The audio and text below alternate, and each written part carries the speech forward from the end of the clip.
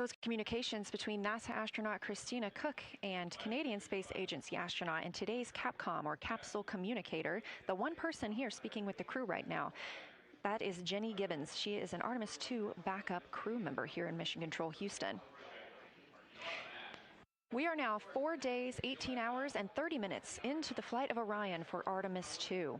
The Artemis II crew inside Orion lifted off atop the Space Launch System rocket on Wednesday, April 1st from NASA's Kennedy Space Center in Florida. Those 4 crew members are the first to live and work inside the Orion spacecraft, which they have named Integrity, and have been busy conducting meticulously timelined events. It was a beautiful ascent from Kennedy Space Center.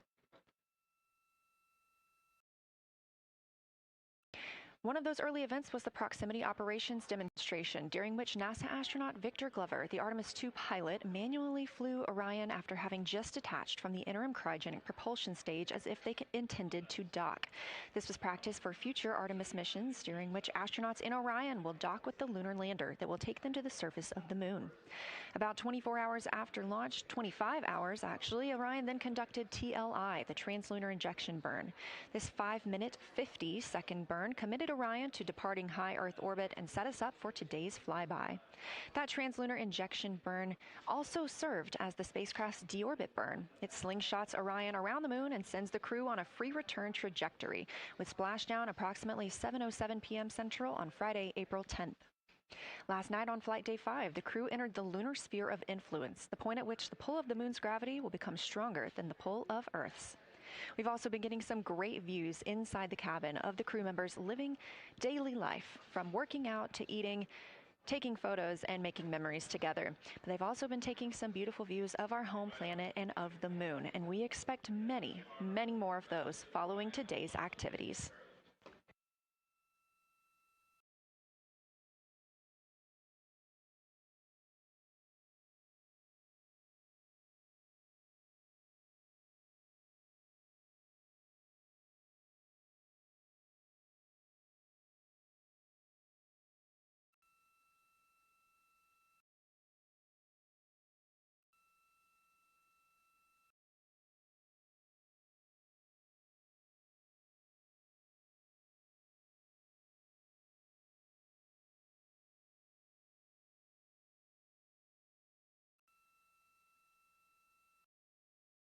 These live views back inside the cabin of Orion, but before we get into flyby, let's take a minute to get reacquainted with our crew. Reid Wiseman is the Artemis II commander and a Baltimore native. He's been in space once before. I think there was going to be some families heading into the viewing room today. If they end up showing up, could you just give us a heads up when they're there so we can just wave to them on the camera? Absolutely. And that was the voice of Reid Wiseman. He has been in space once before as a flight engineer. And if they don't come, you could just lie to us and tell us that they're there. That'd be great, thanks. We'll keep that in mind, too. And I'm sure they'll be here. Wiseman also has a great sense of humor. He was aboard the International Space Station from May through November 2014 as part of Expedition 41. This was a 165-day mission during which he and his crewmates completed more than 300 science experiments in areas like human physiology, medicine, science, earth science, and astrophysics. They set a milestone for station science by completing a record 82 research hours in a single week. He also served as chief of NASA's astronaut office from December 2020 to November 2022, and here on Earth he has 2 daughters. The Artemis II pilot is Victor Glover, selected as an astronaut in 2013, when at the time he was serving as a legislative fellow in the United States Senate. His first trip to space was in November 2020, when he launched as a pilot of NASA's SpaceX Crew 1 mission. That was the first operational mission of NASA's Commercial Crew Program, which resumed launching American rockets from American soil to the International Space Station since the end of the shuttle program. Victor is a U.S. Navy captain and naval aviator who served as a test pilot, racking up more than 3,500 flight hours in more than 40 different aircraft. He also became the first person to pilot Orion the other day when we saw the Prox Ops demonstration shortly after launch. He and his wife have 4 children. Mission specialist Christina Koch is a native of Grand Rapids, Michigan. She was selected to the astronaut corps in 2013, the same class as Victor Glover. She served as flight engineer on the International Space Station from March 2019 to February 2020. During that time, Koch set a record for the longest single spaceflight by a woman with a total of 328 consecutive days in space. She also participated in the first ever all-female spacewalk with her friend and colleague, Jessica Meir, now living and working aboard the International Space Station yet again. Before becoming an astronaut, Christina helped build space science instruments and led scientific fieldwork in some of the most remote environments on the planet. Her hobbies include surfing, rock climbing, community service, yoga, travel, and photography, and she is certainly getting a chance to do that. First-time flyer, Canadian Space Agency astronaut Jeremy Hansen is flying to the moon as a mission specialist on the Artemis II mission. The London, Ontario native was selected as an astronaut in 2009.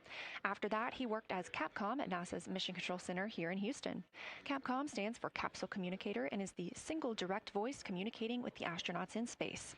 He also participated in training exercises like living on the ocean floor off the coast of Florida to simulate deep space exploration for 7 days.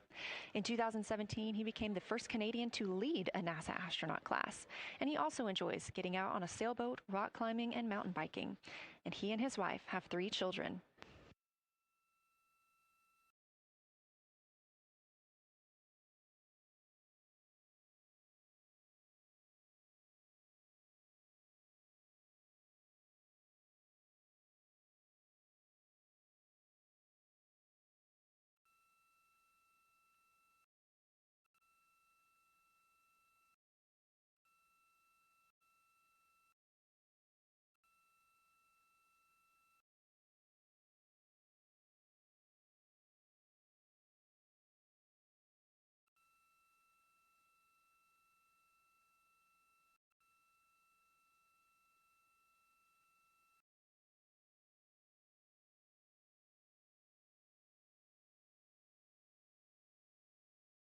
As you can see, the crew members have dimmed the cabin lights inside Orion.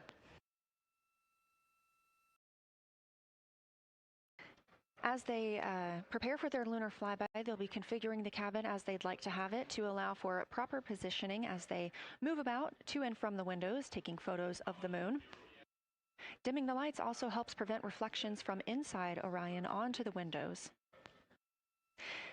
Ahead of this lunar flyby, let's dive in and explain what you can expect over the next several hours.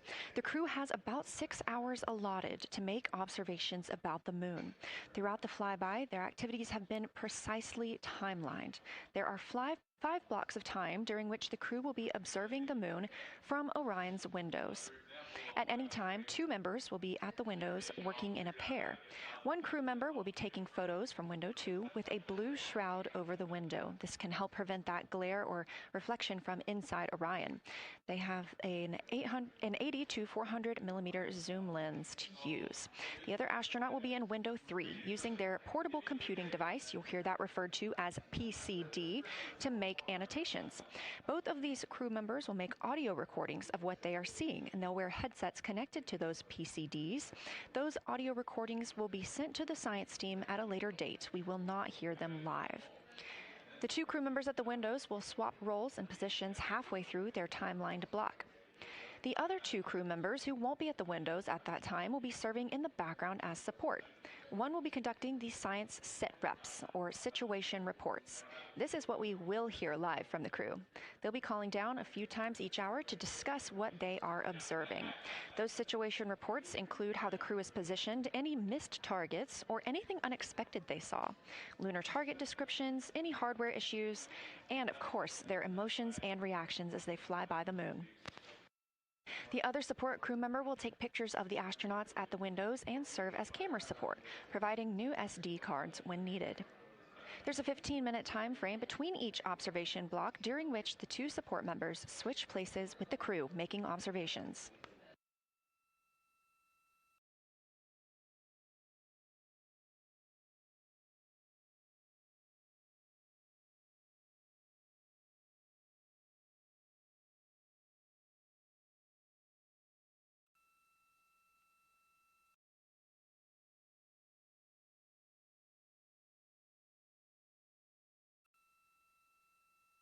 Two views, both coming from Orion. There on the left, the inside of the spacecraft, and on the right, a view of our moon, the destination for today.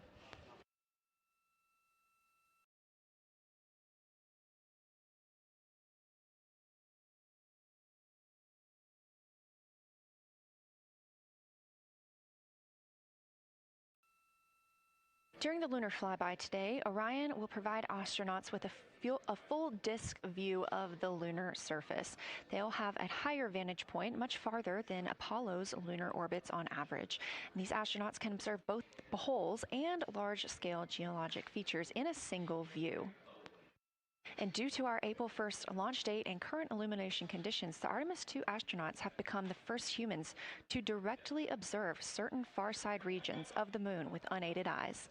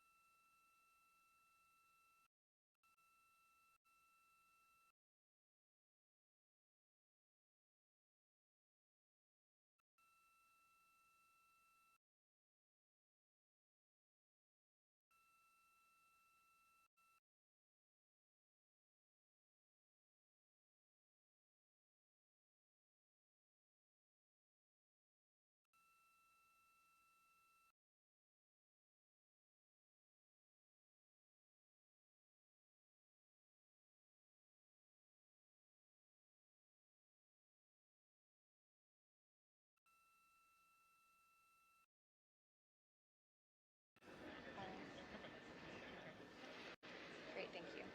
You ready? No. How do I, is it all?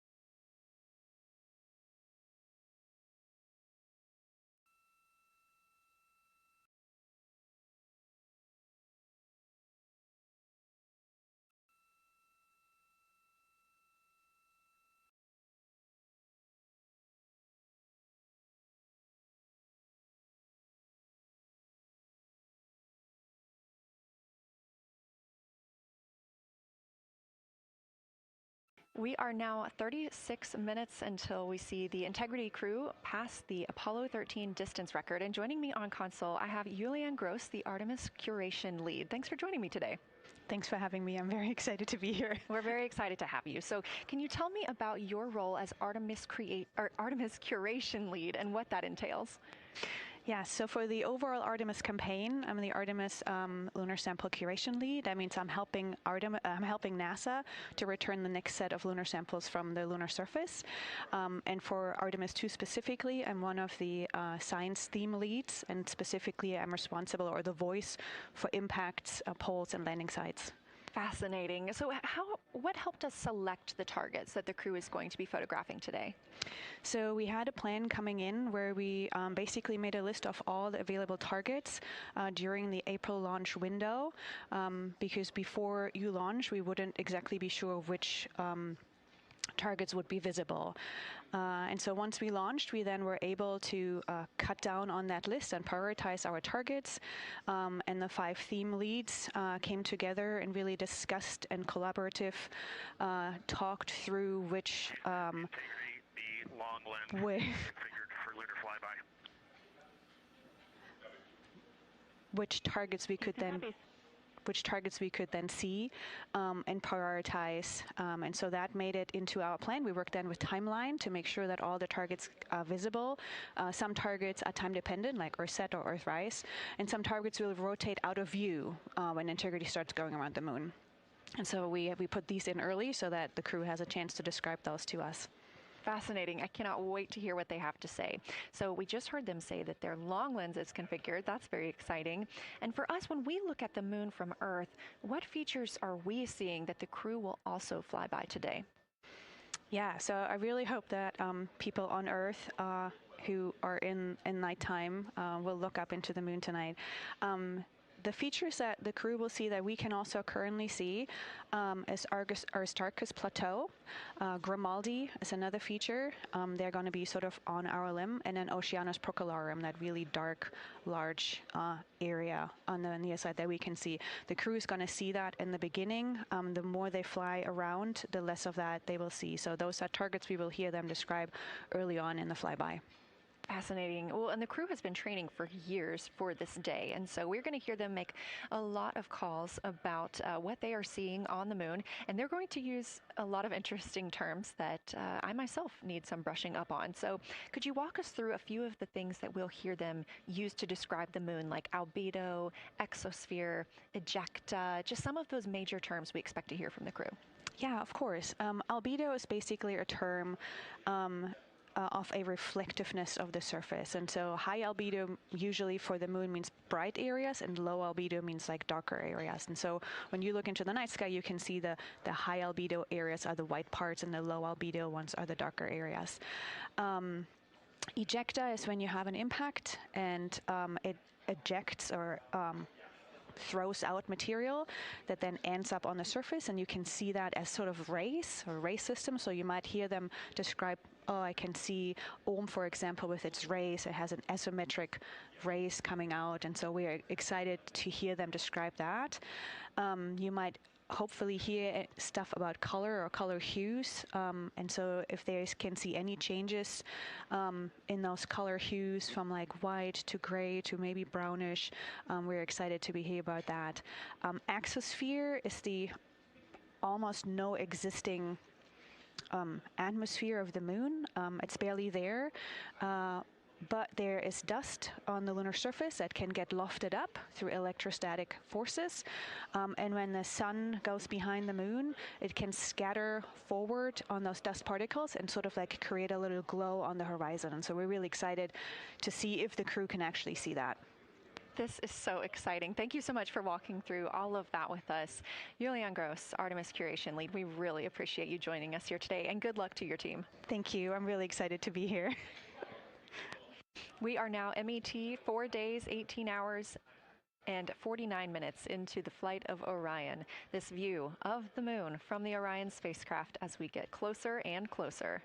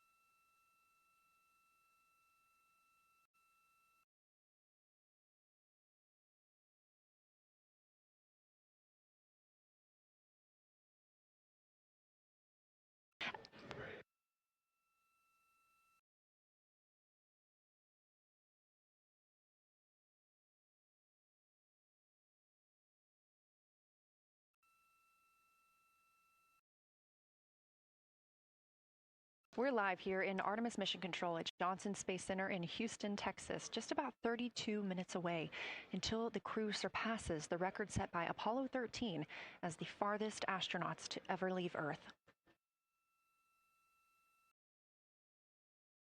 This view coming from a camera mounted on the tip of one of Orion's 4 solar arrays. Each array has a camera on its tip, and so we anticipate getting views throughout the lunar flyby.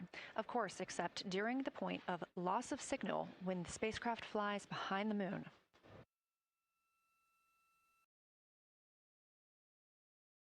Inside the cabin, the crew are configuring the inside of Orion for today's flyby, making sure they have everything just where they want it to help them take the pictures that they are aiming for the science team here on the ground. Coming up in just a few minutes, we will have a pre-lunar flyby conference. During that Lunar Flyby Science Crew Conference, our science officer here on console, Kelsey Young, will be speaking directly with the crew members about their targets, about their goals for today, what they expect to see, and what we are hoping to hear from them.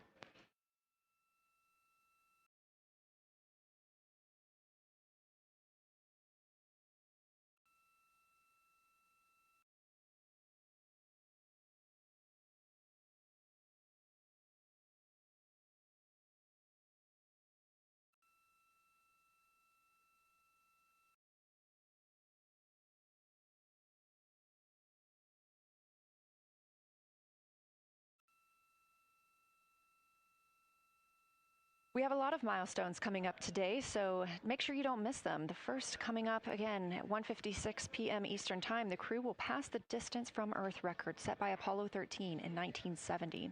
At 2:45 p.m., Lunar Flyby officially begins. The crew will have that time on their schedules to begin photographing and providing audio recordings of what they are seeing on the moon.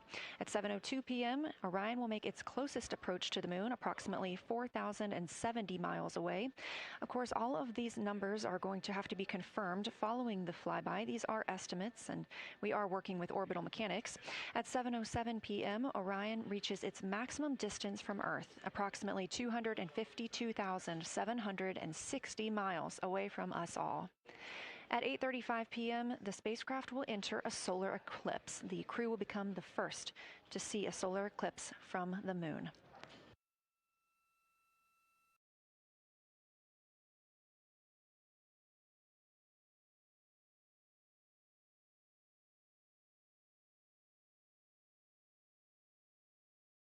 Ahead of the official beginning of flyby today, Kelsey Young, Artemis Science Flight Operations Lead, will be conducting a pre-lunar flyby crew conference. She will give information on camera setup, remind the crew of their intended targets, answer questions from the astronauts, and more. Young will help the crew set their targeting timeline, which counts down the time they have to image each target and what they'll be capturing next. She'll also remind them that the ground team will be calling for science sit reps, also known as situation reports. Those are essentially call-downs to report what they've been observing. They'll continue to do this even through their LOS, their loss of signal, as those communications will come down later on after they reconnect with us on Earth.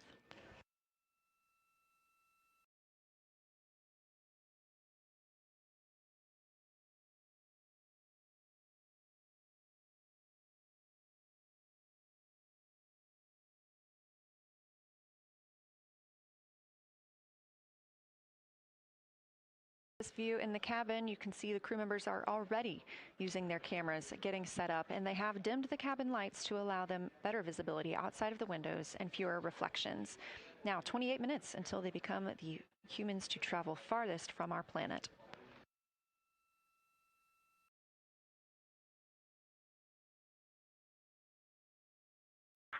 Houston Integrity, we are ready for the conference on your call.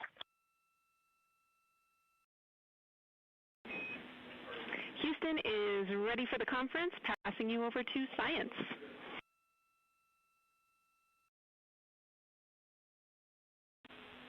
Good morning, crew. This is Science. We couldn't be more excited for a full day of lunar and planetary observations today, the first one in over 54 years. How do you hear me?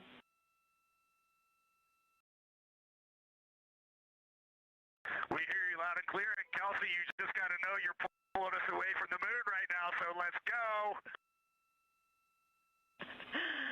Message received. I will keep it tight here.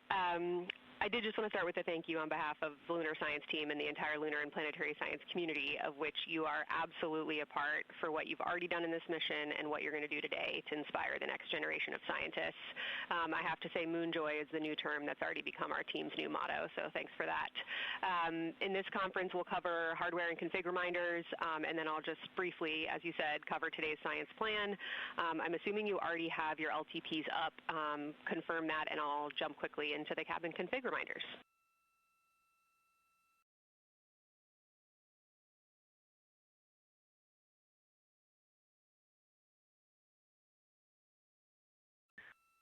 Okay, we have the LTP up just to give you a sit rep on board. You've got Reid and Christina on one PCD, and Ike has his own, and Jeremy has his own. Copy that. That was going to be one of my questions for you, and I'll ask a question back. Is that the config that you and Christina plan to carry throughout the day for PCD use?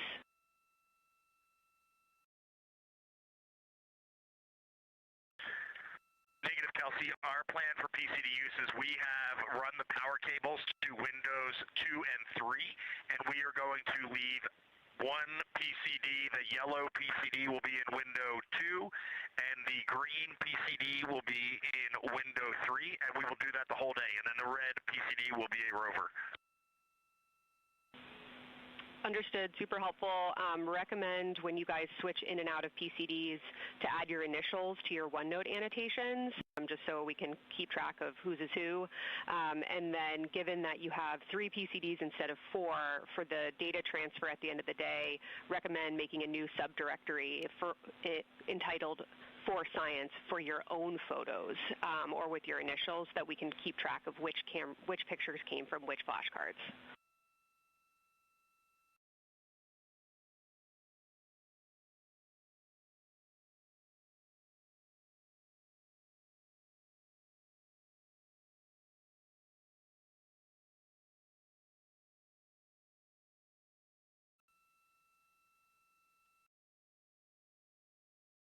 This view.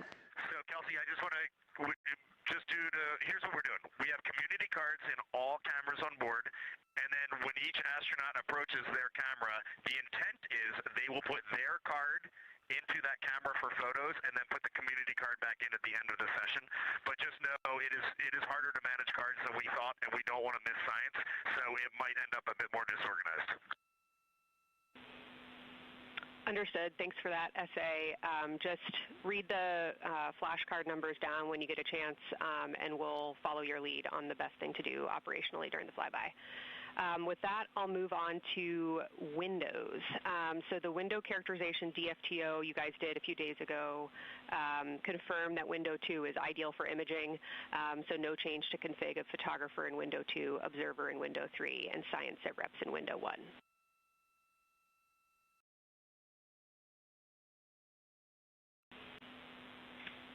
Coming up on the handover. Be back. Hang on, Kelsey. The way we have it configured, tell us if this is going to be wrong. Window 2 is the long lens with a shroud. As you heard, science officer called to the crew. We are now in a handover time period. We will regain communications with the crew very shortly.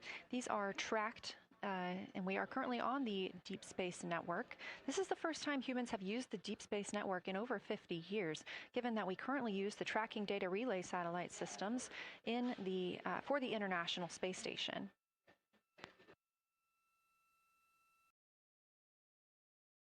This view from Artemis Mission Control on the right is Kelsey Young. That's who you hear speaking with the crew. Young is the Artemis Science Flight Operations Lead, and we also look forward to speaking with her here today.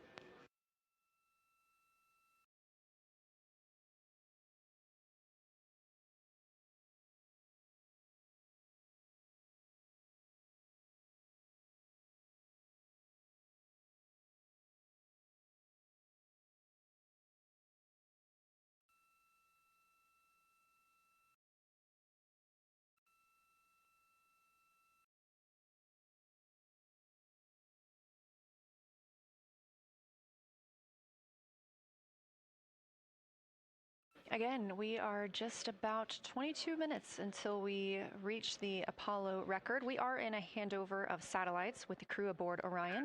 The T-shirt shroud for the Z9 and solar, and then window 3 will be for visual observations, and window 4 is for floater. And thanks, Integrity, for that. Reid, we had a handover during that time, so I'm going to have to ask you to give that read back on window orientation for the crew again.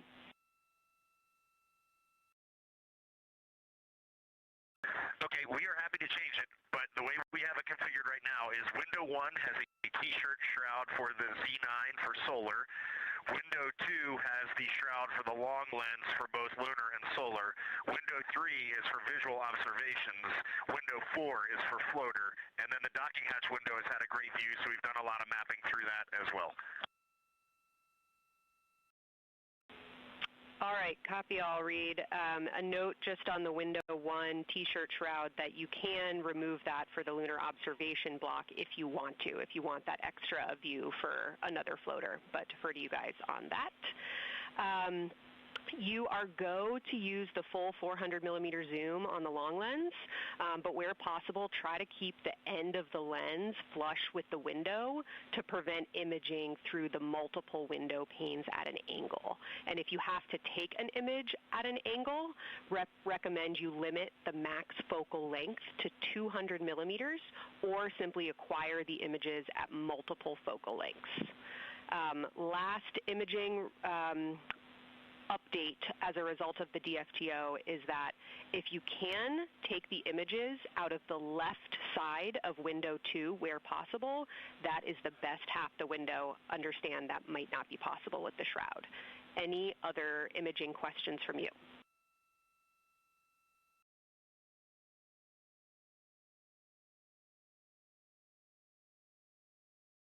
Okay, copy that. Okay, last couple reminders. Don't forget the ability to take the WAV files to tag imagery that you are wanting to follow up on using the FN3 button on your camera. And then a couple quick notes on your LTP. We have refined your precise flyby timing since generating the LTP. Optimus has the correct timing for the LOS and AOS, but the LTP identifiers for LOS and AOS are roughly 2 minutes later than they will be in reality. Final LTP timing update is that the green line on your LTP should start automatically 45 minutes before the flyby. If it doesn't appear, let me know and I'll have troubleshooting steps for you. Last updates are on the eclipse, so only for that last hour today. Of course, remember if the sun is in view to use your eclipse glasses. And reminder that we will have a few activities for you prior to the eclipse to reconfigure all 3 cameras for corona and deep sky observations. These activities, some of which will occur during the forward link LOS, so we wanted to flag it for you now. Any questions before I cover the last 2 reminders?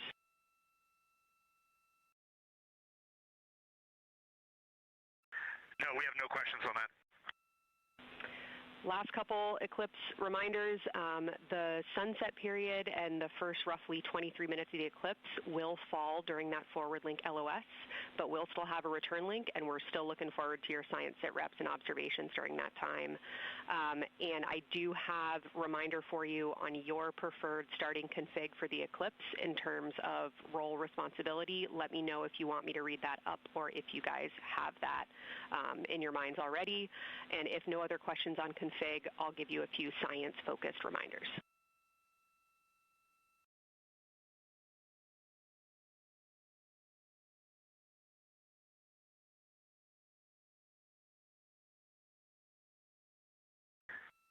Give us a quick high level, but we see it in Optimus, and I think we got it squared away. But give us your quick Kelsey high level. Okay. A couple changes from the first LTP you studied is that Glushko is the only feature that the same pair will view twice. That's Reid and Jeremy. That's why that's the only target you see that is marked as one of one and one of two and two of two. So Ohm and Oriental are in there twice, but they're by different pairs, which is why you don't see them marked accordingly.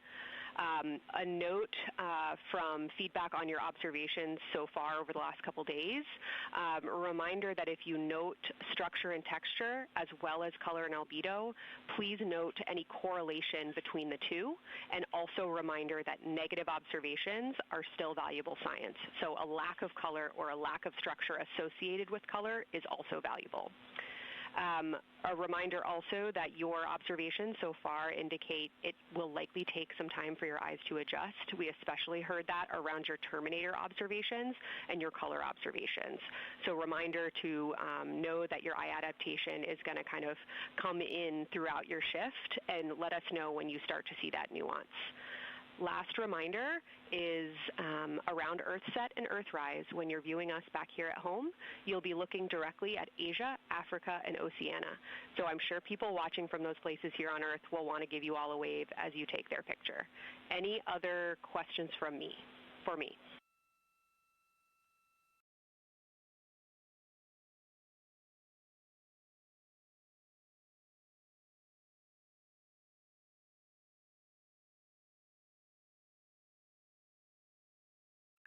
And Kelsey, hey, when you're talking window 2 left and right side, just can you say towards window 1 or towards window 3, and then we'll know that we are talking the same language?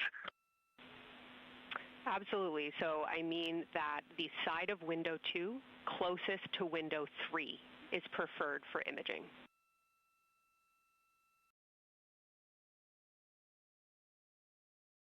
Okay, the side of window 2 closest to window 3 is preferred for recording. Stand by, we'll talk to the crew.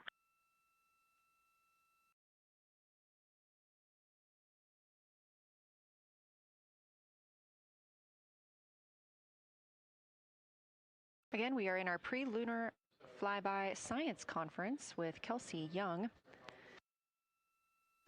Kelsey Young is the Artemis Science Flight Operations Lead, speaking with the crew aboard Orion.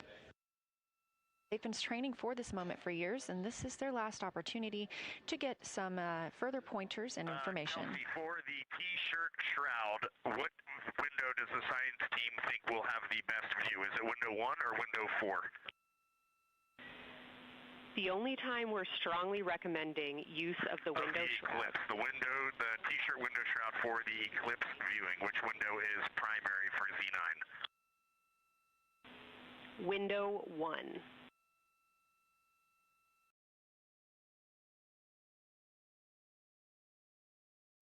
Okay, awesome. So we have got that all set up. And just to be 100% sure, window 1 is the most port window by the food warmer. Window 2 is right in front of seat 1. Window 3 is right in front of seat 2. And window 4 is on the starboard side by the side hatch. Do you agree with all that? We agree on the ground. Good readback.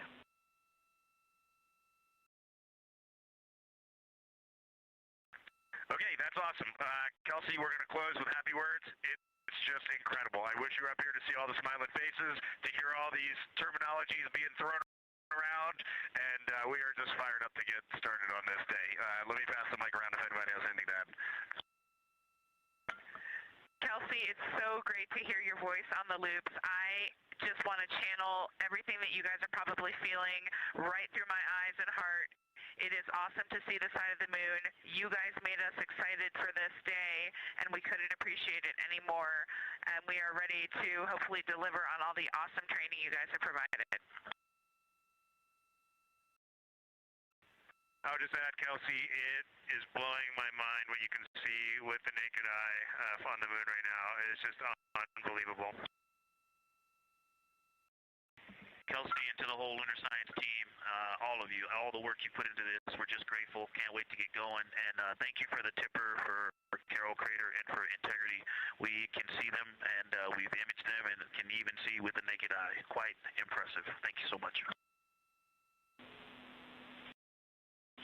Beautiful words, you guys. Thanks so much. And I got video of the science team right now, and they are all absolutely buzzing. Looking forward to today.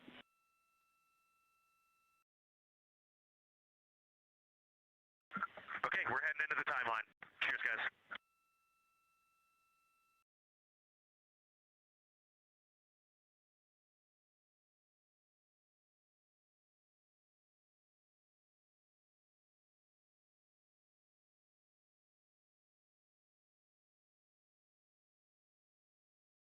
The pre-Lunar Flyby Science Conference with Dr. Kelsey Young. Young has served as the Artemis Science Flight Operations Lead, getting the crew ready. And we're live in Artemis Mission Control in Houston, but we are not the only room monitoring today's flyby. As you heard Young mention, in this same building and just down the hall, a multidisciplinary lunar science team supports the Artemis II crew in real time, including experts in lunar geology, impact cratering, volcanism, polar science, imaging, and visualization. There are two integrated facilities, and the first is the SIR, which is what you have right here. That's the Science Evaluation Room. They are embedded within Mission Control to provide science input during live operations like what we see today. Additionally, and not pictured, we have the Science Mission Operations Room, a back room that processes data, evaluates imagery, and supports rapid analysis. Our science officer on console in Mission Control Houston serves as the primary interface between the science team and the flight controllers, ensuring science priorities are represented during mission execution. Again, today that's Dr. Kelsey Young, who will be speaking with the crew during the time they're behind the moon. We will be speaking with her once the crew is behind the moon and out of communication with Earth.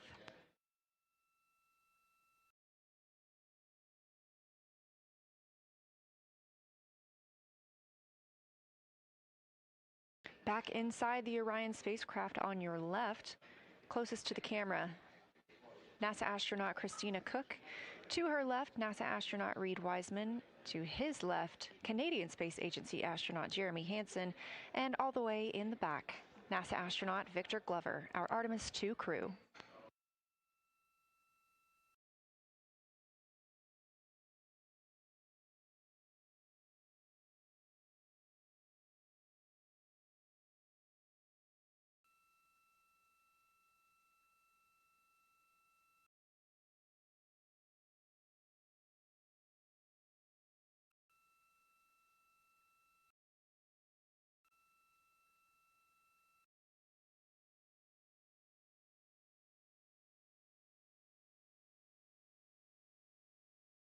We are now approaching 8 minutes until the crew surpasses the Apollo 13 record. Currently 12,599 miles away from the moon, 248,507 miles away from Earth.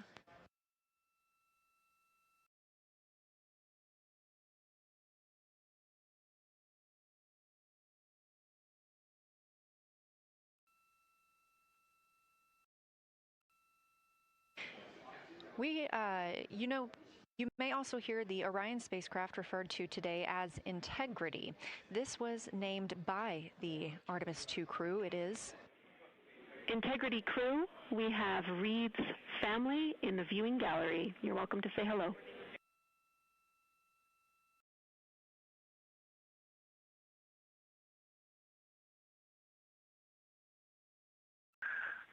Well, whether you're being serious or you're kidding around, that is awesome to hear. Thanks, Jenny. And hello to Ellie and Katie. I don't know who else is there, but it's great to know that you're in Mission Control right now, following along. We are having a blast up here, and the view of the moon is absolutely amazing.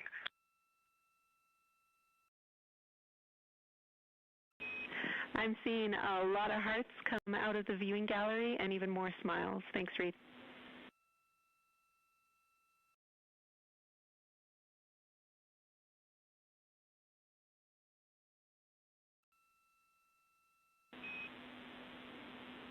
Copy heart, copy bracelet.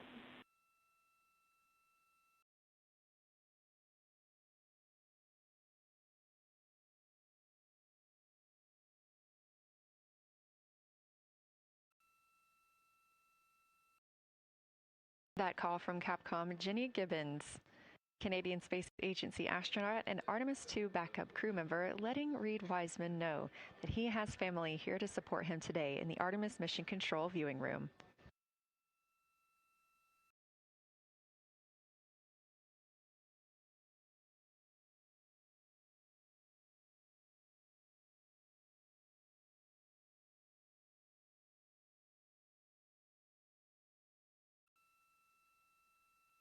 As I was mentioning, we have the Orion spacecraft flying today. However, the Artemis crew members named their Orion spacecraft Integrity, so you will hear calls to this entire crew with the name Integrity. They say that the name Integrity embodies the foundation of trust, respect, candor, and humility across the crew and the many engineers, technicians, scientists, planners, and dreamers required for mission success.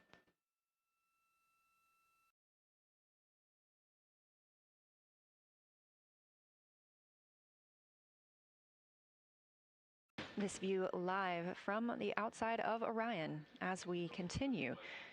Preparing for our lunar flyby, now less than 5 minutes from surpassing the record set by Apollo 13 astronauts for the farthest humans to travel from Earth. This will not be the farthest that Integrity travels today. They will continue until they reach approximately a distance of 252,760 miles. That would be about 4,105 miles farther than Apollo 13. However, these numbers are our targets, and we will get confirmation on those numbers as soon as we possibly can and share them with you all.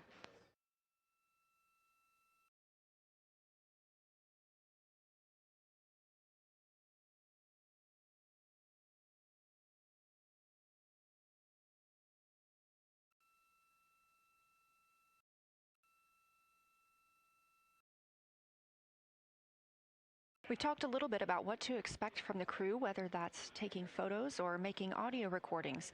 To get a little more detailed, Reid Wiseman and Jeremy Hansen will be up first to capture imagery and record audio on the portable computing devices. You hear those referred to as PCDs, while Victor and Christina serve as the support members. The crew will switch windows and roles halfway through their shift, and 1 hour and 5 minutes later, Victor Glover and Christina Koch will be the next crew members at windows 2 and 3 to take photos and make annotations, while Reid and Jeremy take on those support roles. There are 5 viewing blocks, and the crew will swap out with each one. During 2 of the blocks, the 2 support members will also be able to enjoy their midday meal.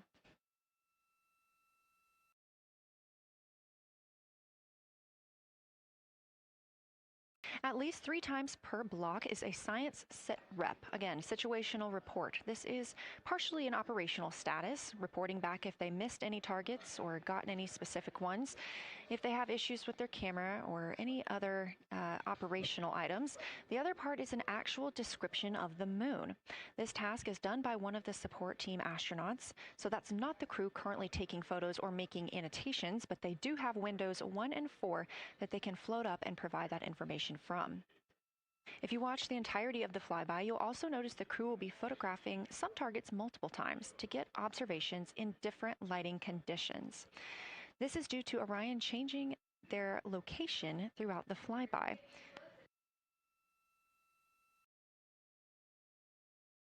What this crew will be able to capture in a couple of hours of the same targets in different lighting would take orbiters years to do because of solar and spacecraft positioning. This crew has studied the moon extensively, and they're also familiar with what the science team calls the Big 15. These are 15 features that they've memorized, so at any time, they'll be able to see 5 of those and help orient themselves and where they are around the moon. Those targets are diverse and complex in their geologic history, and observations of them could help answer some big-picture science questions.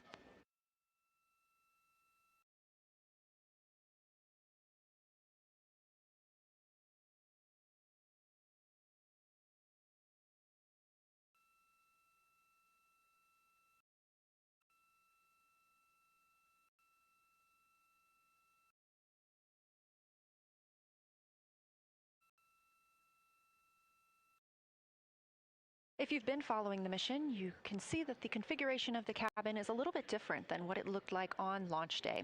After ascent, the crew were allowed to reconfigure their spacecraft, and you can see that they've taken down seats. They have also taken away footrests. This gives them more opportunity to move about the spacecraft.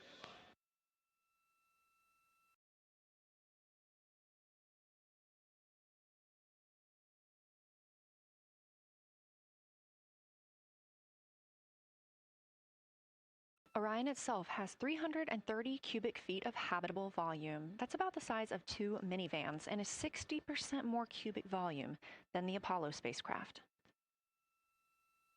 We are standing by for the Integrity crew aboard Orion to surpass the Apollo 13 record.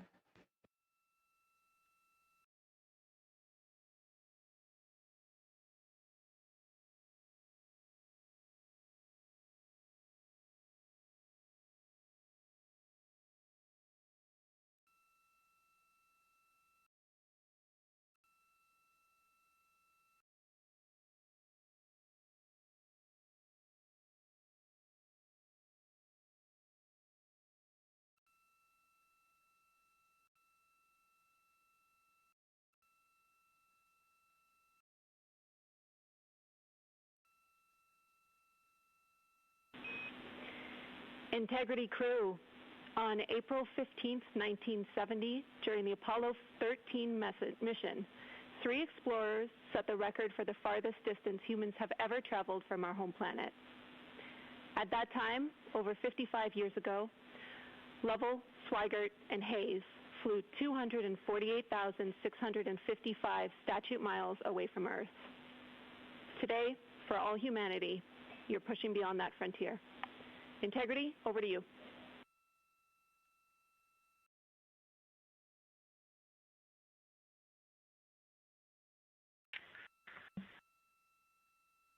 from the cabin of Integrity here as we surpass the furthest distance humans have ever traveled from planet Earth.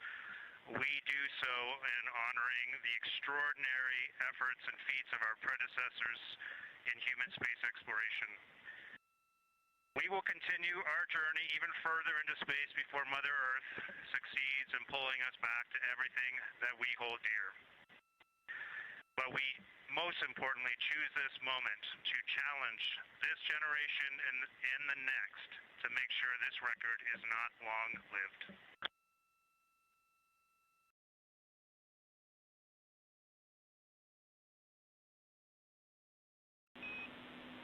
Thank you, Integrity, and congratulations to you and the rest of the Artemis II team.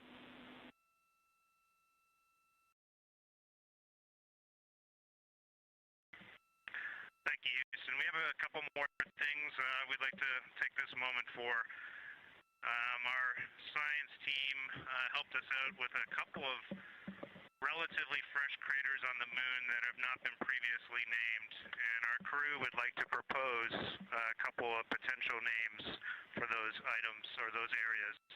And we spent a bit of time this morning looking out the window, and we're able to see them now both with our naked eye and through the long lens, and so we feel this is a good time to send this down, and a special shout out to Kelsey for helping us with this. The first one we'd like to suggest is a named crater in honor of our great spacecraft, Integrity. And so if you were to look at Orion on the far side and then draw a line straight up to Ohm on the far side, relatively in the middle is an unnamed crater, and we would like to suggest it be called Integrity in the future. And the second one, and especially meaningful for this crew, is a number of years ago we started this journey in our close-knit astronaut family, and we lost a loved one. And there's a feature in a really neat place on the moon, and it is on the near side, far side boundary. In fact, it's just on the near side of that boundary, and so at certain times of the moon's transit around Earth, we will be able to see this from Earth. And so we lost a loved one. Her name was Carol, the spouse of Reid, the mother of Katie and Ellie. And if you want to find this one, you look at Glushko, and it's just to the northwest of that, at the same latitude as Ohm, and it's a bright spot on the moon. And we would like to call it Carol, and you spell that C-A-R-R-O-L-L.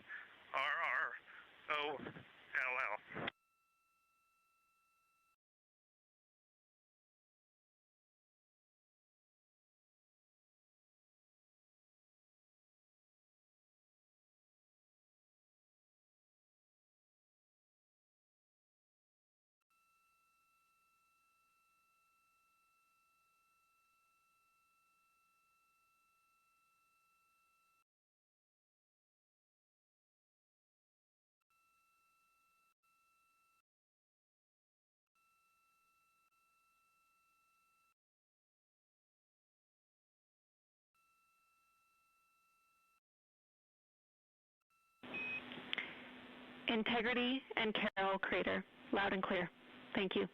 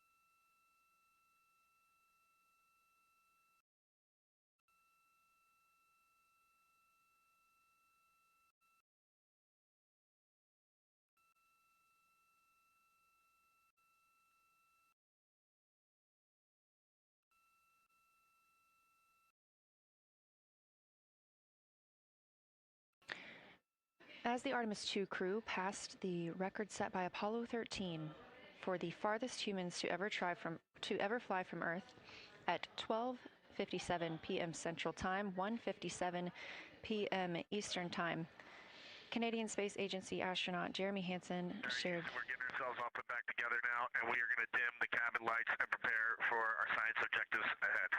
Thank you. Sounds good. We're doing the same down here, and you are maneuvering to your observation attitude.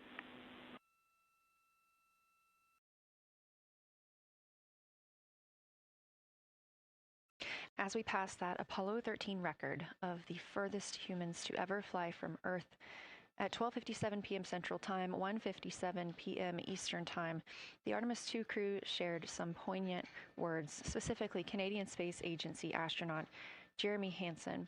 The crew also called down 2 craters not yet named that they would like to name. One, Integrity, in honor of their spacecraft, which they have named. That's near the Ohm crater. Another near Glushko, which is a bright spot, named Carroll, in memory of Reid Wiseman's wife.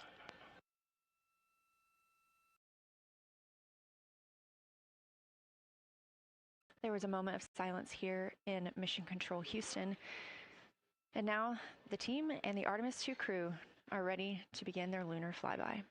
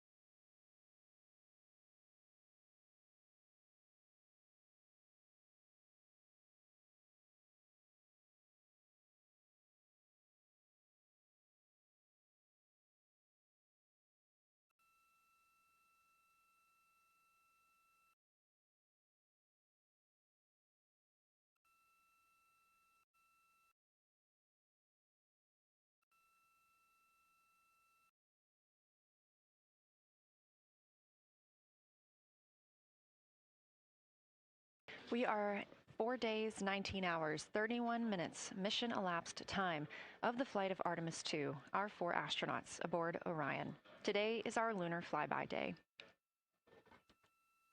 The spacecraft is currently about 12,000 miles away from the moon, and you can keep up with the distance from Orion to the moon and Earth by visiting nasa.gov/track Artemis. Or you can just stay with us here because we're going to be telling you throughout the day.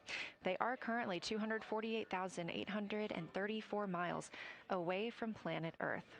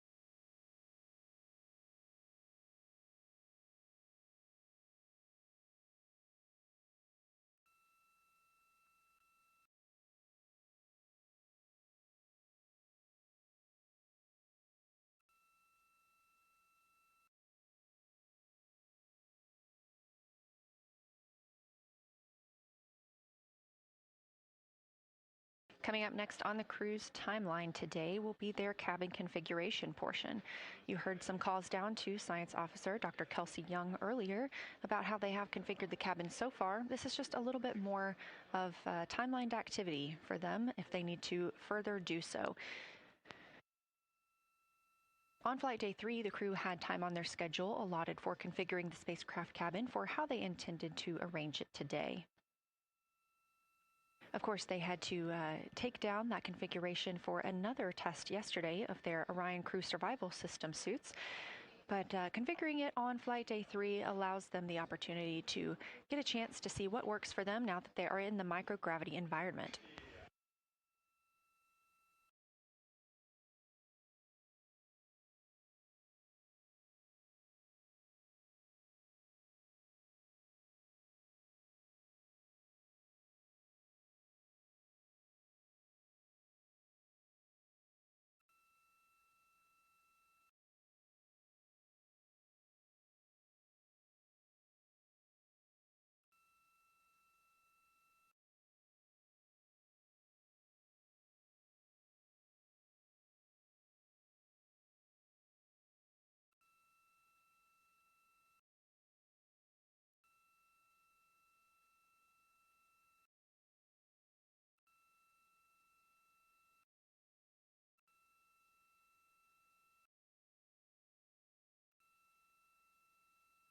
Again, the crew is about to begin their cabin configuration portion of their timeline, though they have been working that already, as well as potentially during their post-sleep period this morning.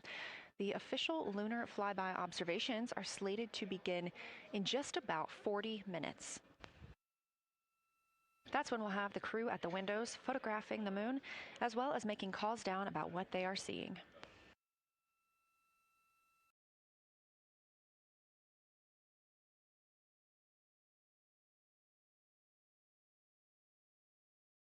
And we are live here in Artemis Mission Control for the duration of the flyby.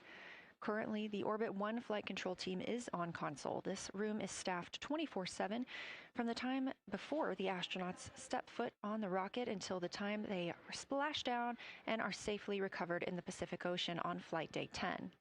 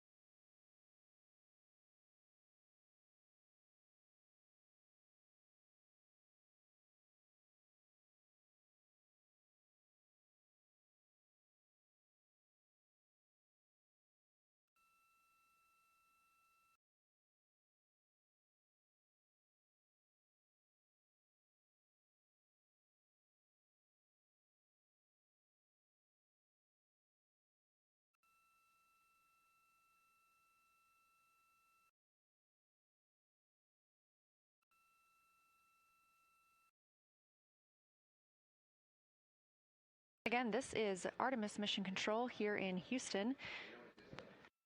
We are now 11,777 miles away from the moon. We did pass the Apollo 13 record of farthest humans away from Earth at 12:57 p.m. Central Time, 1:57 p.m. Eastern Time.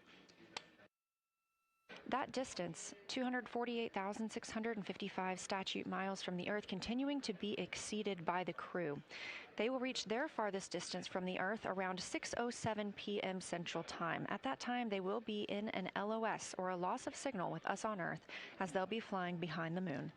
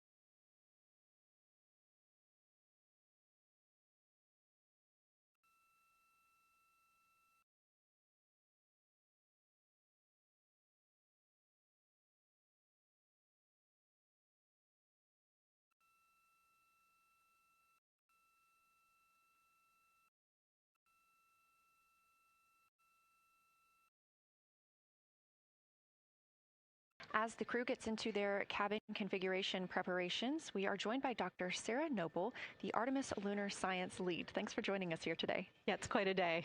Yeah, we are very excited. I can only imagine how you guys are doing over there. So tell me a little bit about yourself and what your role is for Artemis II. Sure. So I'm the Artemis Lunar Science Lead, so over the entire campaign, and my job is basically to make sure that as we have this big adventure back to the moon, we actually learn new things about the moon. Fascinating. So why is the moon such an important destination today? Yeah, so the moon is a pretty amazing place. It is a great place to learn about basic fundamental processes that happen on like all the planets, like cratering and volcanology. And also it is, part of our Earth-Moon system. And, the Earth recycles its rocks pretty well, right, through plate tectonics and weathering and whatever. Most of the rocks on the Earth are geologically young. But on the moon, we have the entire record that goes back 4.5 billion years since we formed. And so if we really want to learn about what was happening in that period, like the moon is really the only place we can go. We're also thinking about going back to the moon, and we want to go to the lunar South Pole. So what makes that such an interesting destination? Yeah, the South Pole is cool, right? It's far away from the places we went during Apollo. It's different kinds of rocks there, some of the oldest rocks on the moon. It's also a place where we think there might be resources like water. There are craters that really never can see the sun because of the low sun angles there, and they get very cold. And we think that water and other things can build up in those craters, and so we're very interested to see what that might do for us. I'm very interested as well. So for some of our viewers who might be new to this, what does lunar science look like during an Artemis mission? Yeah, it's pretty exciting for us as we have sort of built this from scratch to try to understand how we can best use the crew to support our science. And so, we've developed a system. We've got a team in place. We've got a back room here in this building called the SIR, the Science Evaluation Room. And there's in fact a back room to that back room over in another building here at Johnson Space Center where we've got our teams of scientists working really hard. They're actually speaking to this room through our science officer. This is now the first time we've ever had a science officer in flight control room. So we're pretty excited about that. So we have a really voice out and up to the crew. I know, it's been so exciting to hear Dr. Kelsey Young speaking directly with the crew today, now so close to the moon. And we have a live view here of the science operation, or the science evaluation room. So this is where the majority of your team is today. Is that right? Yeah, that's right. This is a big chunk of our scientists. You can see them in there now working hard, trying to get ready for the day. And then again, there's a second room where we have a lot of our data folks, where the data will first come down and they'll sort of sift through the data and get it ready for this team to take. What's the mood like right now in the SIR? It is, I would say, giddy. I think we are all, we've worked very hard for this. They have done simulation after simulation. They have worked really hard over the last couple of years to get ready for this moment. And I think everybody's just really excited to see, even already we've had some descriptions from the crew coming down, and it's so great to see their joy and our joy, our love for the moon come through. Yes, we are in for a real treat today if it's been anything like their observations the past couple of days. So how are the lunar science teams using this test flight to prepare for future missions to the moon? Yeah, absolutely. This is the way that we are building our foundation for the future, from everything from, how do you train a crew to be a geologist, right? And so, working through that, getting them classroom training, field training, building the science team, building these physical rooms that we are in, designing the software that the teams are using, and then, figuring out what happens to that data. They're going to take this data and it's going to come down, and how do we get it out to not only our team, but out to the world and the rest of the science community? Yeah, that's a great point, because when you hear these crew members talk, you would never know that they're not geologists. Your team has trained them so well. They have been very good students. Who can blame them? It's a pretty great topic. One more question for you. How does the science that we're doing on Artemis help support long-term exploration, and including our sustained presence on the moon? Yeah, you know what? We have a saying in the Science Mission Directorate that science enables exploration and exploration enables science, right? So you need the scientists, because we are the ones who are the experts in, landing site and doing analysis of landing site and making sure we can find a good place to land, to understanding the properties of the soil so we can, design our systems to manage that, understanding the radiation environment, keeping our astronauts safe, all of these things, right? But, in return, you provide us with opportunities where now we're going to be able to collect this data and collect samples and deploy our instruments and all of that. So it's a symbiotic relationship. That makes perfect sense. Well, Dr. Sarah Noble, Artemis Lunar Science Lead, thank you so much for joining us here today. Best of luck to you and your team, and I hope that you get to enjoy today too. Thank you so much. We are now getting closer and closer to our lunar neighbor. This live view coming from the Orion spacecraft and a camera mounted on one of its solar array wings.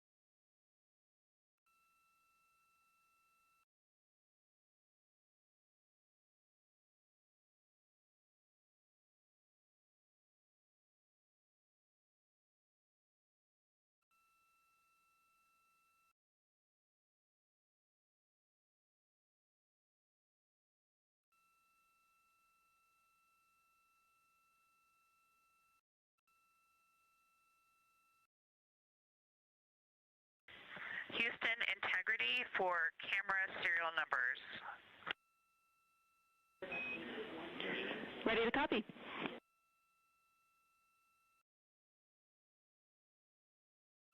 Hey Jenny, these are card numbers for the various positions. For the long lens on the D5, we will have individual cards. Victor's 1008, Jeremy 1019, Reid 1012, myself 1015. For the Z9, we will have one card that is dedicated for today, serial number 1007. For the cabin camera D5, we will have one dedicated card for today, serial number 1022.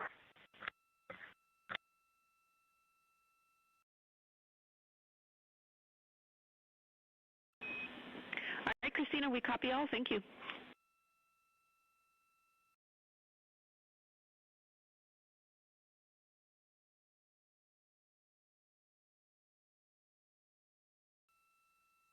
We just realized that we have Earth out window 1 and Moon out window 2, and Earth out window 4 and Moon out window 3, and it gives you the best idea of scale we have had yet. The Moon is about 3 to 4 times the size of the Earth, and it is almost full, and the Earth is just a small crescent out there.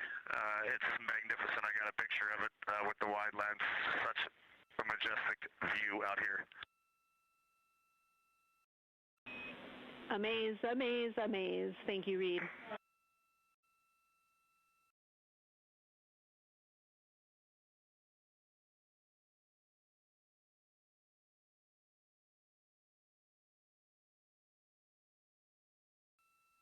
Those are some of the communications we're excited most about today. Commander Reid Wiseman calling down their view right now. Obviously a little bit different than what we can see from this solar array camera.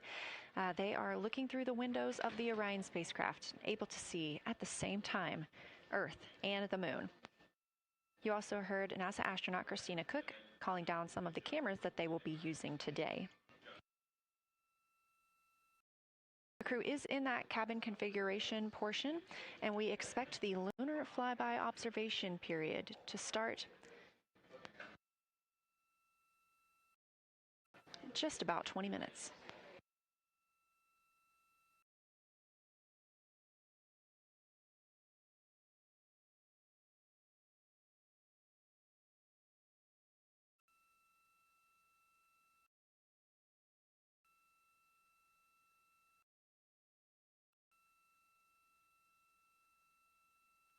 Checking in on Orion's distance and speed, they are currently traveling 1,071 miles per hour, 249,159 miles away from Earth, 11,293 miles away from the Moon, and continuing to grow closer. At closest approach to the Moon today, the spacecraft will be just about 4,070 miles away from the lunar surface. This will be during our loss of signal with the crew as they travel behind the Moon, and we will await their return to get the official number for you for how close they come to our lunar neighbor.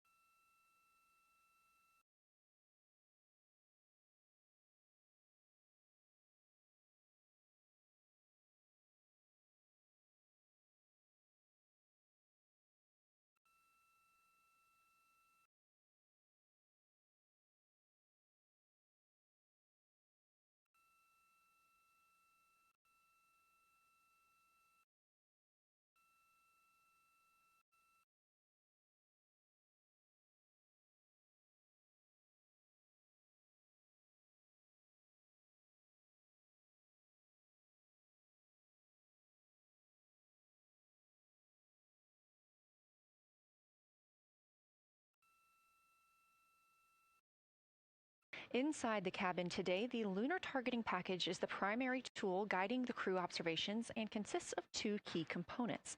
The Lunar Geography Review helped the astronauts study major lunar features in advance and help learn how to orient themselves during the flyby. Because, of course, the moon is not actually labeled like it appears here when we look at this map. The Lunar Targeting Plan provides a detailed timeline of observation targets, background science context, and specific instructions for the pictures the crew should take, as well as the verbal descriptions that will be helpful to the science team reviewing them later. This is a screenshot from their lunar targeting package, and a screenshot specifically of that lunar... Integrity for attitude. Go ahead.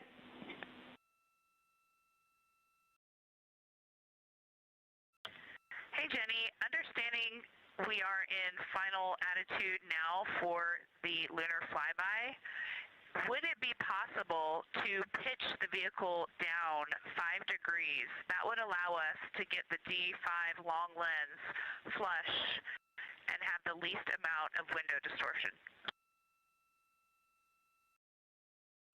We're checking. That call from Christina Koch, NASA astronaut and mission specialist on Artemis II. Copy.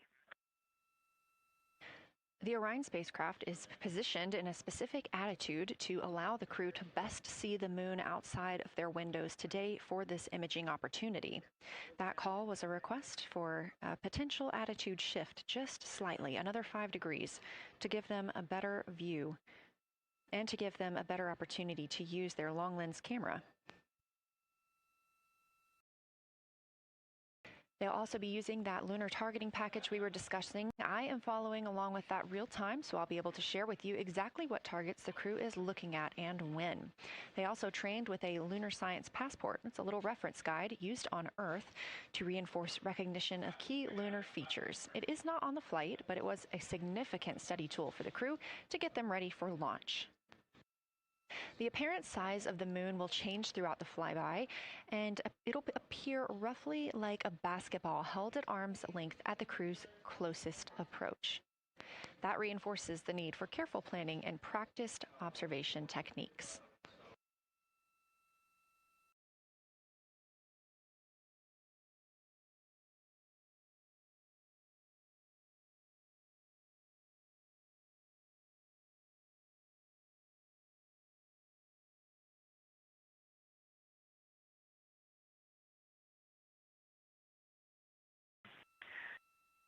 Houston, integrity for timeline.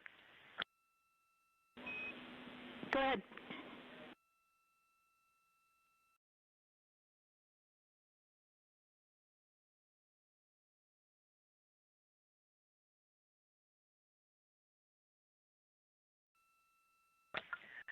Hey, Jenny, just to make absolutely sure that we start observations when expected, we are showing in Optimus that observation time starts in about 15 minutes, and in LTP that our first target, discussion 1, starts in about 29 minutes.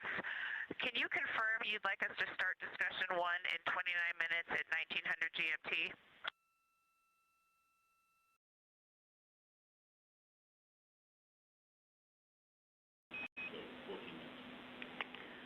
Christina, we are tracking that discussion 1 should start at 18:45. That's 15 minutes from now.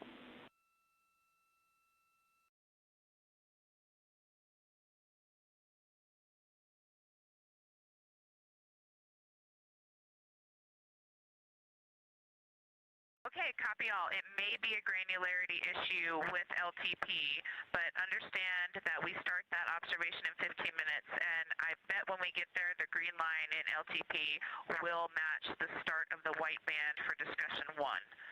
I think it's just a matter of the labeling and the granularity. Thanks for confirming. Copy, and we'll look into that a little bit more on our side as well.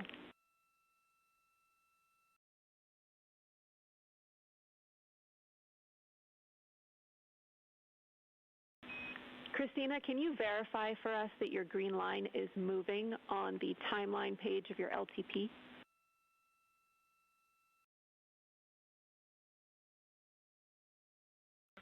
Stay firm.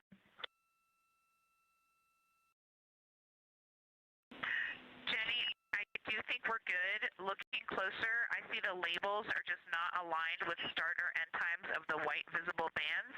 It fully makes sense now, so I think we are all set. We'll look forward to starting some observations in about 13 minutes. Copy. Thanks, Christina.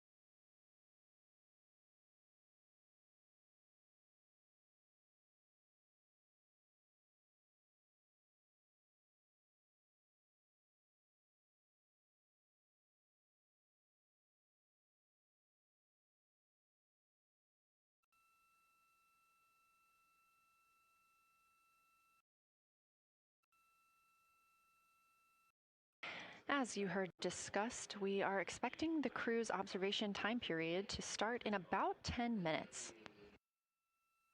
First, they'll be conducting a warm-up, warming up to their science observations of the moon. They'll be discussing with each other, helping each other orient using the major landmarks that they've studied, asking what is familiar. If we roll left, port 5 degrees, that would get the moon closer to the left side of window 2.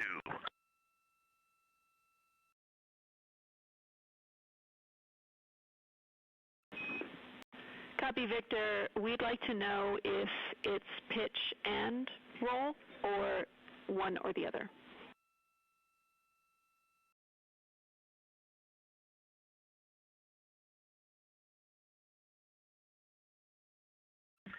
Jenny, we actually thought you already put the pitch in. Had the pitch been put in already? No, we need a little while longer to talk about it.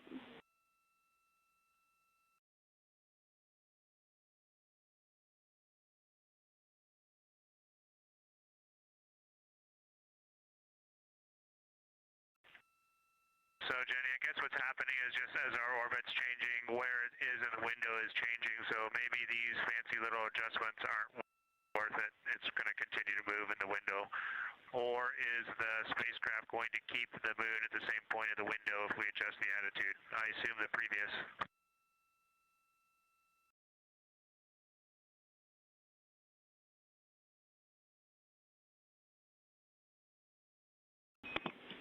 Right now, we are pointing the center of the window to the center of the moon with 2 degrees of deadband.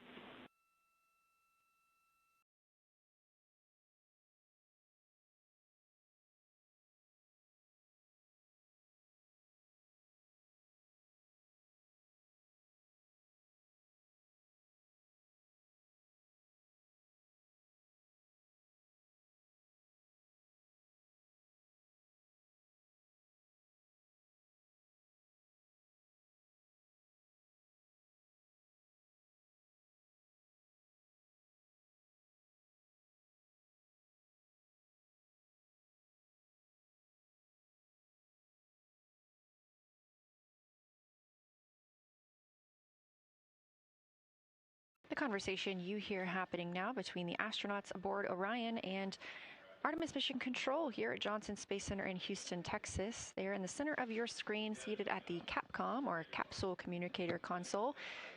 That's Jenny Gibbons, Canadian Space Agency astronaut and Artemis II backup.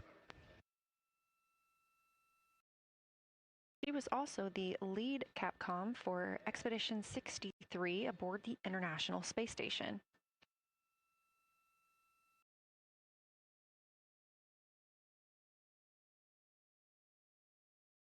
The crew is requesting some attitude changes to the spacecraft to allow them to better image the moon, our priority for today. Of course, those have to be discussed on the ground before they are put into work aboard the spacecraft, so the team is taking some time to do so. You also heard Gibbons reference that we are into dead bands. Dead bands are essentially keeping us in the lane in which we're traveling. If you're familiar with lane assist in your car, very similar in this case.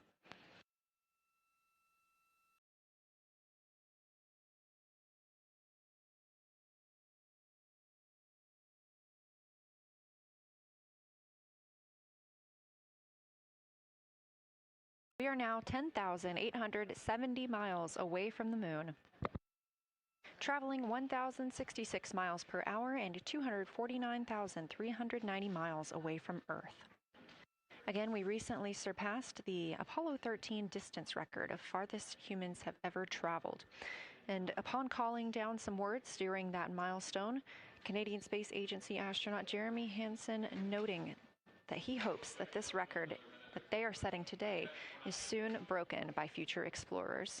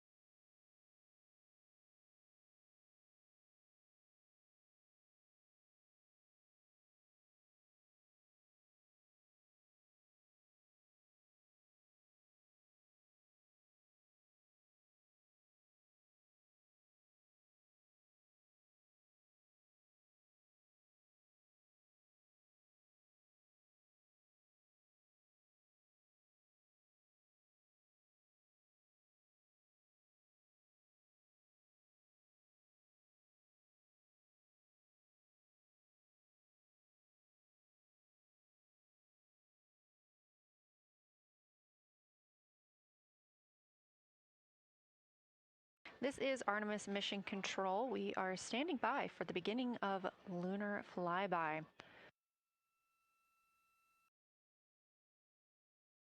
Expecting that to start in just a few minutes when the crew will begin a warm-up discussion preparing for the day. They will be capturing images along while discussing what they find familiar about the moon and what looks unexpected to them.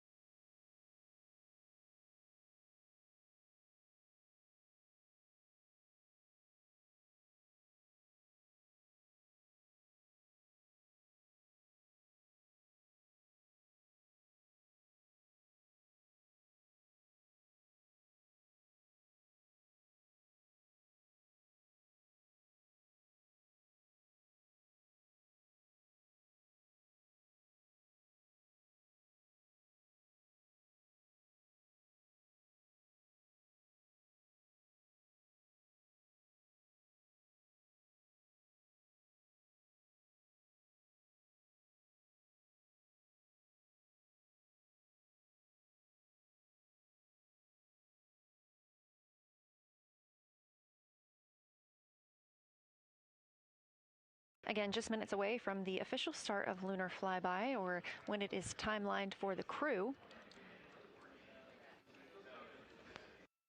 We are currently 10,726 miles away from the moon. This view on the left side of your screen coming from the camera on one of Orion's solar arrays.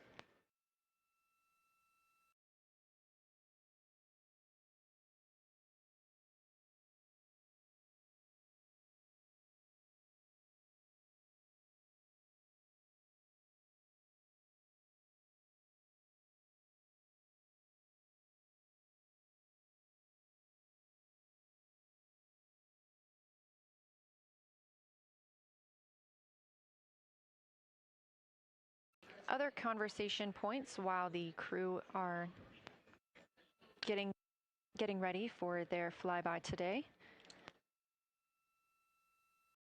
They'll be looking to orient themselves using major landmarks and annotating their observations along with their discussion. They'll have 10 minutes for that warm-up discussion.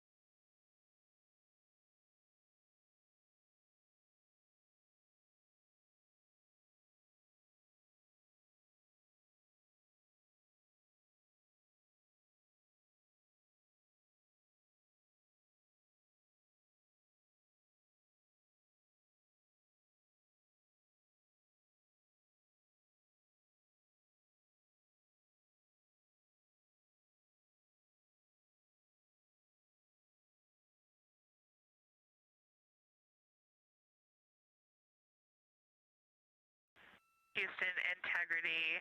We have two folks at the window deep in discussion talking about all of the awesome features that they're seeing. We just had a huge moment realizing that Hertzsprung is about the same size as our incredible Oriental. We're really excited about this target that's kind of new to us. We're orienting on things like how we talk about albedo, finding some of the prevalent things that we're used to from all of our training, and just overall taking in this view. We also are noticing that the moon is still getting noticeably bigger as we go, even when you're watching it continuously. It's great to see these two guys get warmed up. We love the report, Christina. Thanks. And you nailed it on why we added Hertzsprung. As you'll see in the prompts, we're looking for comparisons to the comparatively much older Hertzsprung compared to the younger Oriental. Great words.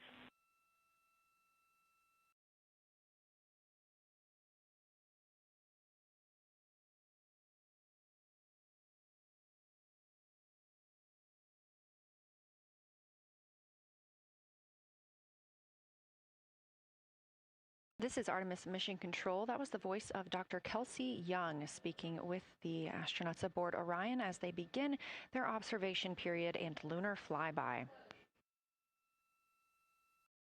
NASA astronaut Christina Koch reporting their view of Hertzsprung Basin.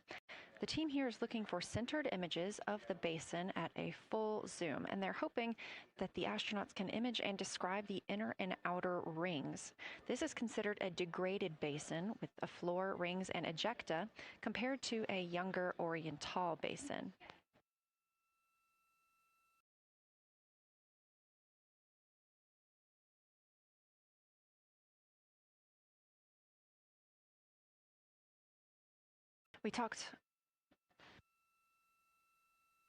We spoke earlier with Julian Gross, the Artemis curation lead, about some of the terms we will hear the crew use today.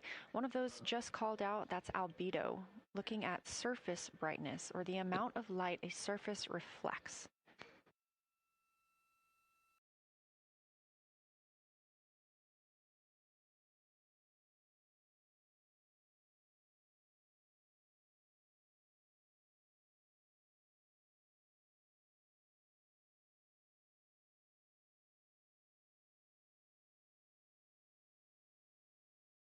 A few more terms that we hope to hear today during the crew's sit-reps or situation reports include embaying. This refers to one feature that surrounds another. That usually is a higher relief feature. Houston Integrity, one report from the crew at the windows. We can actually see the moon and Earth at the same time right now. It's interesting because the Earth looks way brighter, so the Earth itself seems to have a much higher albedo than the moon.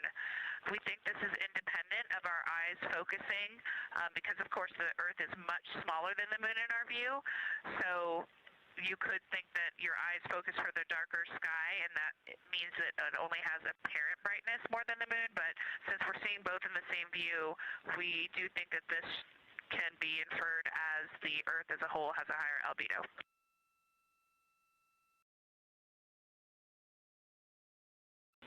Great observation, Christina, and reminder that as you're starting to look for those subtle color and albedo variations on the moon, the relatively bright albedo Earth might make those a little bit difficult, but as your eyes continue to adjust, we expect you to start to see more nuance on the moon. Thanks.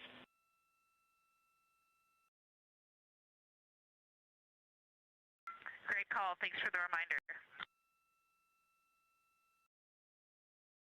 We're all going to be experts in lunar terminology by the end of the day. Another one we expect to hear is mare. These are dark regions paved or filled by volcanic deposits. You also can hear them called seas, oceans, lakes, or marshes, or other bodies of water.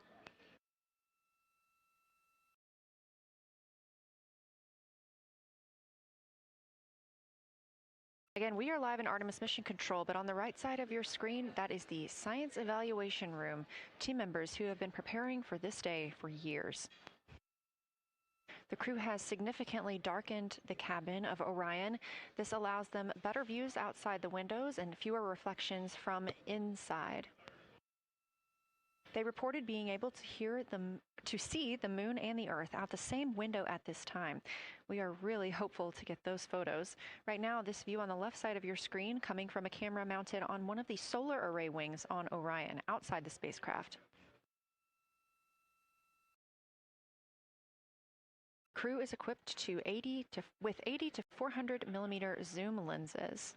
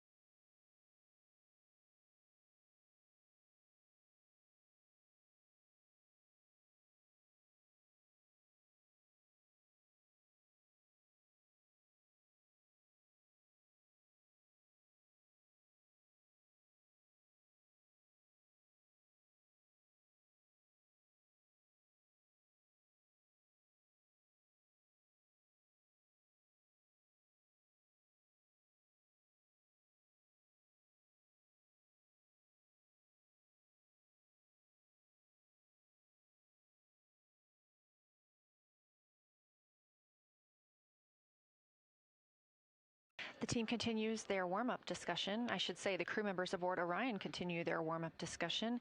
However, they are about to be prompted to move on to discussion number 2, which is near side and far side.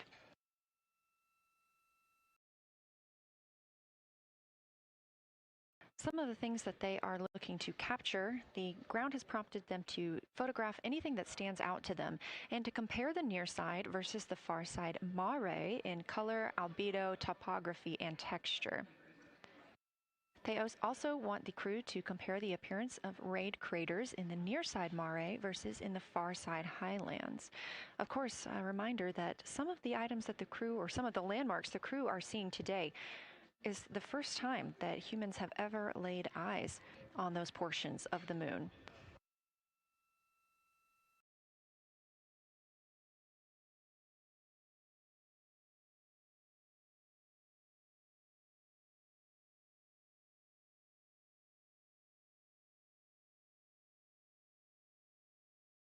In the targeting package, there are a few reminders of the crew.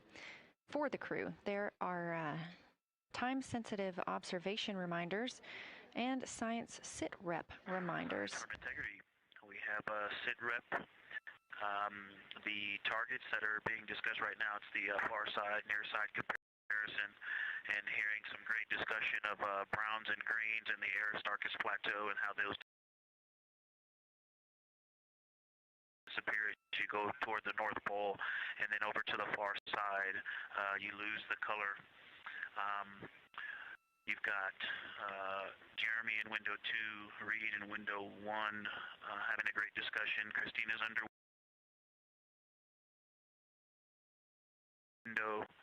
Reid is in window 3. Christina's under window 1, documenting the discussion. And we've got the lights completely off in the cabin. There are some LEDs that we cannot put out that do provide some light scatter. But we have all of the internal lights off and are letting our eyes adjust as best we can. The window 4 view, you only get about a third of the moon. Tycho is going to go over the horizon soon, and you can see Aristarchus, and then you start to lose the view as you go to the west in Oceanus and Procellarum. So far, the team is on the plan, and the long lens is being put to good use, and recordings are being made, and internal documentation of the configuration and the observations is ongoing. Science, do you have any questions for us at this time? Integrity Science. Victor, very glad that you provided the first formal science sit-rep, as these were indeed your idea. One follow-up question, any relationship between those browns and greens you described? Do you see them blending into one another, and do you see any topography associated with either color?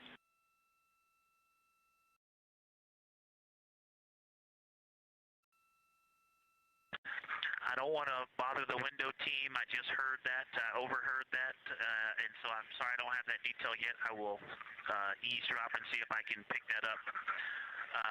I will try to answer that at some point. I also heard a comparison of the albedo in Aristarchus, that crater, the very high albedo spot. You can see it on the near side. There is a feature called, I believe, Burgess alpha, that is equally or maybe higher albedo.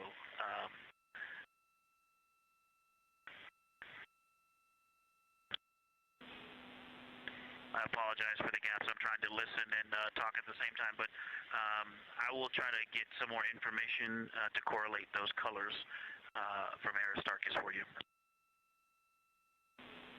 Understood, Victor, and good call to not bug the window team.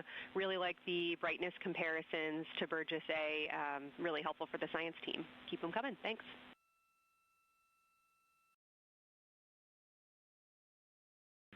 I also heard a discussion about the albedo of Grimaldi being a 10, and how many of us, when we were a little further away, saw that as the darkest albedo, and that the bigger mare off to the to the east was still dark, but maybe a 7-8. We still think that, but you are seeing color variation, albedo variation inside of Grimaldi. Grimaldi as well, and that even on the west side there's still a very dark part of it. But it is still the darkest. It is just not as uniform as it looked when we were farther away. We're starting to differentiate the striations of albedo inside of Grimaldi. Copy all, Victor, and you read our mind. Superlatives like darkest, biggest are really, really helpful for us, so keep those coming.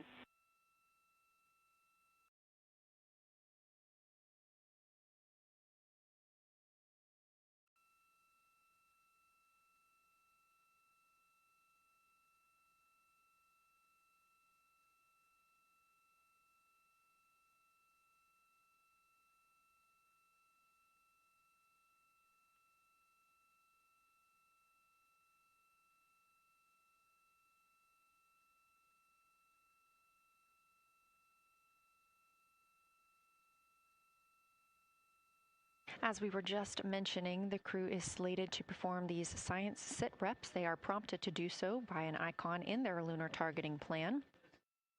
That one coming down from NASA astronaut and pilot of Artemis II, Victor Glover.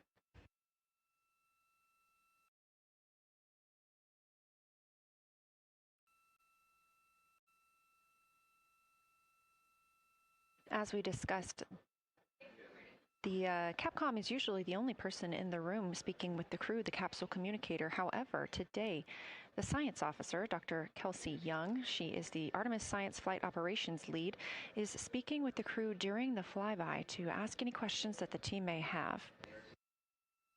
To her right is Trevor Graff. He is one of 3 science officers. Those would be Kelsey Young, Trevor Graff, and Angela Garcia, who will also join us later for an interview.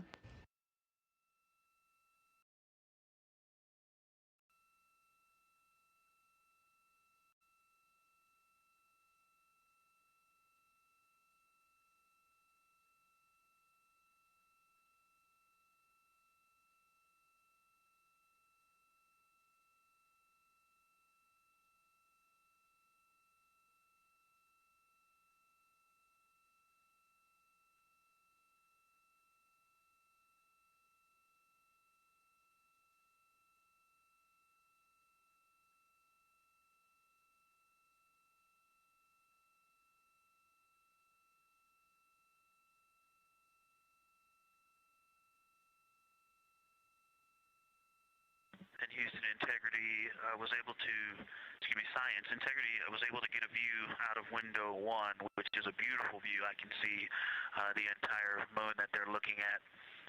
We left the T-shirt up there, so I was kind of peeking through the opening in the makeshift shroud there. And once I was able to get 2 eyes on it, what jumped out at me was Vavilov. It's just peeking out of the Terminator. It's clear of the Terminator now, but it just really jumps out because it's still got the low light, the low sun angle. And so where Vavilov has that impact over the top of another crater, where the 2 craters intersect on the eastern edge. So on the side closest to Orion's Hall, where the 2 crater rings intersect, the shadow there is the highest peak in the interior of Vavilov, and so you can see that terrain is, there's some real variation in the terrain there, that there's a nice peak where those peaks intersect, where those rings intersect, and we'll get a picture of that. Love the description, Victor, especially the comparison and relationships you just described about topography. And if it's easier for your observations, do feel free to remove the T-shirt shroud from window 1.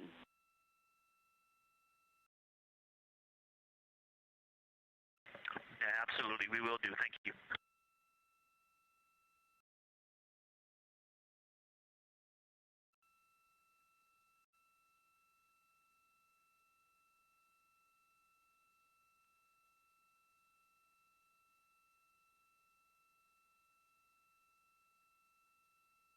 Those calls coming from NASA astronaut Victor Glover. As we discussed, the crew is working in pairs at the windows.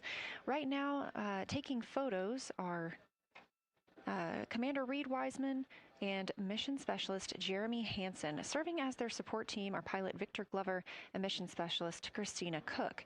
You're hearing those calls from Victor Glover, as he is on that support team, and he is tasked with providing the science sit reps, while the 2 crew photographing and making annotations of the moon are in Windows 2 and 3. Windows 1 and 4 are available for the support crew to fly up to, obviously look at the moon themselves, and provide these science situational reports. The view on your screen is part of the lunar targeting package, and it's something that the crew can reference as they are flying by, but this is an animation.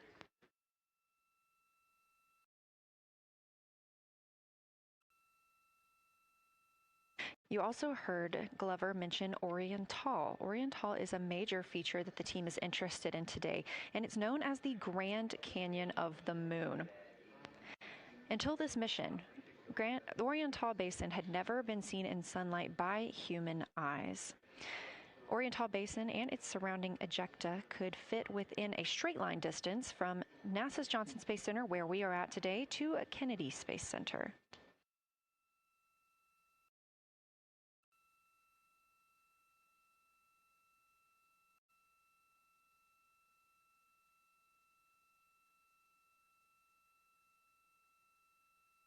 This a live view in Artemis Mission Control in Houston, Texas, where the teams are monitoring all systems, not just for today's flyby, but on the spacecraft themselves.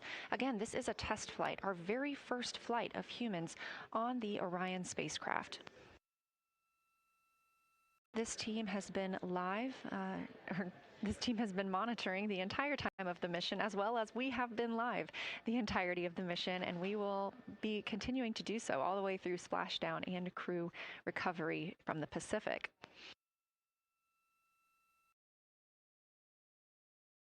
This is a visualization from ARROW, the Artemis Real-Time Orbit website that you can also access at any time by visiting nasa.gov/trackartemis, showing us that we are now under 10,000 miles from the moon, 9,948 to be specific, and continuing to count down.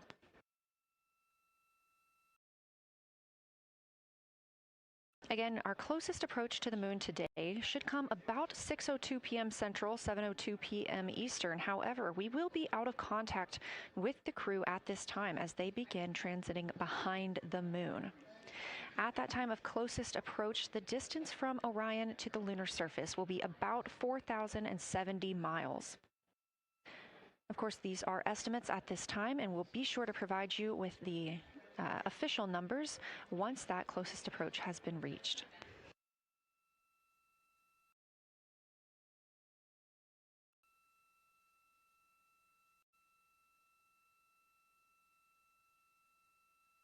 This shot live inside the Orion spacecraft, where our 4 crew members are continuing with their lunar flyby activities. They have just begun those activities really about 20 minutes ago, so we've got several hours of moon view opportunities. This is still a live view inside that capsule. However, you can see just how dark they have turned down the lights. Actually, they've turned them all the way off. There are a few LEDs that they cannot power off, but turning down these lights gives them better views outside of the spacecraft's windows while they photograph the moon. This also prevents any reflections from inside the spacecraft bouncing up on the windows and interfering with their photography.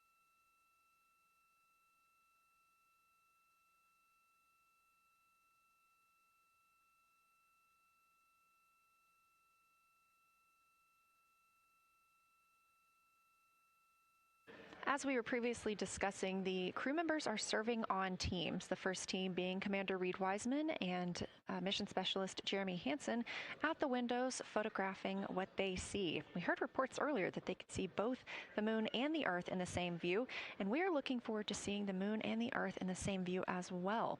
That Earth set coming up in just a few hours.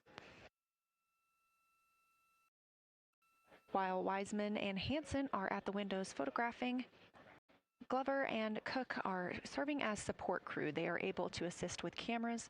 They are also providing those situation reports, letting us know how the team is working inside the spacecraft, what they're seeing, and how they're feeling about it.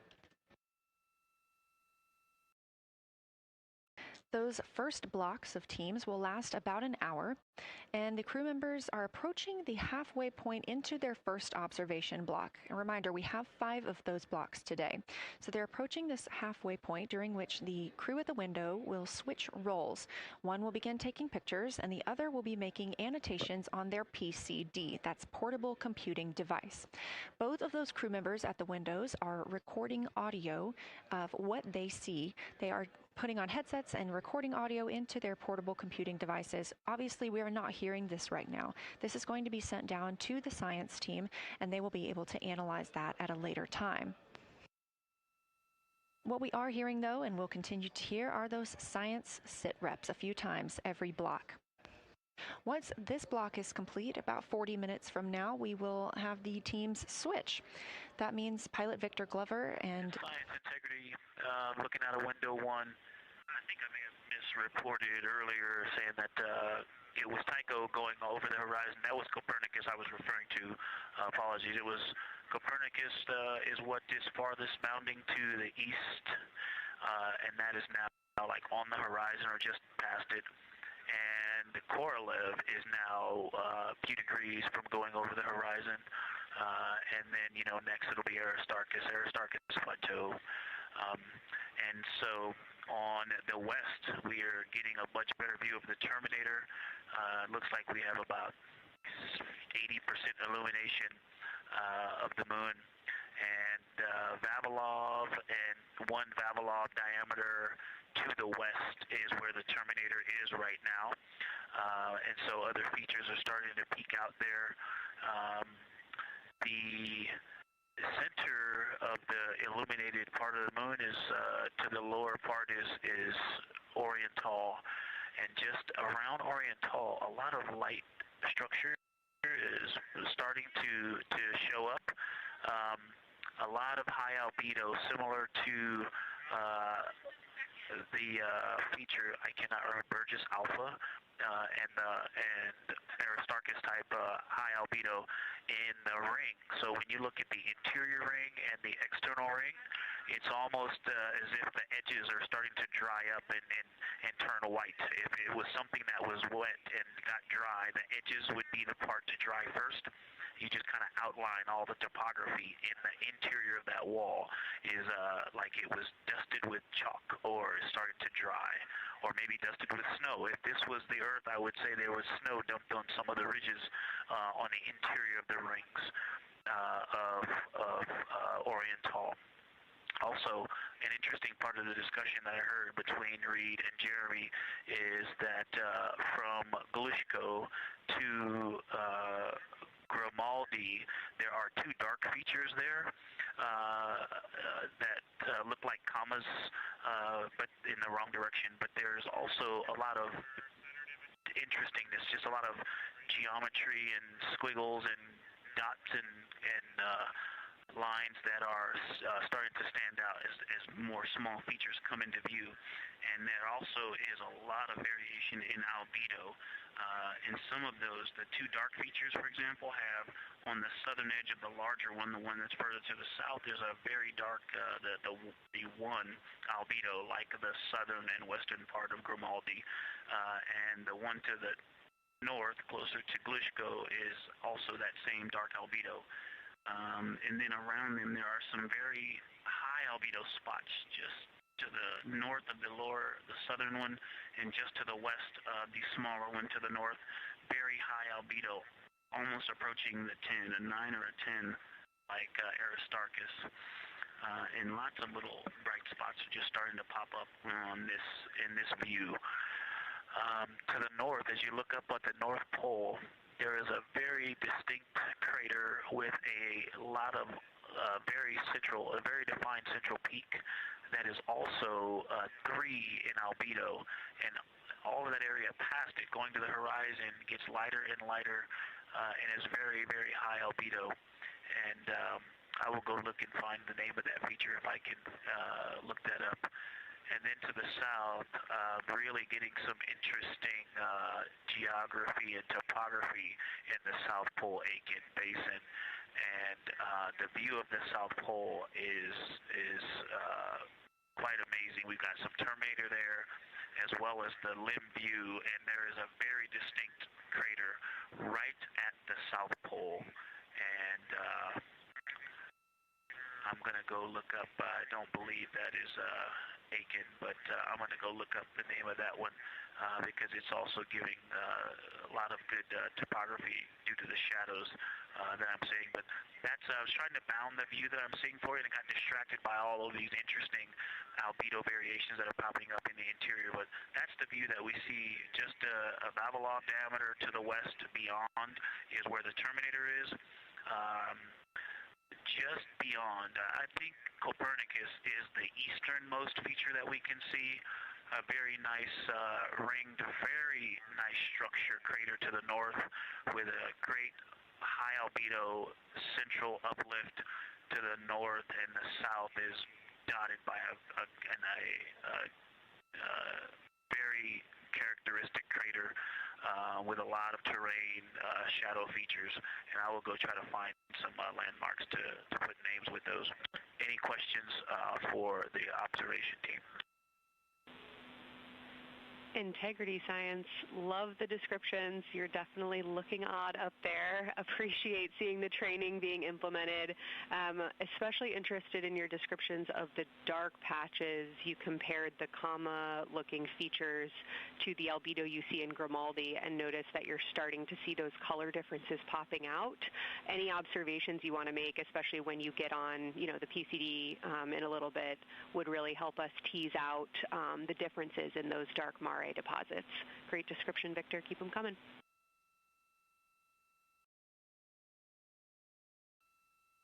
Absolutely will do, and I know you've got descriptions on both of the window observers right now as well. Keep them coming.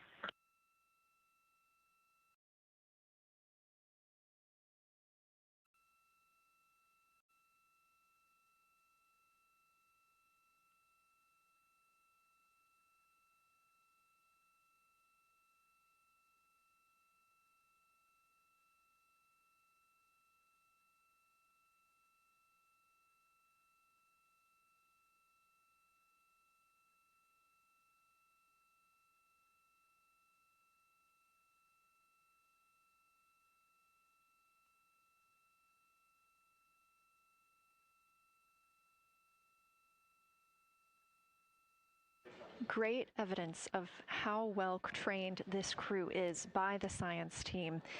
NASA astronaut and pilot of the Artemis II mission, Victor Glover, calling down a situation report, noting several different features on the moon and such descriptions, even saying that it looks like snow on some of the peaks. Obviously, we do not expect that to be snow, but referencing that as some of the lighting on how it looks to the Artemis II crew from their current position.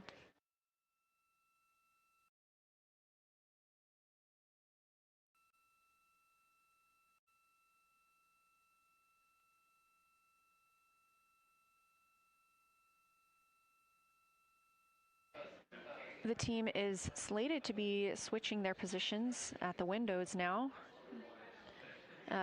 Both Reid Wiseman and Jeremy Hansen have been at windows 2 and 3, one taking photos, one making observations and annotations on their portable computing device. At this time, we also anticipate that they are looking at a crater duo. One of those is Glushko, and the other is Ohm. The team is looking to know the extent of Glushko's ray system and how its rays differ in the Mare versus the Highlands. They also want the team to compare the ray systems of Glushko to Ohm.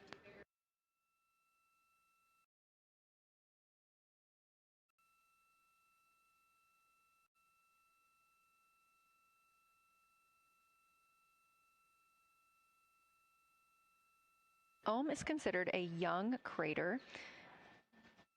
And if you've ever seen a photo of the Richat structure, it's also known as the Eye of the Sahara. It's 40 kilometers in diameter, and that could fit within Ohm's interior.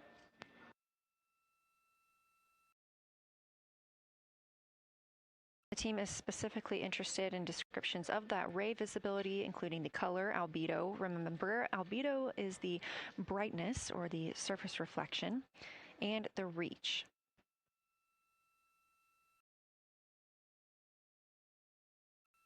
Again, I am using the same lunar targeting package that the crew is referencing on board right now. This helps keep them on time as well as prompt them for when they need to make a call down to the science team and report what they're saying.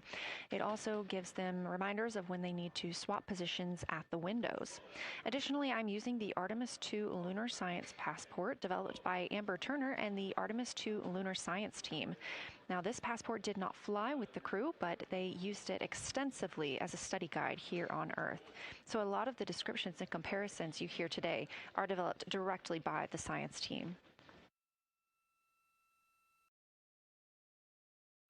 We are now 4 days, 20 hours, and 43 minutes. Science, integrity, that crater to the north, that is, it's like we've got one in the north that looks like just a textbook crater, and one on the South Pole as well. The one on the north, I think, is Pythagoras.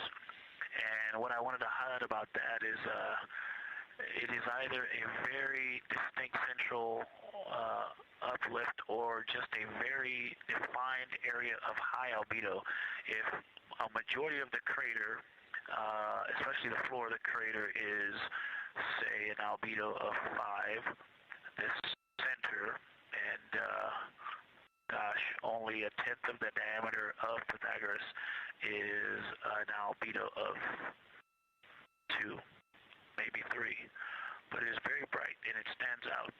And then between that crater and the actual what is the horizon from here, there seems to be another crater right on the horizon, and right on the edge of that is another patch of that albedo. It seems to be between the two craters. It's hard to tell from this grazing angle, but there is another spot just further north beyond Pythagoras. Between the two, I can draw a picture of this one and show you where that very high albedo, again another 2 albedo surrounded by 5 and most of the area bounding it.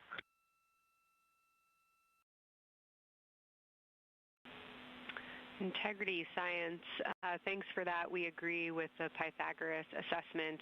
And as a follow-up to your previous report, the SIR had questions about topography comparisons between the North Pole and the South Pole of the Moon, if you're willing to provide words on that.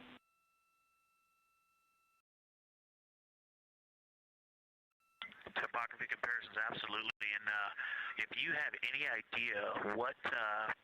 if you draw a line between Pythagoras and the western edge of the outer defined ring of Orion, it intersects a beautiful textbook crater on the south. I would love to know the name of that. The topography differences, now the South Pole has a little bit of a benefit that it has more of the terminator, and I can see a little more shadowing there, but there's a nice crater right at the South Pole, so that's the main thing defining the topography there. Seems to be quite a bit of elevation change. I can see some very jagged shadows, a 90-degree just to the west of that crater at the South Pole. I can see a very distinct change in the shadow directions, indicating, I don't know, a very high wall or a very deep canyon just to the west of that. And in the north, it seems to be that from sort of the edge of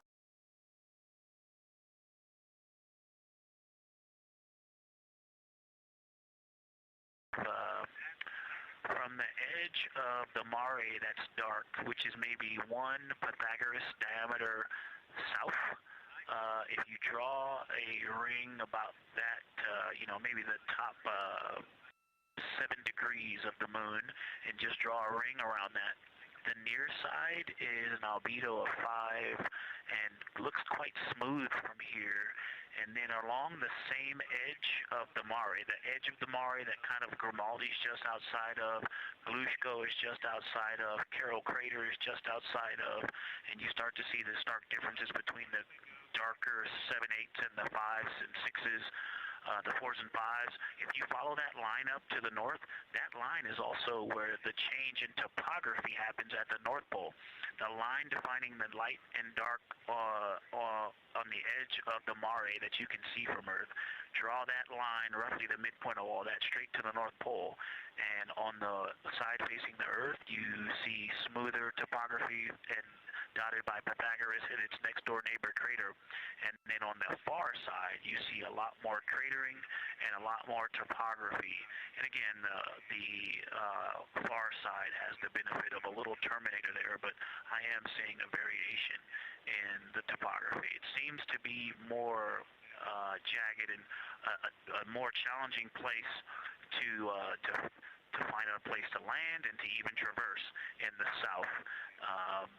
All around the South Pole, and at the North Pole, it seems to be it would be more challenging to translate on the far side of the North Pole compared to the near side of the North Pole around Pythagoras.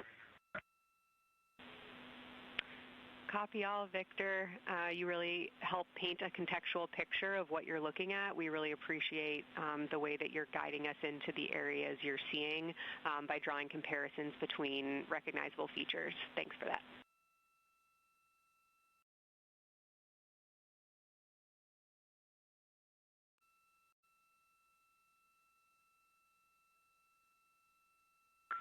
And Kelsey, another little science sit rep moment, something I just heard from the window team is the more I look at the moon, the browner and browner it looks. I thought that was an interesting observation.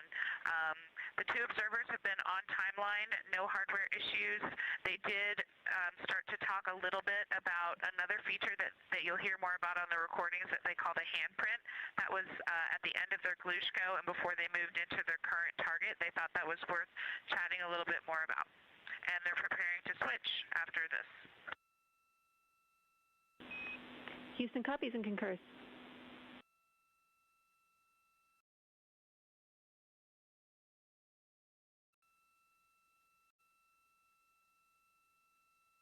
Hey, Houston and Science Integrity, another just observation from the human. My eyes have shifted a little bit since I've been up here. I've been wearing my reading glasses to look at the PCD.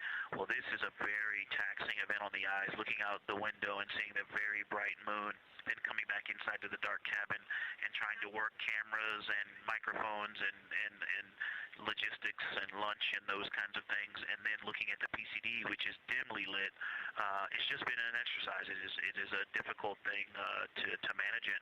I'm up and down on the glasses and then having to wait as my eyes adjust when I come back in. As soon as I look back into the cabin from looking out the window, I can feel my eyes adjusting, and I just have to work through it as they adjust. Appreciate that report, Victor, and know that we are prepared to read you up targets from the ground if that would give you the ability to keep your eyes focused on the moon and not having to swap between that and the PCD. Just let us know.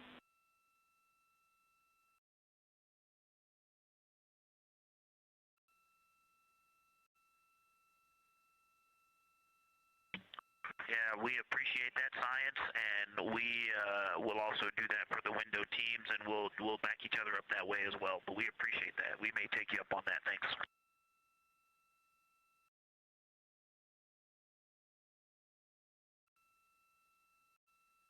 Continued detailed descriptions from the Artemis II crew aboard Orion. Again, this is a test flight, the first time we've flown humans aboard this spacecraft. So every detail, even that it's difficult to look outside the window and then back at the PCD, that portable computing device, every single detail is appreciated as we prepare for future missions. Glover also mentioned that he is now wearing his glasses now that he's in space and that his eyes have shifted a bit. This is something that happens when our astronauts go to space. There is a fluid shift from the lower half of your body up into your head, and that can cause changes in your eyes. It's something that we have seen over time for some crew members, especially now that we have been living and working on the International Space Station for over 25 years.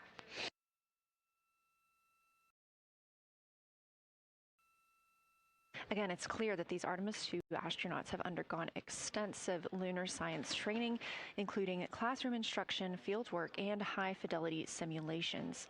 Training expeditions even took place in analog environments like the Icelandic Highlands and the Kemasassen impact crater in Labrador, where crews practiced identifying and describing geologic features under varying conditions.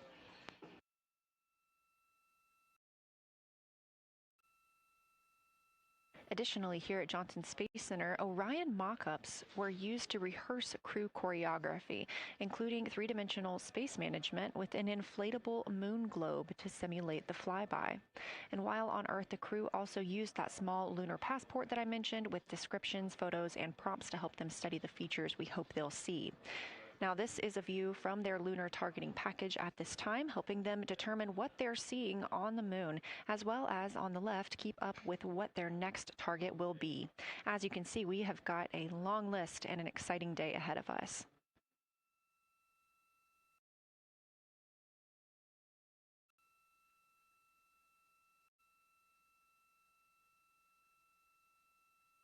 It's now been 4 days, 20 hours, and 53 minutes since Orion launched atop the Space Launch System rocket from Kennedy Space Center in Florida with our 4 crew members aboard.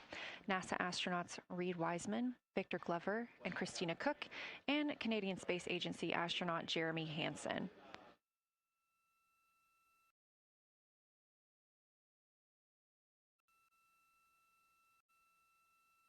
The Artemis II crew passed a major milestone today when they passed the Apollo 13 distance record at 12:57 p.m. Central, 1:57 p.m. Eastern. That Apollo 13 distance record was 248,655 statute miles from Earth. And Houston, another observation, whole moon. When you look at the moon, something I've never seen in photographs before but is very apparent, all the really bright new craters. Some of them are super tiny. Most of them are pretty small. There's a couple that really stand out, obviously. And what it really looks like is like a lampshade with tiny pinprick holes and the light shining through. They are so bright compared to the rest of the moon. We copy, Christina. Thank you. Looks like you guys might be doing it, but remind you to swap positions at the window and take your SD cards with you. We're loving everything that you're calling down, so keep it up.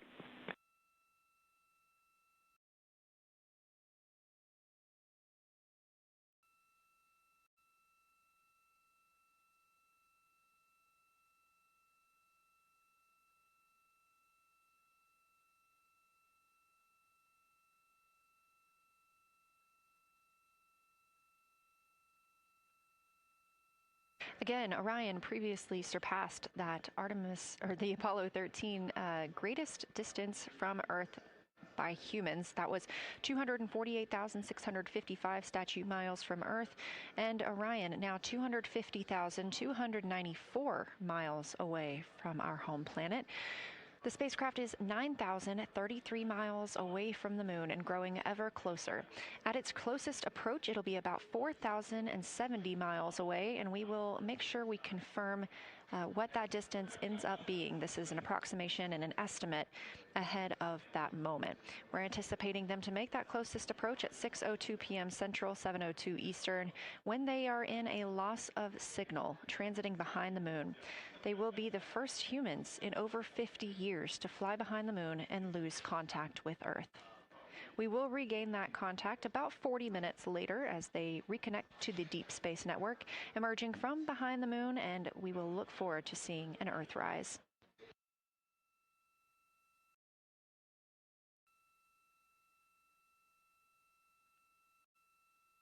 Again, the crew is currently in their position swap portion on their timeline.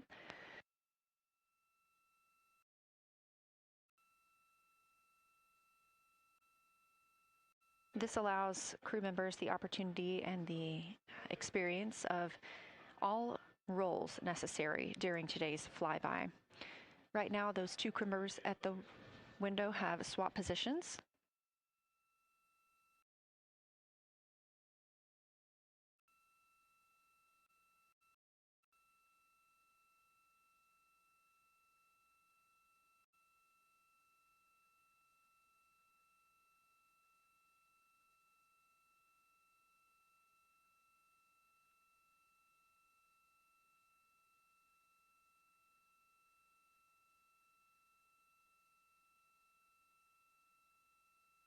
Again, the crew at the windows swapping positions. Right now, that crew is Commander Reid Wiseman and Mission Specialist Jeremy Hansen, while Victor Glover and Christina Koch serve as their support flyby crew members.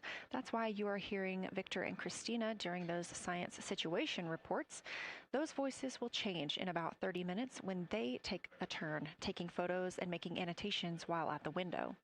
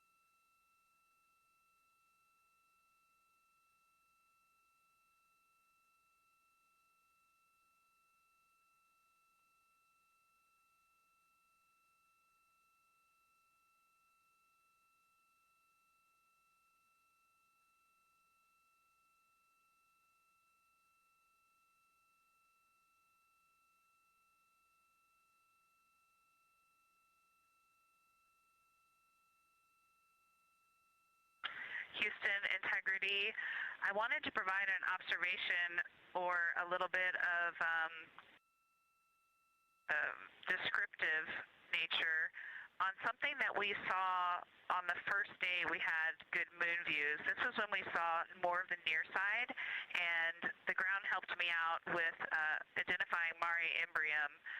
Mare Imbrium, when you have the western limb also in view, looks completely different than the normal view we have of the near side. It is the most striking feature of the western limb view that we had.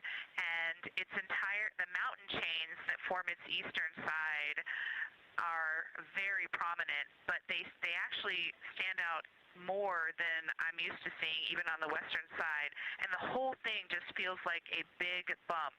It actually looks like a large healing wound with a high albedo forming the mountain chain around the impact basin. And I just don't think I had enough chance to describe how striking it was on that western limb view as we were coming in a couple days ago. Christina, science, absolutely love that, especially since that's a feature that all of us here on Earth can observe from home. So I'm sure tonight everyone's going to be going out and looking for evidence of that beautiful topography you just said. Thanks for those words.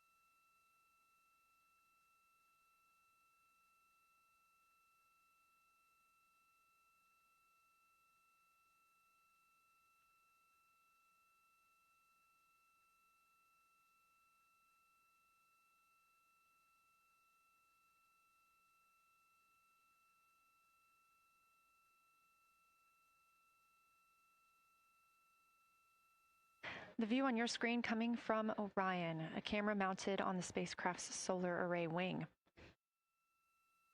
Toward the right of your screen, the near side is the hemisphere we see from Earth. That is identifiable by those dark splotches, which are ancient lava flows. Science integrity. A question and a comment.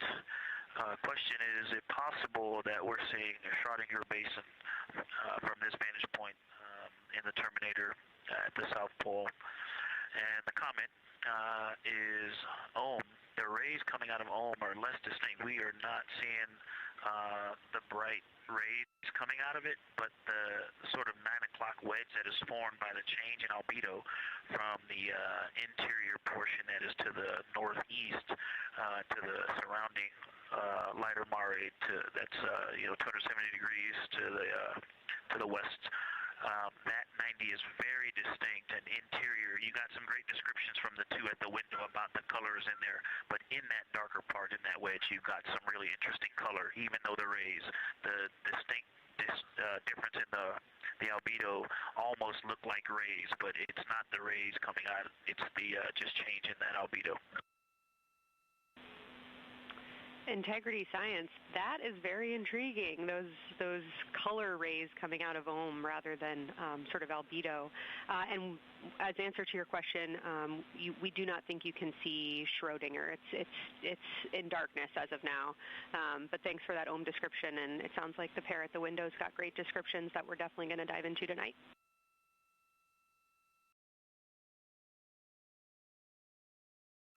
Okay. If you could help me, I would still love to know what it is. There's a very nice crater. You're going to likely have a lot of pictures of it. What would be right in the Terminator at the South Pole or close to the South Pole, where it's intersecting the Terminator right now? Yeah, Victor, we're assuming you're talking about, kind of if you're looking at the Terminator, it's basically like 70% down from the North Pole. Is that where you're looking?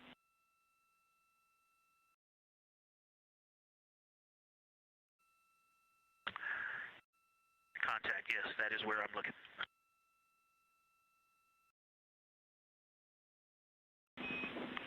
Integrity Houston, that is an enabled caution for wastewater dump required. We have hit our limit. As expected, no crew action.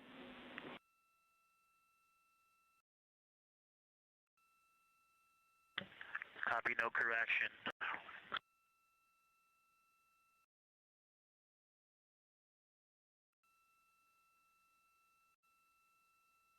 You are. And integrity science, we're trying to figure out what you're looking at there. Is it like right on the Terminator, or is it in the illuminated portion next to the Terminator?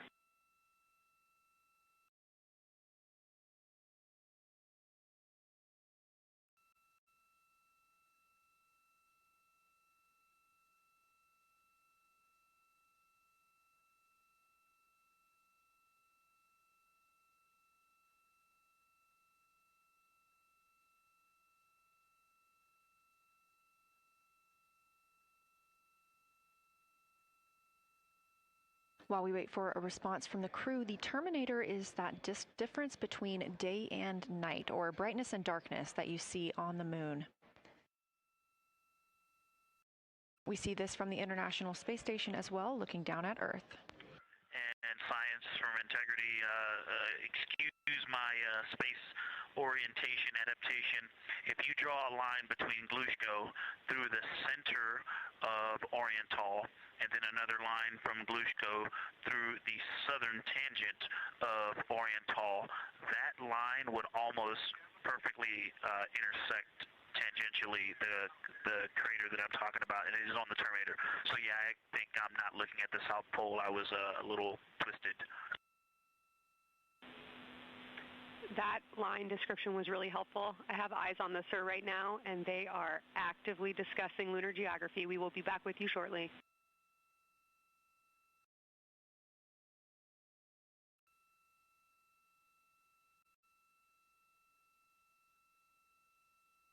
You're hearing a couple voices today in Mission Control Houston. One of those is Dr. Kelsey Young. Integrity science, we believe that's Zeeman crater.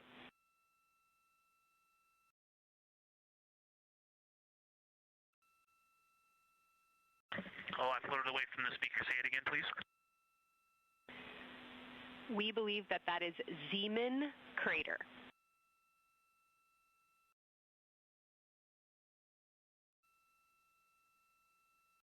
Zeeman. Okay, and can you say the first letter? I may be pronouncing that wrong. What's the first letter of that word? Zulu. It's Z-E-E-M-A-N.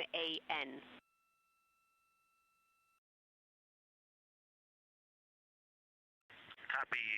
Thank you for that. Yes, we've got a great view of that. And when I went back to the window just now, the view has completely changed. Our trajectory is taking us to a new view, and I'm looking more into Vavilov. I've got a nice, great view into Vavilov.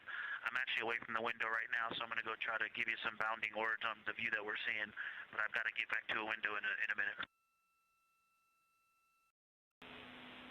Understood, Victor. You're defining new views of the moon in more ways than one.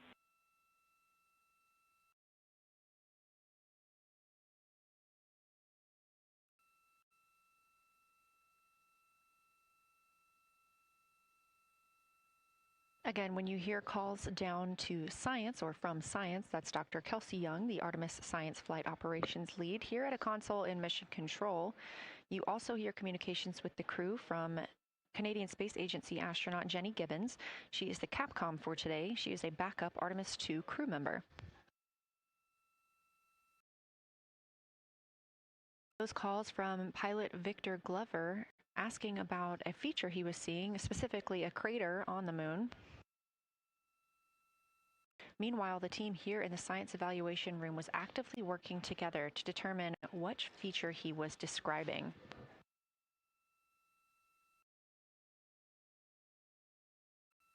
The teams at the window have continued to move through their targets, including Ohm, Aristarchus Plateau, Reiner Gamma, and we are preparing for the cabin and window teams to swap. That's when we'll hear more from Reid Wiseman and Jeremy Hansen when they take on these support roles, while Christina Koch and Victor Glover are at the windows photographing and annotating.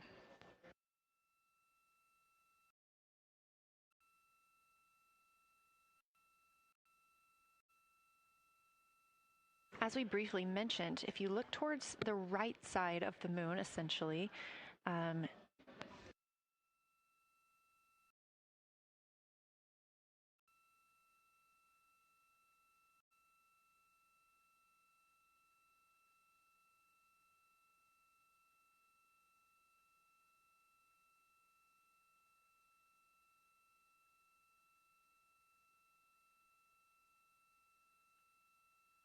this live view coming from a camera outside the Orion spacecraft, and if you look on the right side of the moon where you see those dark patches.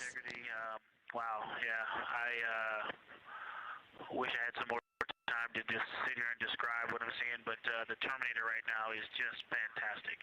It is the most rugged that I've seen it. From a lighting perspective, there are little islands. There are islands of terrain out there that are completely surrounded by darkness, which indicates some real variation in terrain. Up to the north, there is a very nice double crater. It looks like a snowman sitting there, in the 5-10 degrees below the pole in the Terminator. And then on the southern edge, there's almost like a hole. It looks like a hole, and it's the diameter of Vavilov size, just blackness, and then a wall of bright, and then it goes back to the black beyond the Terminator. So there's it looks like there's just a gigantic hole right there, 1 Vavilov diameter east of the Terminator. And as you go south, the Terminator is not a nice smooth arc. It's just jagged. There's almost a 110-degree turn in the shadow as opposed to the nice smooth arc, again indicating some really interesting variations. And I'm sure we'll get some photos of that.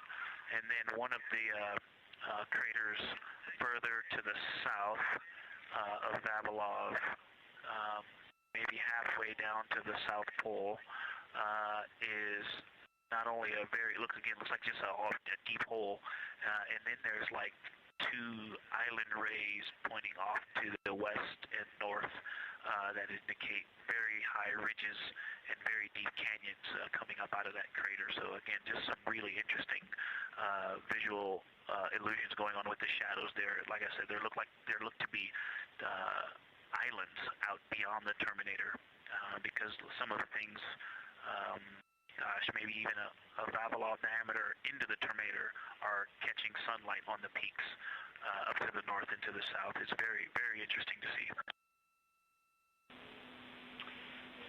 Integrity science, oh my gosh, that was an amazing picture you just painted. I glanced over at the SIR video and I literally saw fist pumps in the air. Those types of observations are things that humans are uniquely able to contribute, and you just really brought us along with you, so thanks for that.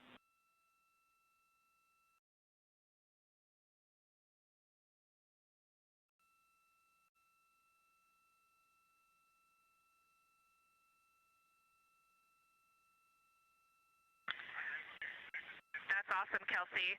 Did you get a sit rep updating you on a slight change in logistics for PCD use? Christina, this is Houston. We did not, but we will take it now.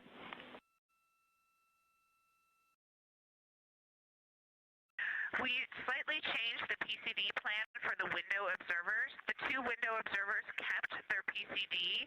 So in other words, the one at window 2 went to window 3, and the one at window 3 went to window 2 when they swapped rather than staying at the window. We'll plan on all observers keeping the same PCD for all observations. Copy, Christina. That makes sense to us, and good plan. We are coming up here on a cabin and window team swap. Let me know when you're ready for a quick vehicle status.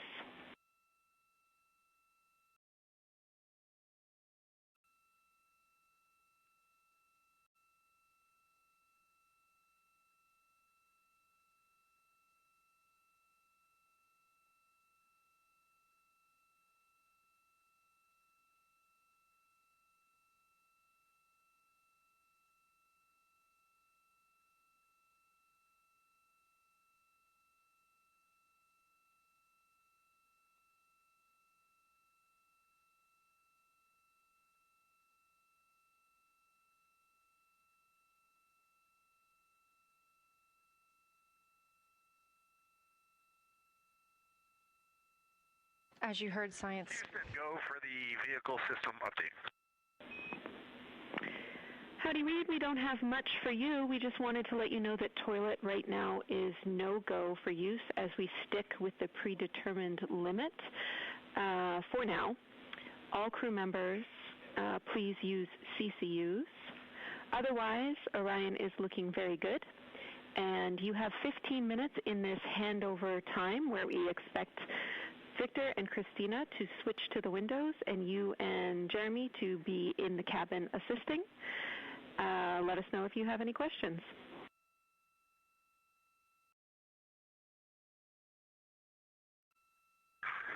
No questions at all, and they're in the swap right now. The first thing I'll tell you, I floated up to the docking hatch window and just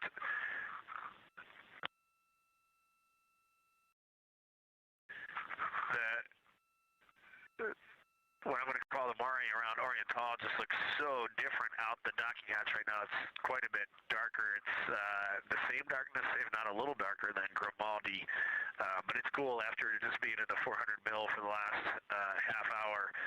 Looking up close, I got pictures of everything Ike was just describing on the Terminator. It really is a fascinating Terminator. And then Oriental just looks so dynamic right now. It's very three-dimensional out the docking hatch compared to what I was just looking at through the 400 mil. We love it.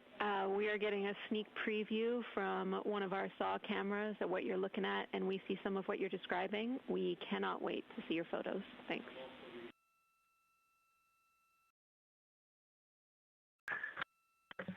Yeah, Jenny, I wish you had some longer lenses on the solar array so you could see the whole moon, but man, it is, or the up-close moon, not the whole moon, but it is just fascinating here. It's so cool. All right, MPO and INCO, take notes. We want a zoom lens on those saws next time. Thanks, Reid. Hey, for Affirmative.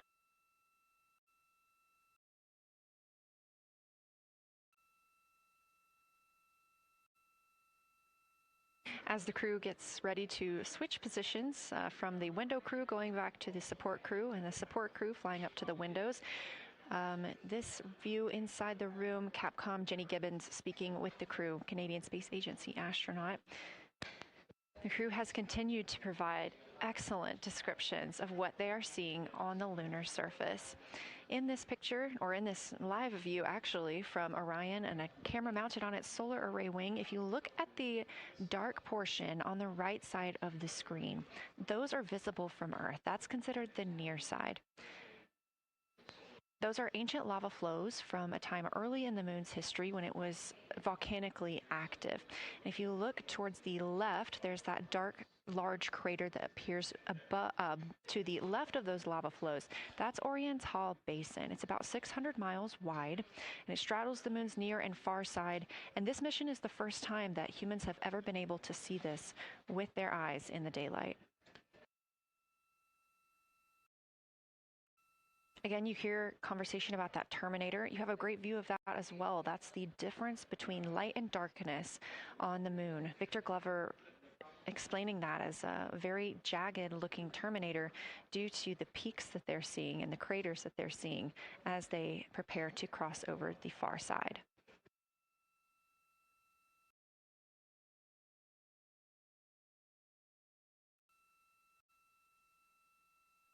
You also heard science officer, the Dr. Kelsey Young, Artemis Science Flight Operations lead, sharing with Victor Glover that his responses are truly something that only human eyes can discern or provide. So we've previously discussed how having humans observing the moon on this mission is being combined with lunar robotic data to help us maximize what we know about the moon. So part of that data comes from the Lunar Reconnaissance Orbiter, or LRO. This orbiter provides the robotic foundation that makes Artemis II lunar science possible. LRO has been orbiting the moon for 17 years, which makes it the longest operated lunar orbiter in history. And it's also the only American spacecraft dedicated specifically to lunar science and exploration. Artemis II lunar observations are designed to complement data like the detailed surface images from LRO. So while LRO provides those detailed high-resolution maps of the moon's surface, the Artemis II crew adds human observations that focus on regional context and relationships between features, giving scientists a larger geologic picture. Now, this combination of robotic and human observations strengthens lunar science. LRO delivers precise and repeatable measurements over long periods of time, while the Artemis II crew contributes real-time visual descriptions and context that robotic instruments alone cannot provide. The best description I've heard while preparing for this mission is to compare the difference in looking at the moon with your own eyes on Earth and trying to take a picture with a camera. The camera truly never does it justice, and it's much easier to describe and perceive what you're seeing with your own eyes than to take a photo. These Artemis II astronauts can rapidly scan wide areas and adjust their focus in real time, as well as describe relationships between features. The crew will also observe the same regions multiple times under changing lighting conditions during the flyby and provide perspectives that would take robotic missions years to accumulate. During the Artemis II mission, LRO is also attempting to observe some of the same lunar features that the astronauts are studying. Collecting this data simultaneously highlights how different instruments and human eyes provide complementary information about the moon. This LRO data plays a direct role in preparing for future Artemis missions. Its measurements of topography, surface temperature, composition, radiation, and lighting conditions are used to assess hazards, identify safe landing sites, and locate potential resources such as water ice near the lunar South Pole. This mission, Artemis II, represents the point where years of robotic preparation are paired with human exploration for the first time in the Artemis era. So together, LRO, the Lunar Reconnaissance Orbiter, and Artemis II are demonstrating how NASA moves from mapping the moon robotically to exploring it with humans. We are laying the groundwork for future Artemis missions and sustained lunar operations.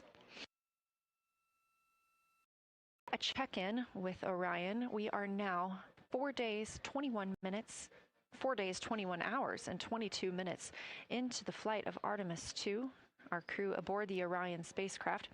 We are now 8,153 miles away from the moon, 250,742 miles away from Earth.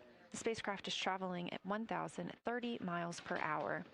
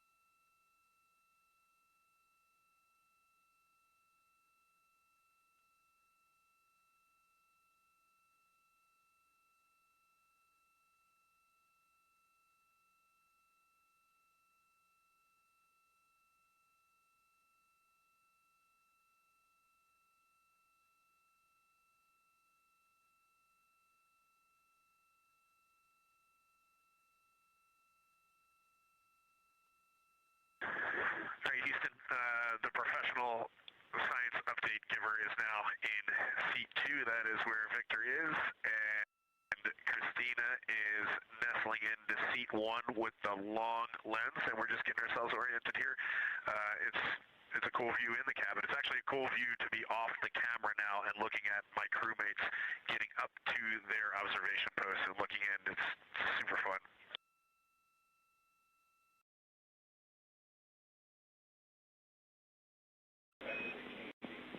Copy all, Reid. We like it.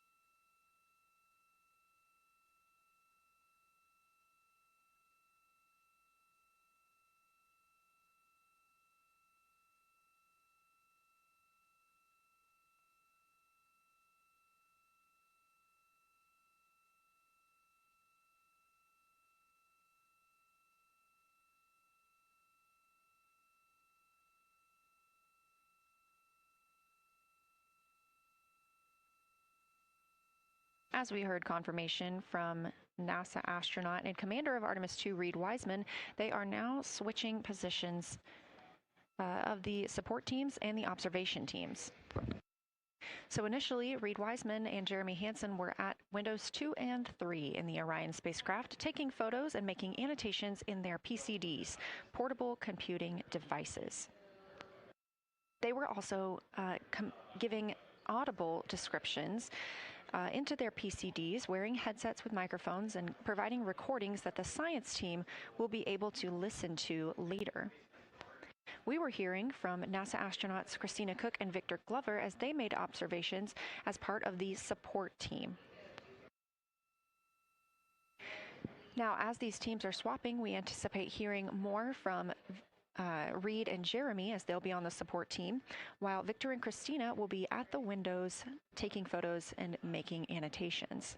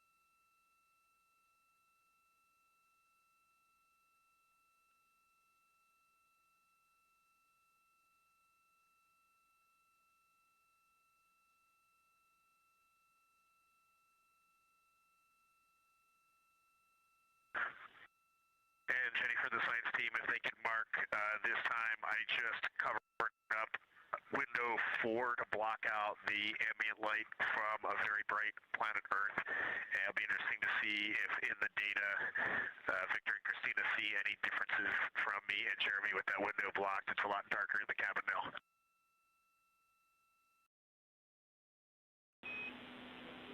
Copy, Reid. We're taking note. We'd be curious too.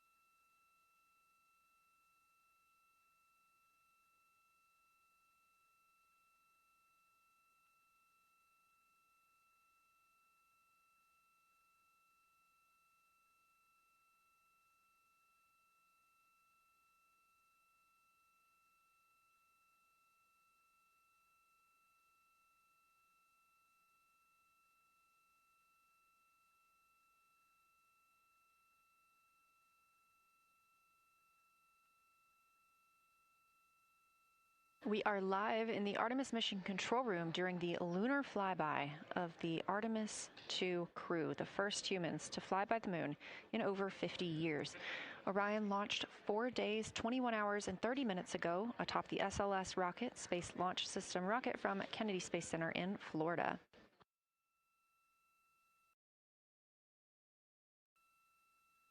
Our 4 crew members inside the spacecraft are transitioning their positions. The cabin and window teams have swapped.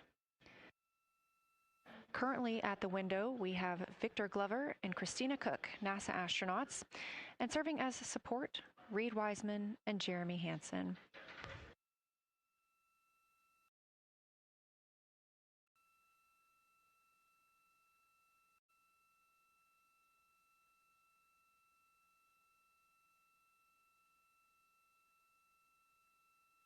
For our crews at the window, they are using handheld Nikons with an 80 to 400 millimeter zoom lens. There are also GoPros on each of the solar arrays on Orion, and that's where this view is coming from right now. We have an interior camera of the crew as well, but they have dimmed the cabin lights. They've actually turned off the cabin lights to allow them to better see outside of the spacecraft. This also helps prevent any reflections from lights inside the spacecraft reflecting onto the windows while they are photographing the moon.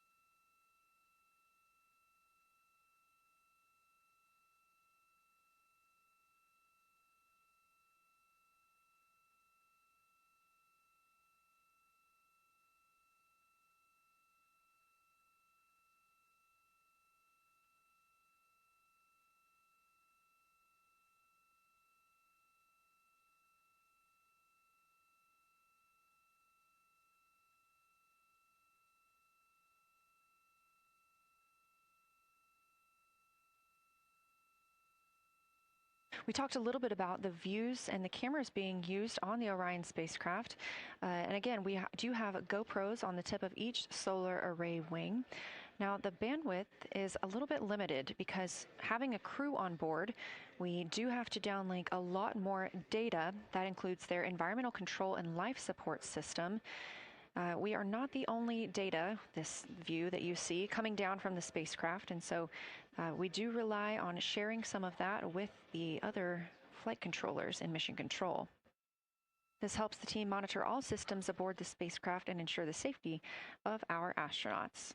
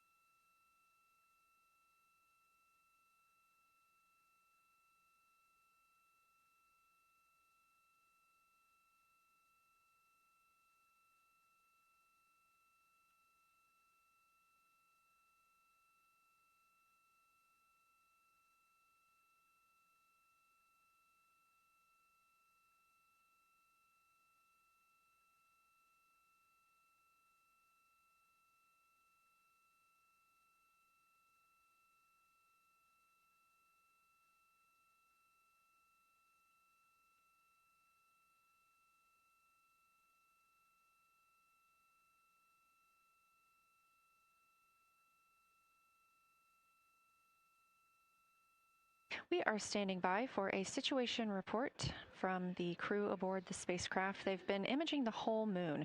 There is now a new crew at the window. That would be Victor Glover and Christina Koch, and so being it's their first time since they have moved up to the window positions, they have a chance to orient themselves and describe and take pictures of any color or albedo variations across the surface.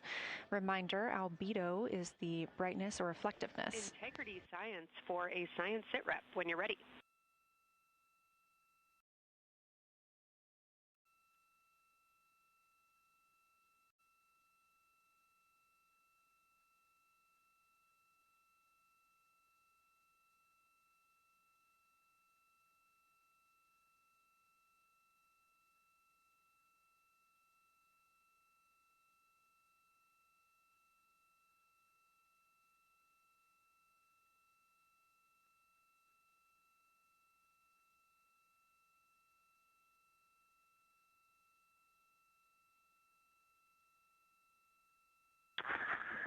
Houston Integrity, we have no external view of the moon right now for the floating crew members, so my only science sit rep is that we have Victor in window 3 doing observations and Christina in window 2 with the long lens.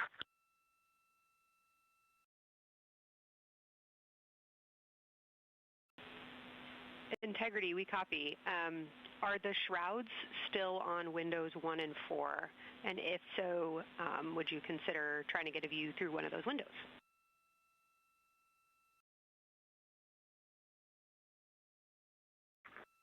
We cannot take the shroud off of 4 because the Earth is too bright and it's impacting Ike's peripheral vision. And then I can get a grazing glimpse out the docking hatch window. I can see Oriental south down to the South Pole. And the primary thing that I see from Oriental right now is just the long trenches that come out. And, you know, when you come out the north side of Oriental, the ejecta kind of boulders across the northern half of the far side. But coming out the southern half of Oriental, I just see those large, here they look like gorges. They're almost like rain when it comes down the Grand Canyon and fingers off into the desert, kind of what it looks like. Also, Burgess Alpha is extremely bright. It's the brightest thing that I can see. Even brighter now than Aristarchus, which is heading off to the Terminator. It's almost impossible now to see Aristarchus, the thing that Jeremy and I looked so much at. I can just barely see the crater rays from Ohm, and I would say for albedo right now, I would go back to Grimati is still extremely dark, especially in that southwest corner, and there are parts of Oriental and the outer ring of Oriental that reach that same level of darkness, especially the rings of Oriental reach the same level of darkness as Grimati. And then south of Grimati, Jeremy and I were noting a few other just really dark areas of cratering, mare there, and those have that same darker albedo. But Burgesshoff is the brightest, and Grimati is the darkest. Integrity Science, that was a great description. Thank you, and thanks for the docking window geometry to give us that description. Any comments before you go on the annular ring in Oriental?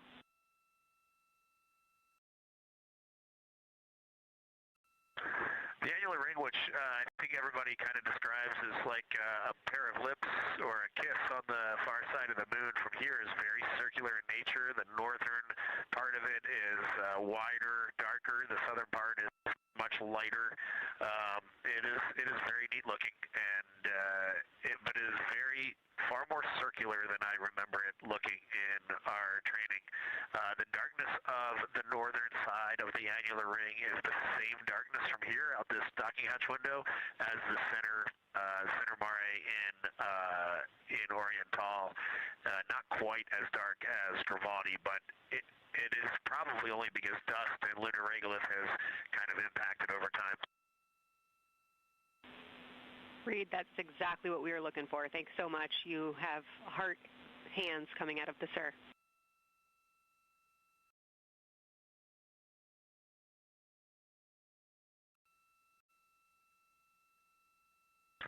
Say that again, Kelsey.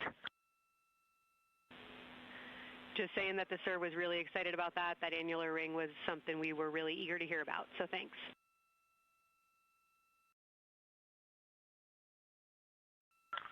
Yep, you bet. And now Victor and Christina are moving on to Oriental. I got them situated over there a little bit late.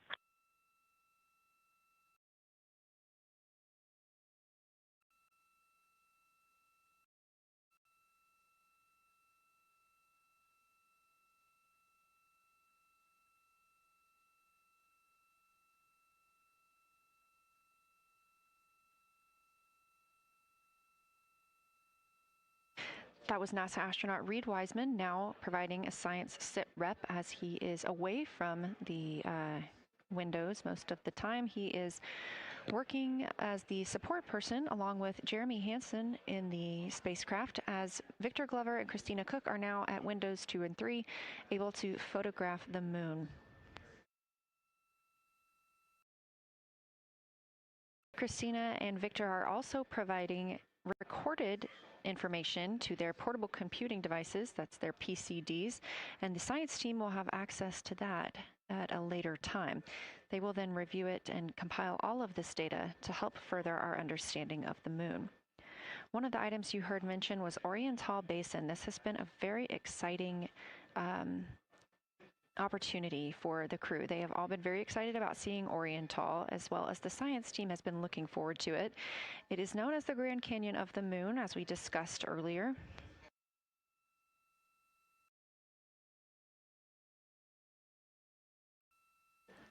From the pictures, the science team is hoping that the crew will take centered images of the entire basin and surrounding craters in a single frame, but also use those 80 to 400 millimeter zoom lenses to create a mosaic entire basin.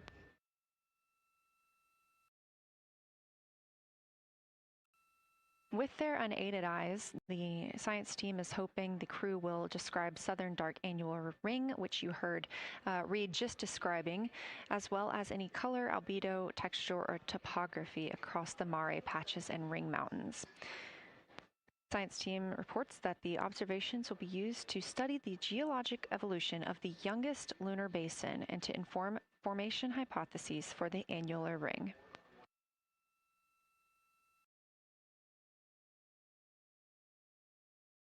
And again, another fun fact about Oriental is the diameter is the same distance between Johnson Space Center, where we are today, and Kennedy Space Center, where the crew launched on April 1st.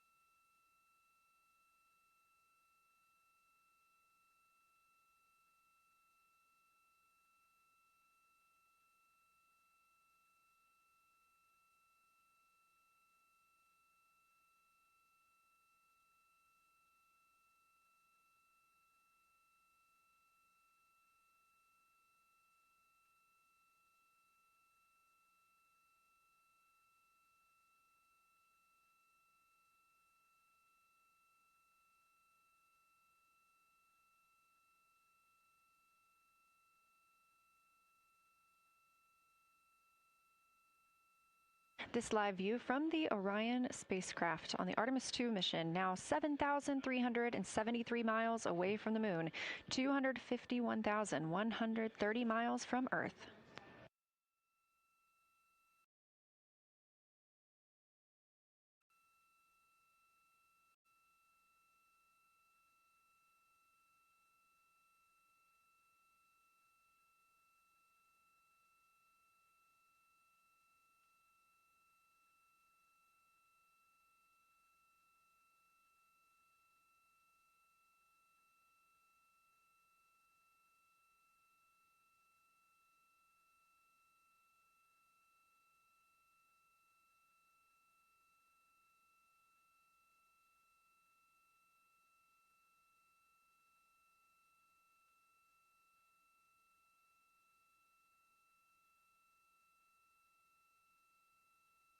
Again, the Artemis II crew passed the Apollo 13 record of the humans farthest from the Earth today at 12:57 p.m. Central Time, 1:57 p.m. Eastern Time.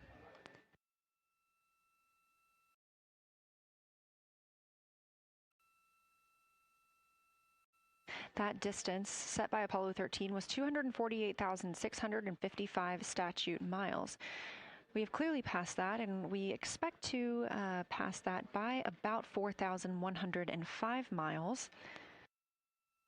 That will be when the spacecraft reaches its farthest distance from the Earth. It could be around 252,760 miles, but again, these are approximations and our targets, and we will make sure to report back the final numbers once we have them.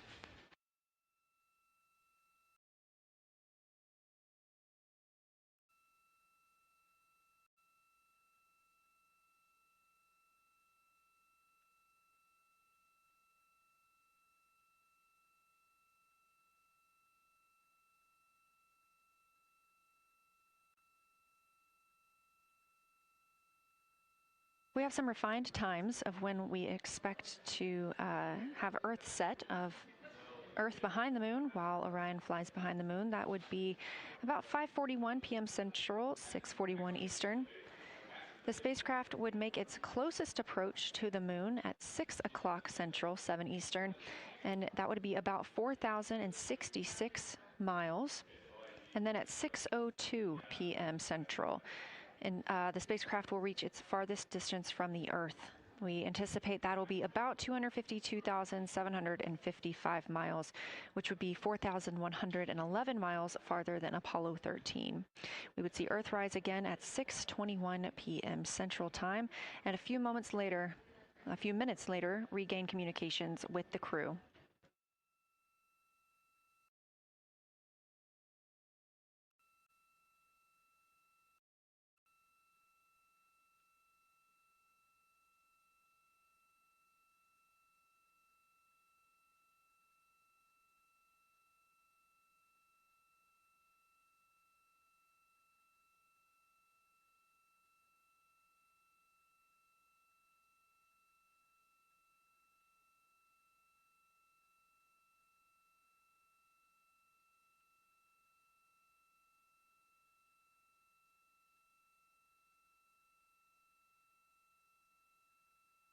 Currently aboard Orion, Victor Glover and Christina Koch are the two team members conducting lunar flyby observations, meaning they are using the Nikon cameras to photograph the moon, and their PCD, or the portable computing device, to conduct annotations. They are both recording information that will be downlinked to the science crew, and tomorrow morning the science team will have a conference with the team while the information is so fresh. They'll be speaking with the crew about their observations and their data collection.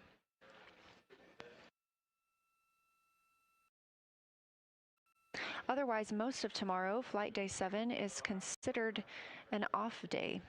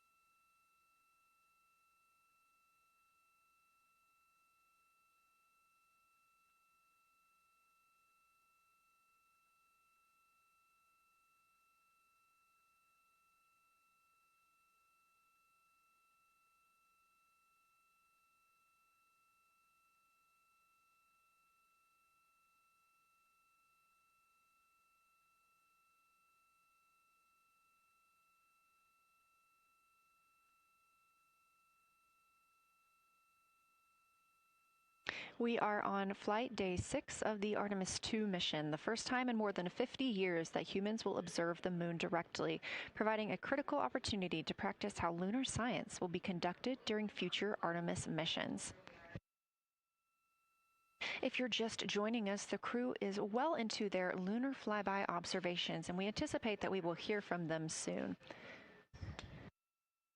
A few times every hour, they are slated to call down with science sit reps or situation reports. We most recently had one from Commander Reid Wiseman. He and Jeremy Hansen, mission specialist, were first at the windows today to photograph and make annotations of what they were seeing. Therefore, we heard more from Victor Glover and Christina Koch earlier in the day during those first blocks. But now that Reid Wiseman and Jeremy Hansen are on the support side, they are the ones calling down what they are seeing from windows 1 and 4.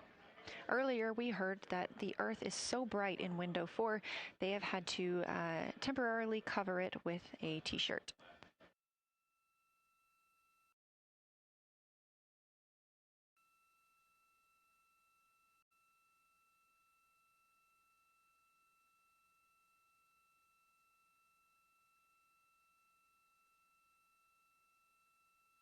The moon preserves a near-continuous record of solar system history that has been erased on Earth because the moon doesn't have an atmosphere. So things that we experience on Earth, like weather or plate tectonics, don't really apply. So the lunar surface retains evidence of ancient impacts, volcanism, and solar activity that scientists can study today. And studying the moon helps scientists understand how planets formed and evolved, how the moon influenced our own planet Earth's history, and how the sun shaped conditions across the inner solar system. The moon also serves as a unique platform for studying the broader universe. Artemis science is designed around questions best answered by humans, working alongside robotic systems, combining decades of robotic lunar data with real-time judgment, context, and adaptability that only humans can provide. This mission, Artemis II, is serving as a proving ground for lunar science operations, which allows NASA to test how science is planned, executed, and supported during a crewed deep space mission ahead of our future Artemis flights.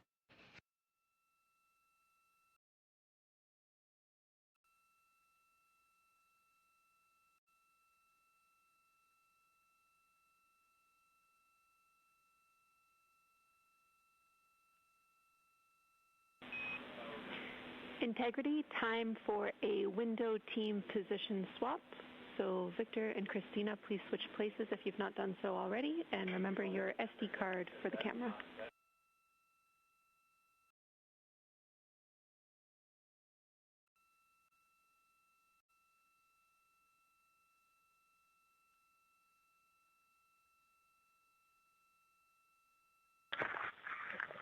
We're in the swap right now. They're wrapping up their last comments, and they'll switch over and change cards from the long lens. Copy.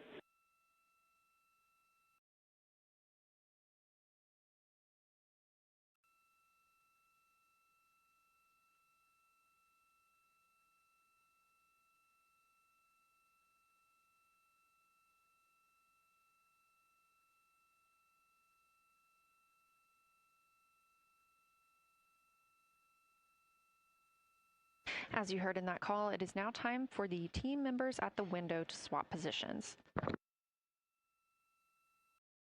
That means Victor Glover and Christina Koch will be switching roles. One of them has been photographing the moon with a Nikon with an 80 to 400 millimeter zoom lens, while the other was making annotations on their portable computing device. And both are recording audio that the science team will be able to listen to.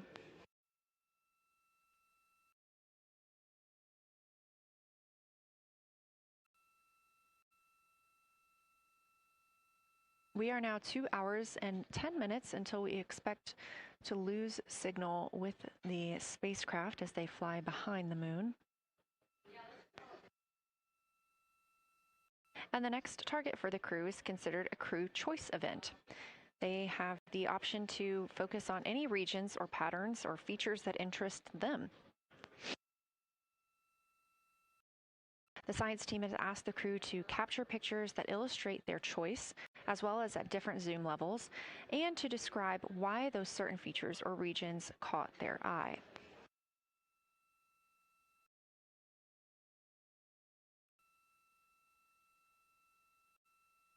Those recordings are part of what are being saved on their PCDs, portable computing device, that will be sent to the science team for analysis.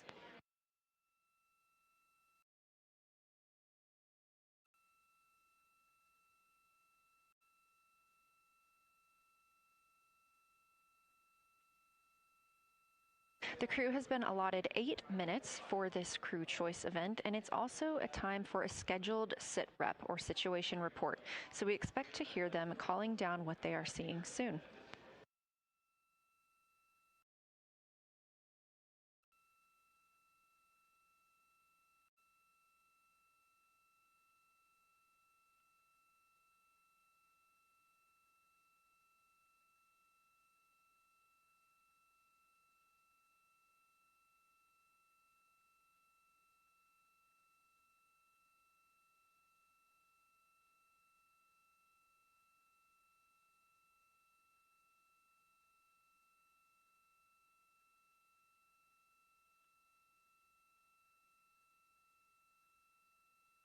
Something that the crew or that the science team has used to help prepare the crew is a cue card.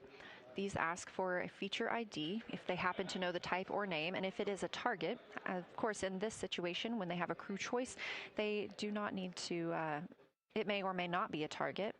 They want to know the location and the observation style. They've also asked for the geometry of what's being captured, the size, shape, boundary, and preservation, as well as the color and shadow. So the color tone, the albedo, that reflection or brightness, and any shadows or illumination. Next, they're interested in structure and texture.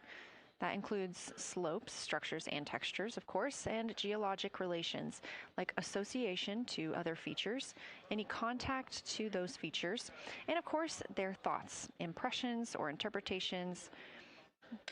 They are interested even in emotions and excitement that the crew may be having.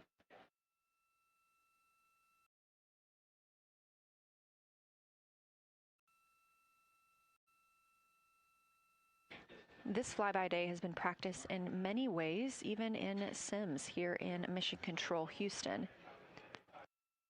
The team also conducted some field work, learning how to look for specific geologic features.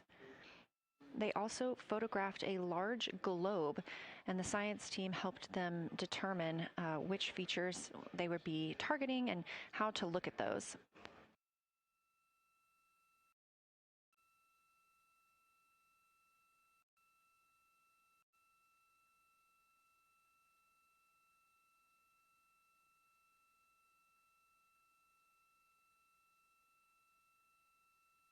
We have a few more minutes that the crew would be photographing their crew choice. Again, this is NASA astronauts Victor Glover and Christina Koch at the windows. They will then move on to another discussion portion. This is for the far side albedo, that reflectiveness, and color that they are seeing. We heard earlier about some browns seen on the moon, which is very interesting, especially here from Earth, where we are just seeing whites, grays, and maybe even black at some points. When they get into that discussion for far side albedo in a few minutes, the theme is looking to know how that color and albedo is, what those variations look like across the far side.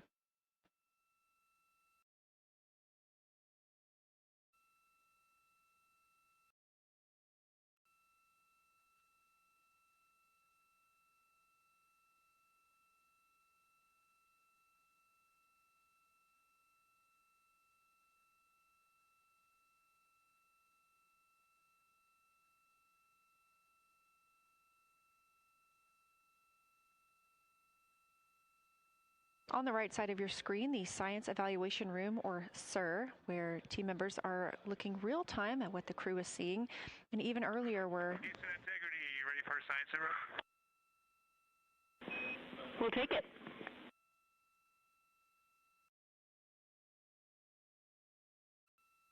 Okay, the crew has swapped positions. They're in their crew choice element. I've been listening to both of them for a little bit, and they're really enjoying, they both decided to pick the Terminator, and they're spending a lot of time looking at the Terminator, just talking about the resolution that they can see, the depth of the craters, and the various interesting and unique excavations that they can see.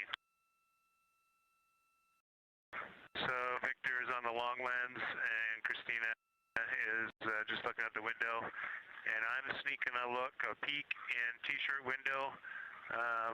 It looks like, I don't have the best angle here, but it looks like Aristarchus is on the limb of the moon now. It's amazing how quickly it changes as we speed around the far side of the moon, stuff that's leaving our field of view, and now we have a lot of the dark side of the moon that, you know, it's missing for us right now, but it would be in view if it was lit at all. Jeremy, science, thanks for that sit rep. Do have a question. A few times we've heard you and the other crew describe change during the course of your flyby. Would be interested in future descriptions of more verbosity about how it's changing. Thanks for the great sit rep.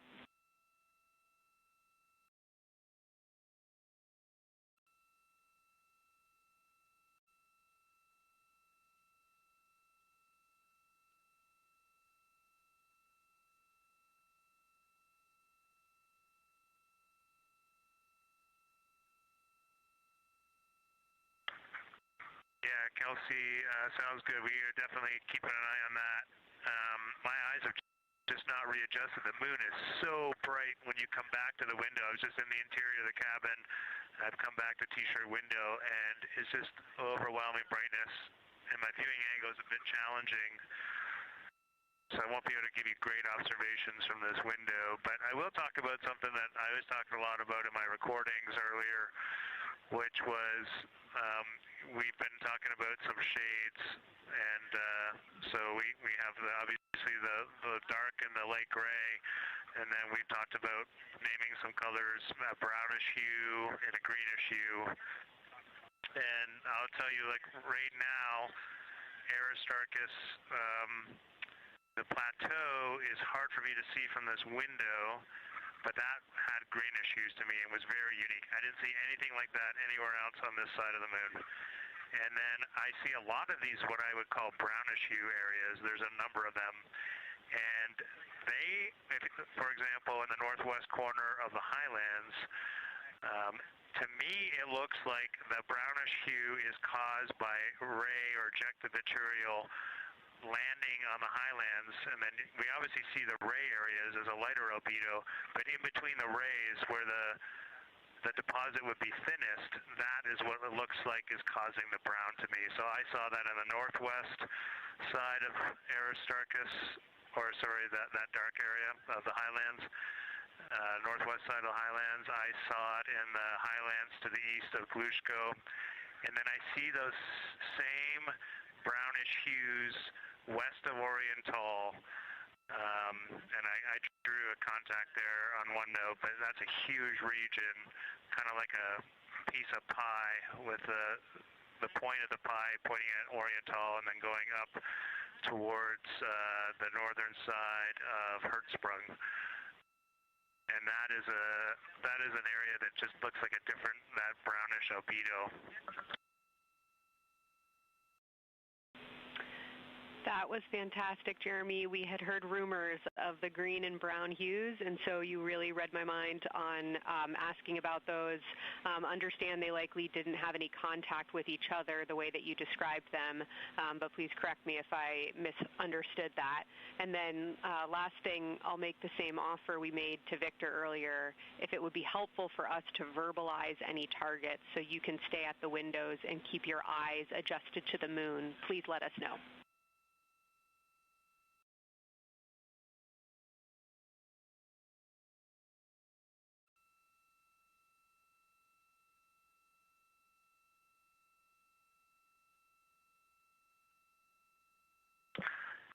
If you got something you want us to look at, Kelsey, you can send it on up.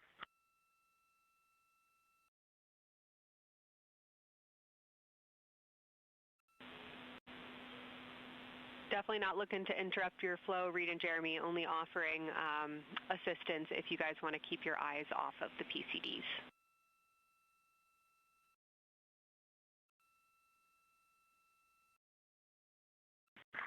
Oh, I see what you're saying. Okay.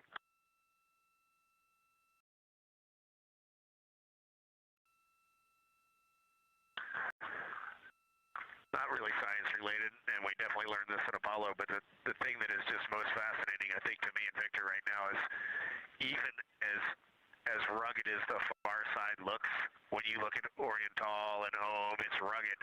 But man, when you look at the Terminator, it is just like impossibly rugged, and it reminds you that the whole far side is that way, and just the Terminator is really bringing out the shadows and the hills and the valleys, and it is just, it's unbelievable. It's like no surface of the Terminator is not marked by meteor impact, and it's just, it is very impressive to look at that, and you realize that that is true across the whole far side. You just can't see it due to sun illumination right now.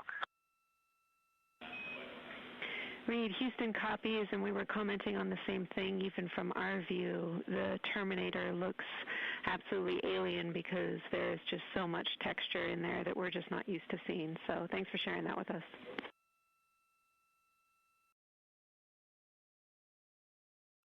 There's also, I don't know the name of it, coming out the south-southwest of Oriental, right on the southern Terminator, is just a massive crater.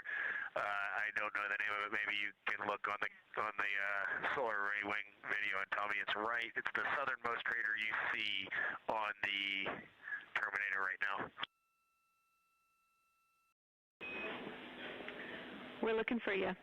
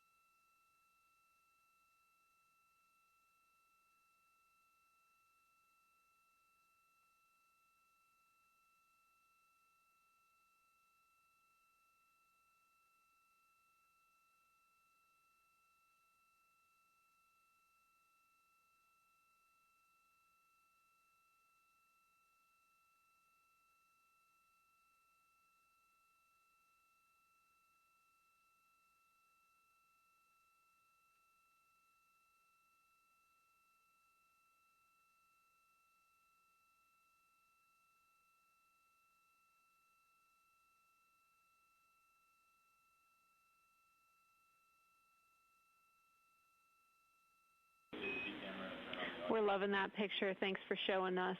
And Reid, as an answer to your last question, we believe that that is Chebyshev crater. And the sir agrees with that.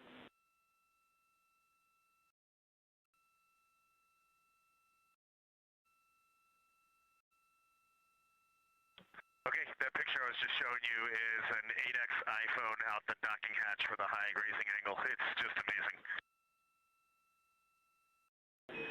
We love it. Thank you.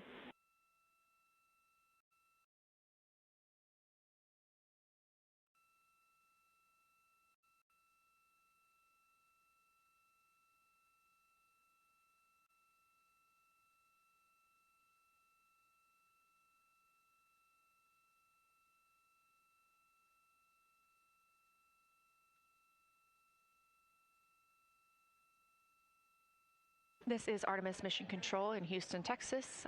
Mission elapsed time, 4 days, 22 hours, 12 minutes into the flight of Orion.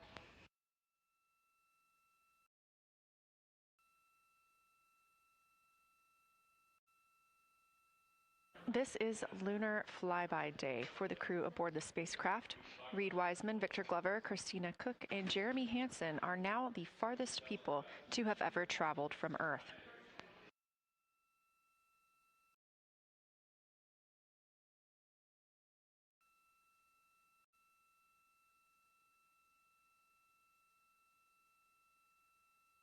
This a live view from inside the spacecraft. They have turned off the lights so they're able to see outside and photograph the moon better with no reflections from inside.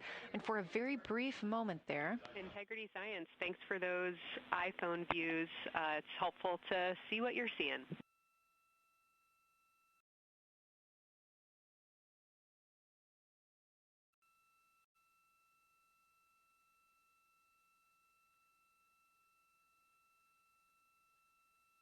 We very briefly saw NASA astronaut Reid Wiseman showing a picture he took on his phone of the moon.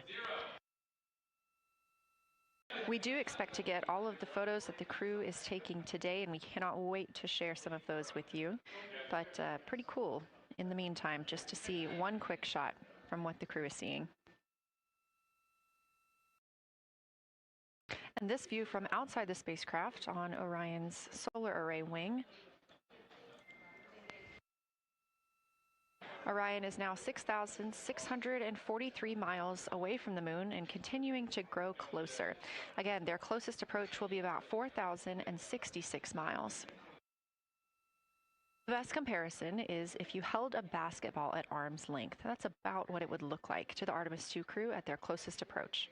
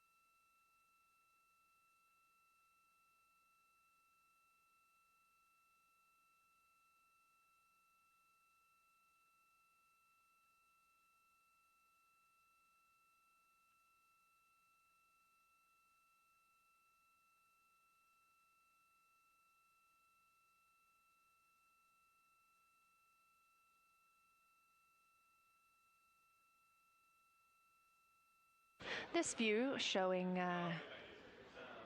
at the very top, a camera coming from Orion, continuing their flyby of the moon. We have 3 more flyby observation blocks after the completion of this one. Down on the bottom left of your screen, that's the SIR, the Science Evaluation Room, where team members are continuing to work through all of the targets that the crew is photographing today, and they've helped identify some of the craters and some of the other items that the crew has seen on the moon's surface. Down on the right is Artemis Mission Control here in Houston. Those 2 rooms down at the bottom are just down the hall from each other.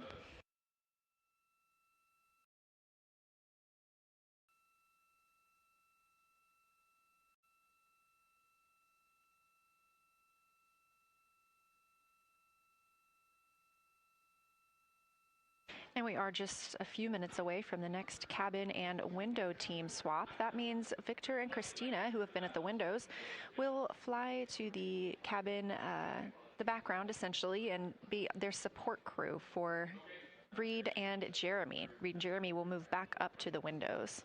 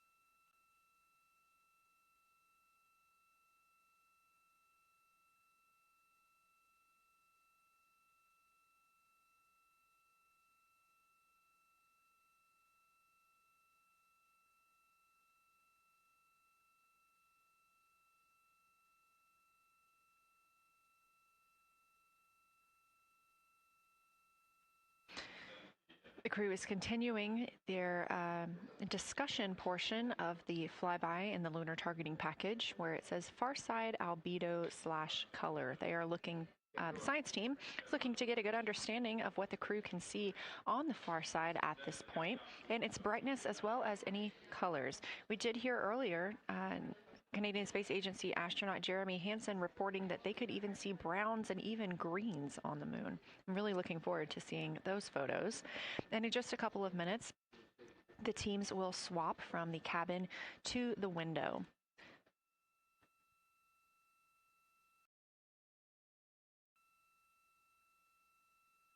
Another rundown of just how this flyby is choreographed inside the spacecraft today. So these activities have been timelined, and there are these 5 blocks of time during which the crew is going to be observing the moon from Orion's windows. Now we are just coming up on the end of the 2nd block, and we'll start the 3rd soon. So at any time during those blocks, 2 members are at the windows working in a pair. One is taking photos from window 2 and has a blue shroud over the window to help prevent any reflections from inside the spacecraft. They are also using an 80 to 400 millimeter zoom lens. And the other astronaut on the window team will be in window 3 using their portable computing device to make annotations. Now, again, both of those crew members are making audio recordings of what they are seeing, and we are not hearing that right now. Those are going to be downlinked later to the science team, who will evaluate them and use that data to inform our understanding of the moon. Those 2 crew members at the windows swap roles. Integrity Houston, it is time for another swap between the cabin and the window teams. So we have 15 minutes of handover time, and then we will expect Jeremy and Reid at the windows and Christina and Victor at the cabin. I have no new vehicle updates for you, but I do have a photo location for some photos on Ike's PCD, and I want to let you know that Jeremy's family have arrived in the viewing gallery.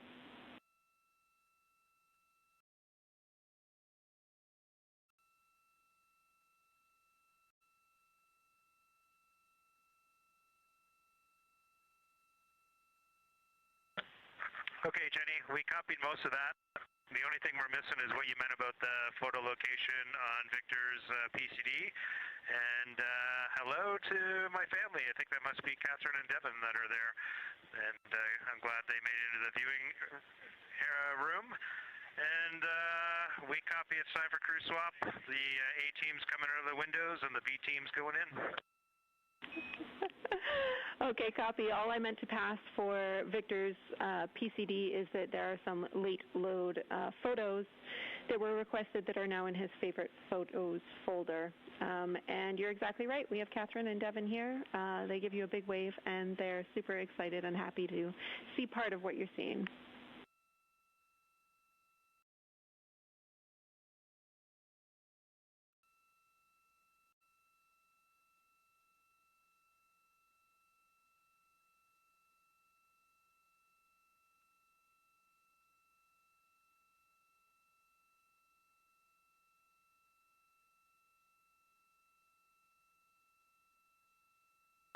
Okay, copy, Jenny. We're not sure what we're looking for in the PCD, but we're going to poke around, and we may be calling you back about that one.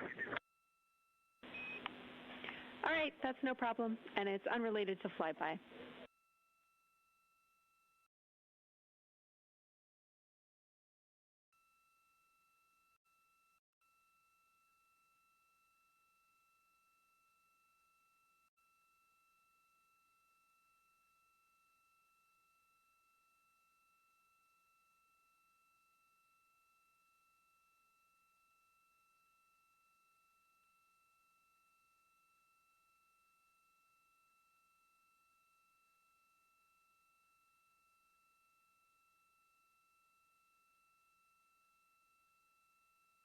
This is Artemis Mission Control here at Johnson Space Center in Houston, Texas. And as you just heard, Capcom, or Capsule Communicator Jenny Gibbons, Canadian Space Agency astronaut and Artemis II crew backup, relaying to the teams in Orion that it is time for a swap from the cabin to the window teams. We're now at the tail end of the second Lunar Flyby observation block. Again, we have 5 of these today. Most recently, Victor Glover and Christina Koch were at the windows photographing and making annotations, while Reid Wiseman and Jeremy Hansen were in the cabin providing support, whether that is SD card help, but also science sit reps, calling down any situation reports for what they are seeing on the moon or anything about the vehicle status. With that call to make a swap, Reid and Jeremy will be back at the windows, making observations for what they see at the moon and taking photos.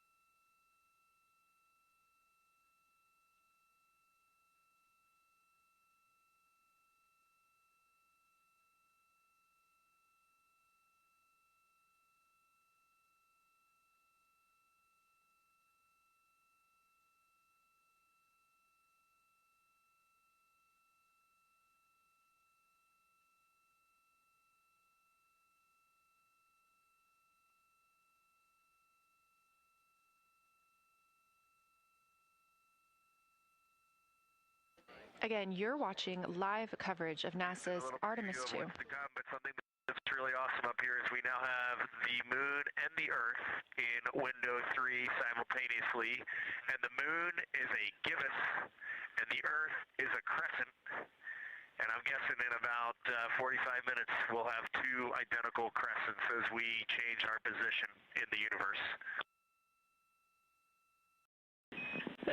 That is pretty darn cool. Thank you.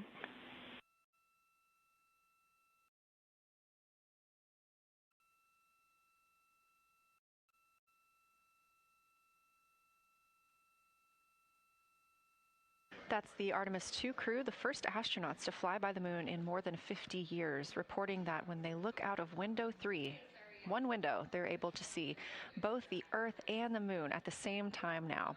Now, obviously, our view is from a camera on the solar array wing pointed at the moon, and we hope to see that view of both the Earth and the moon soon.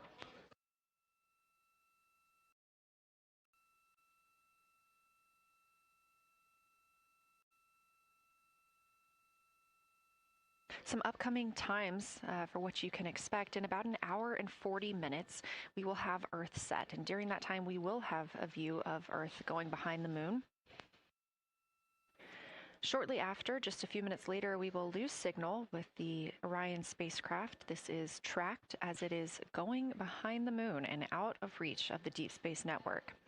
At 6 o'clock p.m., the spacecraft will make its closest approach to the moon at a distance of about 4,066 miles. At 6:02 Central, the spacecraft will reach its farthest distance from Earth at about 252,755 miles. Of course, these are approximate, and we will make sure to provide you with the final distances once those are confirmed. At 6:21 p.m., we will have Earthrise from the Orion spacecraft, but we will not have communications with the spacecraft until 6:25 p.m. Central, when we expect to acquire signal with them after they've emerged from behind the moon.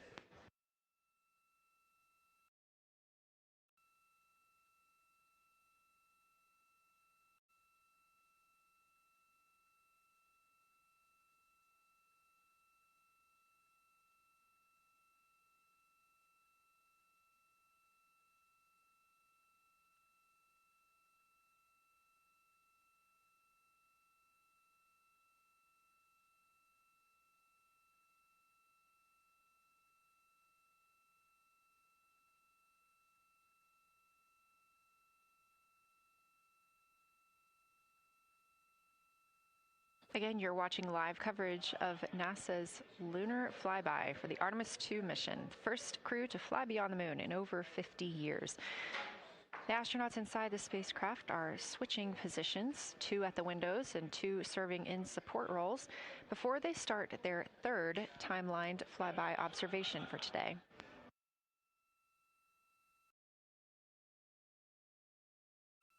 We've heard great calls from the crew so far describing what they're seeing, all well trained by the science team here on the ground.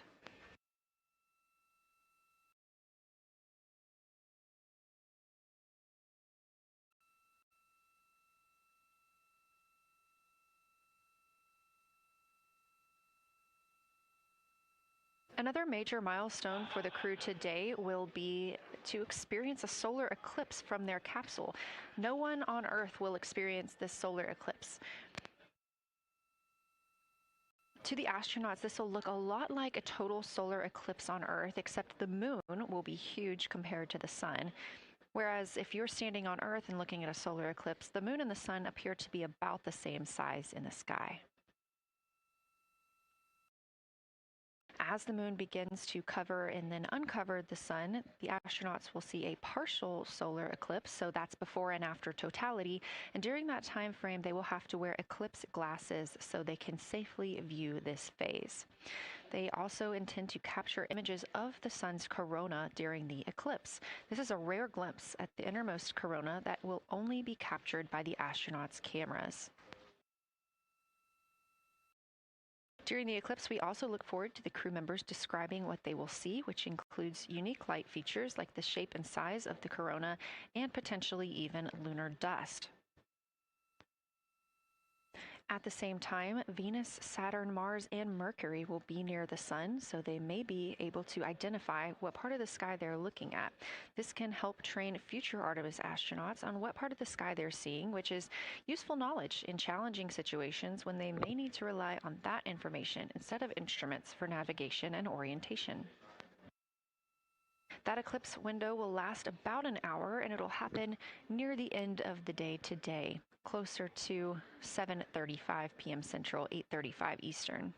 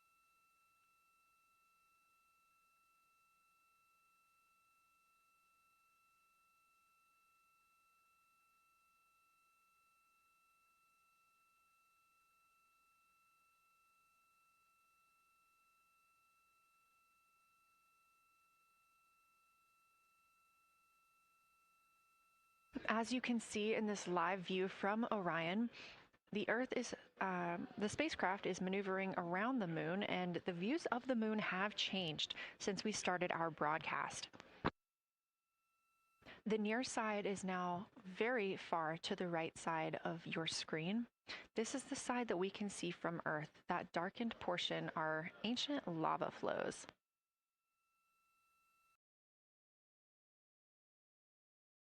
The crater down towards the bottom of the moon is Orion, and this is a crater that was previously never seen before by human eyes until this mission.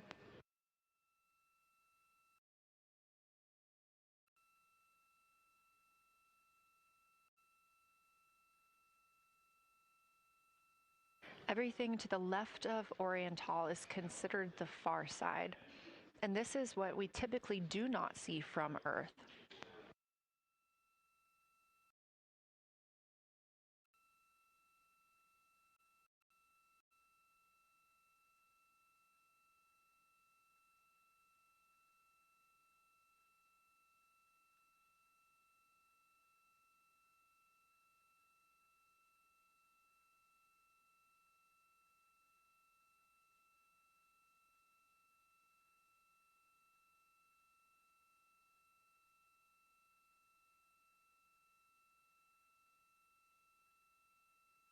Just a reminder about this view. This is coming from a GoPro camera mounted on the tip of one of Orion's 4 solar arrays. Each solar array has a camera mounted on it, and the bandwidth is limited due to we have a crew on board, and this is our first flight of crew aboard the Orion spacecraft. So having a crew means we have to have an environmental control and life support system. There's a lot of data around, a lot of data to bring down for the crew members to keep us up to date on everything happening aboard the spacecraft. So we have to share our bandwidth when it comes to imagery and data.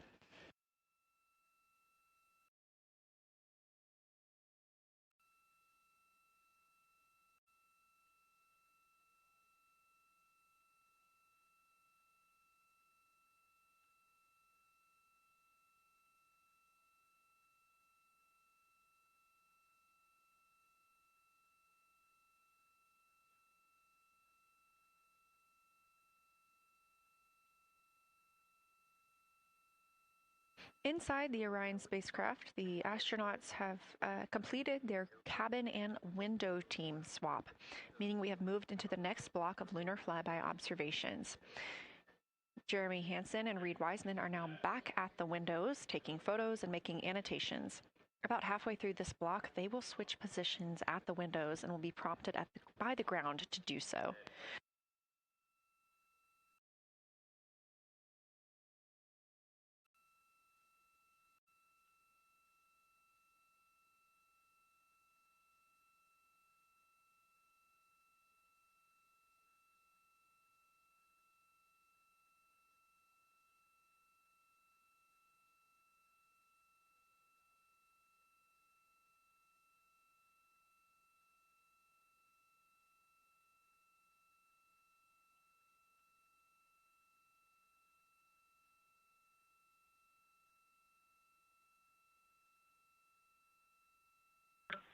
Houston integrity for SITREP.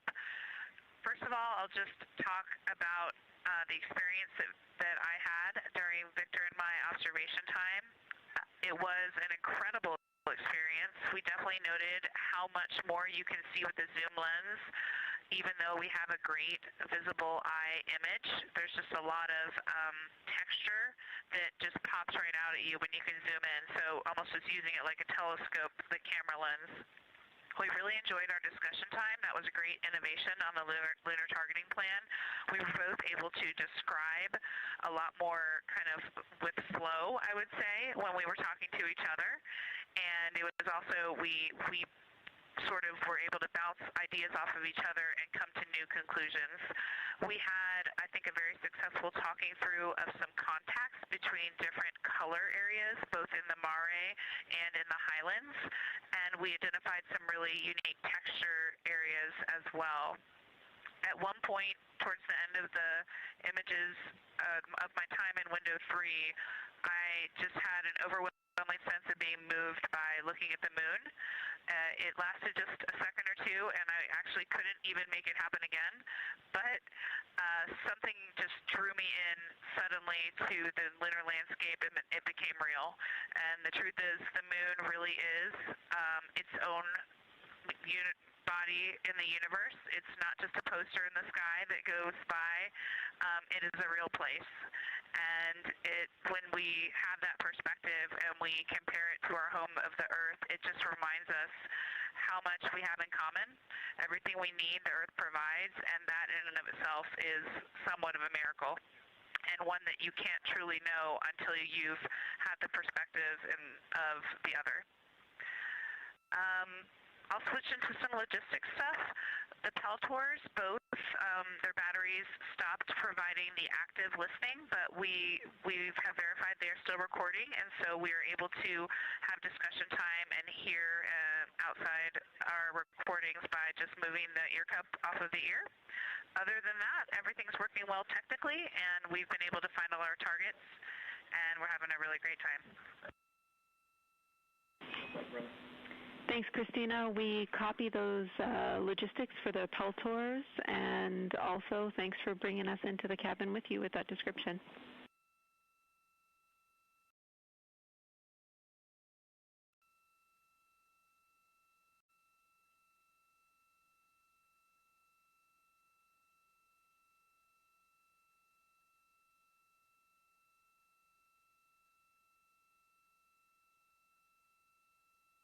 Right on time. NASA astronaut Christina Koch, a mission specialist for Artemis II, calling down a science sit rep, a situation report. Good news, reporting that she and her teammates have been able to capture all targets that were listed.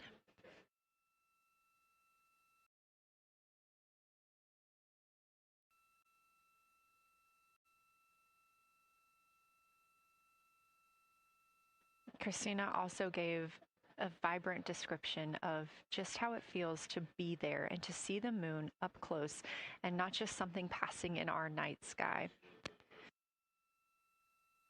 Currently, the team members at the window are Reid Wiseman and Jeremy Hansen. Meanwhile, Integrity cabin team for window shroud.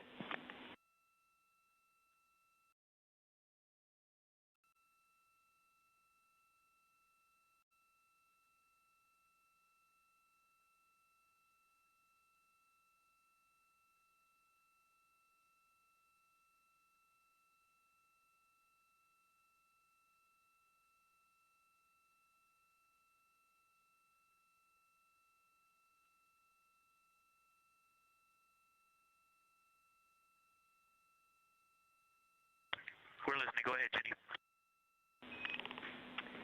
Hey, Victor, we have a temperature constraint on the windows, and the shroud might be getting us close, so we just want to check on the state of window 4's shroud, whether you believe it's still necessary because maybe things have changed with our viewing, and if so, we would like to request to have the shroud removed.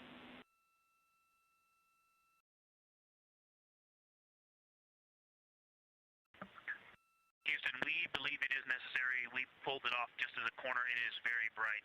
It definitely would affect our night vision and maybe comfort.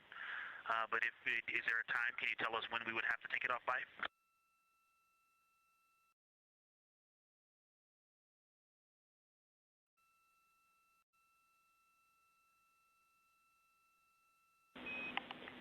Unfortunately, since it's been on for a while, we are going to have to request that the shroud is removed, and we can recommend something that could block the light but just create a bit of distance between the window and whatever is covering it.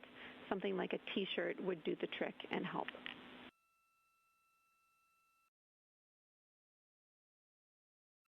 Okay, we're removing the shroud, and we'll make it work. Thanks.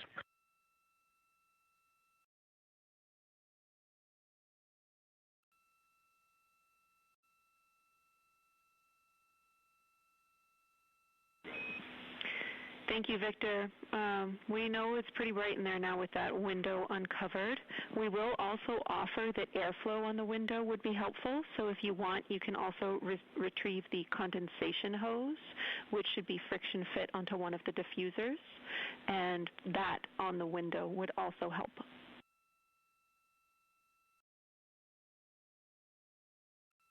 We can easily point a diffuser at the window, so we're going to start with that, and it's pointing at the window now.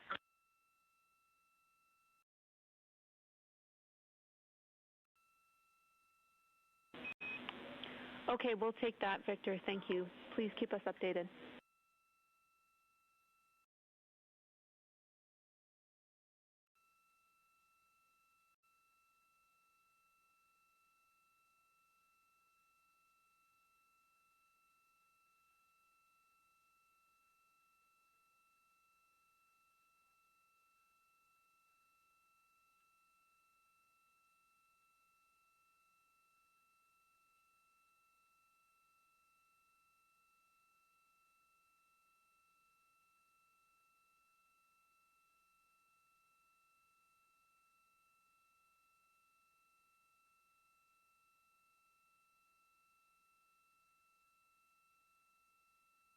That call from Capcom, Jenny Gibbons, CSA astronaut and Artemis II crew backup to the crew aboard Orion, letting them know that they will need to remove the window shroud they had placed on window 4. They initially placed that shroud there to block out some of the light from the Earth. It was extremely bright coming in the cabin and interfering with some of their viewing opportunities out at the moon.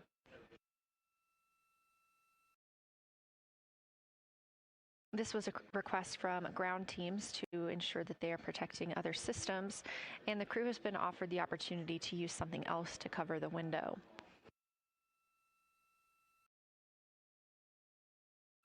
Meanwhile, Reid Wiseman and Jeremy Hansen continue with their lunar flyby observations. They have just looked at Geological crater. That's about when we heard that call down from Christina Koch with that description of everything she had been seeing during her observation period and what she was seeing at that time. The science team asked this crew to take centered images of the entire crater and their ray system in one frame. They're also interested in knowing the brightness, texture, and extent of Geological's rays and how they differ in the mare, or that sea area, versus the highlands. Geological is considered a young lunar crater, and these observations can help understand material properties of those craters.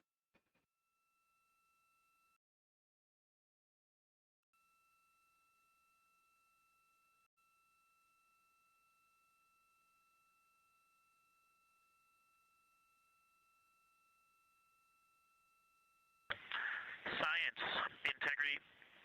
First, I wanted to start off with connecting with what Christina said, that it was very moving to look out the window. I had the unfortunate sequence to start looking out the window and then moved to the long lens, and it was hard to speak looking through the zoom because I went straight where Christina went, and I was walking around down there on the surface, climbing and off-roading on that amazing terrain. I also want to underscore something that she said. As we continue to explore, when we actually do go down there to the surface, I know for safety reasons that we would never send someone alone, but I just want to really emphasize how important the discussion time was. When we started to talk, we not only got better science discussion, we got better human connection, and so doing this as a pair, we just learn and grow together, and that's just super important, so thank you for adding that to this plan.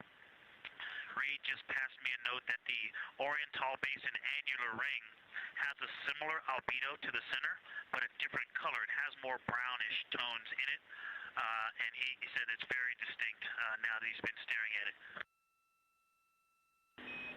Victor, thank you. You got a cheer from science there, and we all just went on that moonwalk with you, so highlighting how important it is to talk about these things. I also want to let you know that we have Deanna Glover with us in the viewing gallery.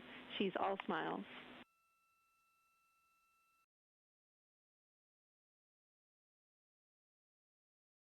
Well, you just got a bunch of cheers up here. Hey, babe. I love you from the moon.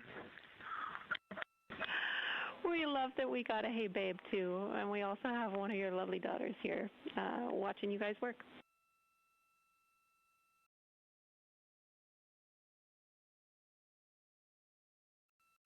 Thank you guys for doing that and for supporting them through this. And to all of you, Genesis, Maya, Joya, and Corinne, I love you. And Deanna, I love you. I'm glad you get to be there.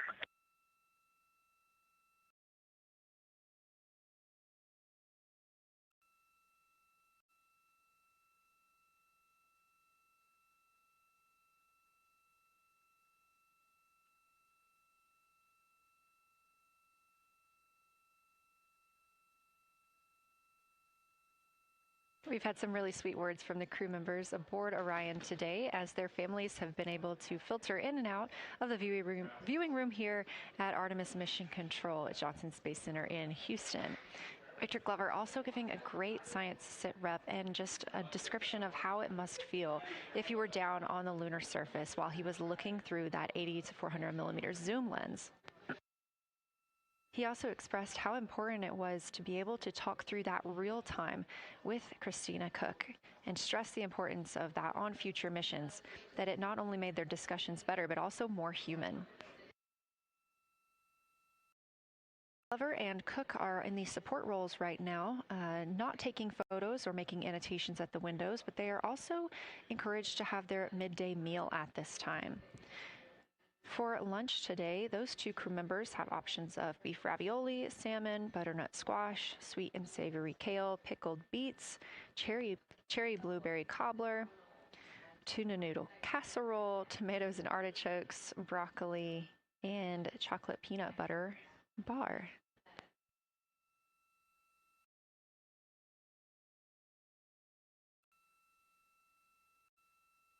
Once Glover and Cook return to the window portion of their flyby today, Reid Wiseman and Jeremy Hansen will get into their midday meal.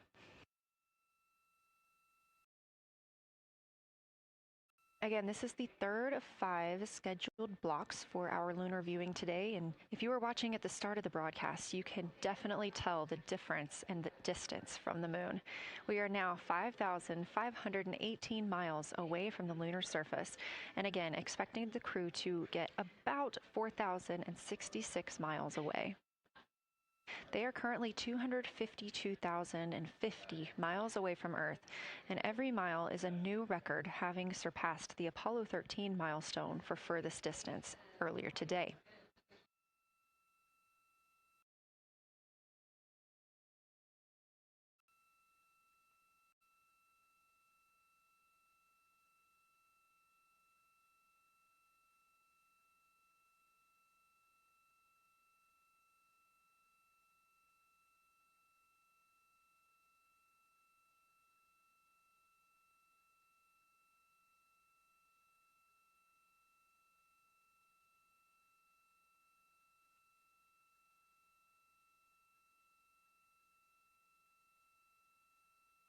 If you look down to the bottom right of the moon in that darker looking area, that is Orion Basin.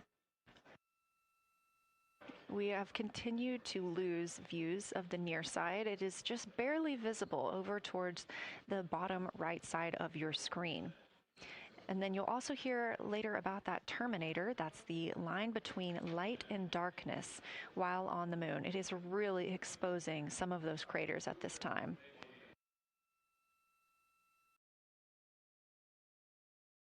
A couple of the other features in view right now are Hertzsprung Basin and Vavilov Crater.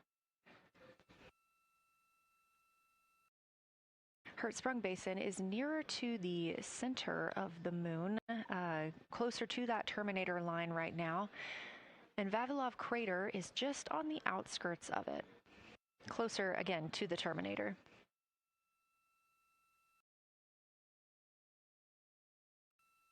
Towards the bottom of the moon and to the left of the terminator line, or currently shadowed in darkness, is Apollo Basin.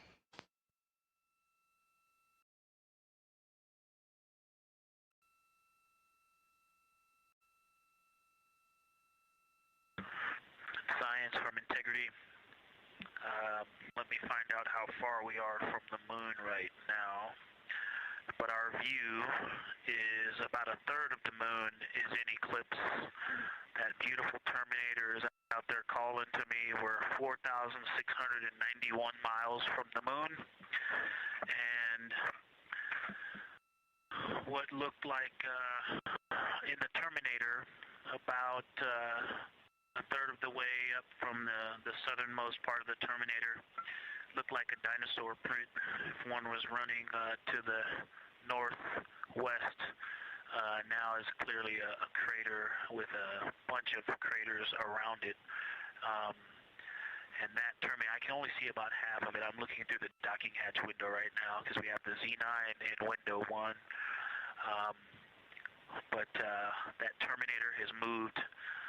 I guess I've been using Vavilov the whole time, so it's gone 2 more Vavilov craters to the west. And so a few more features are starting to peek out into the sunlight there with that low sun angle, and so you still have ridges and valleys showing up very clearly, a very jagged terminator, and a few islands of light out there with some high elevation shining in the sunlight in that darkness. And on the eastern side of the moon, let's see, Grimaldi appears to be one of the farthest east features, and that is maybe 5 degrees from being right on the limb and going off over the horizon. It is interesting, just looking at Oriental, that my first impression of it is all of the dark areas appear lighter, which I think makes sense because it is now facing, well, it's still relatively the same to the sun, but my angle to it is different. So I'm looking at it from a little more, even further to the side as we pass it.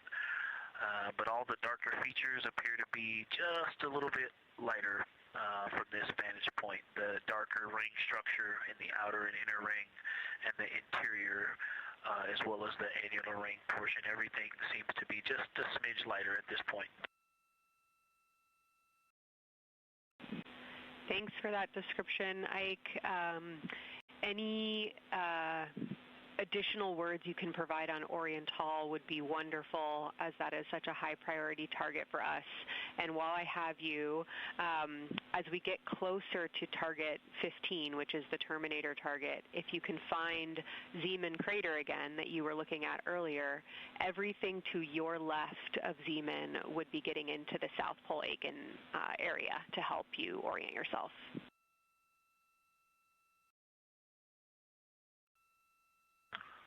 Zeeman is a great waypoint out there. I definitely see it.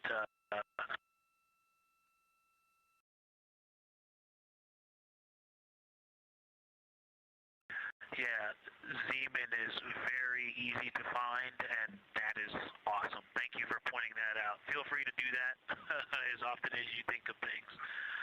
Let's see, looking back at Oriental. Okay, another thing, after looking through the zoom camera, man, you guys are smart. You probably did this on purpose, but after looking with my plain eyes and then going to the 400 millimeter zoom, now looking at it, I see the cliff face as if you were standing in the center. That inner and outer ring have definitely some real terrain to them, and now I can see that as terrain. Now that I look at it even with my naked eye, I can tell that there's a lot of elevation and that, like I said, a cliff face on that eastern edge where all the darker deposits are. And it's just the scale now. Looking at it from far away before, it seemed like flat with color painted on it, but now that I look at it, I can definitely see that there is, different depositional characteristics, and so the darker is some other material, but there's also some shadowing going on because of the cliff face that is a part of that crater wall. Great description, Victor. Thanks, and really interesting to hear now the distinction between shadow and color. Before I let you go back to other observations, you mentioned that Reid saw a browner hue to the annular ring than the rest of Oriental. Are you seeing that from your vantage point?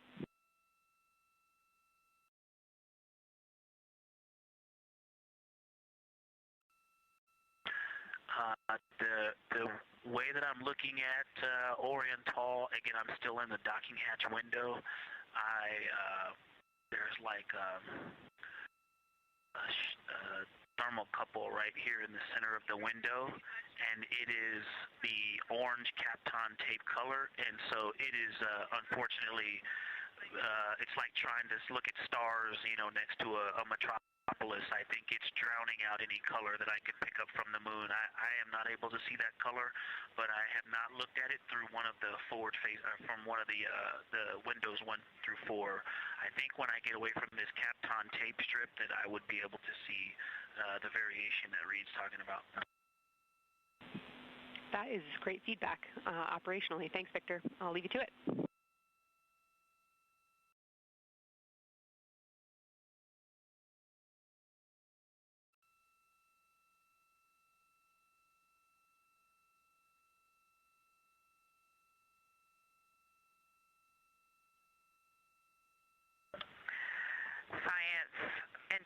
Integrity with a question from the window team. Integrity, this is Science here with you.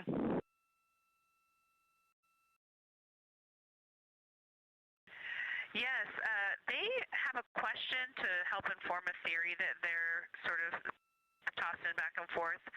What is older, the Mare seas of the near side or Oriental?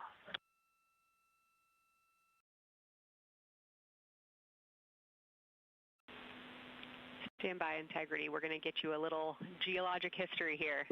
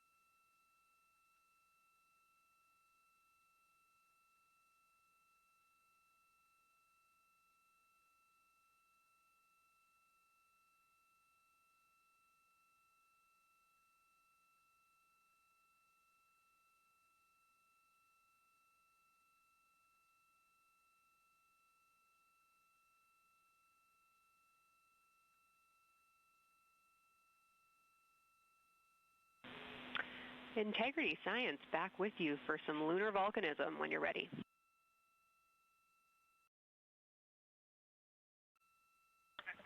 Go ahead.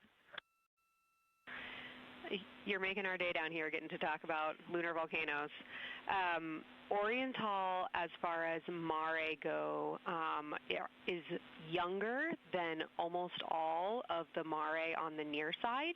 The exception are features like Aristarchus, which really pop out to you guys and really pop out to us here on Earth. That is younger, but other than that, Oriental is pretty young as far as Mare go.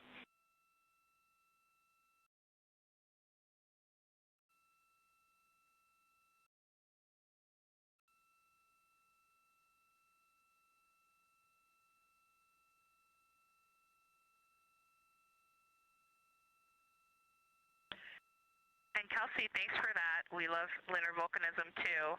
How about when the actual crater was formed?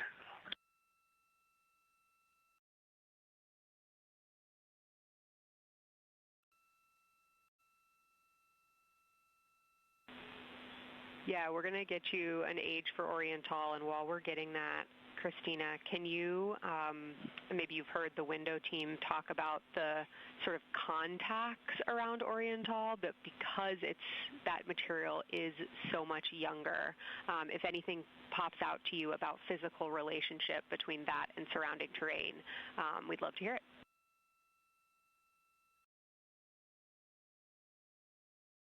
Yeah, definitely. They are discussing a contact relationship that could explain some of the color that they're seeing in certain areas. And so it was really about the ejecta of the creation of the basin and understanding the superposition of its ejecta and Mare on the near side or other features. So thank you. We'll take the insight when you have it.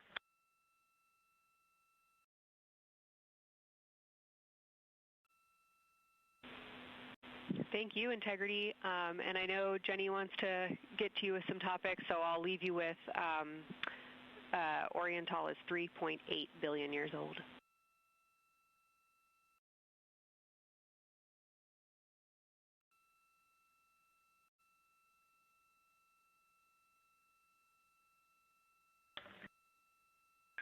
Copy that. So that's on the older side. The actual basin is very old. Correct, as is the case with a lot of mare. Typically the big basin formed and then the, volcanic eruption was able to punch through the crust where it was weakened by that basin formation.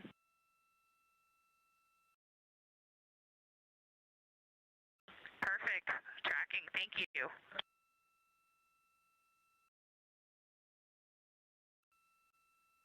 NASA astronaut Christina Koch calling down some questions to the science team on console. The voice you're hearing with those answers is Dr. Kelsey Young. She is joined by Trevor Graff on console today.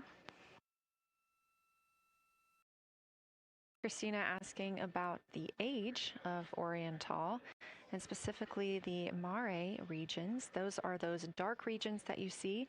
They are paved or filled by volcanic deposits.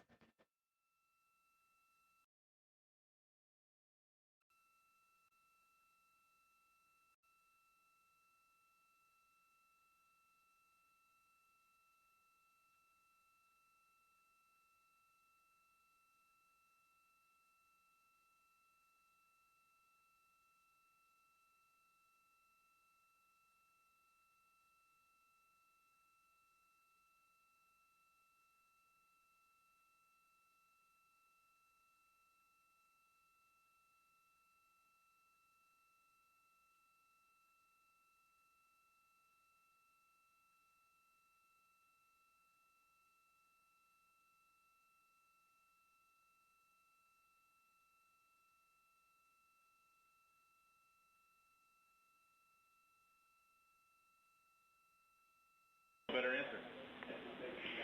Integrity, it's about time for a position swap at the window. So we will ask Reid and Jeremy to swap positions, and I'll remind you again about your SD cards. And Victor or Christina, I have one window task for the cabin team when you're ready.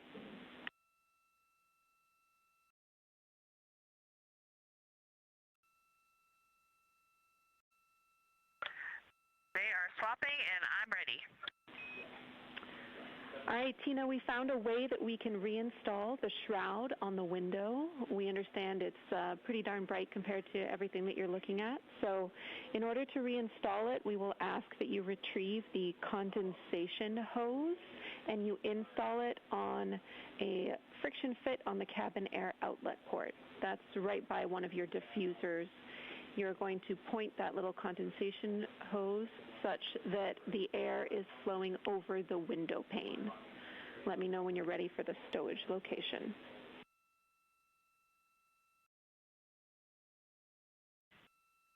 Ready.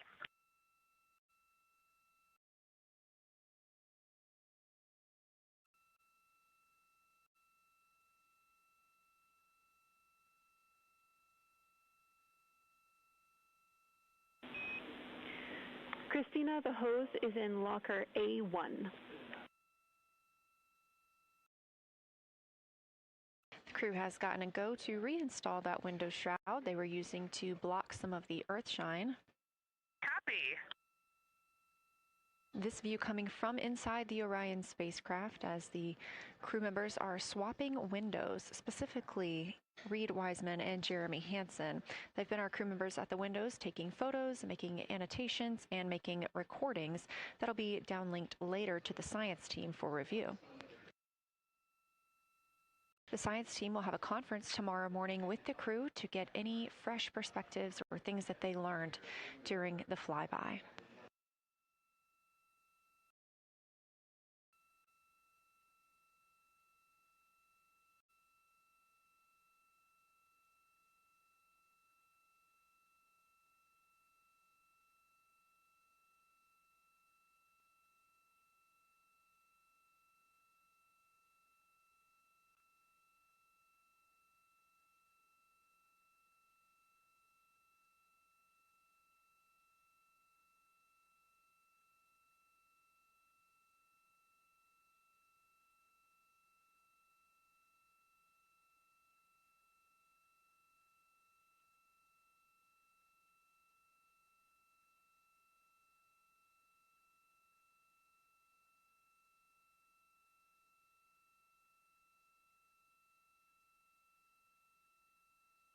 Again, we are now in the third of 5 observation blocks for the crew scheduled for today.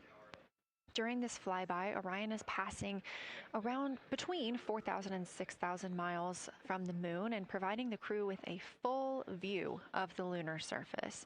It's a higher vantage point and much farther than Apollo's lunar orbits on average. So from this view, astronauts can observe both the North and South Pole and large-scale geologic features in one single view.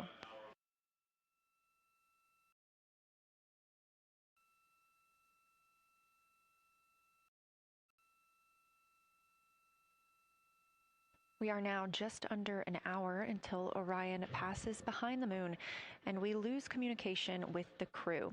They will be out of reach with any of our deep space network antennas. That loss of signal will last about 40 minutes, and we expect to regain communications with them once they fly behind the other side of the moon. While they are behind the moon, they will also reach their max Earth altitude as well as their closest approach to the lunar surface.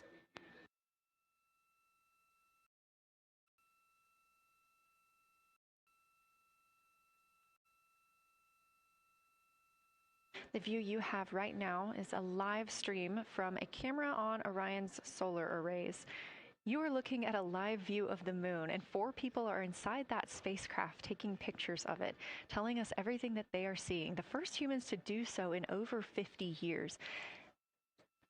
They'll be sending those pictures down for all of us to enjoy, and of course, especially the science team, who are very excited for what they are learning today.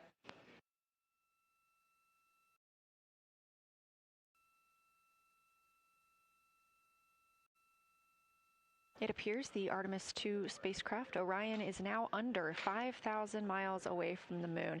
Again, we expect their closest distance to the moon be about 4,066 miles.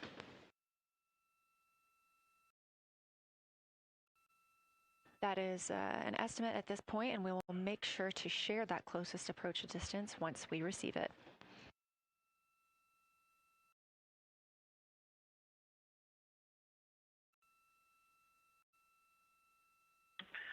Houston integrity question, did you just want us to cool the window with the condensation hose, or did you want us to put the shroud back on and cool the window at the same time?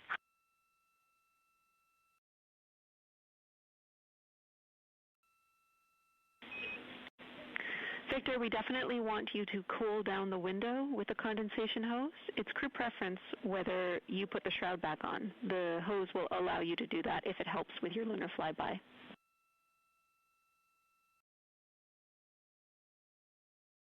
Okay, copy. We're going to do both at the same time. Thank you.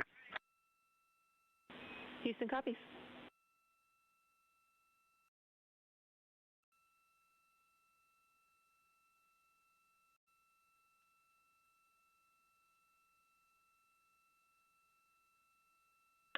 Houston, thank you for that suggestion. The cabin is darkened again, and that makes a big difference for the imagery. And for science, we are now seeing a half moon.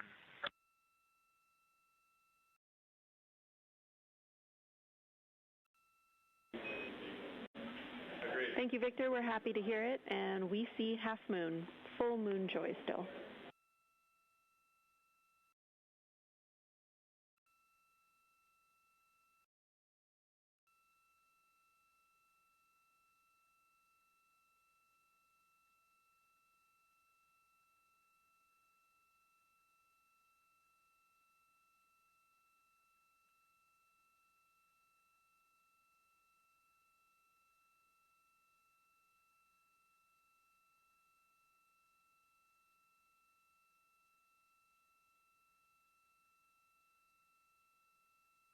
Crew reporting from Orion that they are seeing half the moon, which is about what it looks like here from this view from the spacecraft. However, what has become a little bit of a catchphrase for this mission, everyone is reporting full moon joy.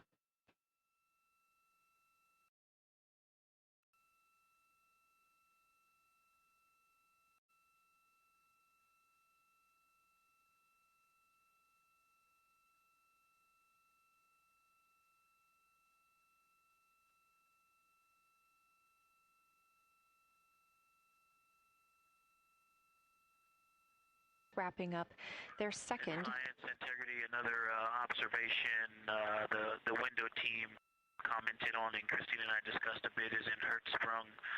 The solid and intact crater is very smooth. If it were a dirt road, it's very hard packed, and then you go outside of it, and that outer crater, that's the one that is older. It is a little rougher and more jagged, and starts to get into more loose-looking terrain. And the smooth interior also causes the craters that are inside of the larger crater, the smaller craters, to have really sharp edges, sharp, distinct edges. And just a general comment on that area, Hertzsprung, that whole area, the average albedo there is darker. That is, I would say, 3. And the average albedo around Oriental and between Oriental and Ohm, excluding the wedge, the darker wedge, is more on the 6-7. And that they also seem to be different texturally. Christina described it earlier around Hertzsprung, and then from Hertzsprung toward Oriental,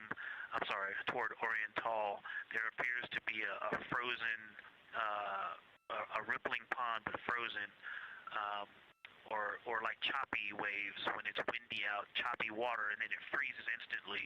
That's the texture. If you walk down there barefoot, it looks like it would be hard on your feet, like lava. After it's cooled, it would be pokey. Except for right there in the center of Hertzsprung, it looks paved, like a paved road, nice and smooth.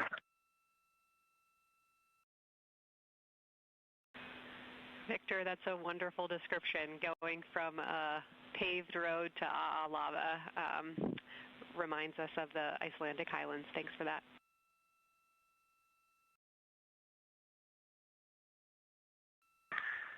And science, another in the interior of the very intact, the interior of the intact crater at Hertzsprung is albedo variation. I think I heard one of the window crew maybe say color variation, but definitely albedo variation. There's lighter patches and slightly darker patches. It's not swirling, it's just patchy. It just has spots that are lighter, and I would say a predominantly darker average area. Great descriptions, Victor. Thanks. Not swirly, just patchy is really helpful for us.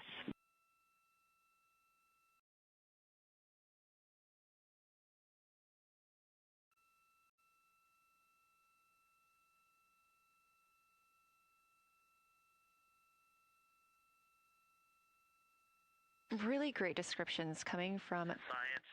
The window team is hitting all the targets. They are on the plan and starting the discussion of the Terminator. And boy, I'm loving the Terminator. I think I know it's not purely a moon feature, but what it does to the features of the moon, to the terrain, I've probably spent the most time describing into my recordings and thinking about and looking at the Terminator. There's just so much magic in the Terminator. The islands of light, the valleys, what look like black holes. You'd fall straight to the center of the moon if you stepped in some of those. It's just so visually captivating that the Terminator is the most striking thing that I've seen so far. We've been loving your evocative descriptions, Victor. You really are bringing us along with you, and we're following along with visualizations that pale in comparison to your descriptions. Thanks.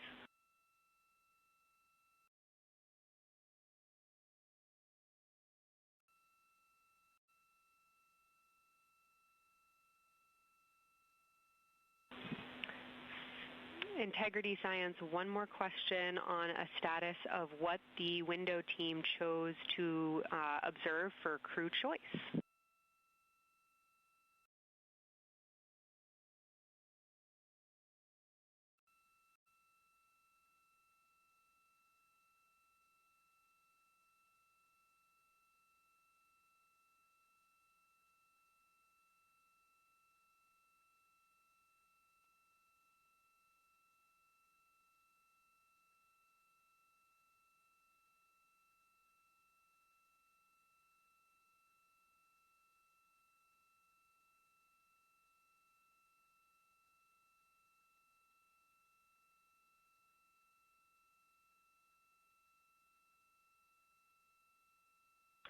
window 2 talked about Vavilov, looked for suspended dust, and the Terminator. And window 3 about the experience and about the three-dimensionality of the moon this close. Wonderful, and thank you, another observation about Oriental, I would say, is the features going off to the southwest, the two large, almost look like scratches in the surface. I don't know if they're rays or canyons or collapsed lava tubes, but two distinct features that are almost parallel going off southwest from Oriental Basin. They are the first things that made me notice parallax of our trajectory looking out at Oriental. That and in the inner walls of the east side of the crater rings, you really get a sense that we're flying over something with elevation and terrain, and they look different from this orientation. Love to hear it, Victor, and you had it that those chains are actually crater rays, secondary craters formed from the formation of Oriental.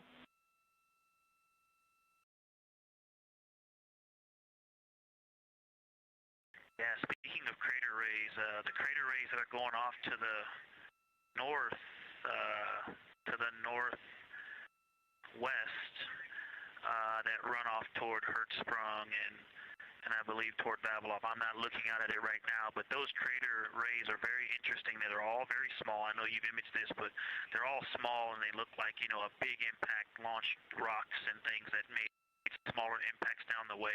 But something very interesting, and again, you can see this in imagery, but some of them are parallel, and then some of them converge toward the center of Oriental.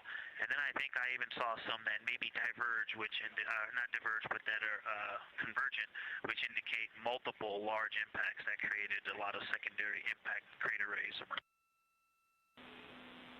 Fantastic, Victor, and I'll note that we can infer that you're looking down at your freshly named Integrity crater, which is near the end of one of those beautiful crater rays from Oriental.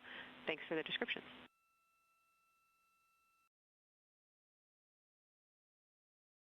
Yeah, you're welcome. And Integrity is easily identifiable with the naked eye from this point.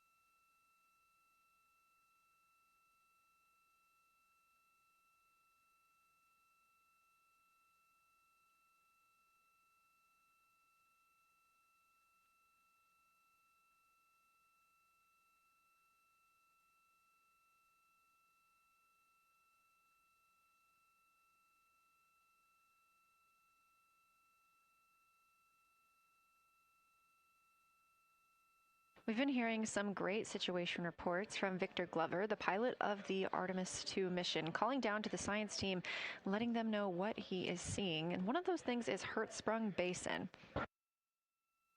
If you look just to the right of the Terminator, that is the difference between light and darkness on the moon. You can see what he's describing when he says Hertzsprung Basin and how it looks a little bit paved in the middle there. It's almost in the very center of the moon in this view, coming from the Orion spacecraft and a camera mounted on its solar array.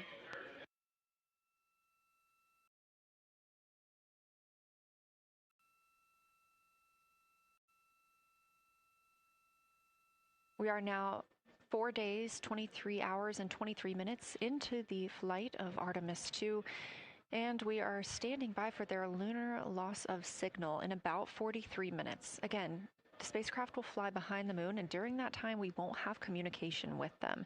They will be out of reach of our deep space network. However, we will regain communication with them approximately 40 minutes later when they come around the other side of the moon.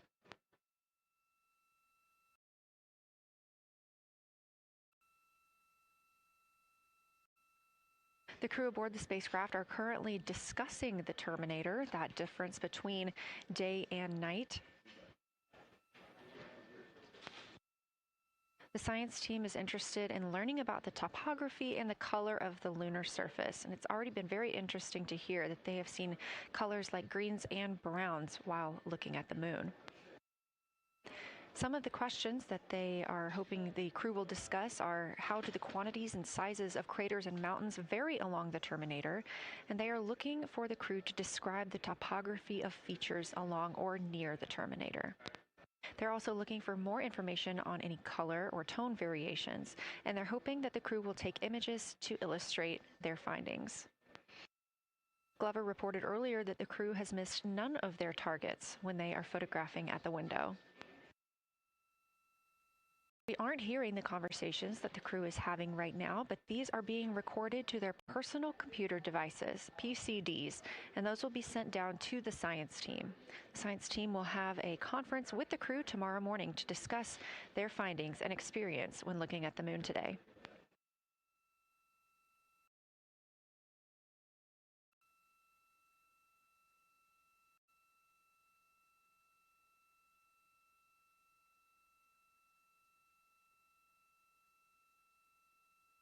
We have a few minutes left while the crew is discussing the terminator.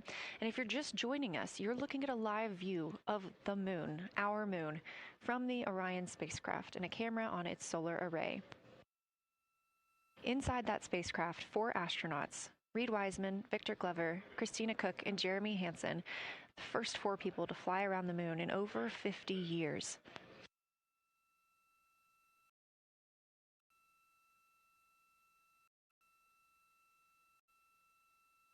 This is our Lunar Flyby day, and the crew has already surpassed one record today. The crew passed the Apollo 13 distance record at 12:57 p.m. Central, 1:57 p.m. Eastern. Canadian Space Agency astronaut Jeremy Hansen calling down that he hopes it's a record soon broken by other explorers.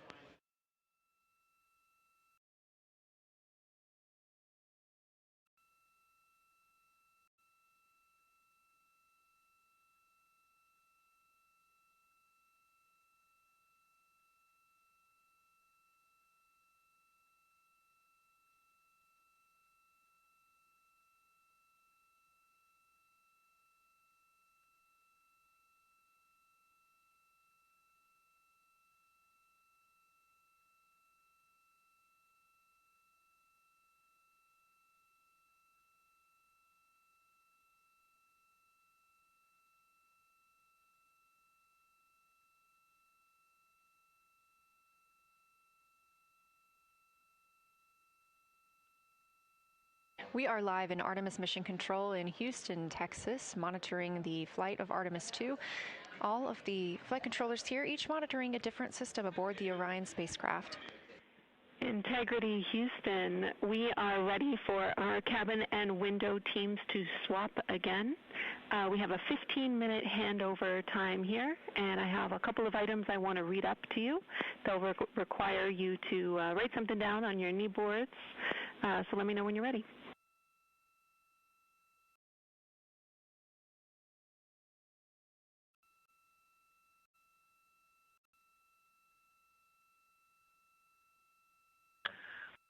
Okay, Houston, we are ready. Copy, Integrity.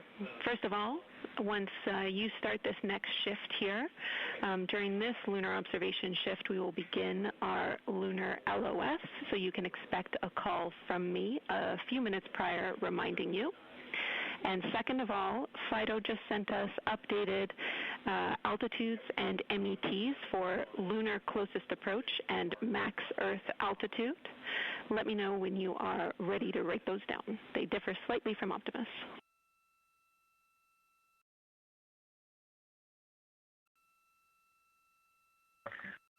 Thanks, Jenny. We are ready to copy. Lunar closest approach will be at MET 5 days, 0 hours, 25 minutes, 34 seconds, and the altitude will be 4,067 statute miles. Maximum Earth altitude will be at MET 5 days, 0 hours, 27 minutes, 39 seconds, with an altitude of 252,756 statute miles.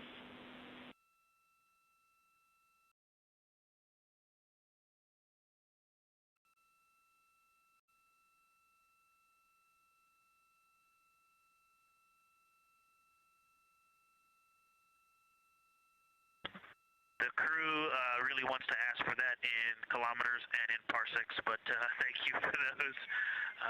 That is great. Thanks for that update.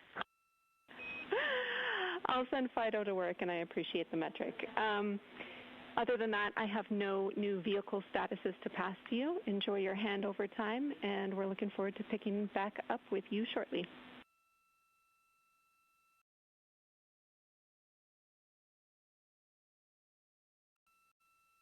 All right, we'll talk to you shortly.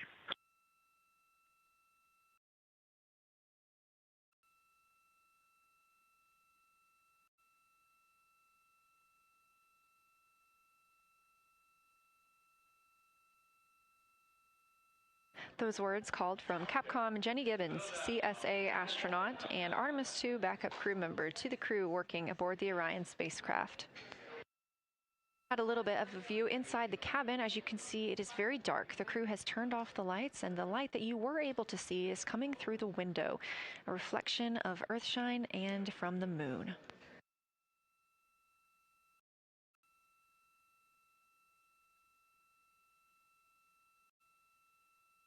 The crew is moving into their next observation block, meaning they are taking time to switch cabin and window teams.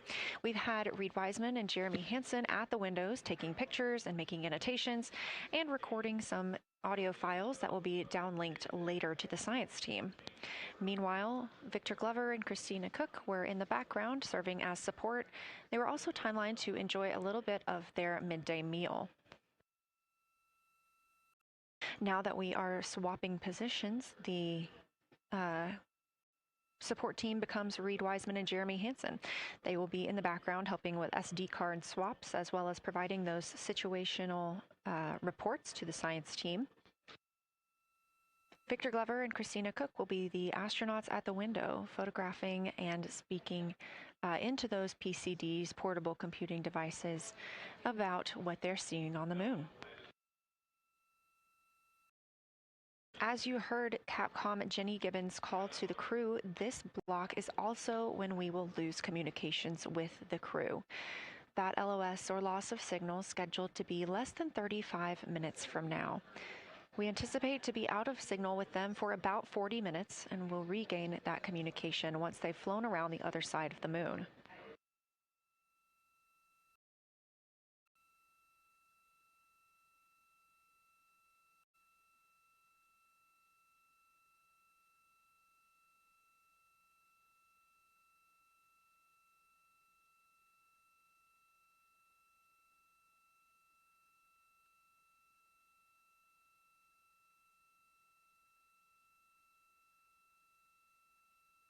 Now, even though the crew will be flying behind the moon, their observation period does not stop. They will still be taking pictures and making annotations of what they are seeing. They'll be looking for the limb of the moon, Earth set, and then Vavilov crater, which we have previously seen. They'll swap positions at the window before moving into a crew choice option. They will get to pick things that are interesting to them on the surface, take pictures, and explain why they find them that way. They'll also be looking for any impact flashes. These are short-lived flashes on the lunar surface caused by impact bombardment.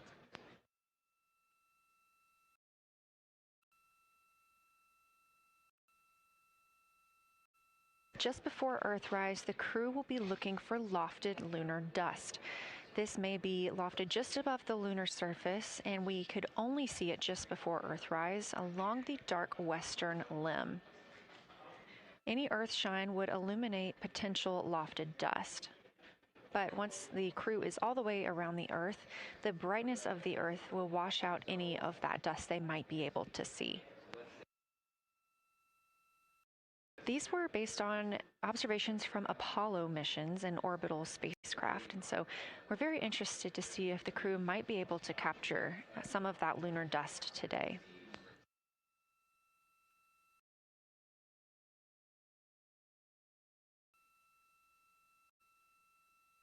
Following that lofted lunar dust target, the next will be Earthrise. We will regain communications with the crew shortly after Earthrise.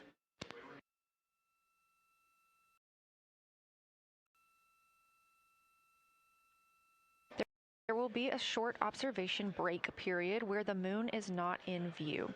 That's because we are also anticipating the crew seeing an eclipse today.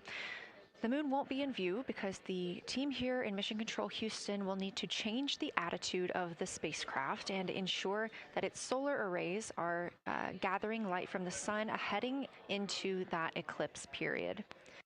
So we will have communication with the crew, we just won't be able to see the moon.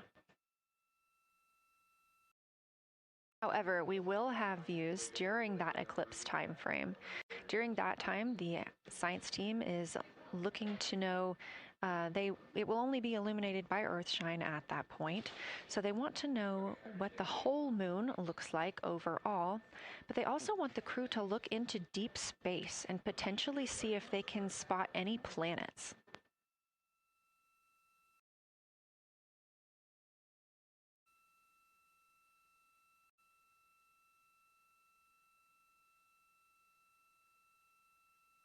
Once the eclipse is over, the lunar flyby period will have ended.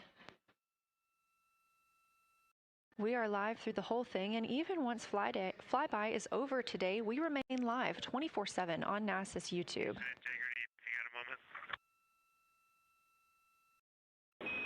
Go ahead.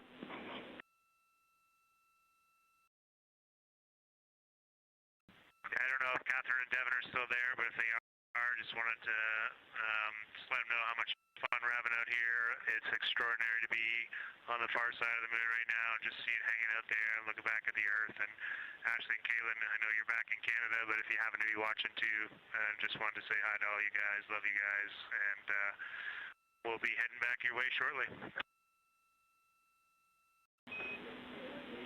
Thanks, Jeremy. I hear they are watching, and your family is still here. So thanks for passing that along.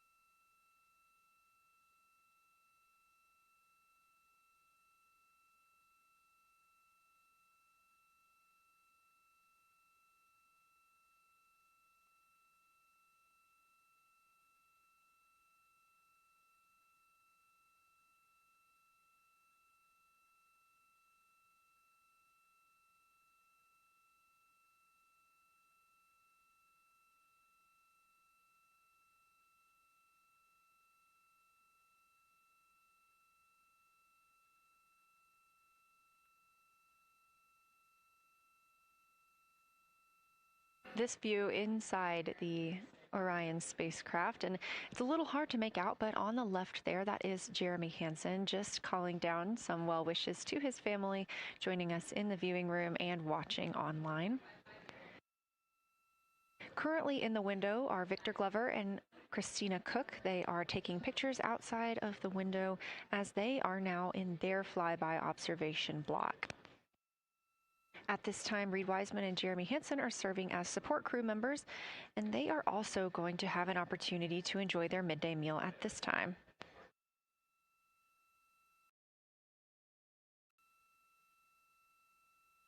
On the lunch menu today for Reid Wiseman and Jeremy Hansen, we have vegetarian chili, salmon croquettes, chicken with peanut sauce, sweet and savory kale, pickled beets, chocolate pudding, barbecued beef brisket, spaghetti and meat sauce, Italian vegetables, butternut squash, candy-coated chocolates, and maybe even a little bit of coffee.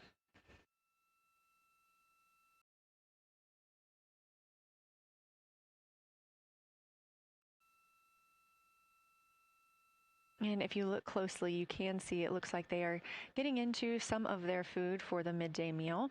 All of the food on the spacecraft is rehydratable. We don't have an option for fresh food as there's not a refrigerated section of the Orion spacecraft. So all of this food can either be rehydrated or eaten straight from the package, just depends on what the food actually is. And for food that needs to be rehydrated, there is information on each package of how much water needs to fill that bag and what temperature it needs to be.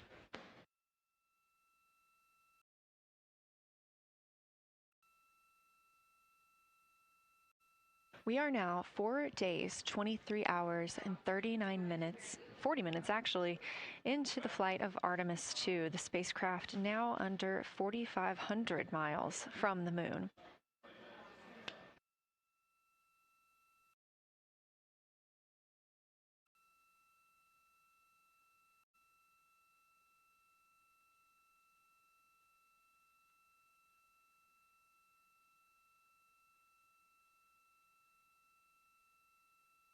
We are now also under 30 minutes away from loss of signal with the astronauts. We will regain that communication about 40 minutes later. They will still be photographing the moon and documenting what they're seeing while they're behind the moon. We especially look forward to potential Earthset and Earthrise views.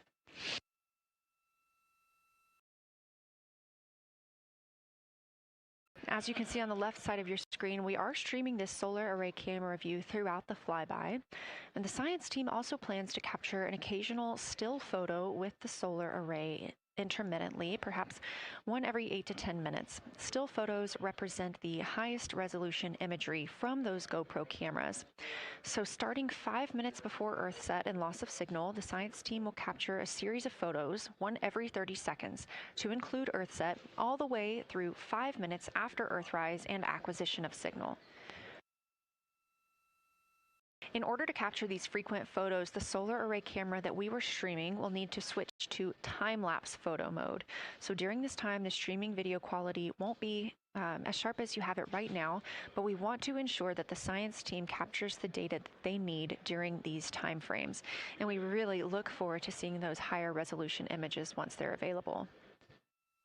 But with the view you are seeing right now, we are sharing bandwidth on the Orion spacecraft with every system that is keeping the spacecraft powered and the crew alive, especially the environmental control and life support system. As this is the first flight with crew, this is also the first flight of a life support system, keeping the crew healthy and safe on the way to the moon and the way home.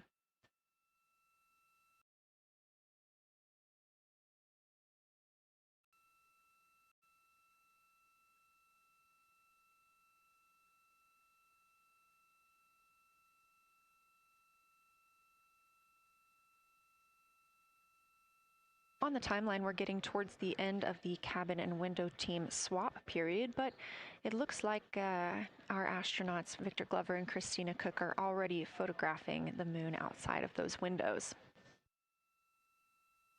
The next target is Ohm Crater, and this is something that they have photographed previously during the flyby. This is a small, complex crater with a prominent ray system, and as referenced earlier, it's the size of the Eye of the Sahara.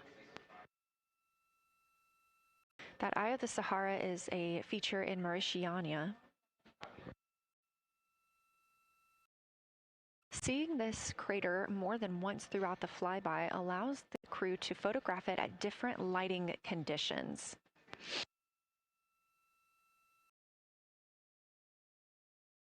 Those different lighting conditions help expose different portions of the target and can help the science team learn a little bit more about how it formed and what it is today.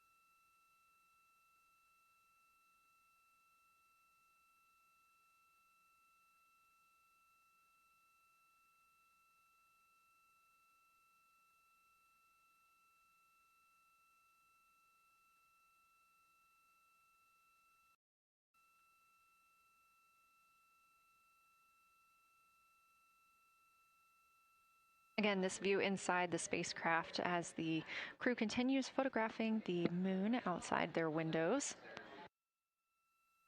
They have turned the lights off to allow them to better get photos of the moon, preventing any reflections from coming in from the spacecraft.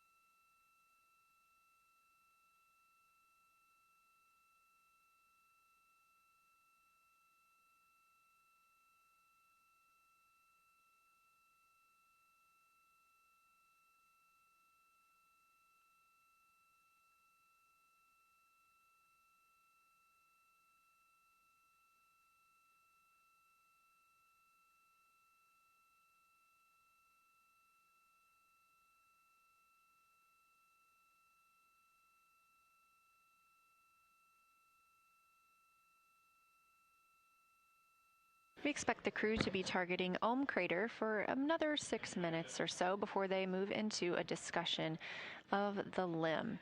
Now, the science team has asked for a science sit rep or situation report during that time, so we hope to hear calls from the crew on what they are observing.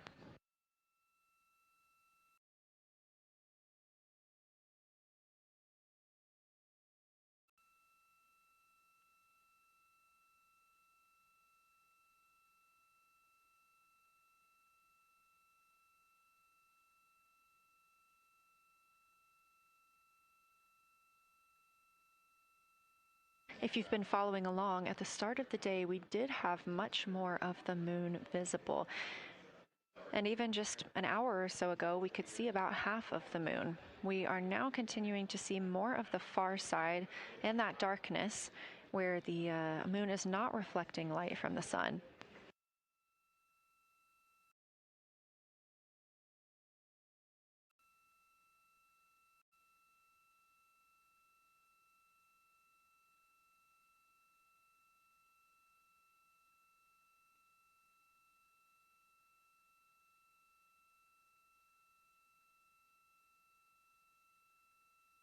Earlier, we were also able to see some of those darker portions, that old lava flow that we often see on the near side of the moon and that we can all see from Earth.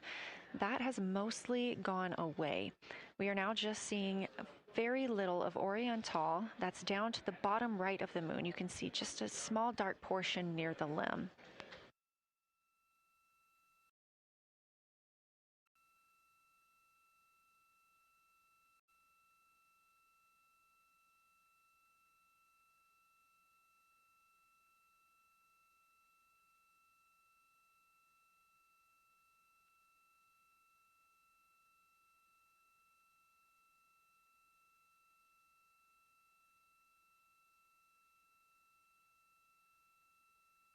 We are now about 18 minutes away from loss of signal with the Orion crew. Again, we use the Deep Space Network to communicate with the crew members when they are this far from Earth.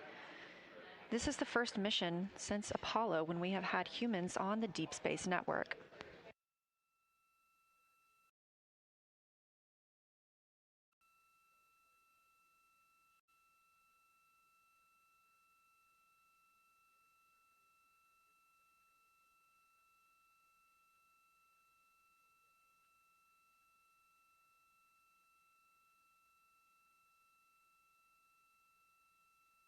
As you recently heard Capcom Jenny Gibbons call to the crew, we expect their closest approach to the moon to be at MET, or mission elapsed time, of 5 days, 25 minutes, and 34 seconds. At that time, their altitude would be 4,067 statute miles above the Earth's surface.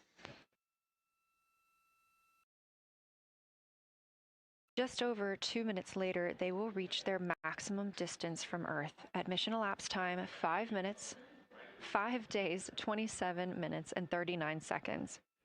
The altitude at that time would be 252,756 statute miles. These are our latest numbers, and we'll make sure to verify and confirm those once those milestones have been achieved. Obviously, we will be without communication to the spacecraft at that time, so once we regain communication, we will make sure to find out those numbers and report those to you.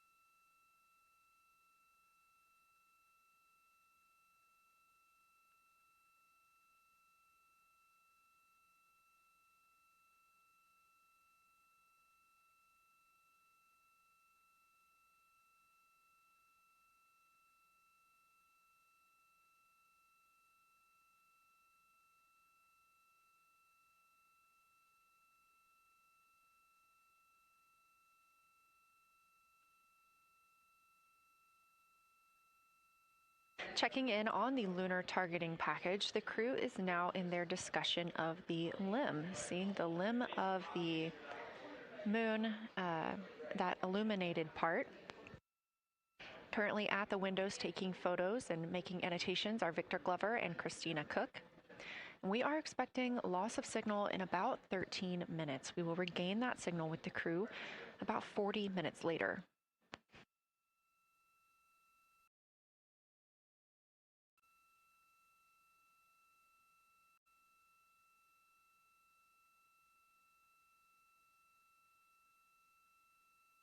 A milestone worth mentioning that this day marks the first time in more than 50 years that humans will observe the moon directly, a critical opportunity to practice how lunar science will be conducted during future Artemis missions.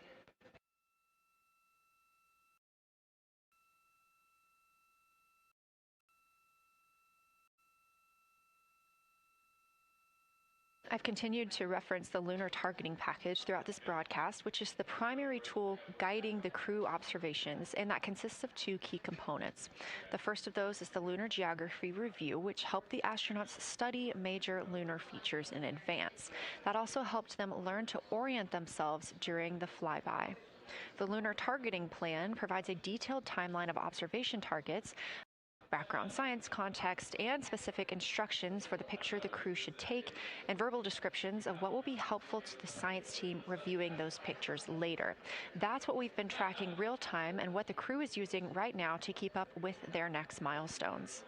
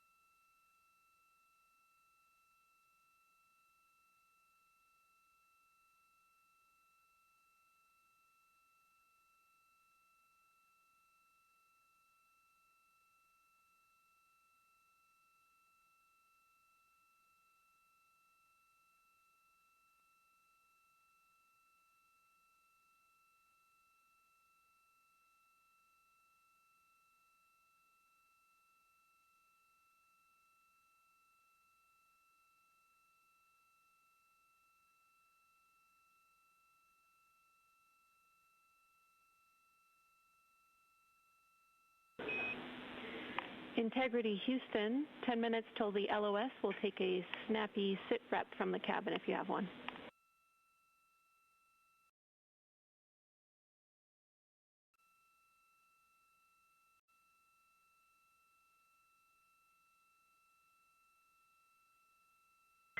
Okay, Jenny, that came, we missed most of that, but just a 10-minute warning, is that what you're saying?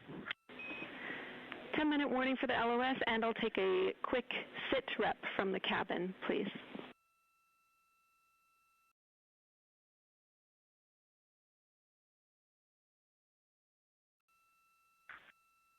All right, cabin is still full of excitement. We've got Christina in window 2, Ike in Victor in window 3. Reid's actually been trying to get some images out of the docking tunnel. We can see the Earth and the Moon and part of the Moon out of the docking tunnel, which is pretty good. And I'm just grabbing some footage right now with our interior cameras.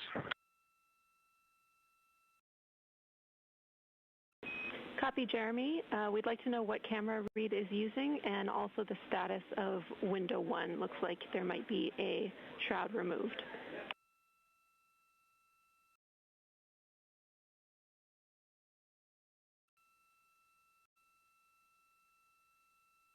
Okay. Reid was using the Z9, and the T-shirt shroud is still on window 1, but we took the camera out of it. So maybe that's what you're noticing. But when I looked in there, I saw a lot of sunlight reflecting around. Copy. That makes a lot of sense to us, Jeremy. I want to remind you, coming up on this LOS, it will take sit reps in the blind. And as more and more of the Moon is in darkness, we will take any report you have on impact flashes.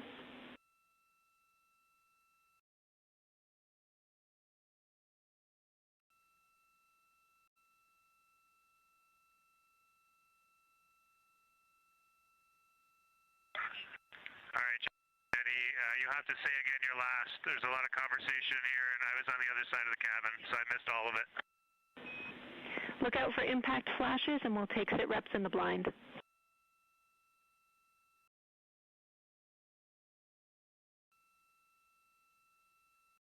Okay, impact flashes, sit reps in the blind. We got it. And yeah, just so you understand what's going on with window 1, there is light coming through the outer hull from window 2 into the inside of window 1, if that makes sense. Like, I can see the inside of the vehicle when I look between the 2 panes of glass. Copy.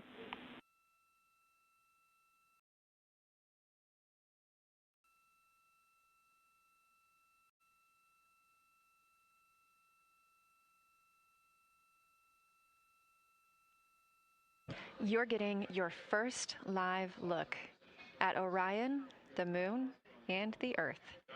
Everyone in this picture.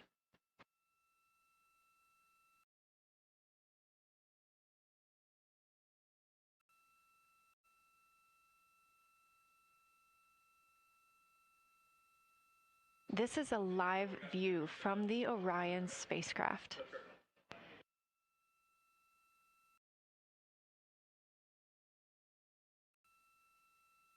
Currently aboard Orion, 4 crew members: Reid Wiseman, Victor Glover, Christina Koch, and Jeremy Hansen. And on the Earth, all of us, all of humanity. You can see the moon is starting to get a little bit dimmer as the astronauts are going to pass behind it. Now 6 minutes and 26 seconds away from that loss of signal. Again, we will be out of communication with them for about 40 minutes until they come around the other side of the moon and we can re-establish contact.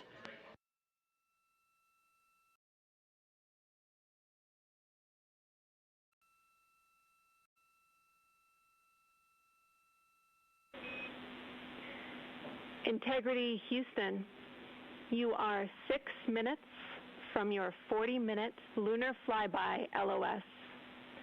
From all of us, it's a privilege to witness you carrying the fire past our farthest reach. Thank you. Godspeed.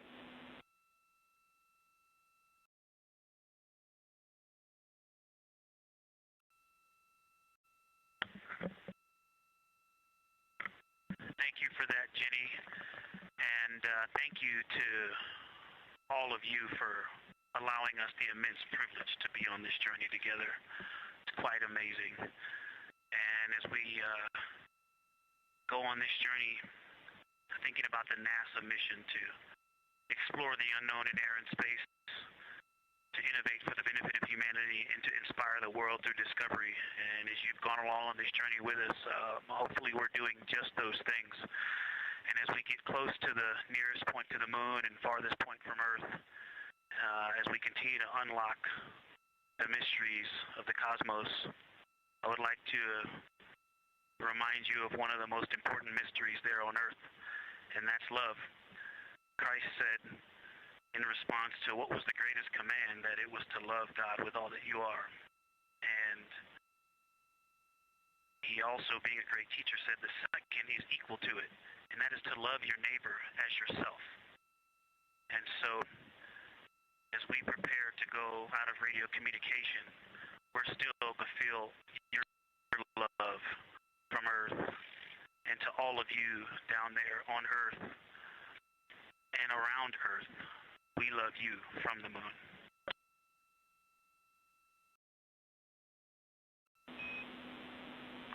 Houston copies. We'll see you on the other side.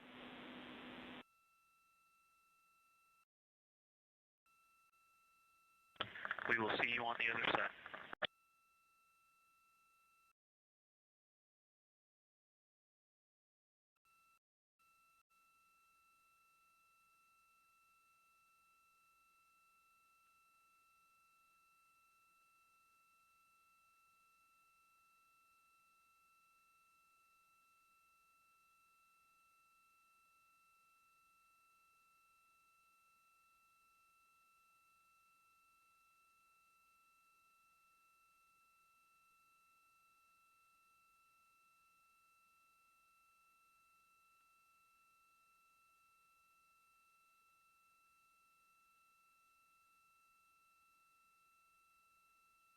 Poignant words from NASA astronaut Victor Glover, and a little bit of a love letter from the other side of the moon all the way to Earth. Glover touching on the teachings of Jesus, including to love your neighbor as yourself. We are now less than 3 minutes away from loss of signal with the Orion astronauts.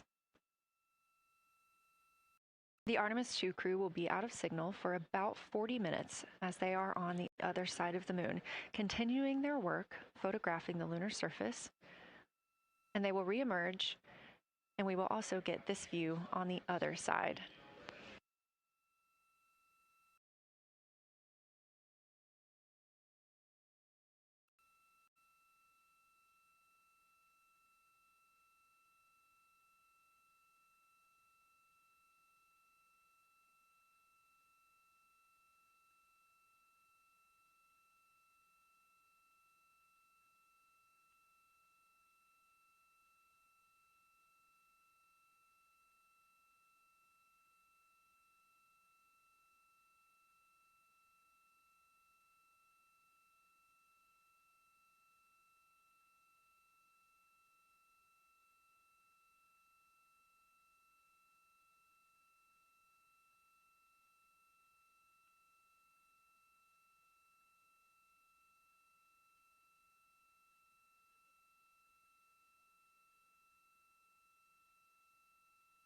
Just about a minute and a half now until we lose communication with the astronauts aboard Orion on the Artemis II mission. Now 5 days and 6 minutes since their launch on April 1st. Again, we'll be out of communication for about 40 minutes. And this really beautiful view of a crescent moon and a crescent Earth. How great thou art.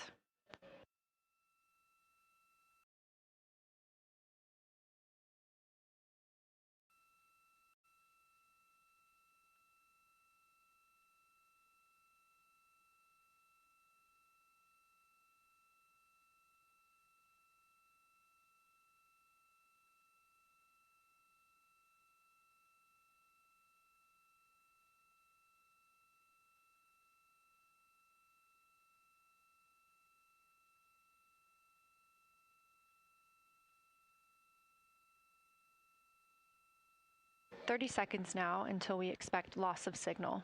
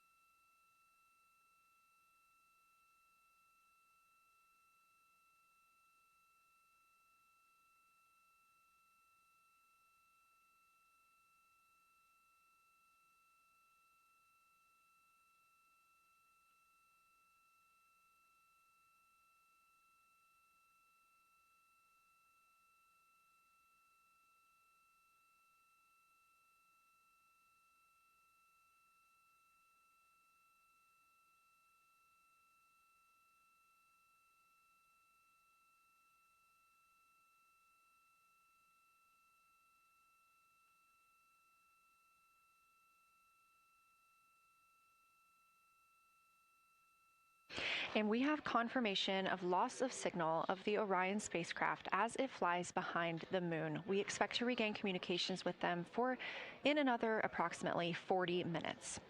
This was expected as their spacecraft is now out of direct line of sight with Earth and behind the moon. And this is a poignant moment as it's the first time in over 50 years that we have humans completely unreachable by anyone else on Earth. No matter how distant or secluded, we could reach anyone living on Earth, but while the crew flies behind the moon, it's simply impossible to make contact with them. This is a live view inside the Science Evaluation Room here at Johnson Space Center and just down the hall from Mission Control. This team has been monitoring the flyby all day as the team has continued capturing targets on the lunar surface.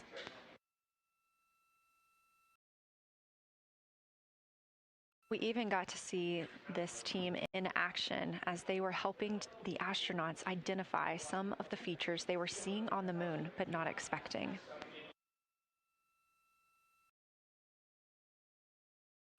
There will be a couple of milestones during this loss of signal.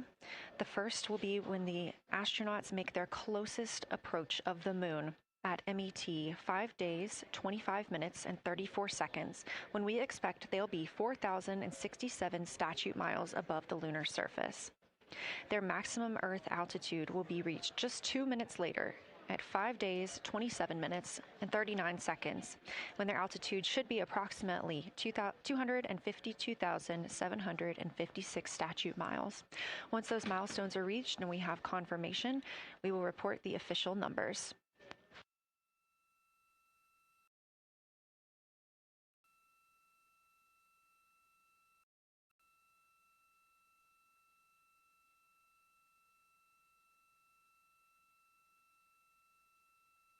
Throughout the Artemis II mission, astronaut voice, images, video, and vital mission data must traverse thousands of miles, carried on signals from NASA's powerful communications systems, the Near Space Network and the Deep Space Network. Let's learn a little bit more.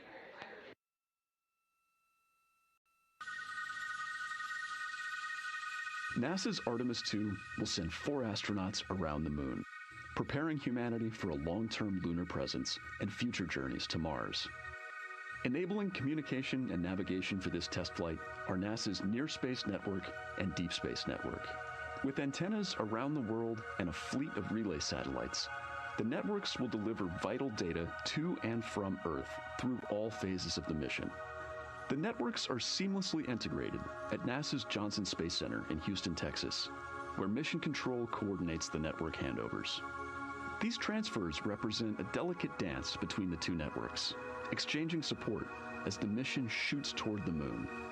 On the launch pad and during their early orbit phases, NASA's Orion spacecraft and Space Launch System rocket will rely on communications and tracking services from the Near Space Network. After its translunar injection burn, the Deep Space Network's global array of antennas will serve as Orion's primary communication support during lunar orbit. As the mission journeys farther into space and away from Earth, signal strength weakens and bandwidth is conserved for crew communications. The astronauts will have a near constant connection to Earth, ensuring their safety on a journey farther into space than ever before. We say near constant because as Orion goes behind the moon, a planned loss in communications will occur. The Deep Space Network will be standing by to reacquire the signal as Orion reappears. The Artemis II mission also provides an opportunity to test new capabilities. Using laser links, NASA will periodically transmit Orion data to showcase the benefits laser communications could have for future human spaceflight missions. The data from Orion, sent by radio signals or laser links, is massive. The mission is gathering images, data, and video, while also generating details about mission health and crew voice files. All of that data gets processed here on Earth, where systems compress it for efficiency. In the future, we'll upgrade these systems on Earth so that image and video clarity improve with each moon mission. With the Artemis II test flight, we're evaluating the communications infrastructure that will help carry us into the future as we explore the moon and journey forward to Mars.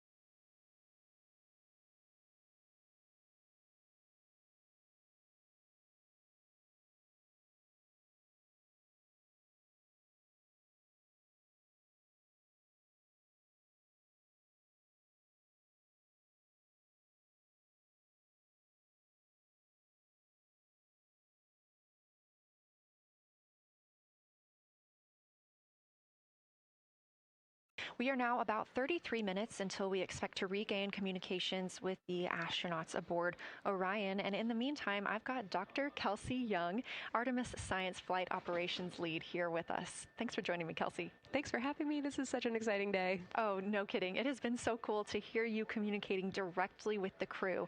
And I know that you have been preparing for this for years, so I am so excited for you and for your team. So just to get into that background a little bit, tell me about your background and what you've been doing on console. My background is as a field geologist.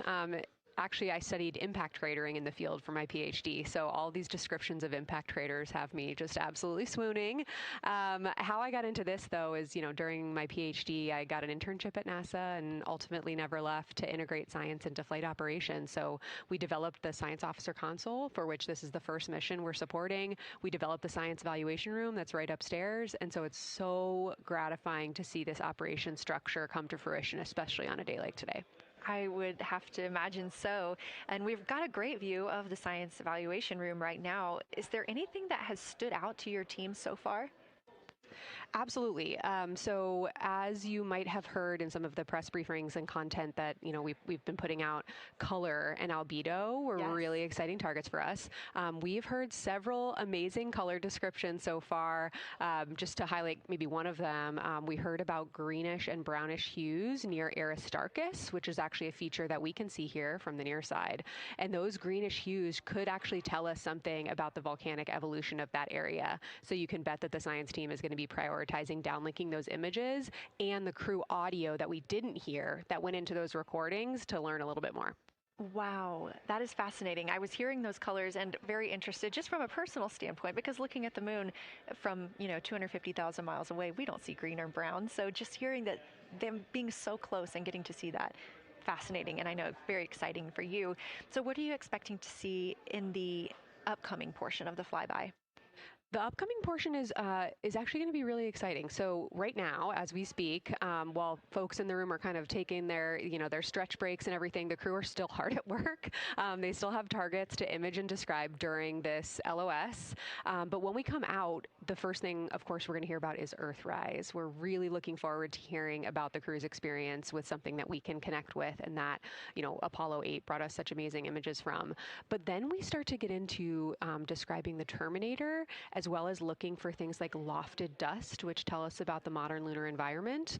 Then the vehicle's going to orient away from the moon for an hour and then pivot back for the eclipse observations, which is a whole different set of science observations that we're really looking forward to. It's kind of nice that the crew will get a little break in there, because they have been hitting it hard today with photos and videos and annotations. What are you hoping that the crew sees coming up? Is it that lunar dust? Oh my goodness, that's a hard question to answer. I mean, we've already gotten such great descriptions. I mean, the Terminator seems to just be like one of their favorite things to look at and describe. So I feel like, that was something we were looking forward to. I feel like we've really gotten some great descriptions. So absolutely, I'm looking to the human moment of Earthrise. Lofted dust is an exciting one, and lofted dust will be a target for them in the right around the time of Earthrise, but again in the eclipse period. So I'm really looking forward to seeing. I mean, they've already highlighted just in the course of their flyby so far how the moon has changed, and this is going to be even more dramatic change to go from their end of this kind of lunar illuminated piece of the flyby into the eclipse time frame. And I can tell you they're going to be experiencing a very different moon during that time, and I can't wait to hear what their observations are. Yeah, that's absolutely fascinating, and what a privilege that we get to do that on this mission, because that's not always the case. If we had launched on a different day other than April 1st or 2nd, we wouldn't have gotten to see that eclipse. Is that right? That's correct. April 1st and 2nd. I will say, I was asked a lot in the weeks leading up to the launch, well, what's your favorite day? And my answer truly was, there is no bad day to launch to the moon. We were going to get great science out of it no matter what, but it's a really neat opportunity to, bring the sun into the picture, bring different planetary bodies into the picture while still literally keeping the moon in center stage. Fascinating. So what differences are we looking for at each site? We're hearing a lot of different terms. We're looking at craters. We're looking at mare. What are the differences that you're hoping to see? We do have, as you highlight, kind of different prompts for each target. That's what they're looking at in their lunar targeting plan, which I know you've been showing. And we have even different prompts for the person with the, the really long lens on the camera versus the people with the unaided eye. And you've heard the crew talk about, oh my goodness, when I go from one to the other, I can really detect different nuances. And that's something that we experienced in simulations, but hearing them actually, see it for real has been really gratifying. But we're looking for different things based on the target. Sometimes we're looking for color. Sometimes we're looking for texture. For the Terminator, we're looking at kind of what texture and morphologies pop out to you and what kind of diversity you see along the Terminator. You've heard, Victor especially make some comments about future impacts for exploration. So already I think that their descriptions in this first part of the flyby have told us something scientifically, but also about future surface missions. Well, it was so interesting to hear Victor talking about he was imagining in his mind's eye being down on the surface and walking around. That was very cool to hear.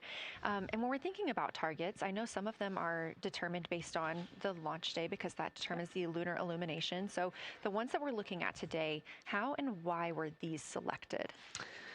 Such a wonderful question. This really gets at at the heart of some of our really highest priority science questions. Illumination conditions is a big one, right? So of course we need the targets that we're interested on the lunar feature to be illuminated by the sun in order to view them, but the timing in which they see them during the flyby enables us to ask different questions. So you heard in the pre-flyby crew conference talking about, well, the same pair, Reid and Jeremy, will get to actually look at Geological crater twice, and that looking at it from different illumination angles allows us to understand that feature better and connect color and albedo with topography and morphology. Then you have other craters where you want to look at it with the sun shining on it obliquely versus straight on, and that tells you something different about the scientific objective that drove the target being on the targeting plan in the first place. We've talked a little bit with the viewers today about what the crew is able to capture in this short time frame of those craters in different lighting conditions. Could take years for something robotic to be able to do based on attitude maneuvers and where the sun is at. So can you just talk a little bit about the importance of having both the robotic operation and having the crew? Absolutely. We definitely don't want to minimize the impact of orbiting spacecraft. Lunar Reconnaissance Orbiter is the one that's often referenced. Data from LRO and its payloads have really been instrumental in getting us, frankly, to this point for Artemis II and future missions. But the human experience, the crew observations that we've already been hearing about, it is such a perfect complement to the orbiting spacecraft data because they are able to have this unique perspective. They are far enough away where they can make these contextual observations. You've already heard it. How many times have we heard the crew and their science sit reps say, if I track this feature from all the way up here in the northern hemisphere down to the southern hemisphere, here are comparisons I can make. That right there is not something we had the ability to do with the Apollo missions, and it allows just literally in the blink of an eye to synthesize observations that it would take, a really significant effort to coordinate with different orbiting platforms, and they're making it like that. Wow. It has been very, very exciting to hear all of their calls so far. And so I've heard they were able to capture every single target so far too. Is that correct? I think that's correct. And I think it's important also to remember that, and I know the science team is anxiously awaiting this, we've been hearing from the crew members who are not at the forward windows, right? Those crew who are, really in the thick of the observations, they are recording minutes-long observations per target on their crew tablets. We will be getting those down starting here in a couple hours, and that's going to contain really meaty science information that we haven't heard live yet, and that's going to form the basis of my conversation with them tomorrow morning, where we're going to have a really deep dive into the science and absolutely nerd out about what they were able to do today. One of the most gratifying things for me today is hearing multiple crew members say, thank you for putting a really deep dive into the science and absolutely nerd out about what they were able to do today. One of the most gratifying things for me today is hearing multiple crew members say, thank you for putting the discussion times in the targeting plan, because when we have had the ability to put multiple brains on a problem, we have elevated each other. And I'm looking forward to them, sleeping on it overnight and then us actually being able to really, truly have an elevated science discourse tomorrow. Well, we're looking forward to it too, and I cannot wait to hear everything that you guys get to learn overnight from some of those audio recordings and just everything that they'll be able to share tomorrow. So, Kelsey, I know you are very busy. You've done a great job today, and thank you so much for joining us for this interview. Thanks for having me. It's such an exciting day. We are now expecting acquisition of signal in about 24 minutes. As a reminder, the Orion spacecraft has flown around the other side of the moon, where they are out of contact with our deep space network.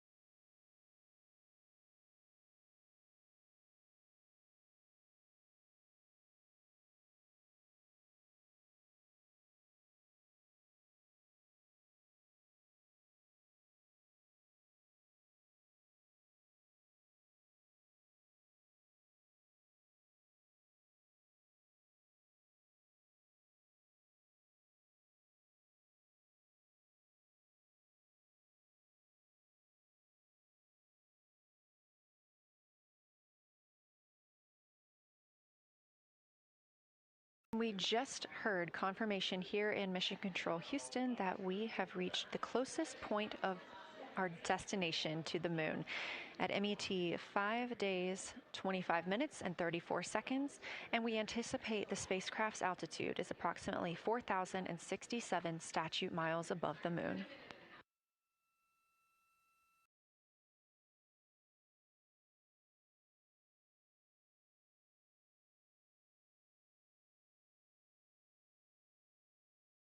We're continuing to track what the crew is doing while around the other side of the moon. They are continuing to take pictures of the of the moon, the Earth now out of sight. What they're in right now is a crew choice event. The science team has encouraged them to find interesting features on the surface, to take photos of those, and describe why they were interesting. Something else that they'll be looking toward next, just momentarily, will be impact flashes. They've got a few minutes allotted to look at the darkest portions of the moon. They're interested in short-lived flashes on the lunar surface because these would be caused by impact bombardment. After their impact flash targeting, the team is interested in if the crew can see lofted lunar dust. This would only be visible just before Earthrise. Now 20 minutes until we expect to regain communications with integrity and the astronauts for Artemis II.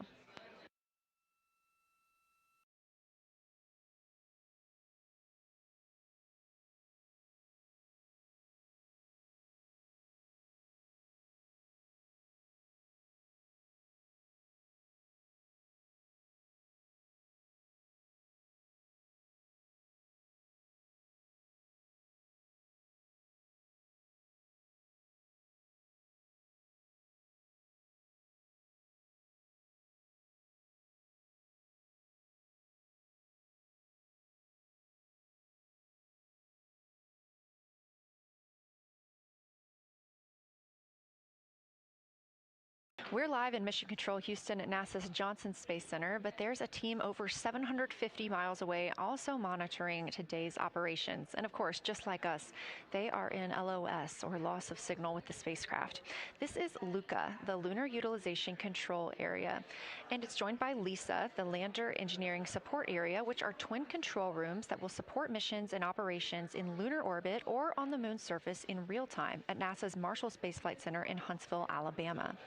The LUCA and LISA are right next to each other and just a short walk away from the SLS Engineering Support Center, which is used during launch, and the POIC, where science on the International Space Station is monitored. LUCA primarily supports Artemis science operations, while LISA will provide engineering support for landing astronauts on the moon. During this mission, Artemis II, teams in the LUCA will use the facility to support first-of-its-kind science operations to better understand the deep space effects of microgravity and radiation on the crew's physiology, immune systems, and ability to complete various tasks.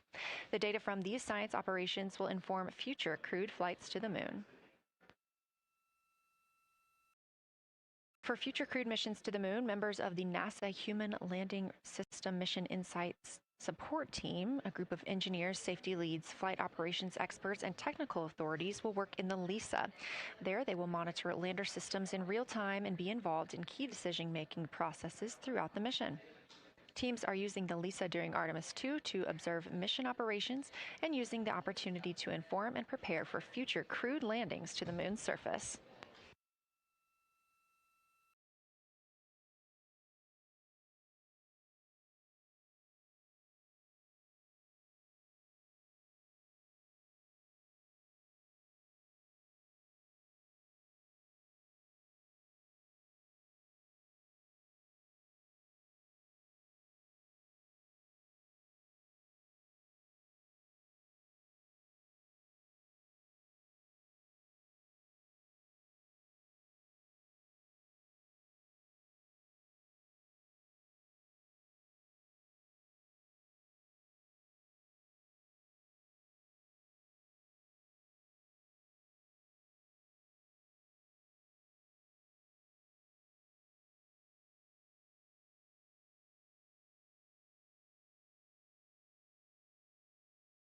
We now expect to regain communications with the astronauts aboard Orion in about 17 minutes.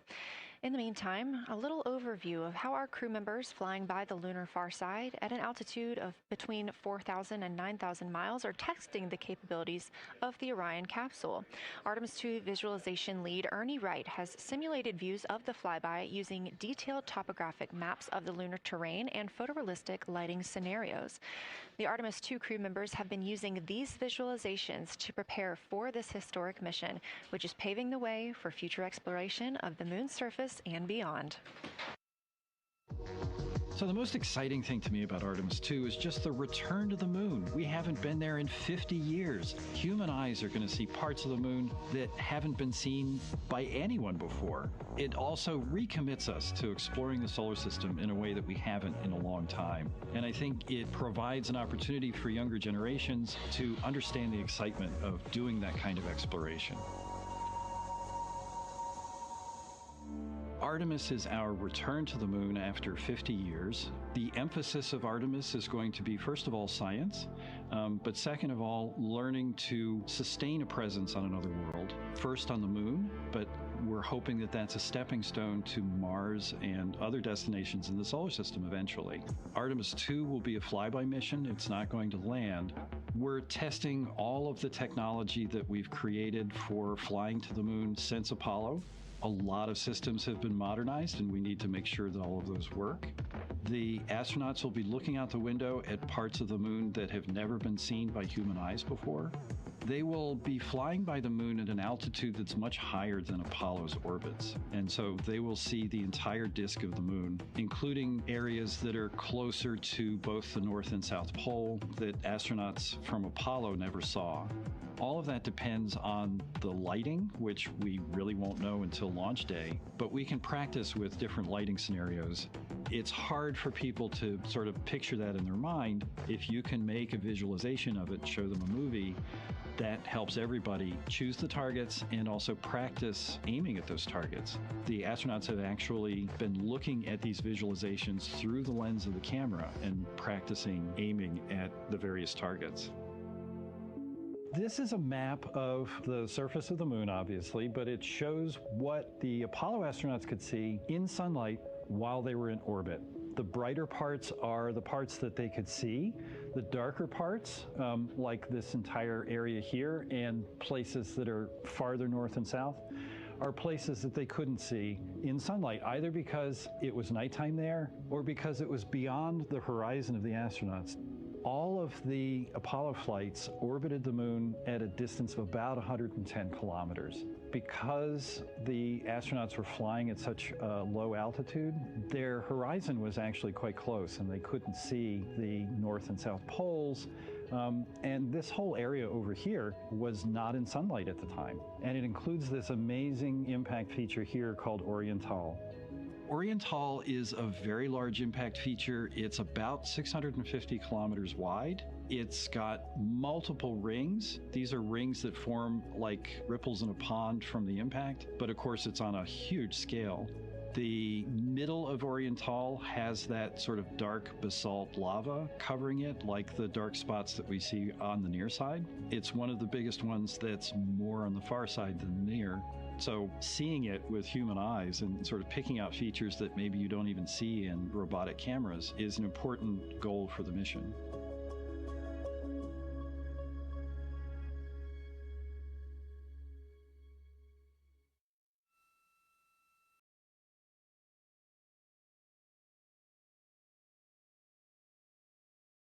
This live view in the Science Evaluation Room, or the SIR, here at Johnson Space Center in Houston, Texas, just down the hall from where we're at in the Artemis Mission Control Room.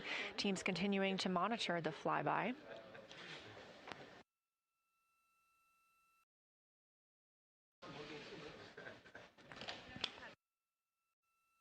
The crew continues their observations of the moon, even though they are out of touch with Earth. We expect to hear from them in 12 minutes and 26 seconds. Again, this is approximately 40 minutes loss of signal while they are out of reach of the deep space network. Right now, they are imaging or attempting to image lofted lunar dust. Throughout our coverage, we've talked a lot about the science and engineering behind today's lunar flyby, but we also spoke to the crew about what the moon means to them and how they see its place in human history.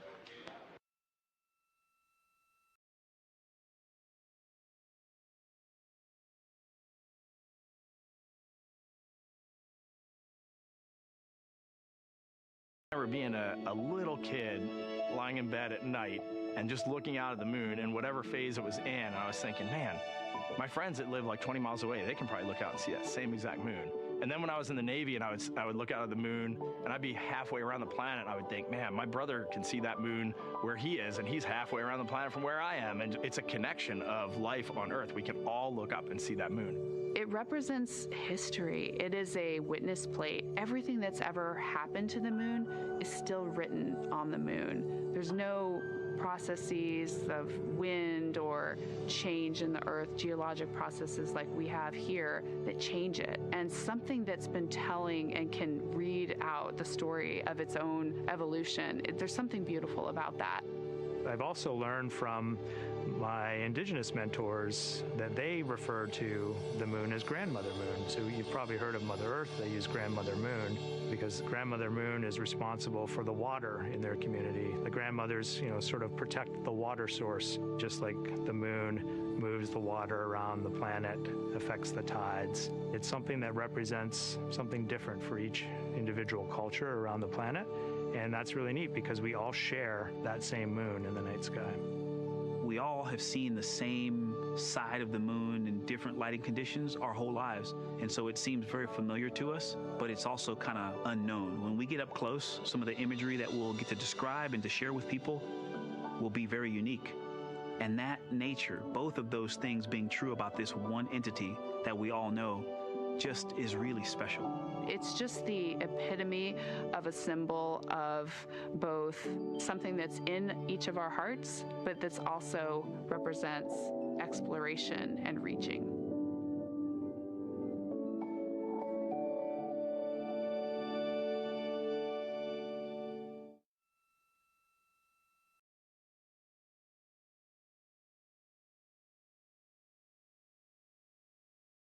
You're looking at a live view inside Artemis Mission Control here at Johnson Space Center in Houston, Texas. We are currently out of contact with the Artemis II crew. This was a planned, or not really a planned, but a tracked loss of signal that occurs when the crew flies behind the moon. We use the Deep Space Network to communicate with the crew, and when they are behind the moon, they are out of reach of that Deep Space Network. And when you consider our nonstop communications during the time in which we live, this is even more striking. For the Artemis II crew, they're only currently communicating with each other. Now, we expect to regain those communications in under 9 minutes from now, and we also are hopeful for a view of Earthrise. Despite being out of communication, the crew is continuously capturing imagery of their predetermined lunar targets.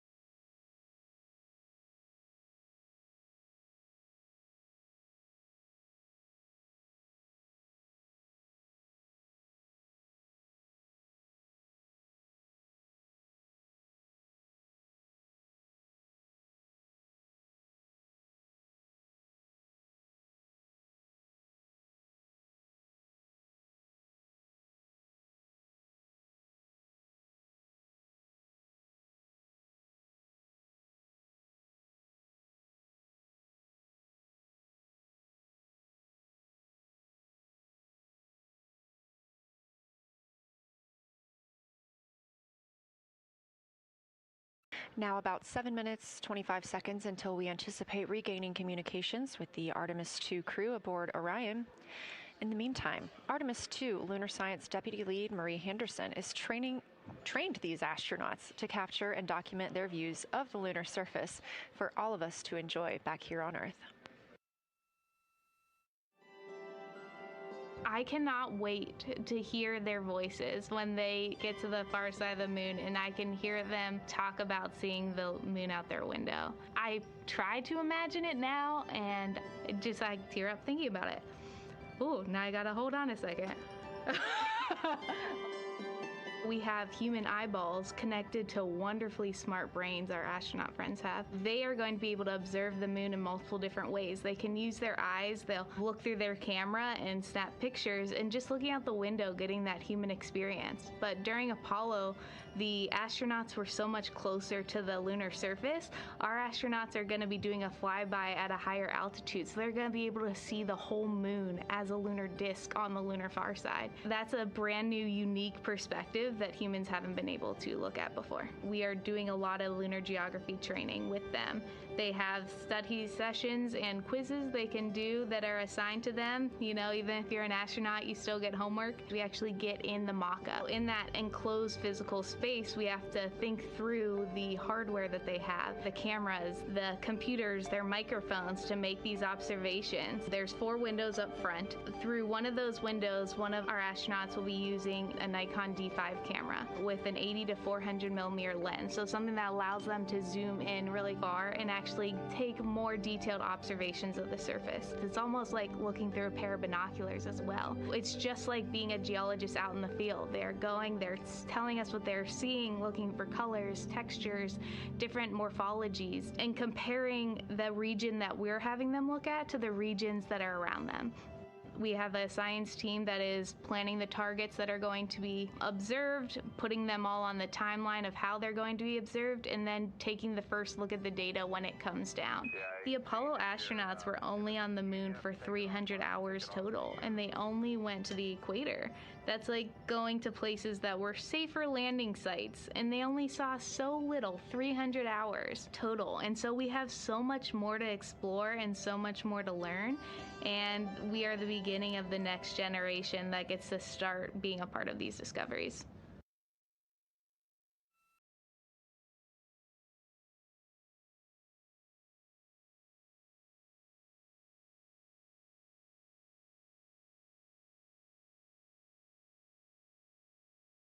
We are now 4 minutes and 28 seconds until we expect to regain communications with the astronauts flying aboard Orion on the Artemis II mission. They are now flying behind the moon. While behind the moon at an MET, or mission elapsed time, of 5 days, 25 minutes and 34 seconds, we expect this was the point in which they made their closest approach, 4,067 statute miles above the lunar surface.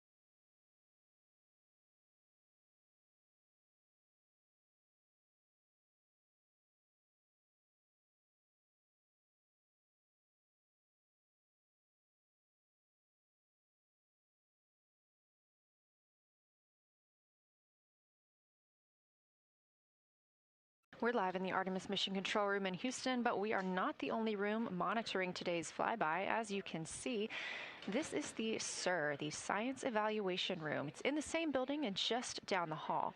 It's a multidisciplinary science team supporting the Artemis II crew in real time, including experts in lunar geology, impact cratering, volcanism, polar science, imaging, and visualization.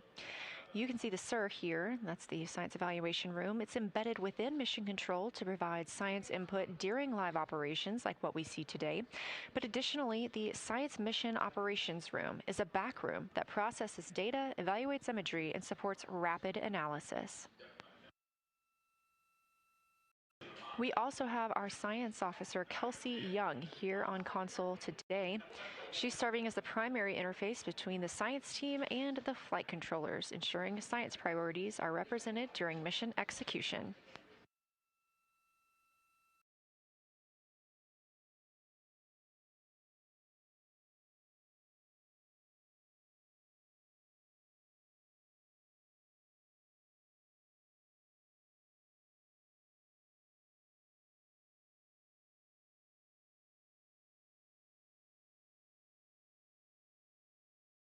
Coming up on 1 minute and 36 seconds until we contact Orion.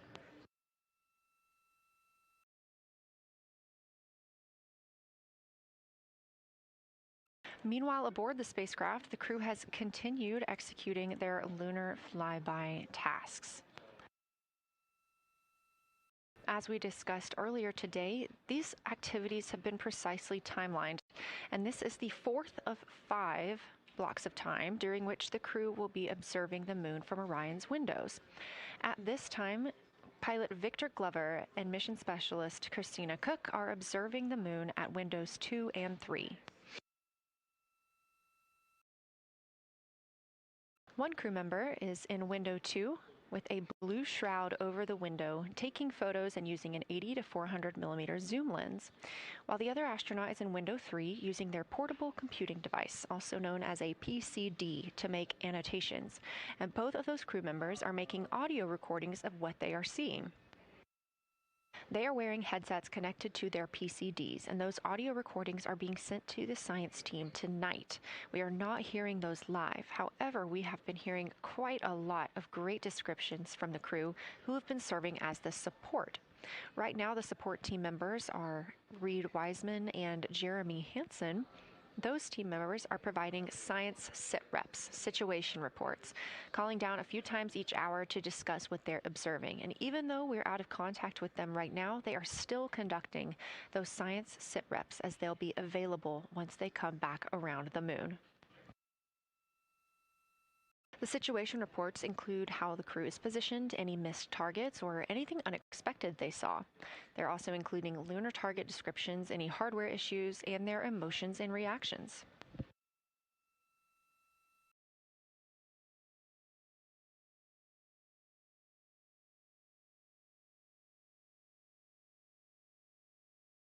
Again, we are standing by to acquire signal from the Orion spacecraft.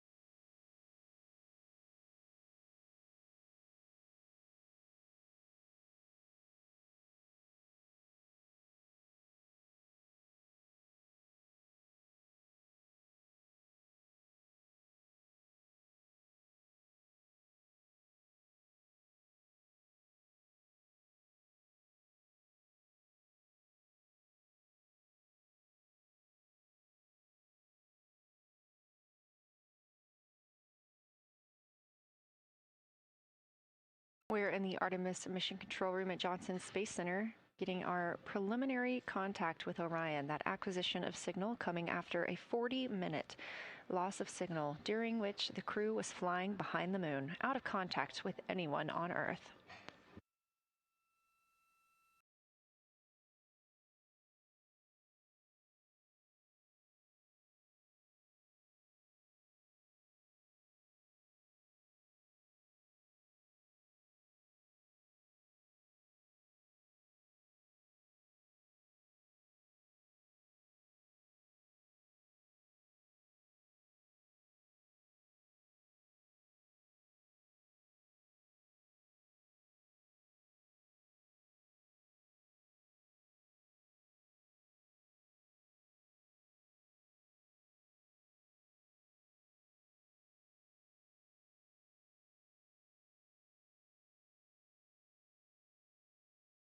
We are getting our first views from Orion after the loss of signal.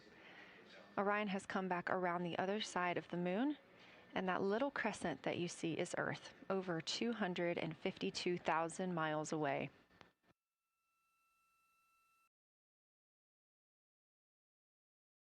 With this transit complete, Lunar Flyby continues, but Orion has also technically begun its journey home.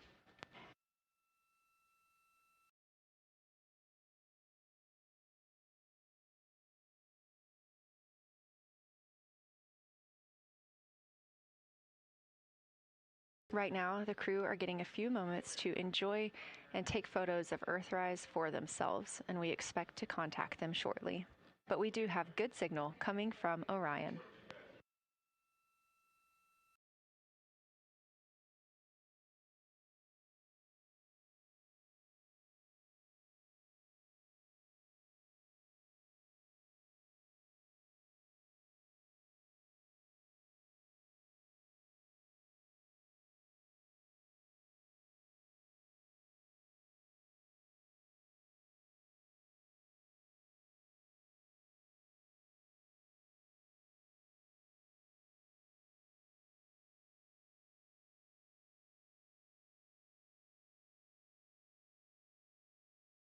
This view from inside the Orion spacecraft, all 4 astronauts now back on the other side of the moon and in contact with us on Earth. Their tasks for Lunar Flyby did not stop as they went behind the moon and out of contact with us. We anticipate during that time they were attempting to image some impact flashes, short-lived flashes on the lunar surface, which would be caused by impact bombardment and potentially even lofted lunar dust. Right now, of course, they are getting pictures of Earthrise. After this target, they will get a short observation break. It's about an hour long, actually. Houston, integrity, comm check. Integrity, we have you loud and clear. How many?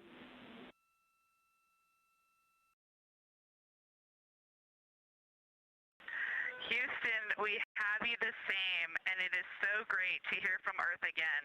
To Asia, Africa, and Oceania, we are looking back at you. We hear you can look up and see the moon right now. We see you too. When we burned this burn towards the moon, I said that we do not leave Earth, but we choose it. And that is true. We will explore, we will build ships, we will visit again. We will construct science outposts, we will drive rovers, we will do radio astronomy, we will found companies, we will bolster industry, we will inspire. But ultimately, we will always choose Earth, we will always choose each other. Integrity from Earth, our single system, fragile and interconnected, we copy. Those of us that can are looking back.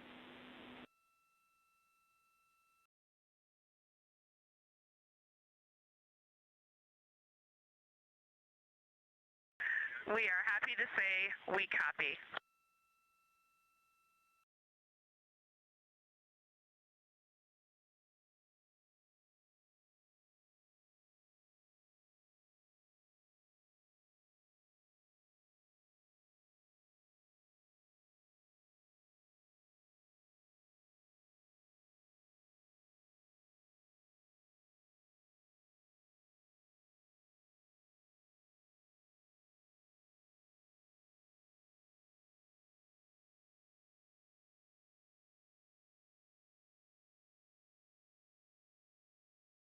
Those first communications back with the astronauts aboard Orion. Christina Koch calling back to what she said just before translunar injection burn, that with this burn, we do not leave Earth, we choose it. The translunar injection burn served as not only what put them on this trajectory to fly around the moon, but what also committed them to splashing down in the Pacific Ocean on flight day 10.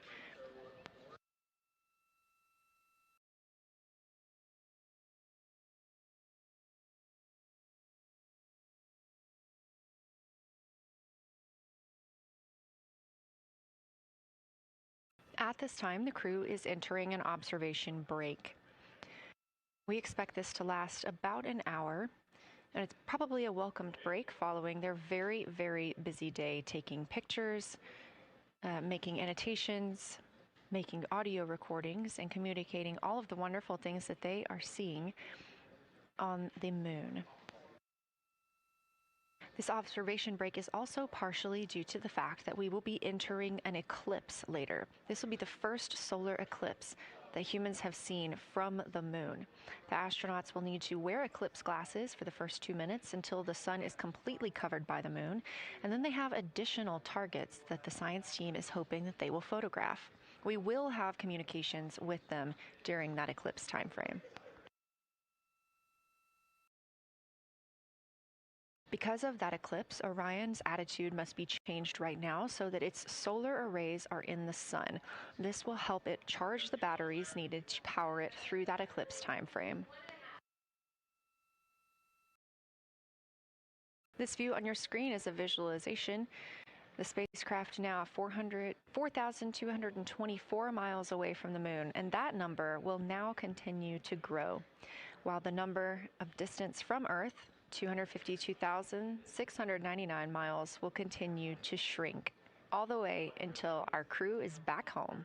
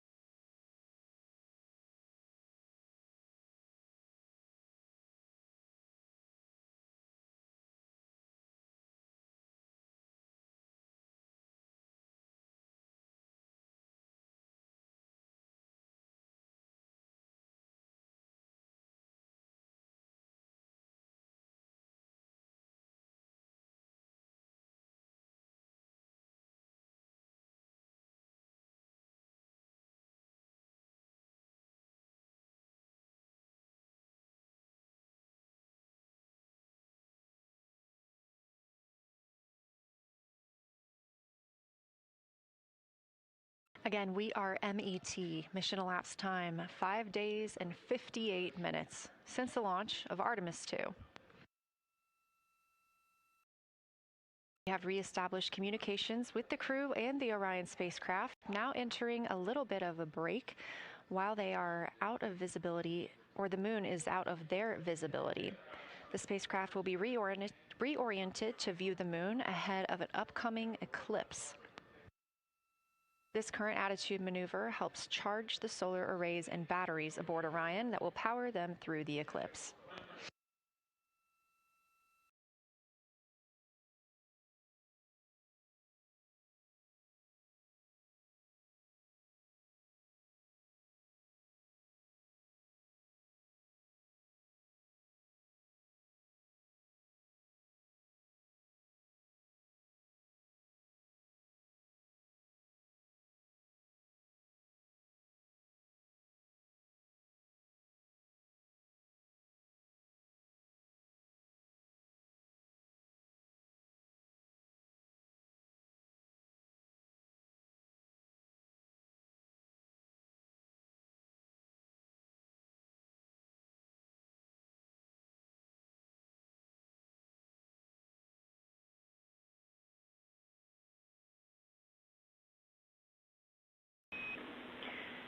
Integrity, Houston.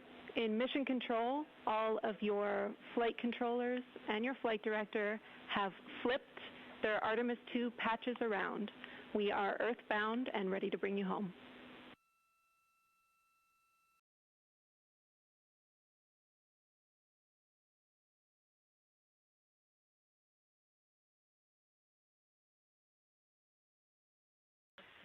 That's great.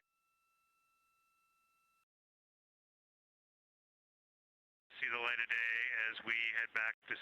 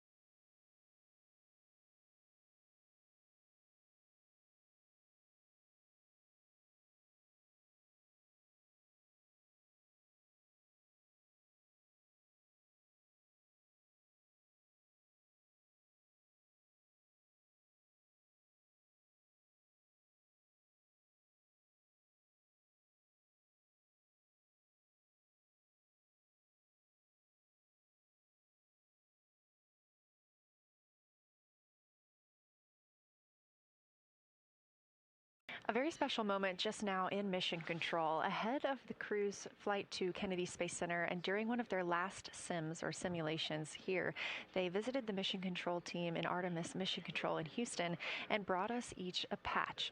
Everyone in the flight control room has had these on their signifiers at their console. On one side of the patch that you've probably seen is the moon with the Earth behind it. Now that we've passed behind the moon and we are returning home, the flight control team has instructed everyone in the room to switch their patch around so that the Earth is closer and the moon is behind us. We are really looking forward to seeing the Artemis II crew, and the Capcom Jenny Gibbons did call that update up to the crew that the flight control team here has turned their patches around as was instructed by the crew during that last sim, and we are counting down the days until they get home. They are now 5 days, 1 hour, and 3 minutes mission elapsed time into the Artemis II mission.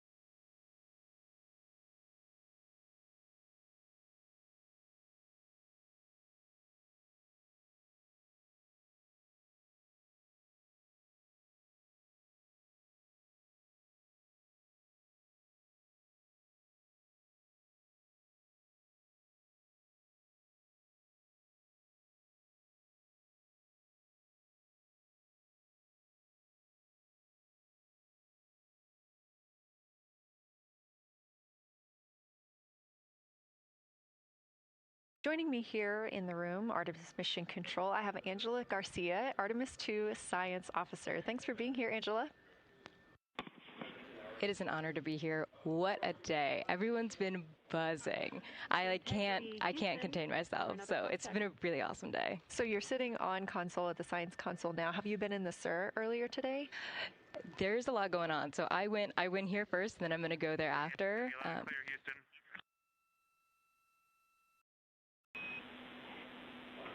All right, Integrity, we hear you. That was a little clipped, but I think we have a better link now. We experienced some blockage from a solar array. We moved it, and we are in bias tail to sun.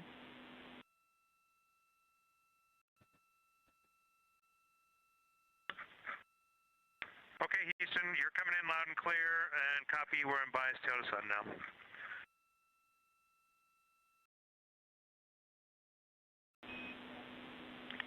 Affirm and Integrity, just so you know, we did not hear your response once we flipped our patches. Jeremy, we heard you call down, but you were clipped, and then we briefly lost comm. Glad we're back.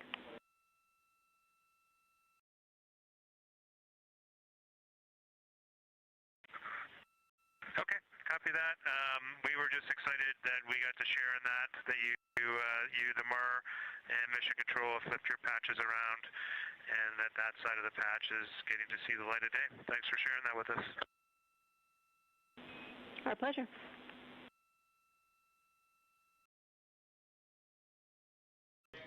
Okay, Angela, so can you tell me a little bit about your role supporting Artemis II and the science preparation for the mission? Yes, so I'm one of the 3 science officers. So Kelsey's been on console all day. I'll take over kind of closer to the end of the day. And then Trevor Graff is on the planning shift. And so it's the 3 of us in this 24-hour cycle supporting the mission. And so the science officer console is a brand new console to mission control. And it's not every day that you get a new discipline incorporated into mission control. So it's been such a significant milestone for us. And it's just a testament to like the commitment that the Flight Operations Directorate and NASA have, that they're going to be integrating science and maximizing science throughout Artemis. So it's really exciting. And then the science preparation. So I'm on the operations team, but I'm also on the training team. So all the incredible training and shout-outs that you've gotten today, it warms my heart. It warms everybody's heart in the science evaluation worm. I promise you that. But so all the classroom training, the field training, the mission simulations, right? We were a part of all of it, and that is what we did to get the crew to be. They are a part of the science team, and they are the forefront, that nice edge, and they're just been doing such a great job today. I know. I imagine that you have to be pretty proud of them. Their reports have been fantastic. So I would like to know a little bit about how you have developed procedures for this crew. What kind of science activities are they carrying out inside the spacecraft? Yeah, so the procedure development has been a unique challenge. I would say the exploration science that we're doing is inherently pretty flexible, and operations is, I'd say, inherently has more structure and rigidity. And so to marry the two and to operationalize the science that we want to get done has been a challenge. But I think we've been able to go through these processes and create good products at the end and have a good plan. And yeah, it's been really great. What was the second part of your question? Just what kind of these science activities that they're performing, which of those have you really had a hand in? Yeah, so a lot of the procedures help organize what the crew is doing in the cabin. And I know we've talked a lot about what they've been doing, and they've been doing a lot, and it's been a little dark, so I can re-explain what some of those things that they're doing. So the observation blocks are about an hour long, and the crew is organized, the 4 crew members are organized into 2 pairs of 2, the window team and the cabin team. And the lunar targeting package that you've been showing up and that the crew have on their handheld tablets is really the instructions for the window team. So the window team, the 2 crew members are looking out the window. One has the camera with the long lens. One has, they're just looking out the window with their unaided eye, and they're taking these detailed observations. And then halfway in that observation block, they do the window team position swap. So that's what Capcom's been calling out, and they'll switch positions. So each crew member has a chance to have that long lens, and then that's just what the window team is doing. There's also the cabin team, where they also have duties that they're doing. We're asking a lot of the crew in this time, and then the cabin team, they have the interior camera, and they're taking images inside the cabin.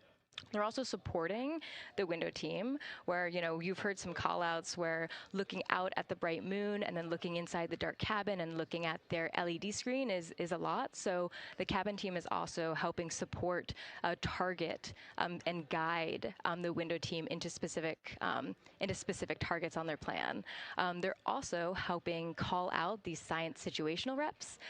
So they're looking out a different window and listening in to what the crew who are really down and in the science on the window team are doing, and they're giving us insight. And those recordings that the window team is doing are going to be uplinked or downlinked overnight, and we're going to be able to chew on that data.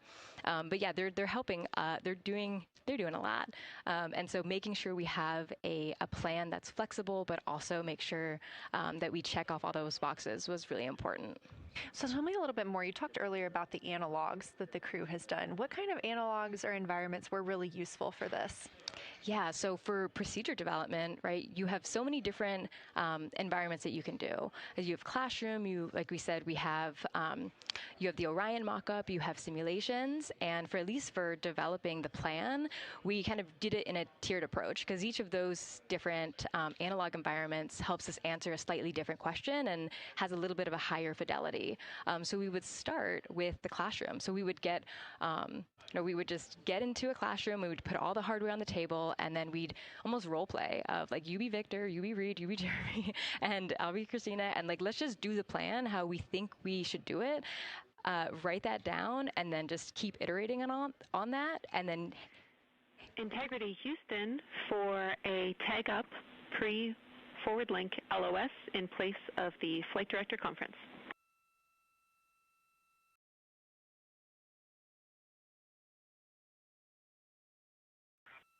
Okay, Jenny, we're ready.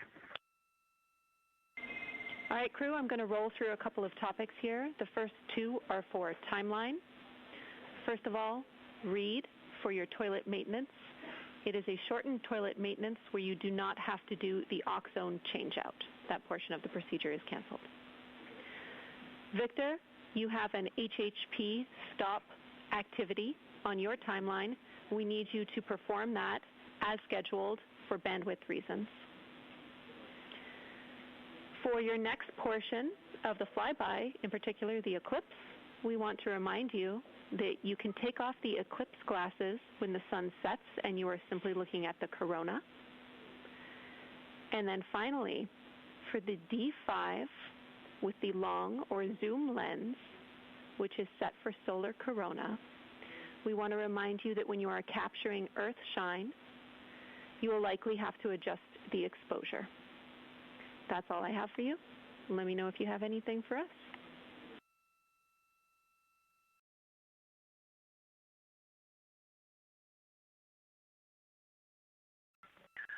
Okay, Houston, we copy all. Thanks for those words, Jimmy.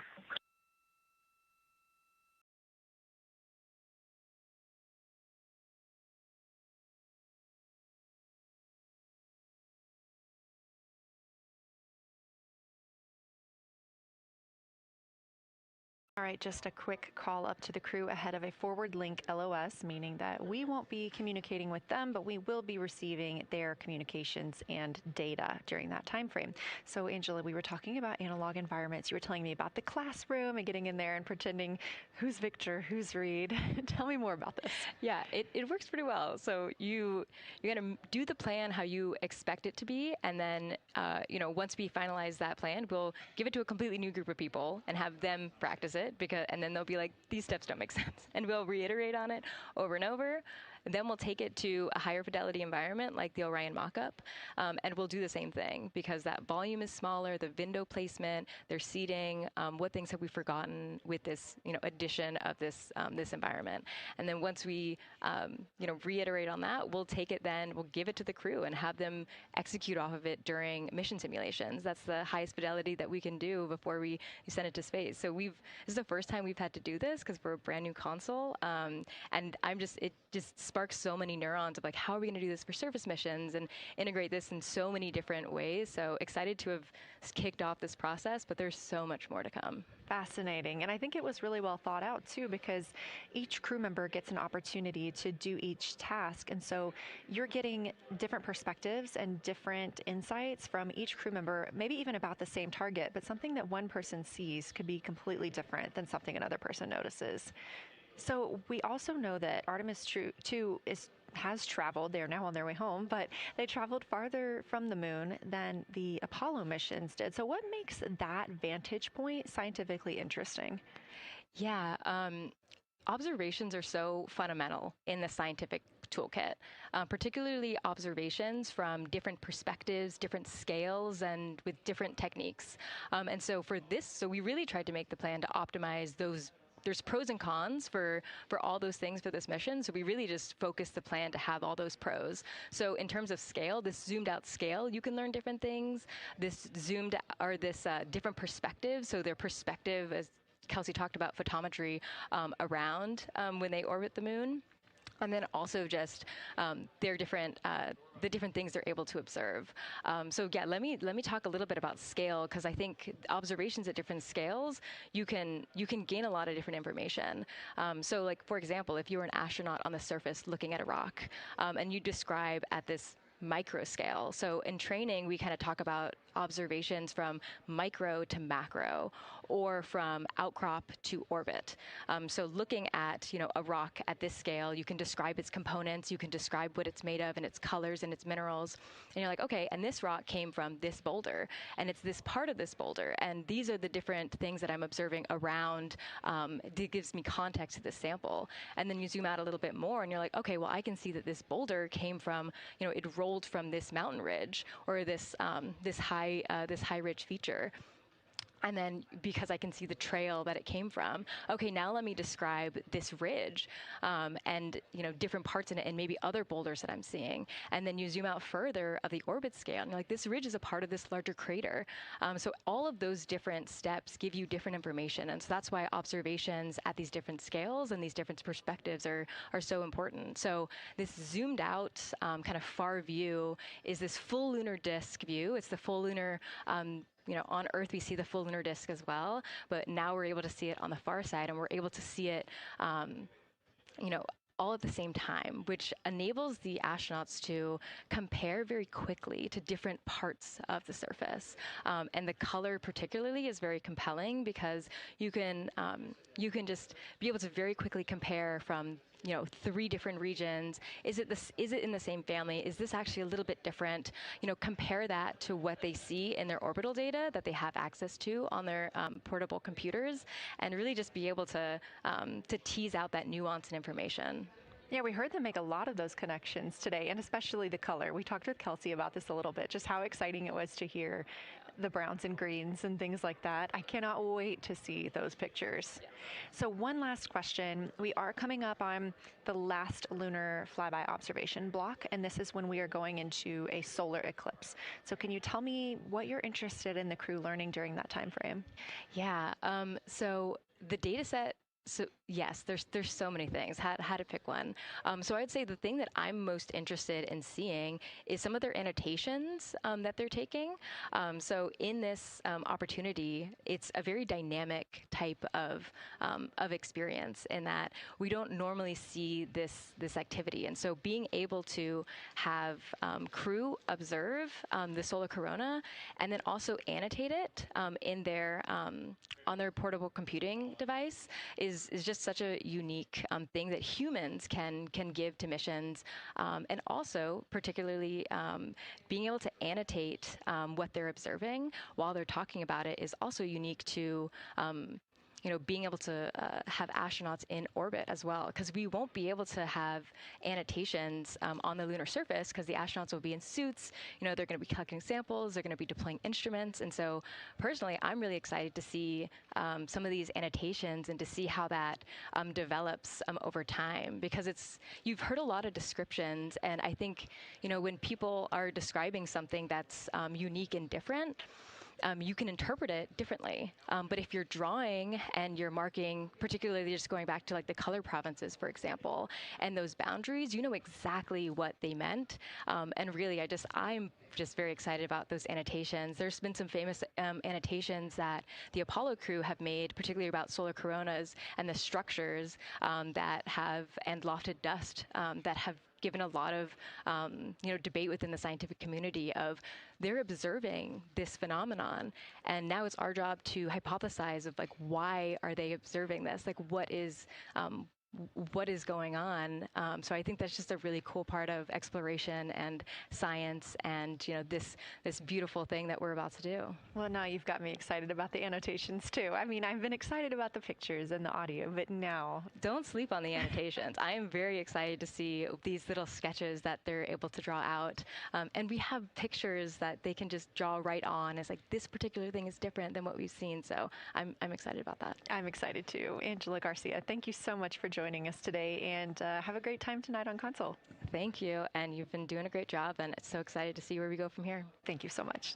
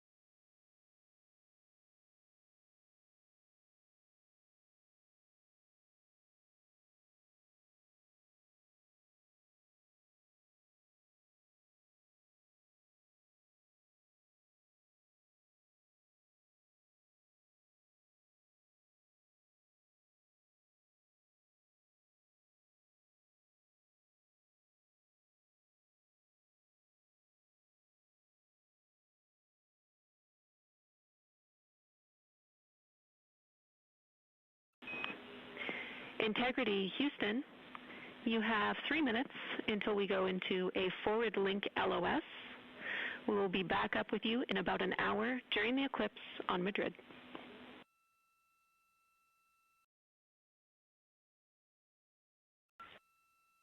Thanks for the heads up. Look forward to seeing you on the other side. Likewise.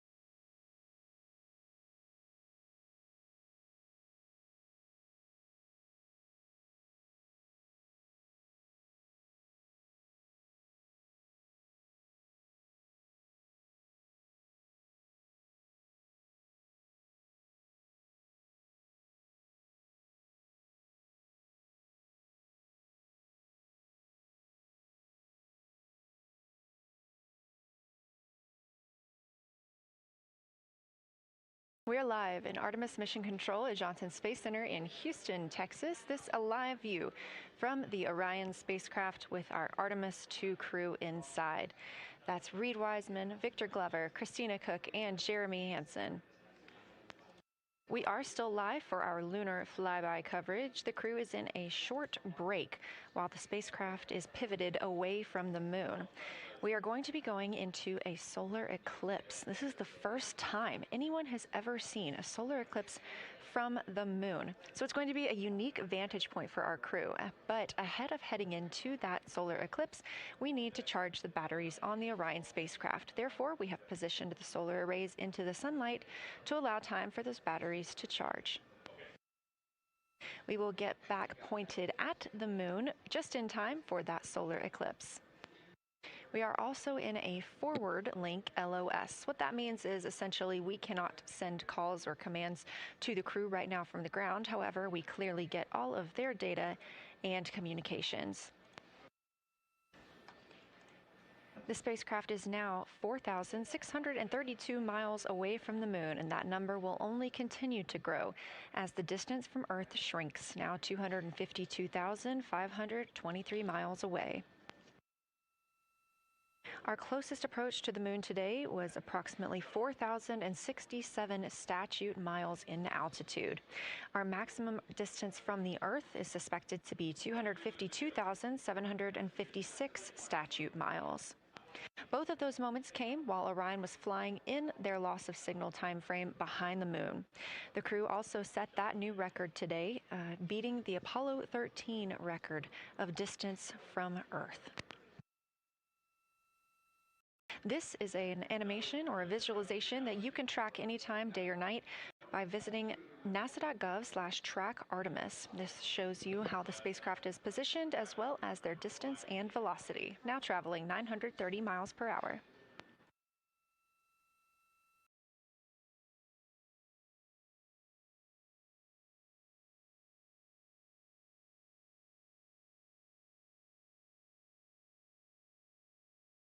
During this break in their time today, the crew is working on a couple of other tasks. Some of those include their National Geographic timeline test. National Geographic was selected through a competitive process by NASA to help tell the story of Artemis II. So you've seen the crew with some GoPros inside the cabin, taking videos and pictures, and with other cameras as well. National Geographic plans to leverage its portfolio of media assets, including magazines, social and digital content, and television programming for engagement opportunities. Throughout the flight, the crew has been timelined a little bit each day to film from a shot list provided by National Geographic, and that includes their morning routine, talking with their families, exercising, and just their overall thoughts about the mission. And I cannot wait to see that footage.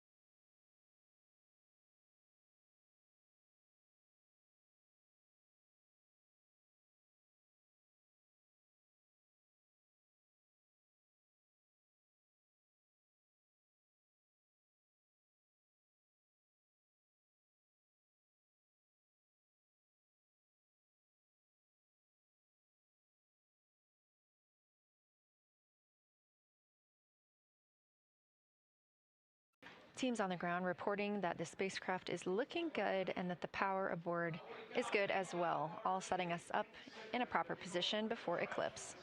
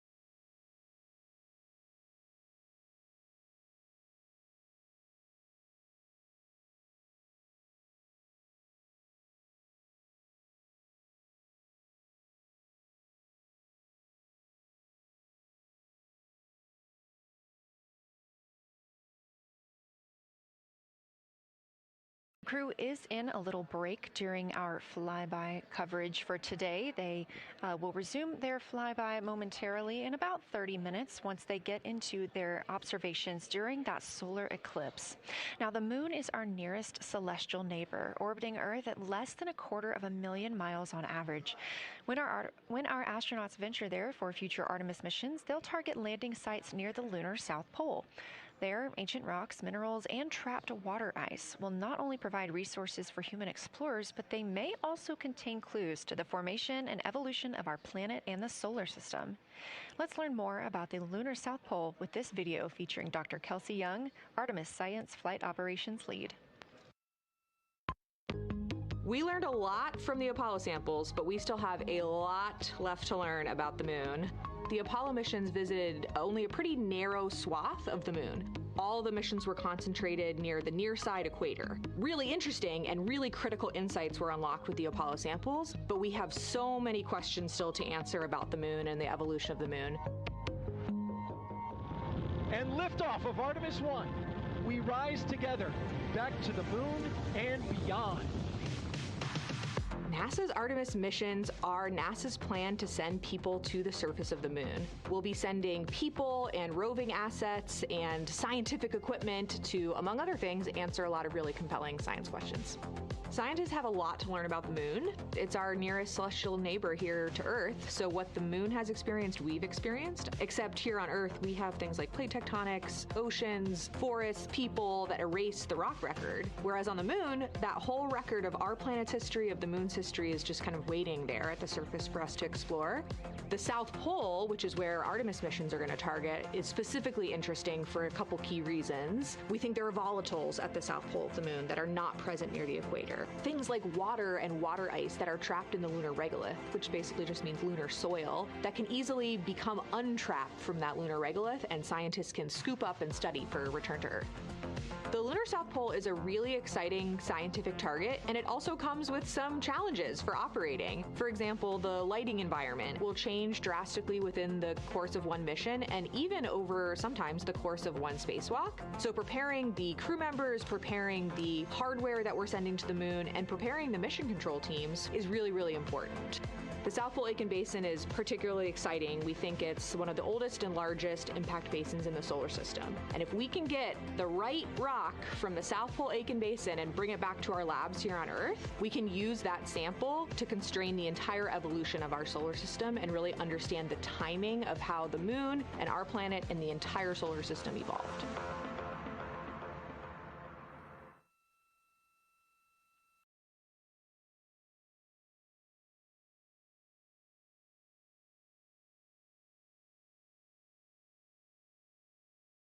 You're looking at a live view aboard the Orion spacecraft of the Artemis II crew, working in the middle of one of their breaks, or really their only break today during this lunar flyby period. Coming up next will be that solar eclipse.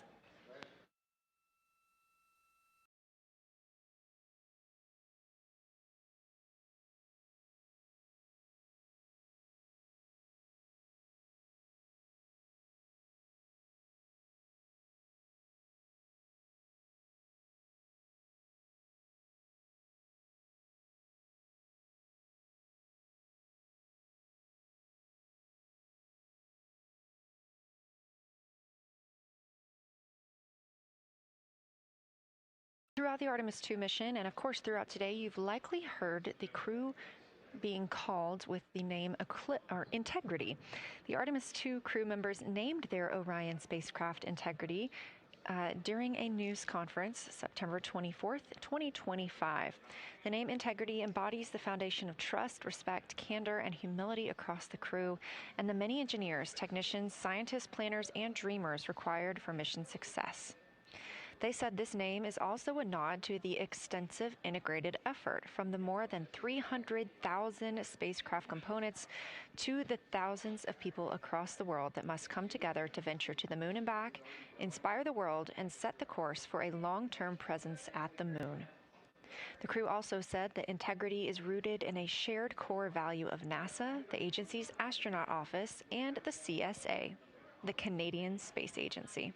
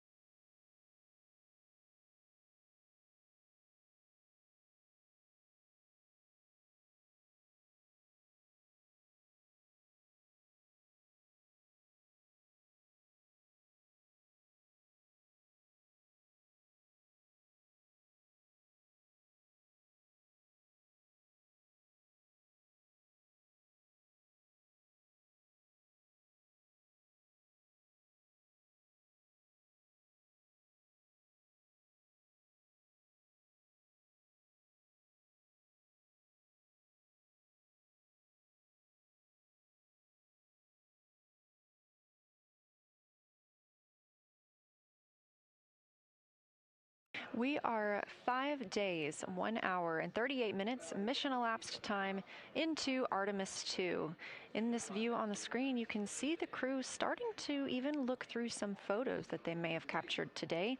We really look forward to sharing these photos with you as soon as we possibly can. And the best way to keep up with those is to follow NASA on social media. You can do so at NASA, and for this mission specifically, at NASA Artemis.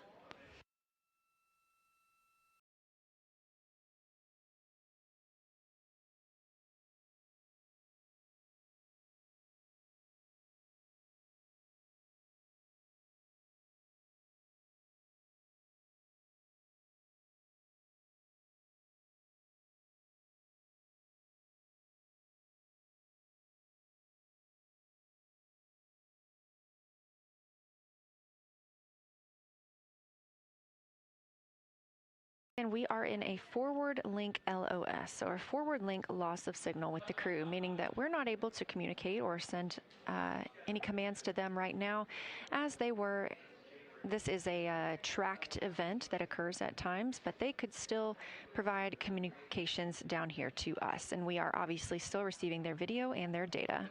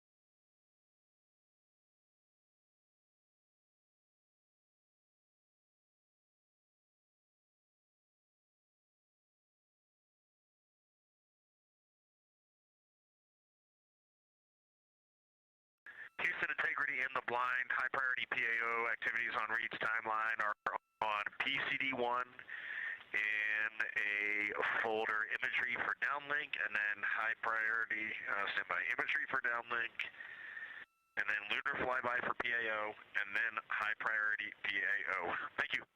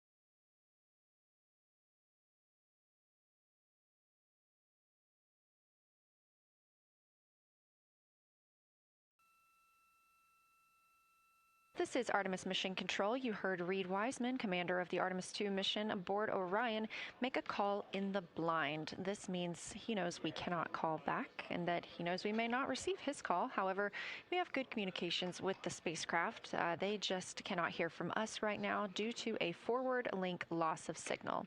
Again, we were tracking that this would occur, and we will regain that momentarily. But that call that came down from Wiseman mentioned some imagery, so we are very much looking forward to getting pictures taken from the moon today. Again, to see those images, make sure you follow NASA on our social media at NASA and at NASA Artemis.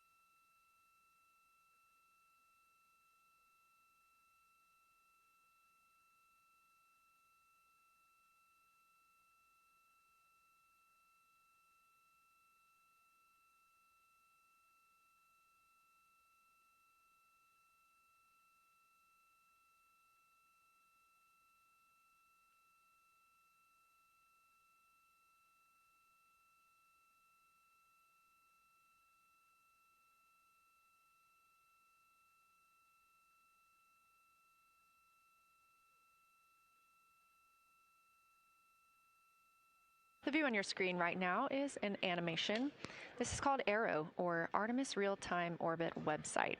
You can visit this for yourself at nasa.gov/trackartemis, and you can watch as we continue to grow closer to Earth and farther away from the moon. It's all seemed to happen so fast so far, and we're coming up on splashdown now in 3 days, 23 hours and 31 minutes.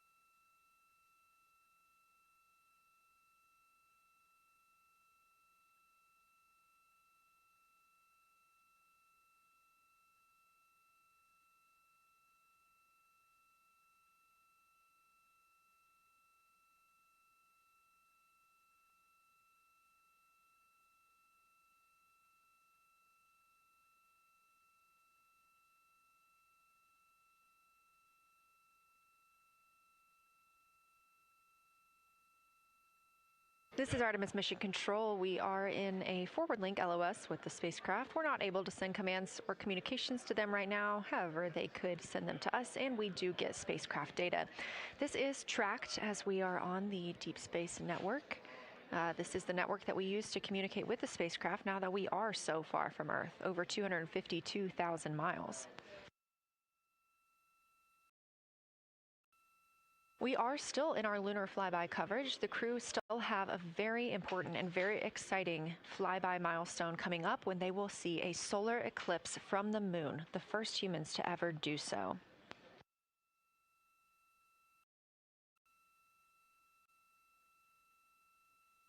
Something that we also have to consider when it comes to our missions and launches is space weather.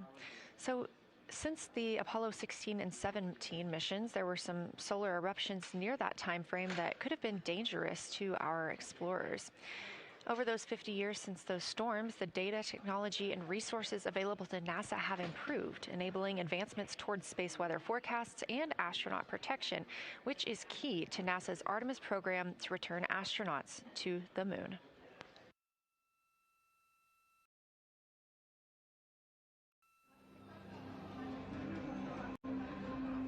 Across our planet, billions of people depend on the invisible networks that connect us to space. Every day, those networks are at the mercy of our temperamental sun and the space weather that it unleashes across our solar system. That's why NASA's Space Weather Program tracks solar storms from the moment they erupt, modeling their paths, anticipating their impacts, and leading the research that the world's industries rely on. NASA's space weather research and modeling is driven by the needs of society and enables critical decision-making that equips pilots to reroute around high radiation areas, farmers to adjust GPS-based precision planting and harvesting plans, and power grid operators to mitigate the impacts of potential surges. For those exploring other worlds, NASA provides 24/7 space weather monitoring for Artemis crews at the moon and future Mars astronauts who may be exposed to dangerous levels of radiation during solar storms. Whether you're a pilot or a passenger, a farmer or a consumer, a power grid operator or energy customer, a satellite controller or GPS user, space weather impacts us all.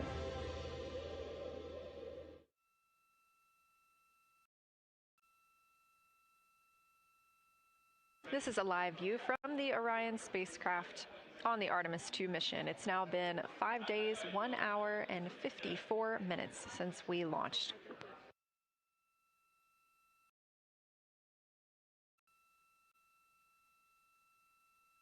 We are still in our flyby coverage, and the crew is on a short break right now as we have changed the attitude of the spacecraft to help charge the batteries aboard. We use the solar arrays to gather energy from the sun and store it in the batteries. That way, when we are not in the sunlight, we have those batteries to continue powering Orion.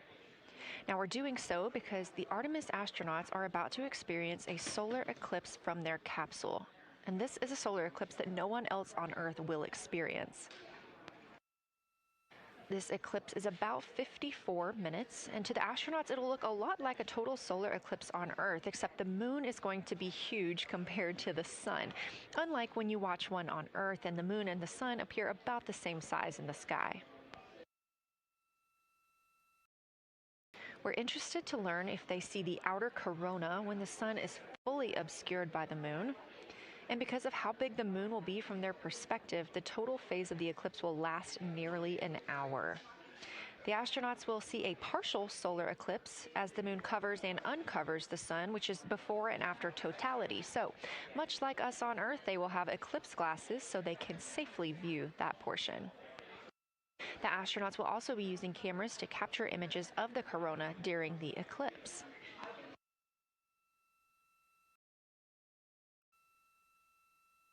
There also may be some other planets visible during the eclipse, including Venus, Saturn, Mars, and Mercury. If they can identify what part of the sky they're looking at, this can help train future Artemis astronauts on what part of the sky they're seeing. This provides useful knowledge in challenging situations when they may need to rely on that information instead of instruments for navigation and orientation.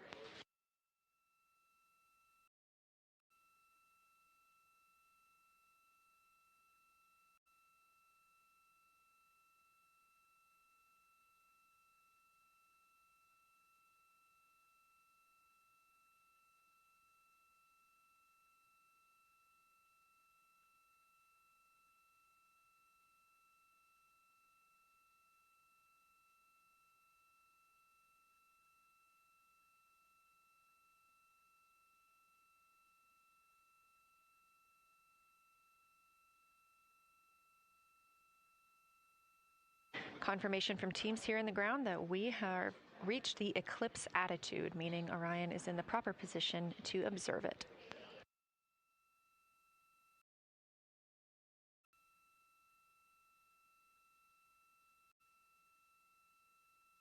The astronauts' break during this observation period is now over, and we are resuming their lunar flyby observations.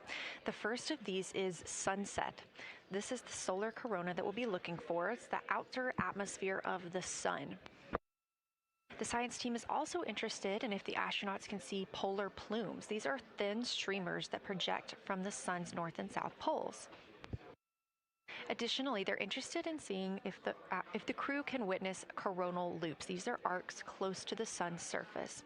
And something else that we've previously mentioned is lunar dust. This is dust from the moon that is lofted above the lunar surface and illuminated by the sun. It was reported visible by Apollo astronauts.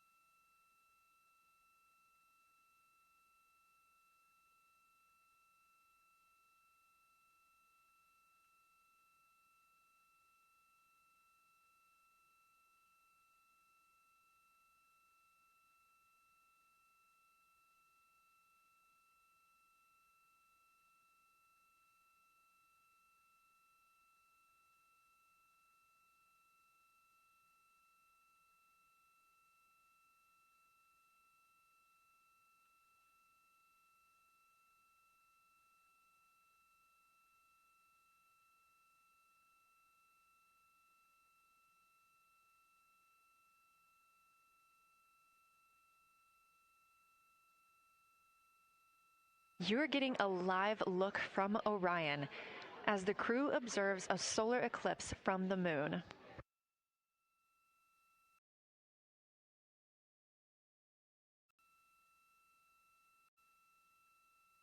Again, this solar eclipse is only visible to the crew on the spacecraft. It's not visible to anybody on Earth. The science team is interested in several different targets for them during this time frame. And we're personally looking forward to getting those images as well.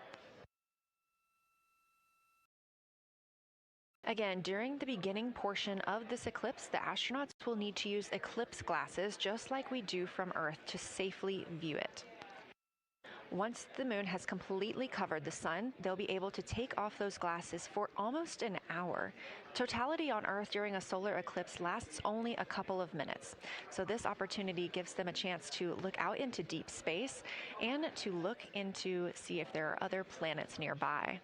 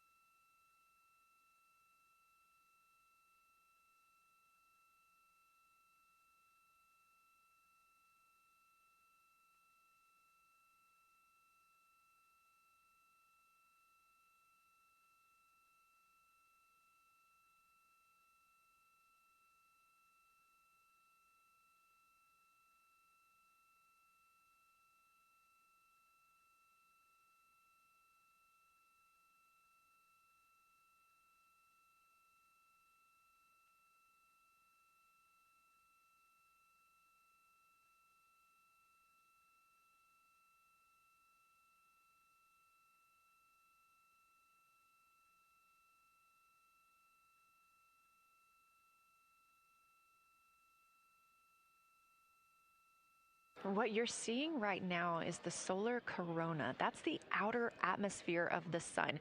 And the science team is very interested in any images that the crew can capture of this. They're hoping that they'll take pictures and describe the visibility, color, and shape of the solar corona as a whole and its substructures, those plumes and streamers.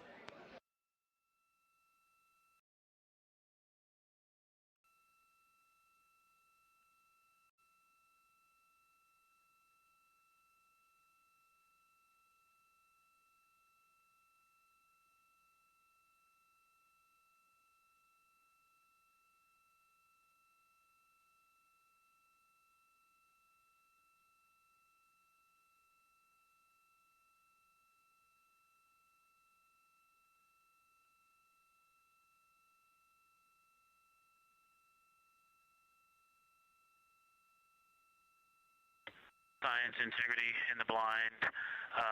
This is continues to be unreal. The sun has gone behind the moon, and the corona is still visible, and it's bright, and it creates a halo almost around the entire moon. But when you get to the Earth side, the Earth shine is already shown. I mean, almost seconds after the sun set behind the moon. You could see Earth shine. The Earth is so bright out there, and the moon is just hanging in front of us. This black orb out in front of us, in front of now, not the blackness, but the gray that blends and drifts into the blackness. We can see stars and the planets behind it. And Christina is in window 1, Reid is in window 2 with the long lens, and Jeremy is describing it in window 3, and it is quite an impressive sight. You can still see the horizon lit up brighter where the sun set on that side of the moon. It is bright, and Earthshine is very distinct, and it creates quite an impressive visual illusion. Wow, it's amazing.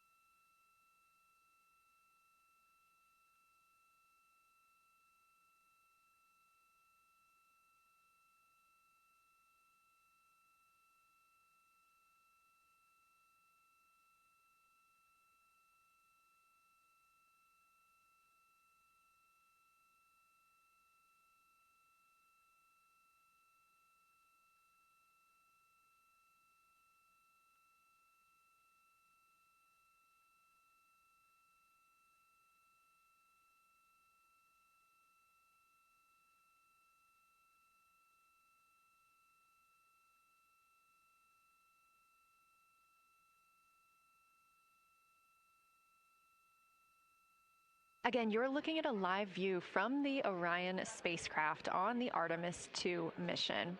Orion is now 252,125 miles away from us all on Earth.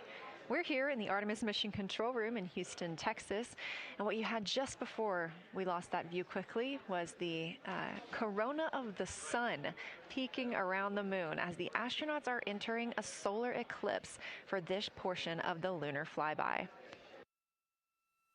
We're now over 5,500 statute miles from the moon.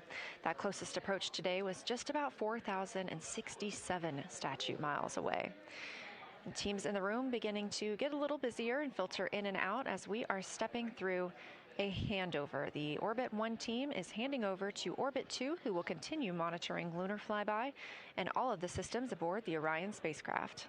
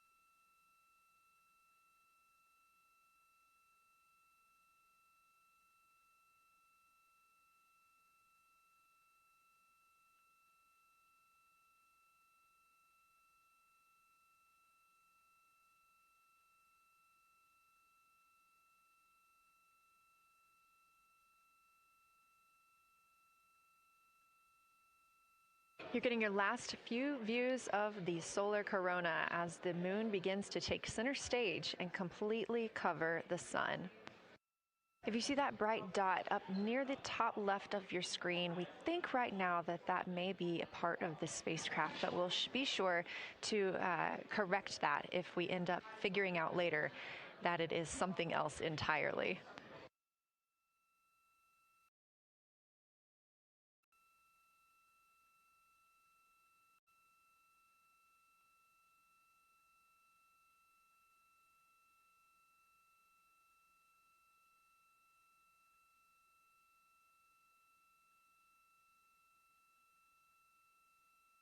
It has been an absolute honor to join you here today for the lunar flyby of Artemis II, the first time humans have flown by the moon in over 50 years. I'm Leah Cheshire Mustachio, and I'm excited now to hand over the team is shifting around in the windows, and we are transferring settings on the camera to pick up Earth shine. And it is amazing. The brightness where the corona, where the sun set, is still bright. I think there may still be corona visible, but that part of the horizon is still lit brighter, and you still have a distinct Earth shine.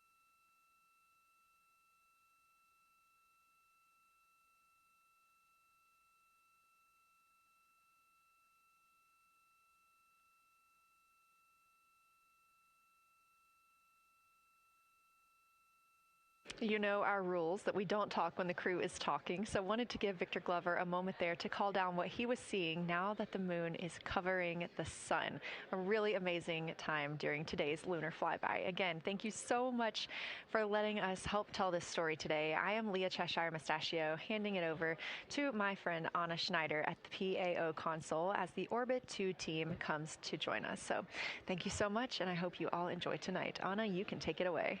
Thank you so much, Leah, and it's been a joy listening to your coverage over the last several hours. So as you mentioned, the Orbit 2 team of flight controllers is currently making their way on console and completing a shift handover with the Orbit 1 team of flight controllers. The Orbit 2 team tonight will be led by Flight Director Diane Daly, and she is currently handing over with the Orbit 1 flight director there on your screen, who was Flight Director Jeff Radigan.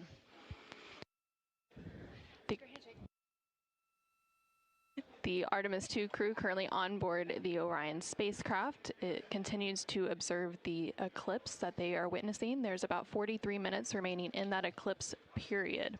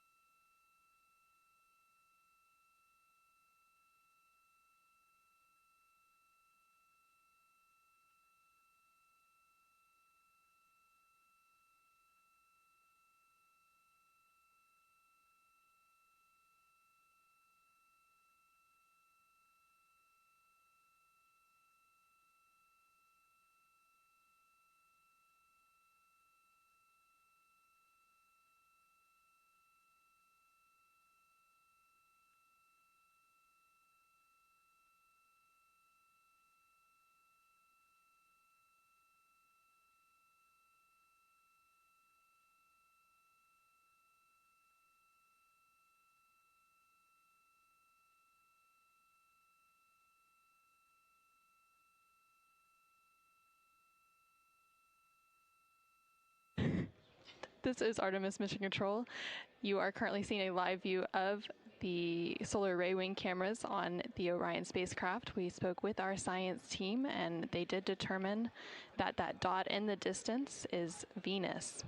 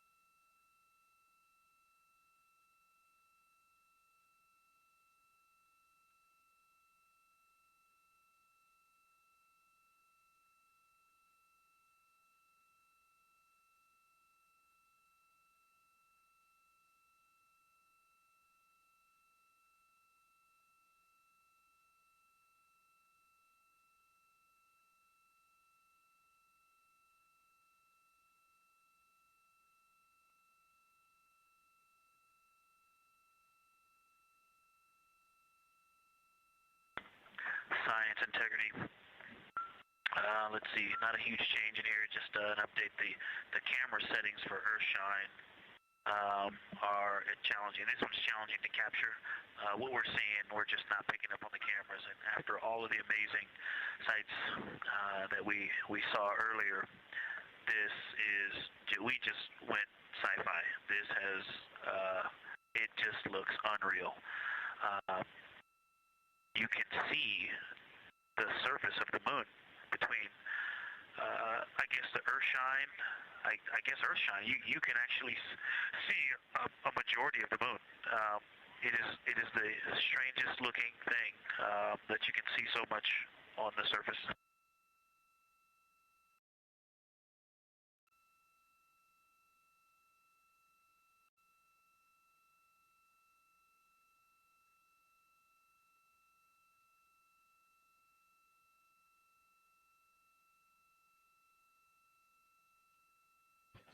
This is Artemis Mission Control. You were just hearing some communications called down from NASA astronaut Victor Glover, currently on board the Orion spacecraft. They are currently observing an eclipse. There's about 39 minutes remaining in that eclipse period. Currently, we are in a forward link LOS, or loss of signal, so the crew can communicate down with... He's seen 2 meteors, science.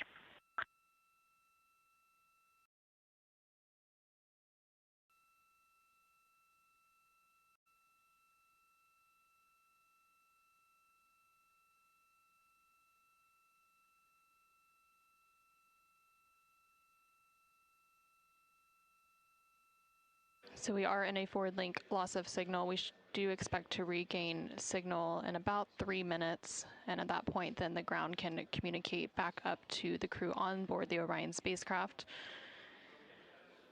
In the meantime, the crew can continue to communicate down to the ground. The ground is just unable to respond, so they are continuing to provide some science observations during this eclipse period. They've made some comments about Earthshine, which is the sunlight reflected from Earth when they come around towards the moon's near side late in this flyby window.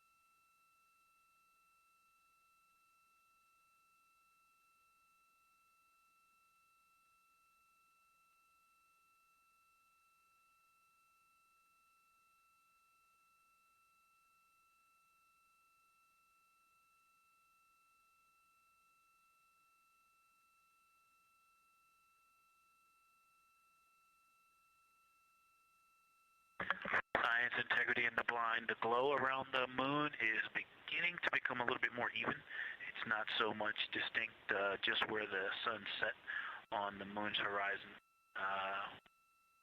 as we're flying through this trajectory, and then the sun's going to come up out of the other side. I think it's we're starting to see the glow around the moon get balanced out. I still see Earth shine, and the Earth is very bright out there. Still quite an unreal sight. Integrity Houston, we have that sit rep loud and clear, and we are back with you. How do you hear me?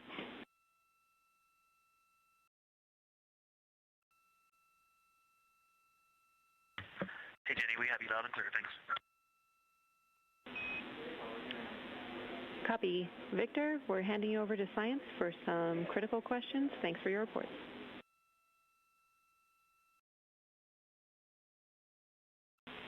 Integrity Science, we were loving your science sit reps in the blind, and it should come as no surprise that we have a number of follow-up questions. First, you mentioned Reid observing meteors. Can you speak to that? Were you referring to comets or impact flashes or something else?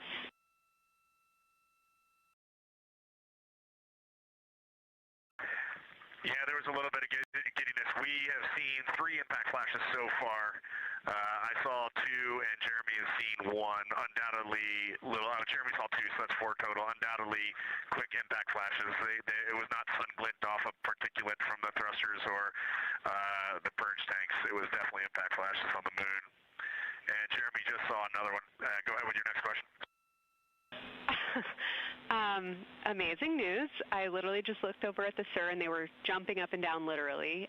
If you could describe where on the moon you saw them, please.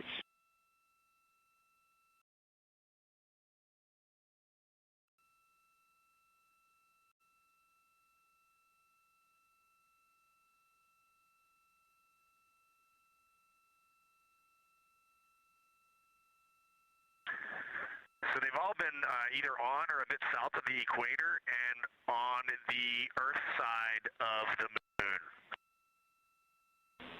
Stand by. All right, so Jeremy has seen them kind of on and south of the equator, kind of spread across the moon, and mine were both south of the equator and just a little bit left of center of the moon.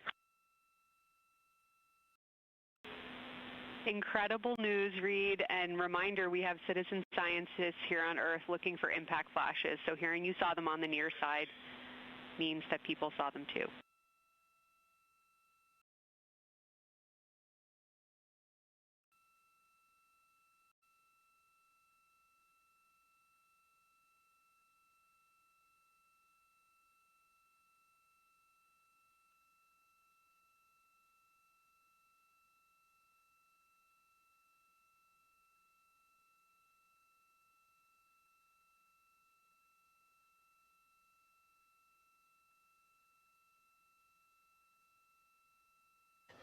This is Artemis Mission Control. We have regained that signal, so the team here in Mission Control was able to call back up to the crew on board the Orion spacecraft as they continue their lunar flyby. Specifically, they are now in that eclipse period.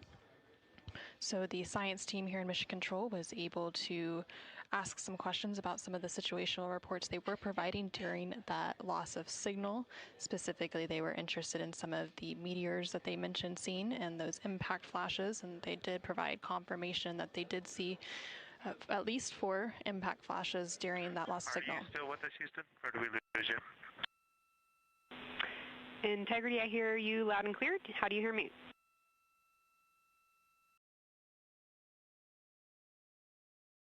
Okay, we got you loud and clear. One of the other things I wanted to describe, which was surprising to me, but the entire moon is lit up. It's glowing behind the entire moon. I thought it would look, dark against the black sky or deep space, but the sun is lighting up the entire limb of the moon. You can see the entire perimeter of it, and even now with the sun far behind the moon, you can still make out little bits of topography around the entire limb, just bumps as you go around it. And there's about the glow around the moon, once your eyes adjust, is easily 10 widths or diameters of the sun around the entire moon.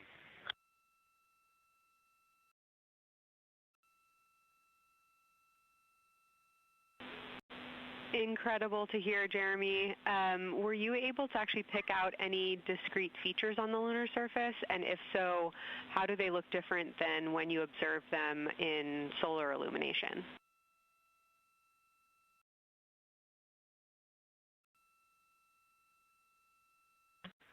No, we really haven't been able to identify features on the lunar surface yet. We just see, the topography on the limb.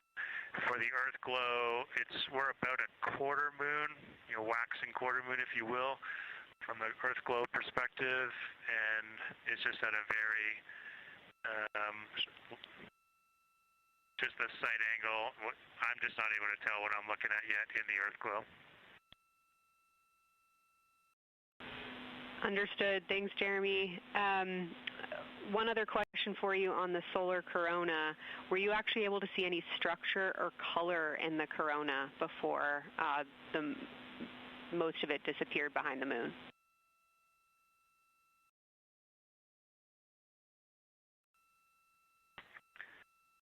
Yeah, I didn't pick out any color, but definitely structure.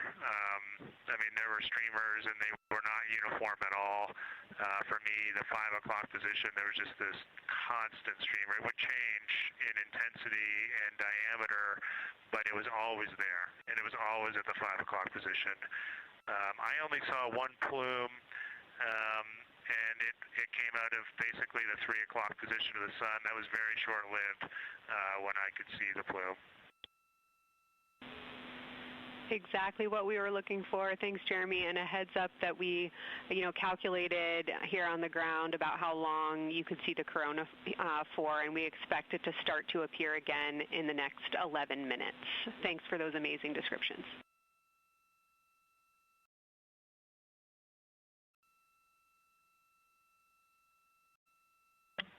Okay, we're excited to see it all again. Integrity Houston, we're following along as well. That was outstanding. If you haven't already, just reminding you to swap positions at the windows. And that brief LOS we had previously was due to a data rate change expected.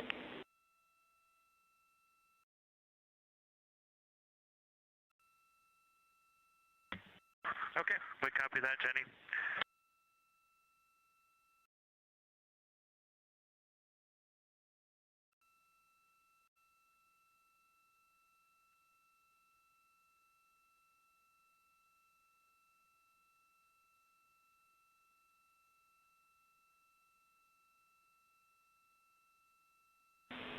Integrity Science, one more request for you.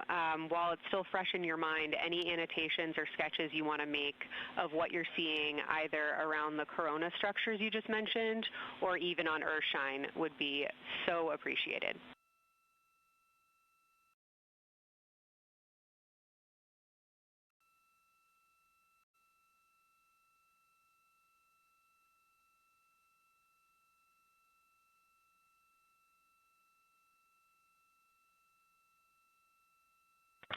Okay, Kelsey, it's going to be pretty hard to go look at a PCD right now, but we'll definitely try and annotate what we saw.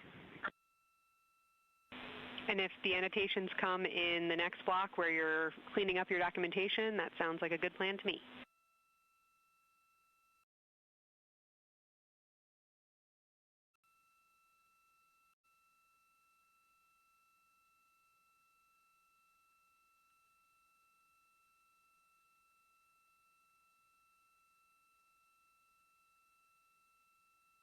This is Artemis Mission Control.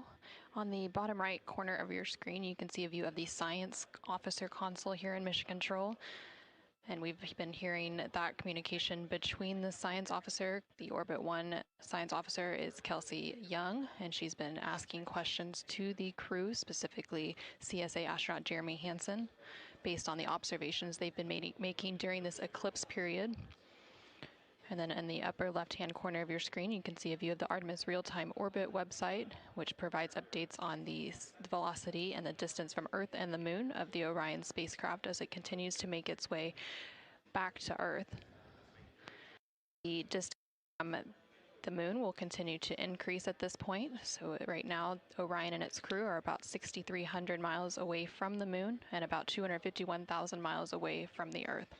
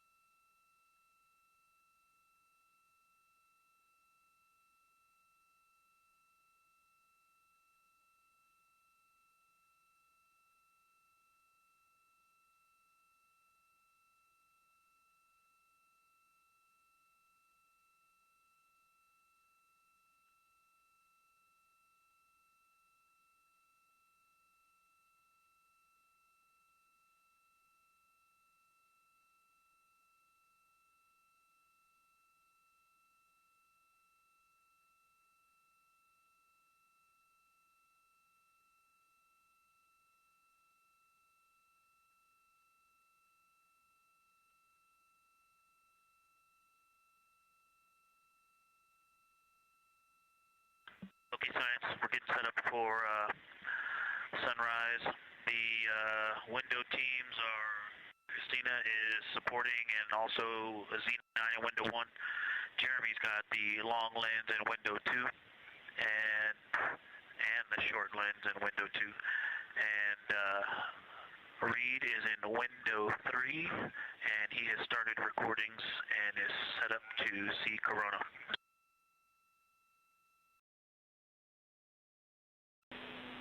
Great sit rep, Victor. That sounds like a good config, and we're showing coronal effects start to appear on your video camera. So in the next few minutes, we should start to hear your observations.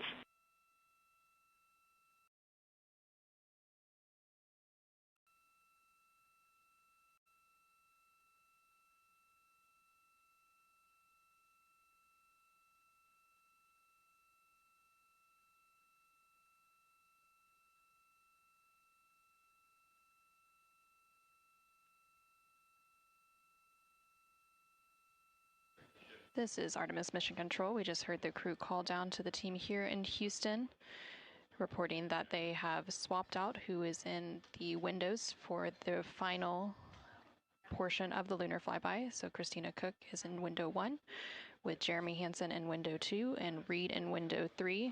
Reid is focusing on observing corona, which is the solar corona, which is the sun's outermost atmosphere.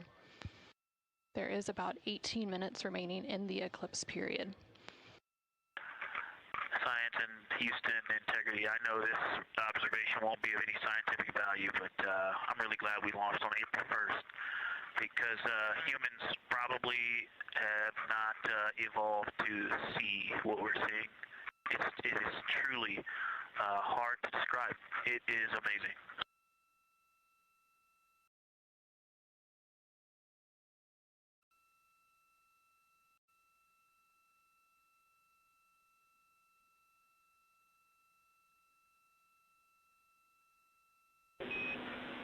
Amazing. Thank you, Victor.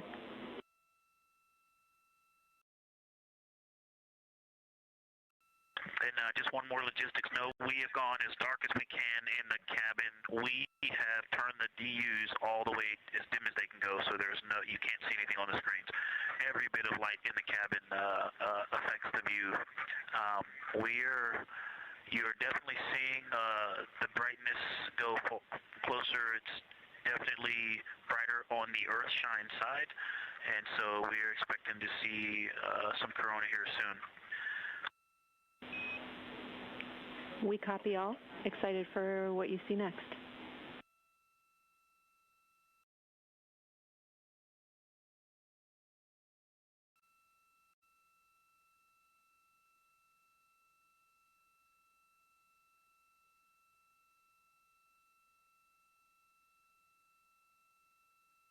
I'm not sure if we talked much about the star field, but we've got lots of stars. You've got the nice glow around the moon, but right off the well, we're upside down now, but from upside down 4 o'clock, right off the edge of the moon, looks like a planet. That line of planets, there's something a moon diameter to the left, and something right off the limb of the moon to the right, and then something orange. It looks orange to the right of that, about half the moon diameter. So. But anyway, there are definitely stars. I think some of those planets that you said we might see, we're seeing. And so in unreal view, yeah, the moon in the foreground is one of the darkest things we see out the window. And now it's deep space behind it is kind of dark blue like it looks from Earth, but we can also still see stars. It's quite a wicked view. Victor, Just doing the best job, and I'm not going to try to add on to what he's doing. It's indescribable. No matter how long we look at this, our brains are not processing this image in front of us. It is absolutely spectacular, surreal. There's no adjectives. I'm going to need to invent some new ones to describe what we are looking at out this window. This is just absolutely beautiful and inspiring to hear. And Victor, we suspect what you're seeing is Saturn and Mars. That reddish object is likely Mars. Good opportunity to look to the future of where we're going.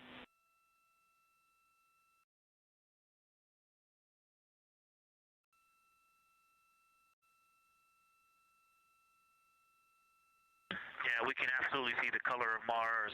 That's awesome.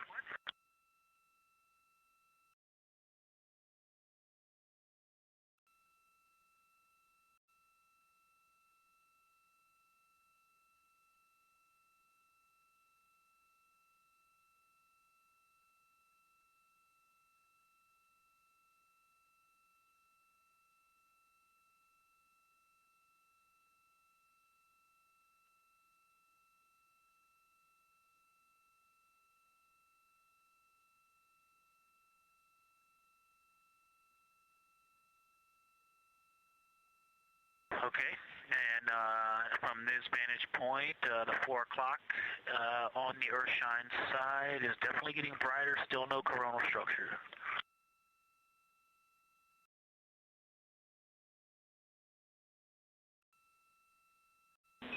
Houston copies.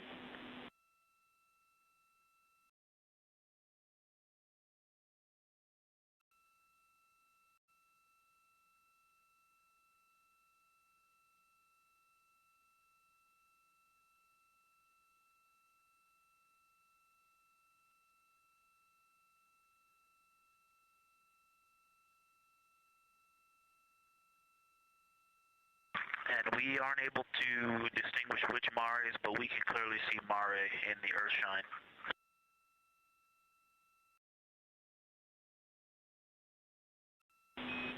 We copy.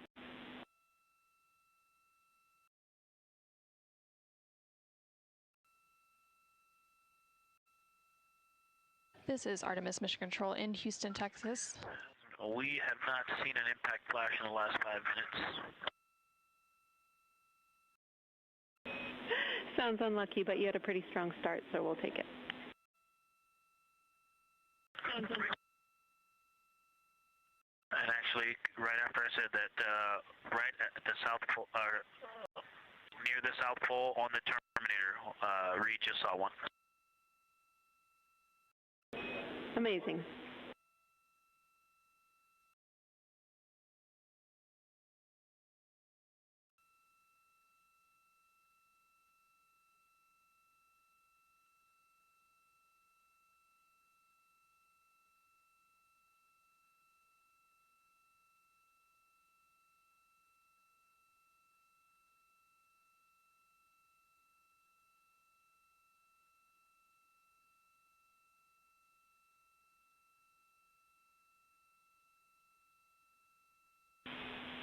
Integrity Science, and as you look around our solar system neighborhood, you should see Saturn setting behind the moon right now.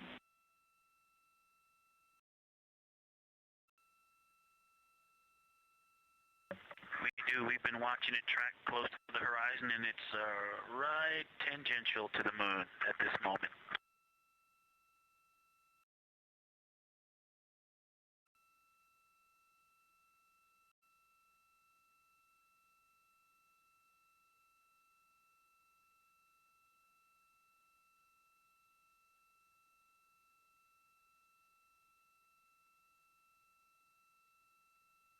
This is Artemis Mission Control in Houston, Texas. We are currently 5 days, 2 hours, and 44 minutes into the Artemis II mission, and we have about 11 minutes remaining in the eclipse at the latter half of the lunar flyby that the Artemis II crew is experiencing on board the Orion spacecraft. We've received several different call downs from the crew and questions up from the science officer here in Mission Control. One of the things that they said that they were able to see is Mars off in the distance, and then the science team also confirmed that they should be seeing Saturn setting behind the moon. They've also acknowledged seeing several different impact flashes, and these are flashes of lights from meteorites striking the surface of the moon. They've also mentioned the solar corona, which is the sun's outermost atmosphere.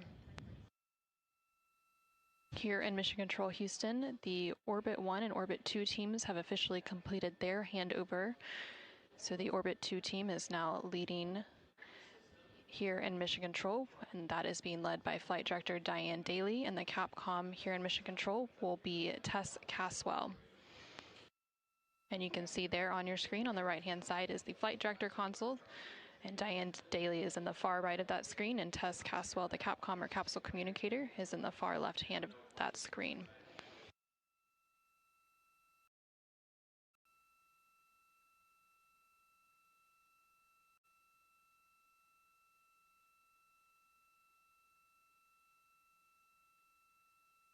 Okay, the light is continuing to grow in intensity. At about the 4 o'clock position on the, about the 8 o'clock position on the Earthshine side. Saturn has set. Mars is tracking towards the moon's horizon.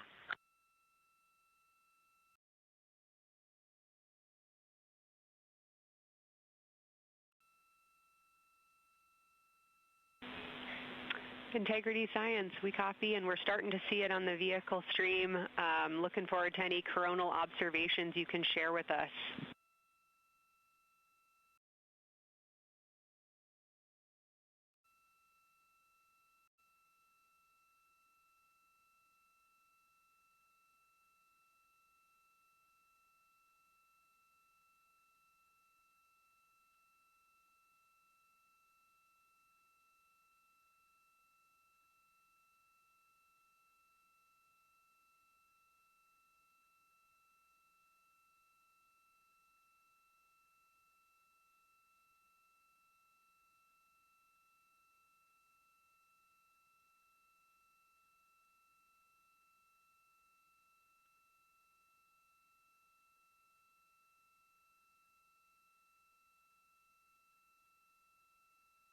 This is Artemis Mission Control. That view you're seeing on your screen is coming from the solar array wing cameras outside of the Orion spacecraft. And you can see the light starting to come into view as the solar eclipse period is starting to end. Integrity, still no coronal structure at this time, just continuing to grow in intensity.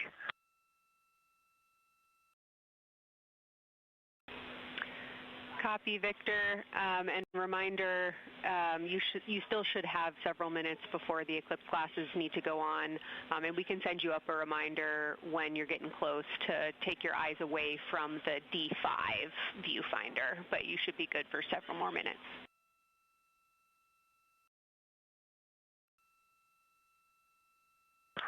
Copy, thank you, and yes, please send up the reminder. Thank you.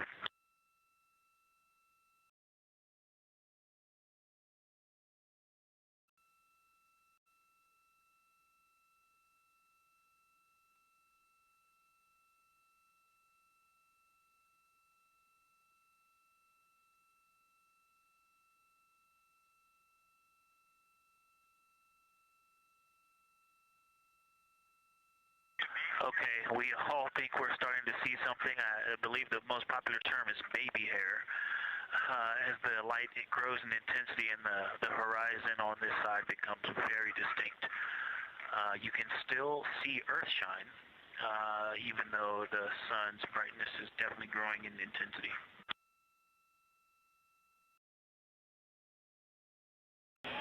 Love the description, Victor. I'm sure as the next couple minutes progress, more of those structures will continue to pop out.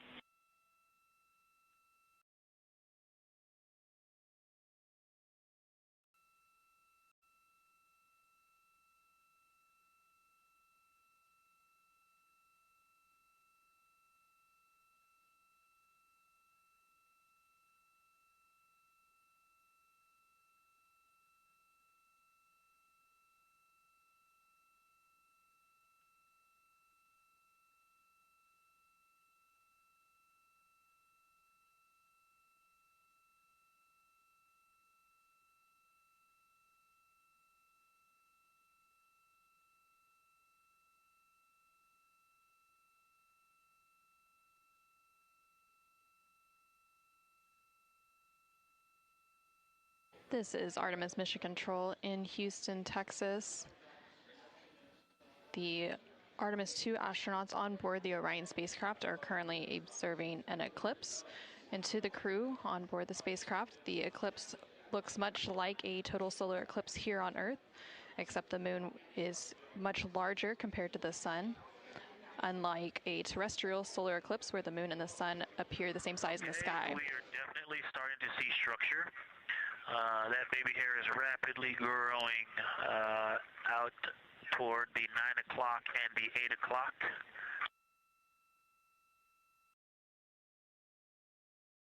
It's almost as if it were reaching out for Venus or for the Earth.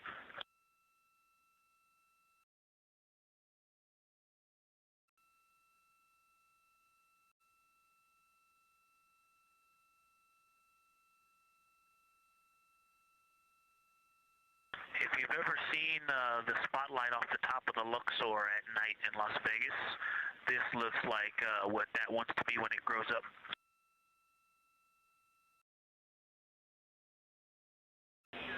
Integrity Science, glad to hear you're following your training of tell it like you see it.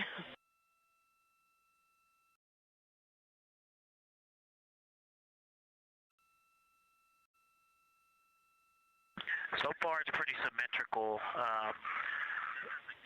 There are 2 or 3 streamers that are growing in intensity and in magnitude, and it's slowly starting to widen, starting to spread out across the horizon. Pretty amazing view.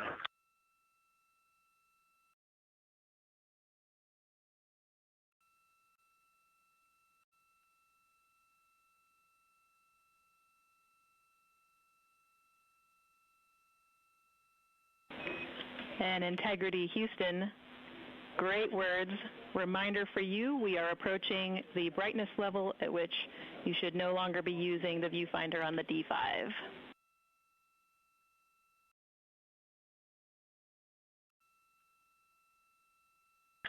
Integrity copies, and thanks for the heads up.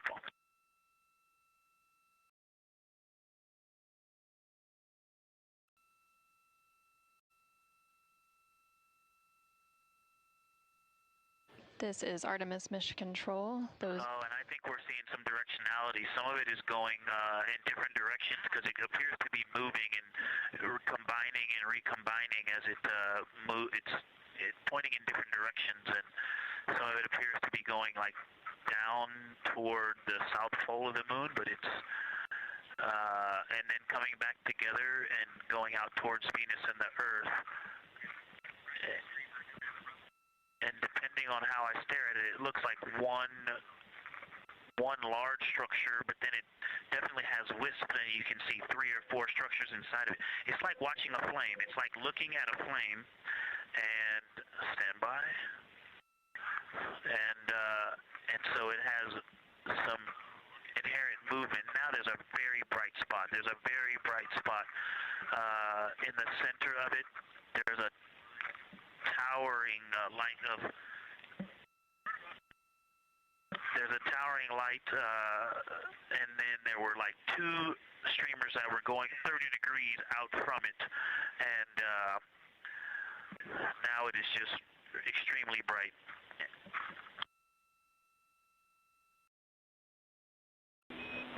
Houston, copies all. To get a little warm.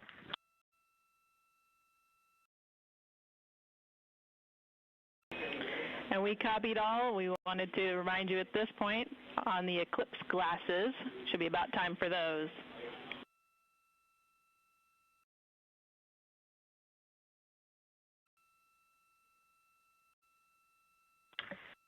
Houston, we copy all. We are in eclipse glasses. That was an absolutely spectacular, magnificent experience. Thanks for the report. We sure wish we were there with you.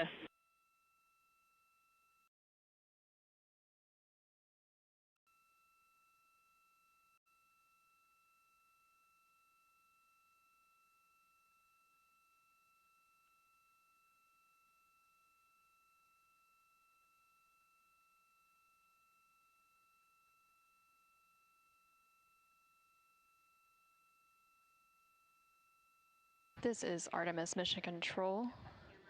The eclipse period is coming to an end, and we did hear that call up that the crew now has to put on those eclipse glasses to be able to protect their eyes for this final portion of the eclipse. And these views coming to you from the solar array wing cameras on the Orion spacecraft. And Houston, if you could give me about 20 new superlatives in the mission summary for tomorrow, that'll help my vocabulary out a bit. Thank you.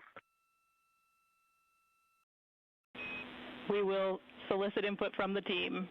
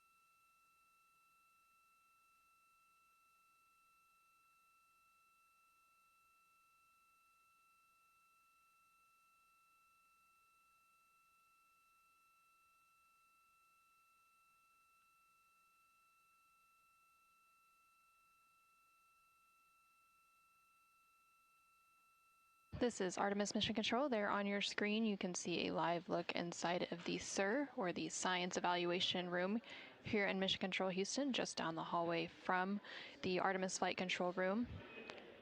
Integrity Houston, back with you after a data rate change. Regarding the SAW-3 camera T low caution, no action for you. It just got a little cool during the eclipse.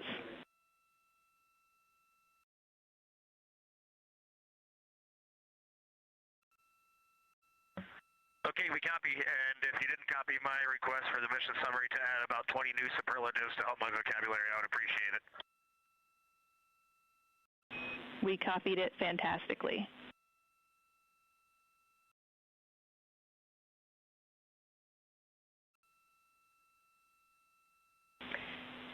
And Integrity Science, this is basically wrapping up your fly-by-day observations. I can't say enough how much science we've already learned and how much inspiration you've provided to our entire team, the lunar science community, and the entire world with what you were able to bring today.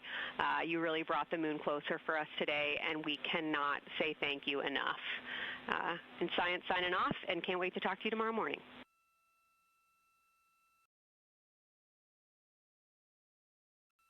To your entire team, Kelsey, to the entire NASA science team, you all really turned to when we shifted launch dates to April 1st, and you got the most incredible package together for us to go do some great science and some great, truly human experience moments here.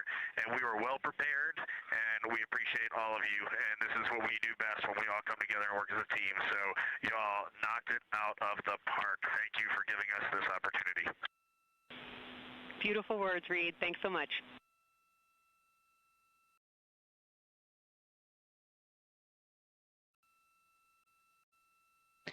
And this is Artemis Mission Control. The Lunar Flyby observation period is starting to come to a close following that eclipse. And there on your screen you can see a look into the Science Evaluation Room, or the SIR, which is embedded within Mission Control to provide science input. And they provided that input throughout the live flyby operations today. They also have a back room called the Science Mission Operations Room that processes data, evaluates imagery, and supports rapid analysis. And then, of course, we have the science officer on console here in the Artemis Flight Control Room, which you can see a view there on the bottom right-hand corner of your screen. The science officer throughout the flyby operations today has been Kelsey Young, who is the Artemis Science Flight Operations Lead. And then to her left is Angela Garcia, who will be the science officer taking over for Orbit 2.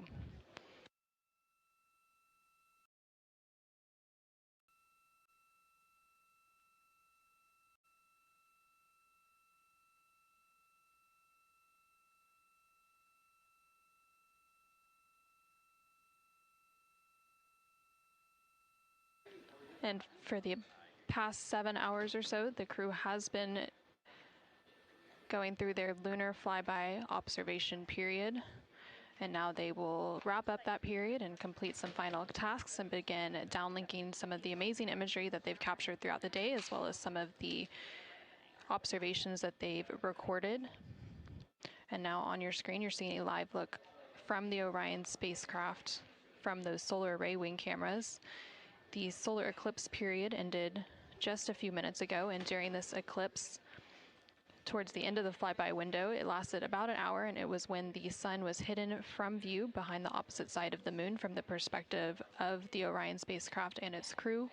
And during that time, the crew saw a mostly dark moon, and they used the opportunity to analyze the solar corona, which is the sun's outermost atmosphere, while it was visible.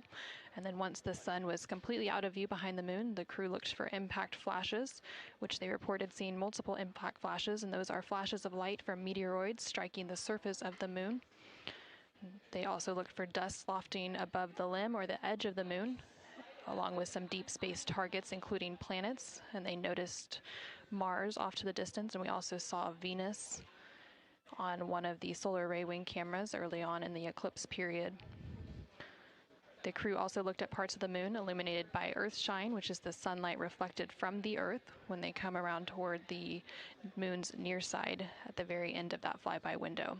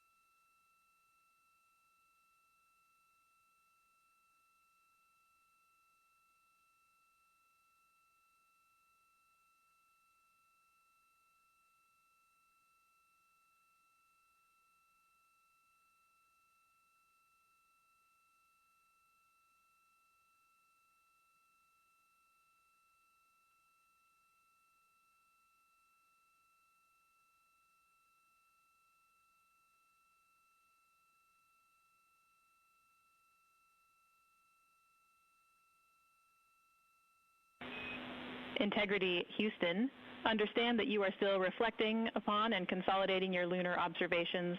At your convenience, I have 2 items related to the upcoming VIP event.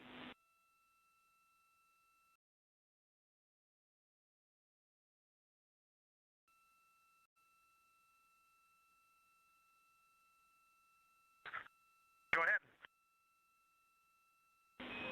All right, first we wanted to let you know that the message for that upcoming event is on board for review at your convenience.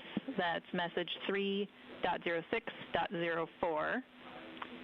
The second item is that we've seen a couple of video blips in previous events. So during the HDPAO setup activity, we're wondering if Jeremy could please confirm for us that the TS rate is set to 1300 when you get to step 10.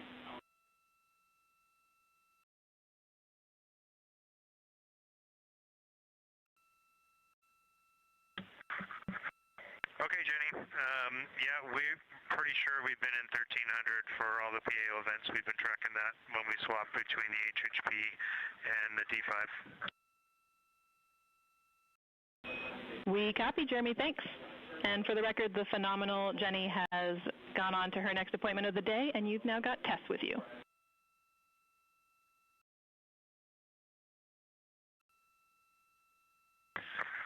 I'm sorry, Tess. Great to have you on board Integrity. No worries. Happy to be here.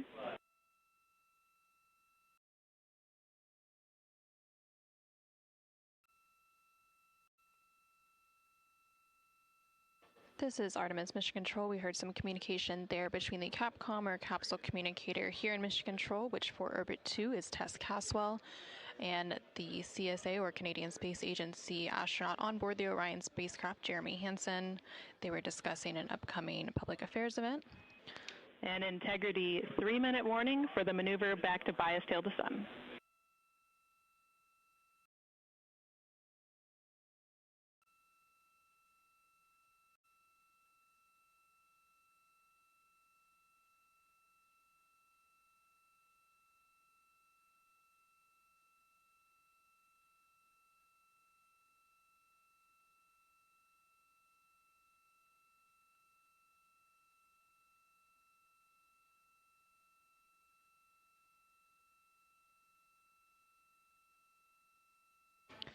The crew on board the Orion spacecraft recently completed their lunar observation period. It was an approximately 7-hour period of time in which they were focused on several different targets identified by the science team here on the ground that they studied and prepared for ahead of time. And then they also were referencing a lunar targeting package that was uplinked about a day ago with those final targets. Now they are completing some post-lunar flyby activities, so they're working to clean up their observations that they've made and also working to downlink some of the photos that they've taken throughout the day. The science team here on the ground will then work to get as much data as they can overnight, and then there will be a post-flyby conference tomorrow after the crew wakes up. And that's not a debrief, but a science data collection to capture their nuanced experience while they're still in the field and the experience is still fresh. And then, of course, there will also be a public affairs downlink event later in the day. Now that once the post-lunar flyby activities are complete. And then after that, the crew will go into some of their final activities for the day. They will have a private medical conference, or PMC, with the medical teams here on the ground. These are regular conferences that they have at the end of every day, and then there's also a flight director conference that they will have before they go into their pre-sleep period, during which they can complete hygiene activities, and they will have the chance to eat their dinner and complete any other final personal activities for the day before they head into their sleep period.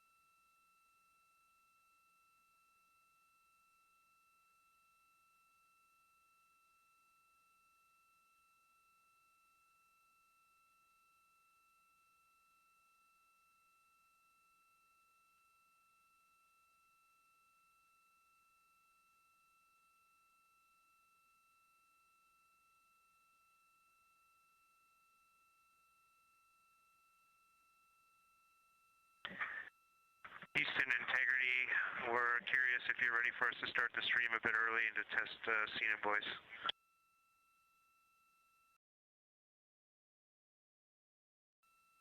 Checking.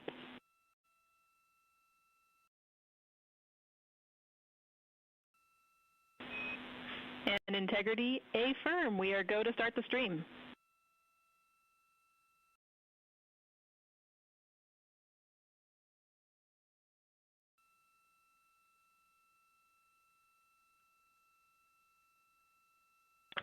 Okay, Houston, the stream has started. We checked the TS rates 1300 and audio is true. So I will give you a voice check now on the mic. We copy good settings and we've got a good view.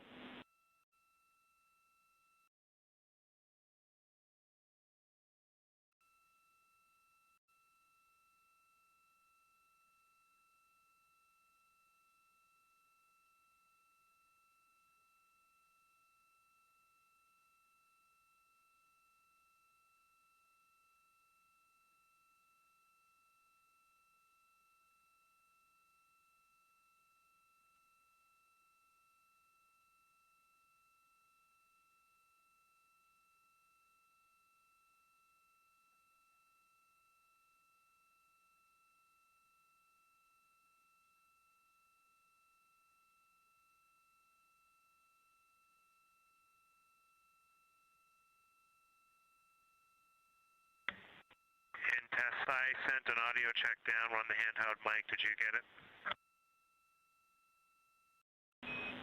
Sorry for the delay, Jeremy. We were talking that a bit, but it was a bit broken, so please repeat for us.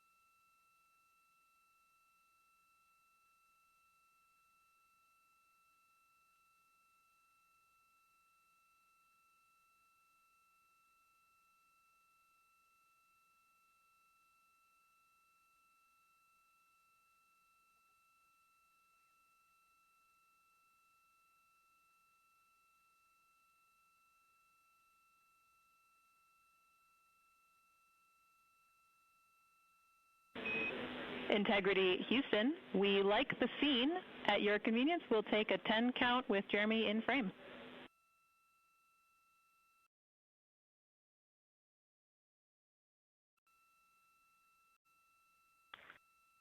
Okay, copy that. Give us 2 minutes and or 1 minute and we'll do that. Copy.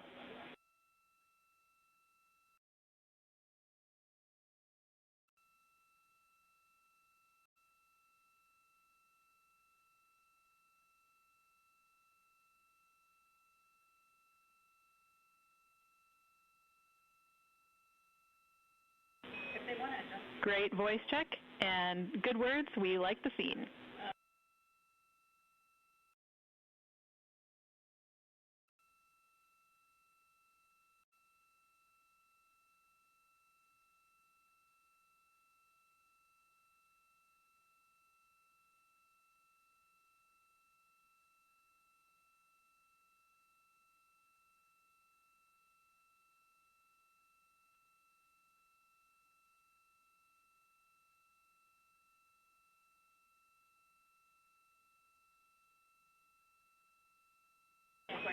And Integrity Houston, we are seeing a black cable going right through the middle of the scene. At your convenience, if you would please move that, PAO would appreciate it.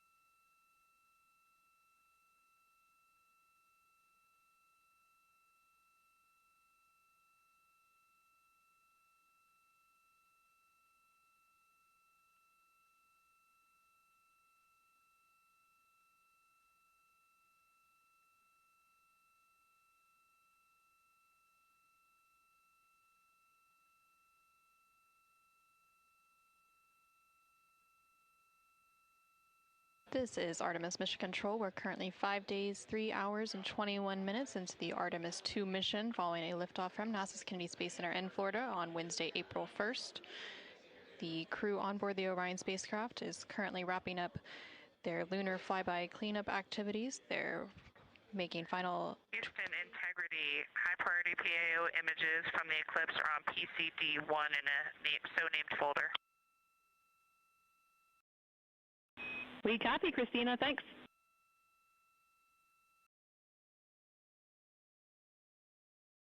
And NASA astronaut Christina Koch there calling down to the ground regarding some public affairs imagery that was captured during the Lunar Flyby activities.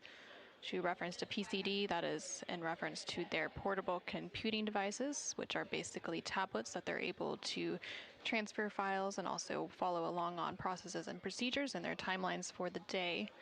No.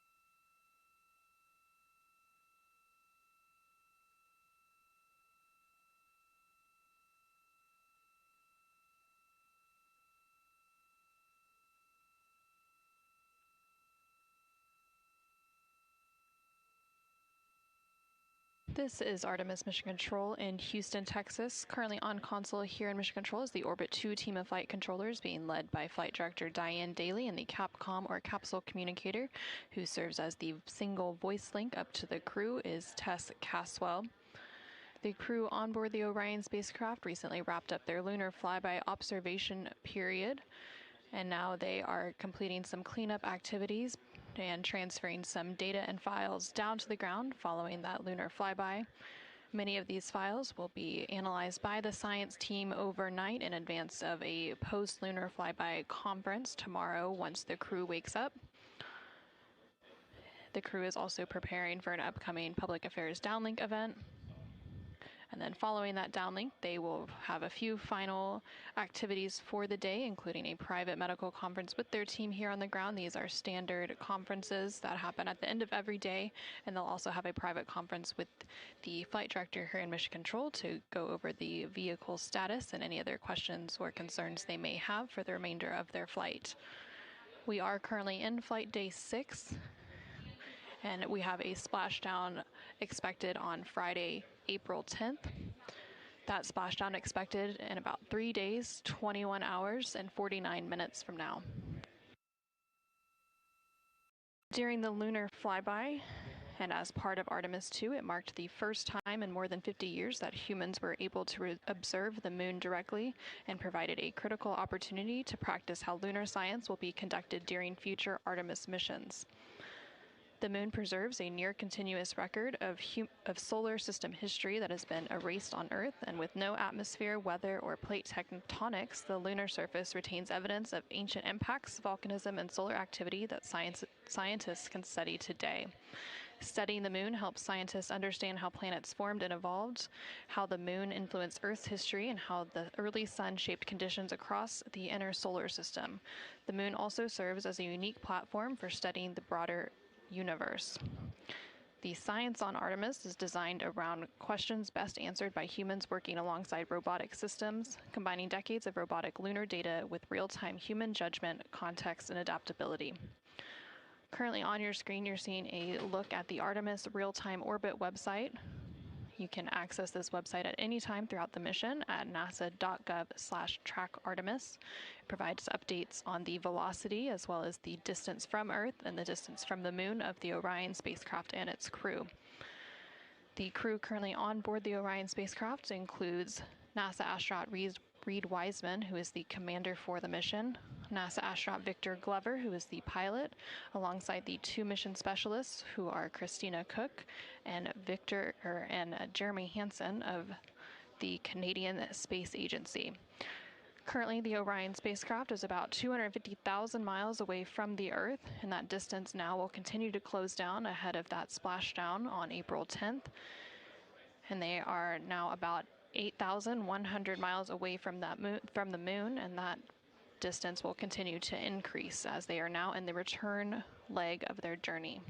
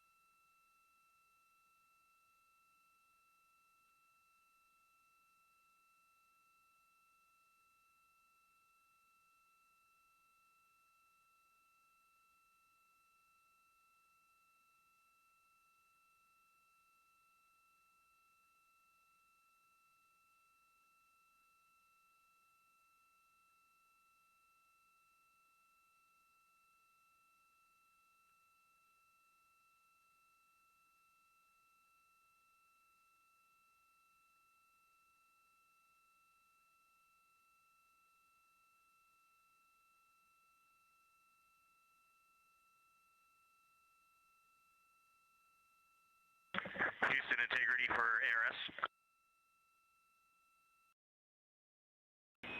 Go ahead, Integrity.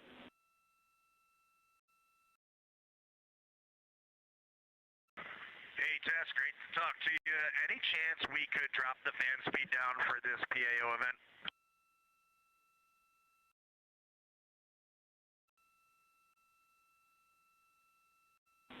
We will put that in work. Great to be talking to you, too.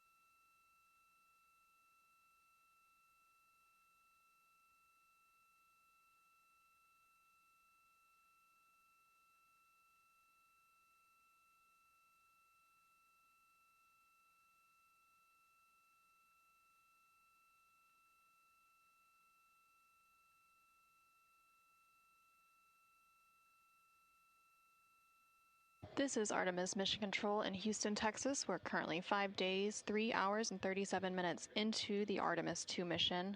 The crew on board the Orion spacecraft has recently concluded their lunar observation period during the Lunar Flyby.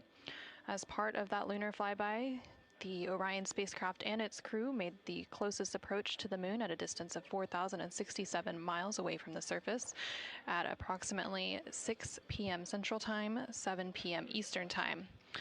Now, although the Artemis II mission is a new opportunity to study the moon, teams are also conducting other scientific experiments, including on the crew themselves. Here's a little bit more about the science of the mission.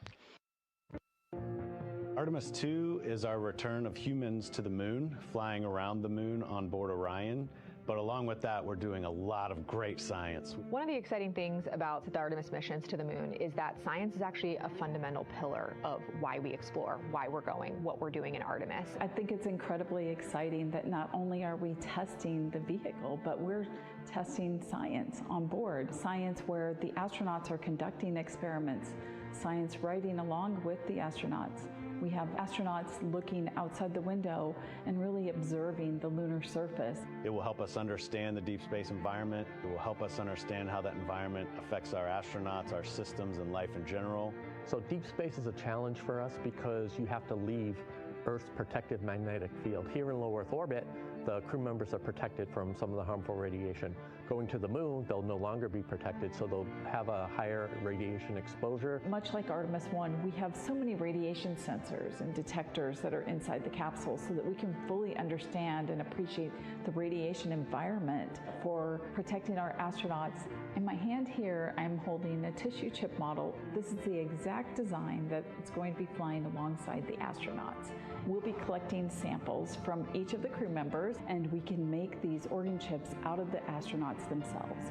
So every crew member will have their own avatar on board, and then upon return, we can evaluate that deep space radiation environment and what that compares to the astronaut themselves. Not only are they going to help change the course of medicine for the astronauts, but revolutionizing that on Earth as well. We're looking at sleep, we're looking at team dynamics, we're looking at how you interact with the environment.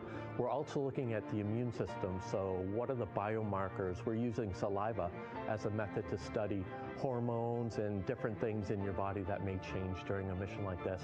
And then finally, how do we function after microgravity, being close to the moon, then returning to Earth? Which will ultimately help us achieve our goal of getting humans to Mars. And then on top of that, we have an opportunity to look at the moon from deep space on the far side for the first time in over 50 years. Having human eyeballs and brains back around the moon is going to unlock a new generation of lunar science discovery. The human eyeball is capable of taking in so much data in just a split second. They'll be able to tackle impact history, volcanic history. They'll be able to look at how the albedo, or kind of the shade and hue of the moon and the color of the moon, can tell us something about how that terrain evolved over time. We're integrating science in ways that have never been integrated into human exploration before. We have a front room mission control flight controller position called the Science Officer. We have a brand new science back room where it's basically our brain trust of lunar scientists and geologists supporting the crews of the future. And Artemis II will allow us to really test how this works so that future missions are really set up for success.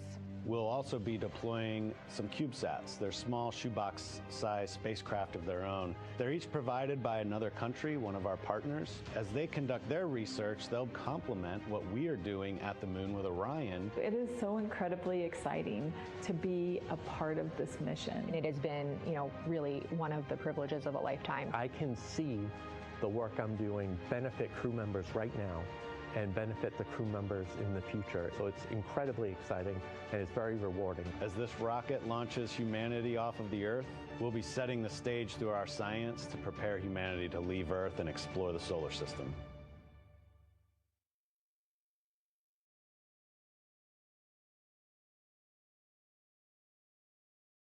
And as part of that, we are going to inhibit cabin leak detection. The edge key manual response is still available. Copy, thumbs up.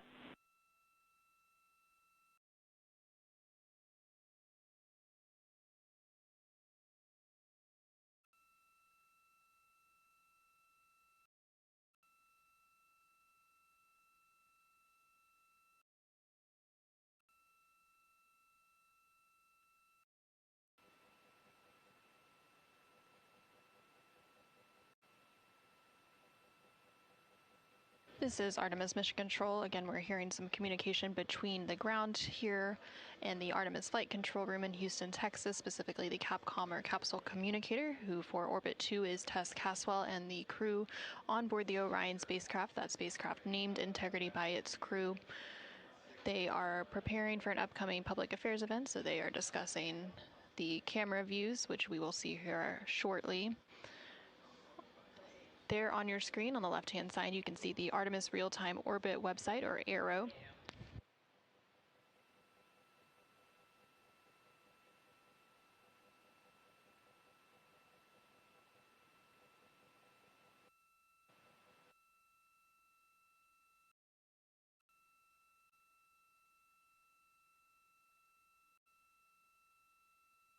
The Artemis Real-Time Orbit website there on the left-hand side of your screen provides updates on the velocity of the Orion spacecraft during its journey around the moon.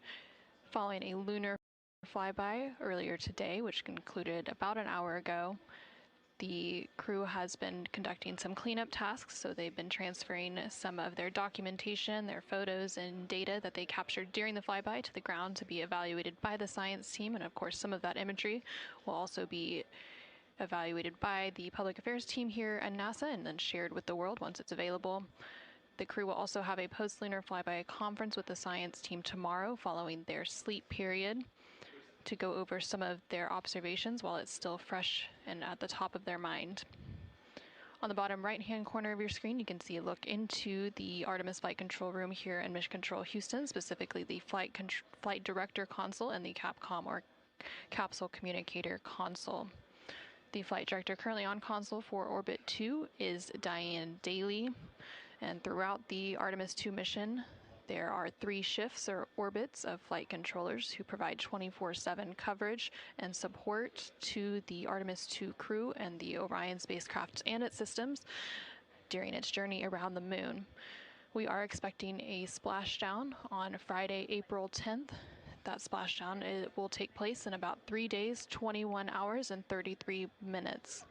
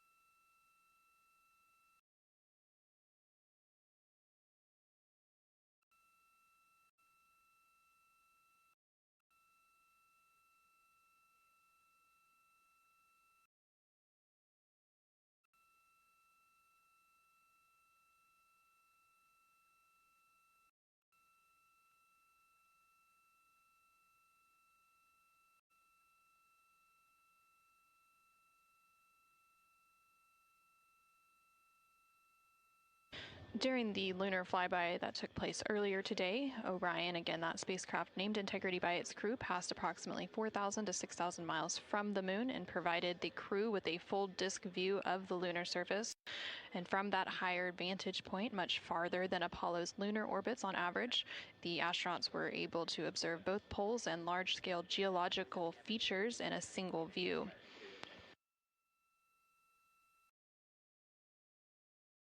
And there on your screen, you're currently seeing a live look inside the cabin of the Orion spacecraft.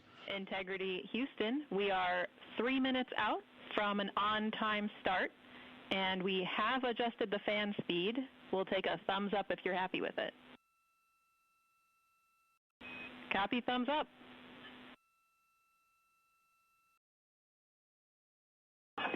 Superlative thumbs up.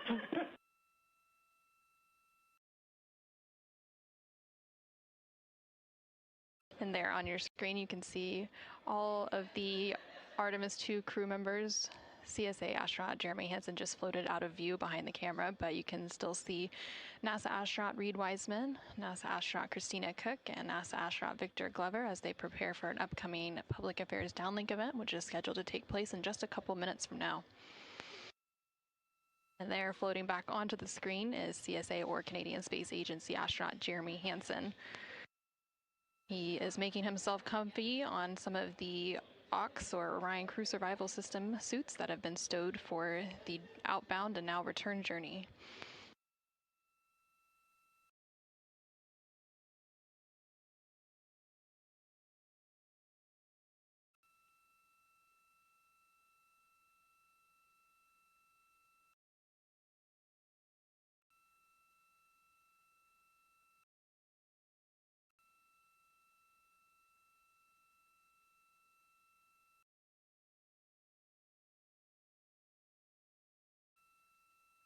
Shortly after the completion of these couple of public affairs downlink events, the crew will begin winding down for their day, and they will have the opportunity to eat dinner. Some of the items on their menu today for dinner include chicken with corn and black beans, sweet and sour pork, rice pilaf, spicy green beans, citrus fruit salad, and maple cream cookies.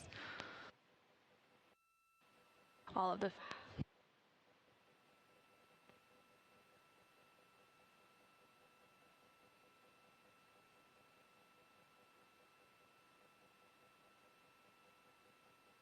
And now we will go ahead and stand by for that public affairs event beginning in just about a minute.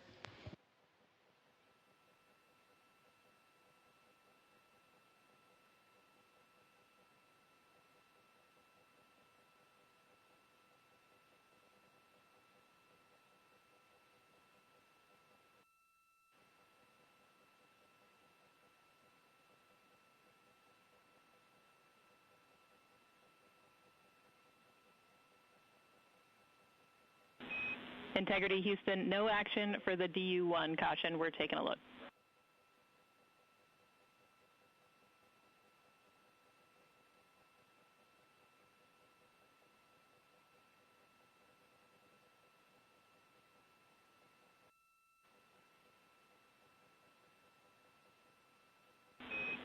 Integrity, this is Houston. Are you ready for the event?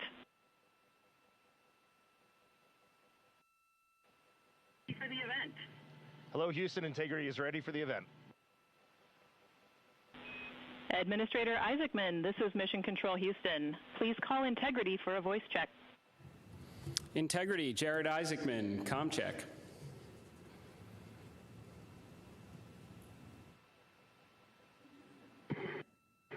Administrator Isaacman, we've got you loud and clear, sir. How us?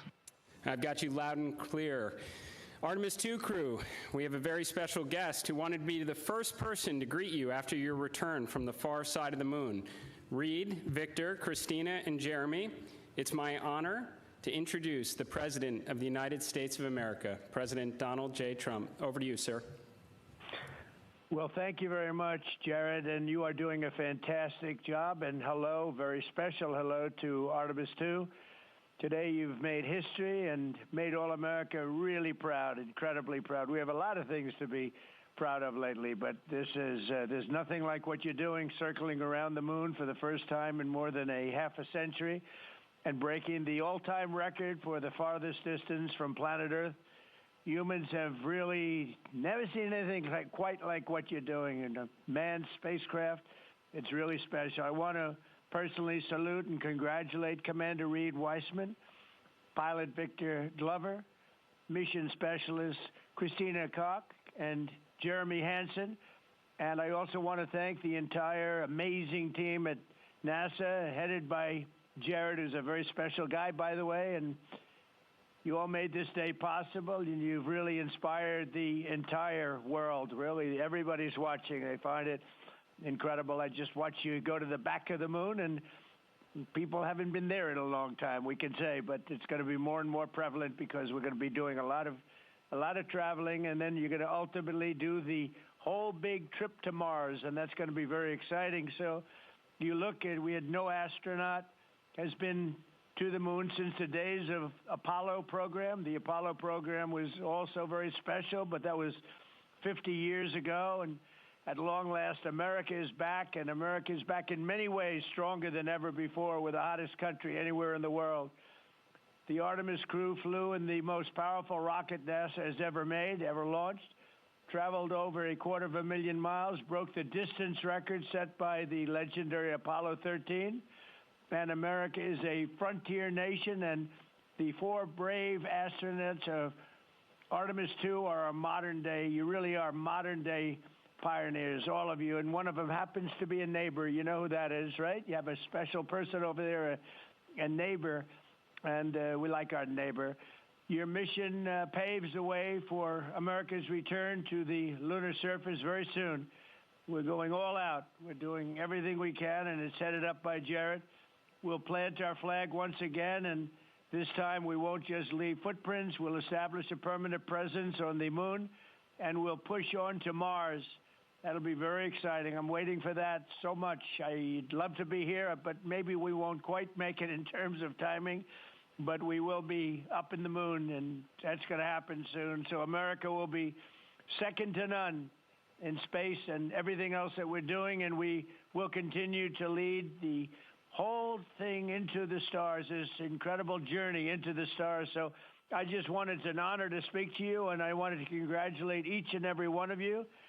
And tell me, what is the most unforgettable part of this really historic day? The whole world is watching and listening. Please tell me.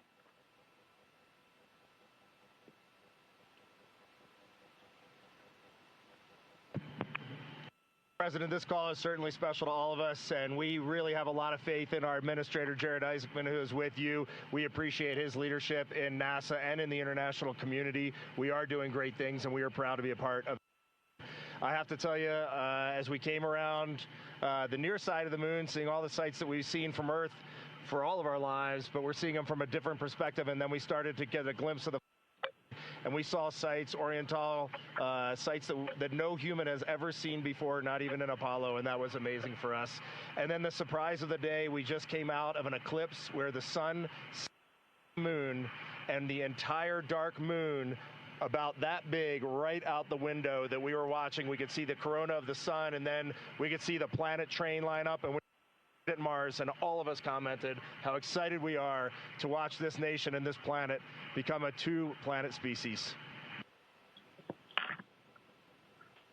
That is fantastic. You know, I had a decision to make in my first term, and the decision is, what are we going to do at NASA? Are we going to have it be revived, or are we going to close it down? And I had very little hesitation, and it's really great to have somebody like Jared involved, because he really makes it much easier for me. But it was not even a question in my own mind. We've spent what we had to do, and then of course we have Space Force, and Space Force is very much related to what you're doing, and that was my baby. That was a very important one, and it'll turn out to be truly one of the most important, I believe, decisions I've ever made. So we're very proud of Space Force, and we're very proud of all of you. Does anybody else have anything to say? A lot of people listening.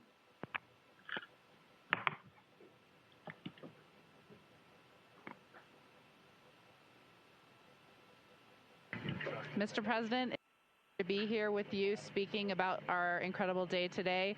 I think one of the biggest highlights was coming back from the far side of the moon and having the first glimpses of planet Earth again after being out of communication for about 45 minutes. It really just reminds you what a special place we have and how important it is for our nation to lead and not follow in exploring deep space. I'd like to ask, what was your feeling when you had no communication, zero communication? All of a sudden it was cut off by, obviously, your very special location. What was your feeling when you had no communication? A little bit different, perhaps.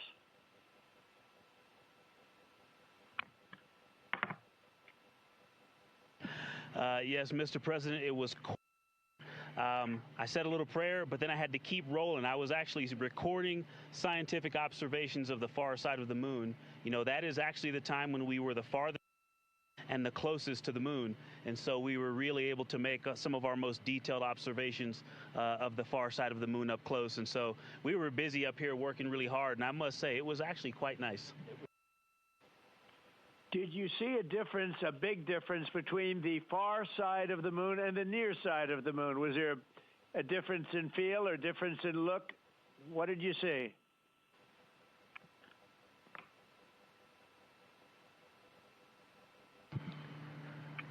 Well, Mr. President, we certainly did, and our science team really set us up well to understand what they thought we might see. And the gravitational pull of the Earth has had a profound effect on the near side of the moon, changing all those dark mares, those dark patches of the moon you see from Earth. It's very different on the far side. While you see some small patches of those mare in deep craters, it's very much absent on that side, so that's really neat.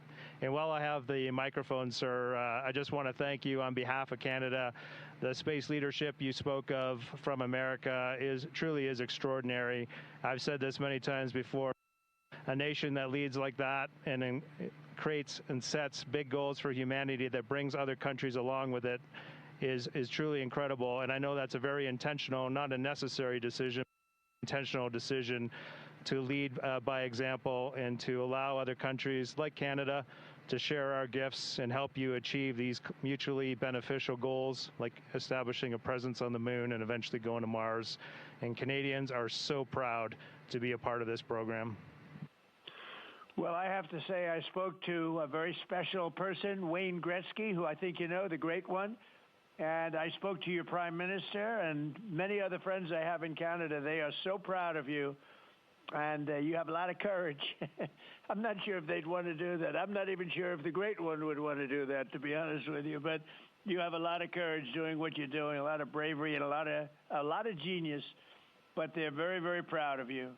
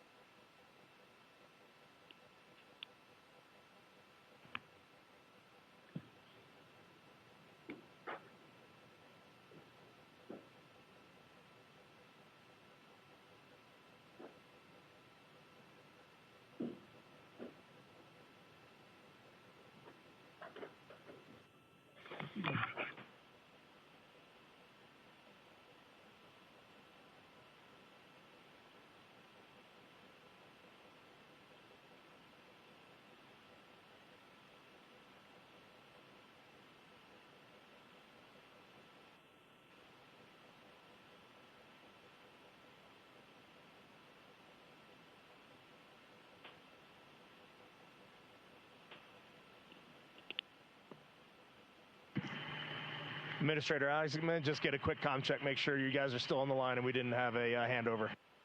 I am. Yes, I am. And integrity, and back over to you, Mr. President.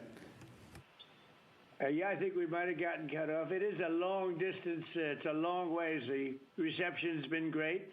There's a little bit of about a 9-second delay, but no, I just had a statement for, I don't know what you heard, but I was just saying they're very proud of your brilliant person from Canada on the ship. And Wayne Gretzky is a great friend of mine, and he's very proud of him. And the Prime Minister I spoke to, they're very, very honored that you have a courageous person from Canada. You have a lot of courageous people from Canada, so it was very nice. I'm not sure if you heard me say that, but it was very nice.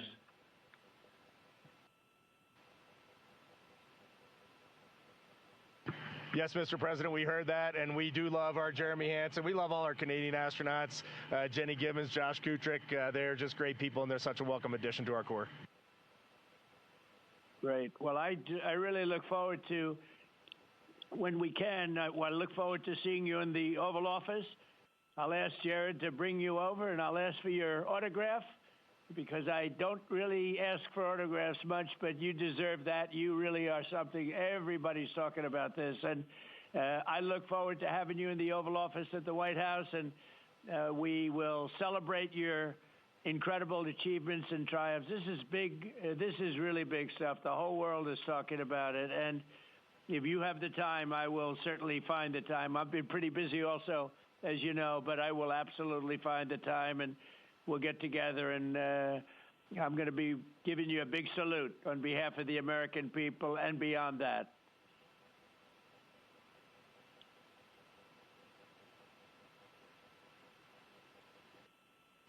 Thank you for that, Mr. President. And when you want us, we will be there. And thank you for your leadership. Thank you to Jared for his leadership. Really, thank you for taking the time out today to visit NASA. It's really special for us, but it's really special for the team on the ground. A whole team of people all around the world pulled this off, and we just want to say thank you to all of you for this.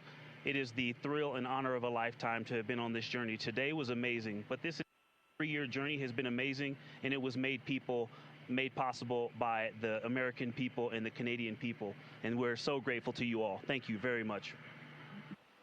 Well, thank you very much. And Jared, congratulations. We'll see you soon. And I know that you have Mars very much in your mind, so we'll start thinking about that pretty soon, I think. And thank you. Congratulations to everybody. I'll see you at the Oval Office. Thank you for your time, Mr. President. It's been an honor. Thank you very much. Bye. Bye. Integrity, this is Houston ACR. That concludes the event. Thank you. Thank you to all participants. Integrity, we are now resuming operational audio communications.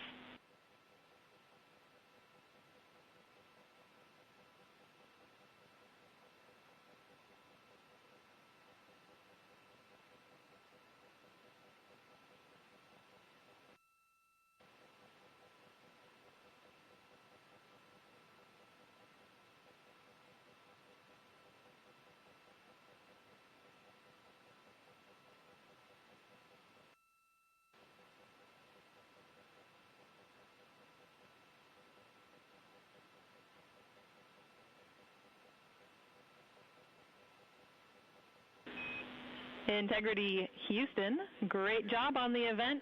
Just a heads up, we are on track to start the next event on time at 4:15.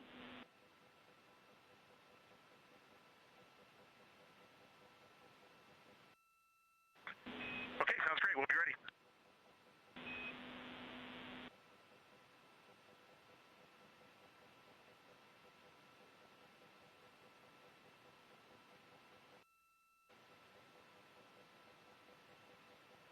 This is Artemis Mission Control in Houston, Texas. We just had that public affairs event with President Donald Trump and the crew on board the Orion spacecraft.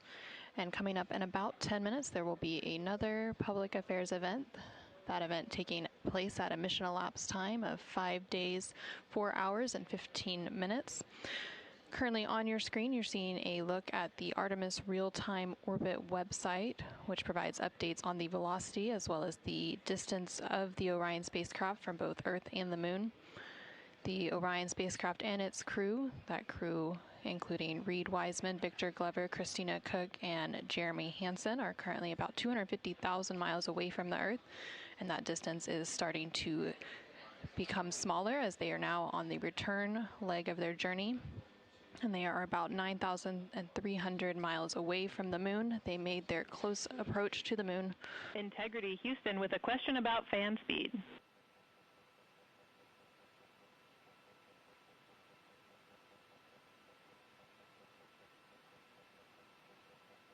Go ahead.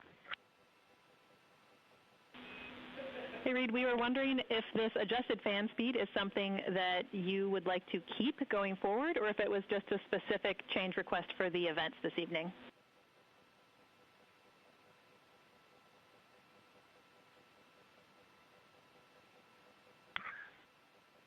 Certainly for PAO events, this is an ideal fan speed. If you're willing to give us this fan speed for routine habitability, I think we would take it and try it for a while.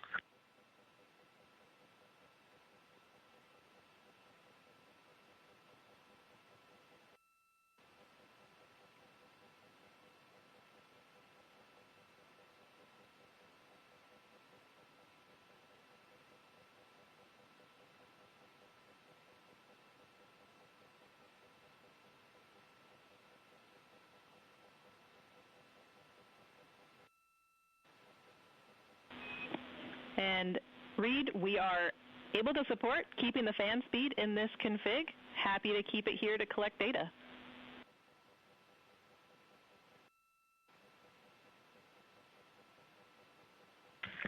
Okay, you got 4 happy astronauts up here. We'll take it. Obviously, when we go to exercise, we'll need to bump it up, but I think for quiescent living, this will be great. We copy, and we love seeing those smiles.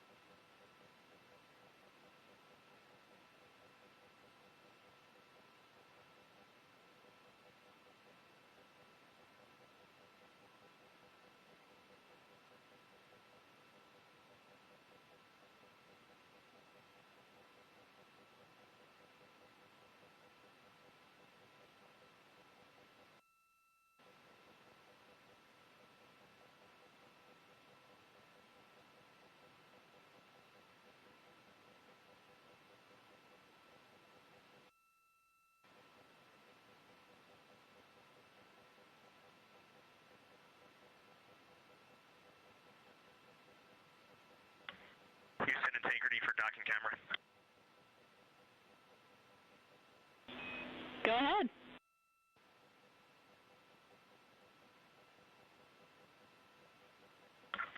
Just want to make sure we have the config you're expecting. I have the dual camera bracket is installed, the window shade is closed, and the docking camera is stowed in its Alpha 3 storage area.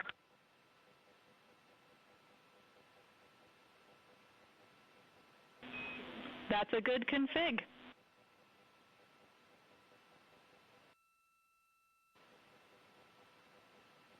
Thank you. And while I've got you, we are 3 minutes out from an on-time start of the next event.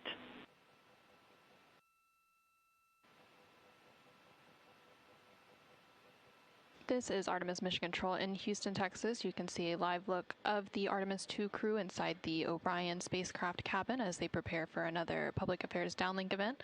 There on your screen is CSA astronaut Jeremy Hansen along with NASA astronaut Reid Wiseman and NASA astronaut Victor Glover popping up.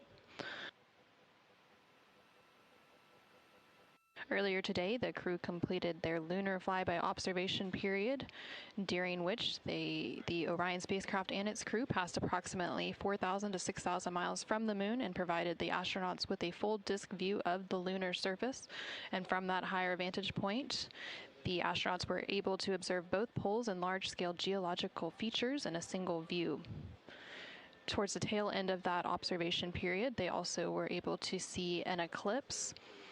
And that eclipse period lasted about an hour and was when the sun was hidden from view behind the opposite side of the moon from the perspective of Orion. Since then, the crew has been working to clean up some of their observations and transfer some of the data and imagery down to the ground to begin processing, and the science team will take a look at that imagery as it comes down ahead of a post-lunar flyby conference tomorrow with the crew following their sleep period. Now we are standing by for a second public affairs event taking place in about a minute.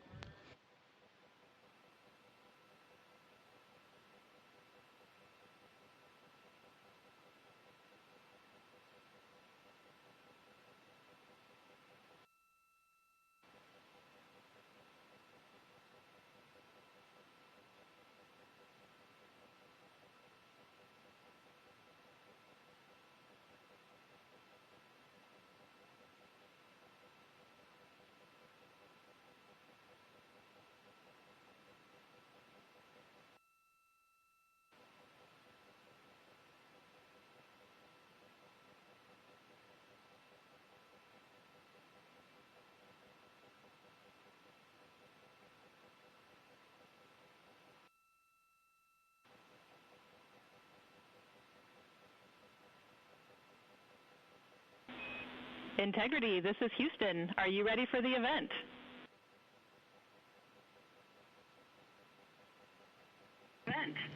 Houston, Integrity is ready for the event.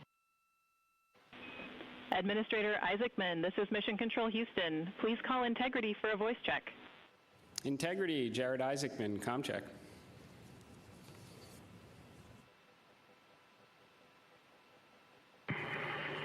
Administrator Isaacman, we've got you loud and clear up here.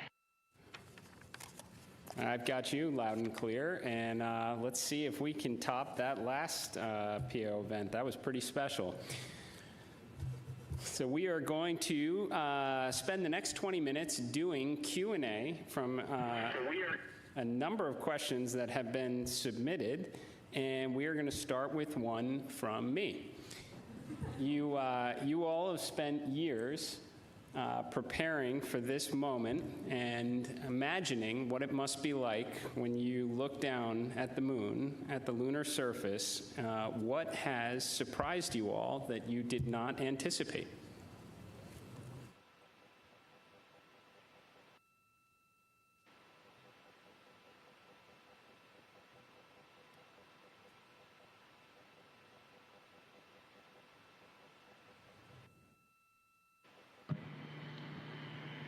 Go ahead. No, it's on.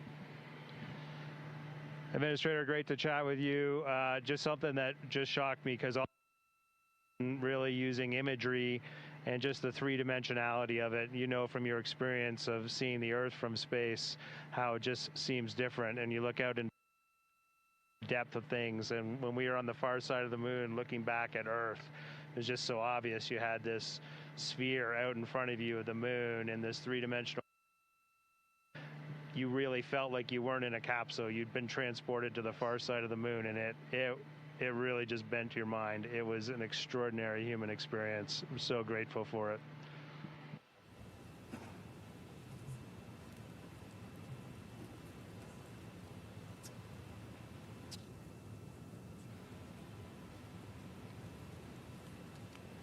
Integrity, Jared, anyone else want to answer that one?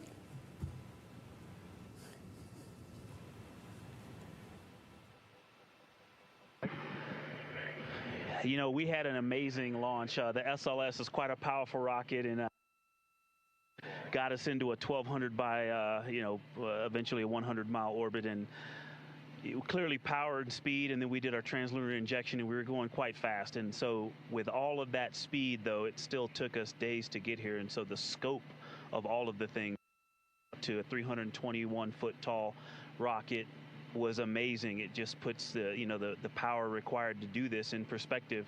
But then even with all that power and to get to those velocities, it still took us days.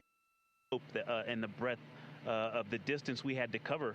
Watching the distance from Earth count up and the distance from the moon count down was one of the most surprising things I've enjoyed.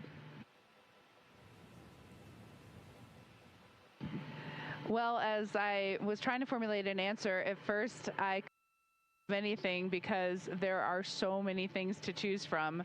I'll try to just narrow it down, but I'm going to go with something we did yesterday, a manual power flight test objective, where we just basically got to sit at the vehicle. It was Jeremy and I this time, and just drive around using the rotational hand controller, basically just drive it with the stick, and how well it handled, how tight the control algorithms were, and watching it respond when we actually degraded it on purpose by going into 3 degrees of freedom control, by actually inhibiting some of the jets, which even though we have jet redundancy, of course, for each other in these complicated algorithms. So it was just amazing to be in a deep space spacecraft and just be flying it around by hand. The one other thing I'll say, how fast it has gone by. I'm not ready to go home. I can't believe that something this cramped of quarters can fly by and still be fun every single minute. And I'll just close out with, I think just scale, Jared, is the thing that is just blowing my mind. You flew Polaris Dawn to some amazing apogee numbers, and on the International Space Station, we're 250 nautical miles up, and that's the most beautiful view I think a human could ever experience. And we are dealing with numbers that are 250,000 miles, and every time Mission Control points this vehicle either at the moon or at Earth, and it reminds me every day that humans have to go, we've got to explore, we got to go further to expand our knowledge, expand our horizons. And every time we take another step forward, it makes the world seem a little bit smaller and a little bit more manageable. And just putting these numbers in perspective, it is impossible as a human to look at these displays and comprehend them. But here we are, and NASA is doing this, an international team is doing this, and they're doing it very well. Excellent words, Integrity. So certainly a very wild insertion orbit. I can imagine the contrast between perigee and apogee, the scale of it all, the 3D, seeing the moon come alive, and then certainly manual control. Well, every Dragon crew for the last 5 years is very jealous on that. Okay, so we're going to questions here.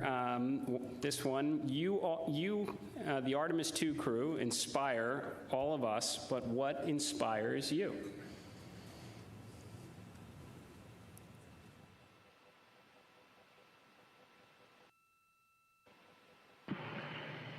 I think as you get older, your answer to that question changes a lot. Certainly when I was a young boy and a young man, just seeing an airplane flying overhead, to me, that really lit a fire in me. And then I think when you reach your middle age, it is interesting to watch leadership throughout the world kind of change the course of human. You can watch that unfold. And now now that I'm just a little bit over 50, you'll be there soon. Now that I'm just a little bit over 50, I mean, it all ties back to just family, and you understand just how much the people that you surround yourself with, and that is really every night when you go to bed, that's really what you end up thinking. At least that's what I end up thinking.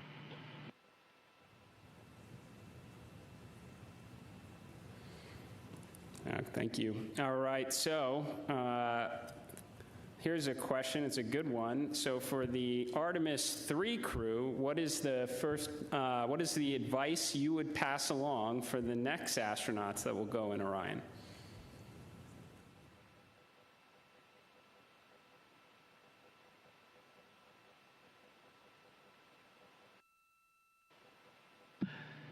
That's a great question, Jared. We've actually been thinking about the Artemis III crew since we were assigned as the Artemis II crew. It was the beginning of how we came up with how we wanted to fly this mission, how we wanted to buy down risk for the program, and values as a crew. And so, you know, over the course of these 3 years, we've taken a lot of notes. So we've almost got a book to hand them. But I think a few practical things, just sitting here, we've been living for the past 6 days, how you pack is a huge impact to how you will live on the journey. And so things like food and your hygiene products, and then, you know, you know what's going on with our waste management system, the technology that we have, practicing that and being familiar with that and being prepared mentally. I used it on the space station. I used it at home in training, but I'll be honest, I wasn't really prepared to have to use it for over half the mission. And but you know, we adapt and overcome, and so I can't wait to talk to that crew. I'm glad you said it, or else I was. We definitely have to fix some of the plumbing. Okay, this question is from Merriam-Webster. So wordy one here. So you are going to be, well, you've already surpassed more than 250,000 miles from Earth, farther than any human has gone before. So what are some words that come to mind when you try to wrap your mind around this very unique experience?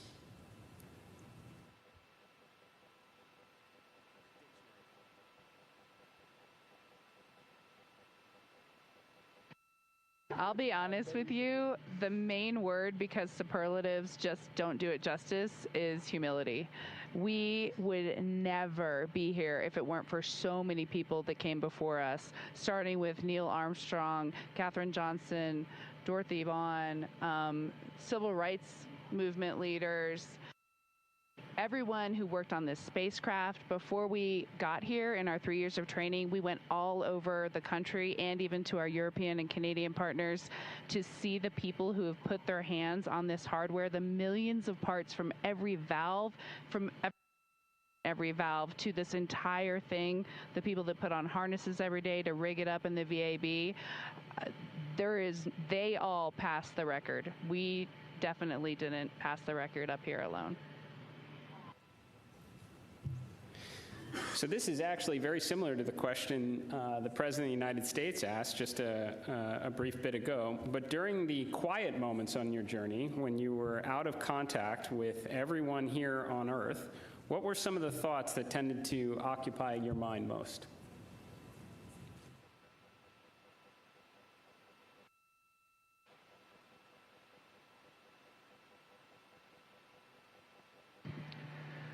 Yeah, as Victor said earlier, when we were on the far side of the moon and out of contact with planet Earth, we all knew it, and it was a milestone. We saw Earth disappear, the Earth set.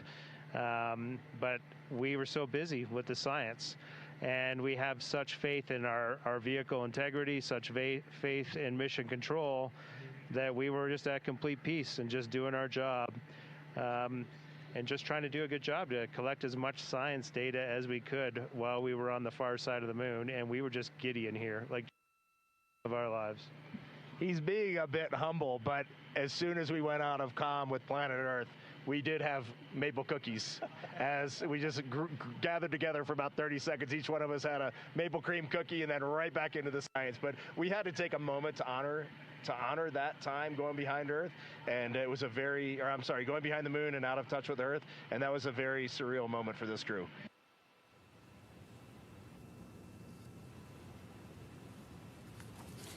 Copy that. Copy good maple cookies on the far side.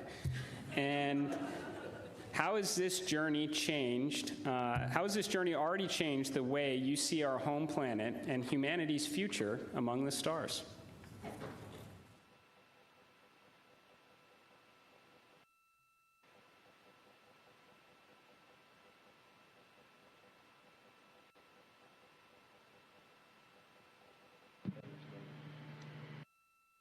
There's so many directions I think we could go with that, and I just, I think that there's, global, but I think real impact is local, and is to see the Earth as an entire thing and look at it, this system, and to see it all in once. But my daughters, and just the the things that we can impact directly, the people that I can touch, that I can speak to, hug, and show love and gratitude toward,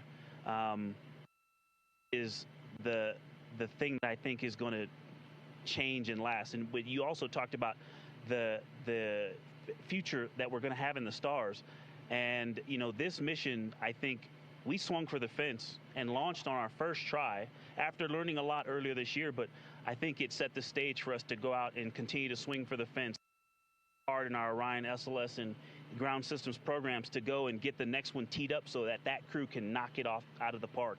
And so I have huge expectations for what's coming next. Good words. Are you feeling homesick for Earth?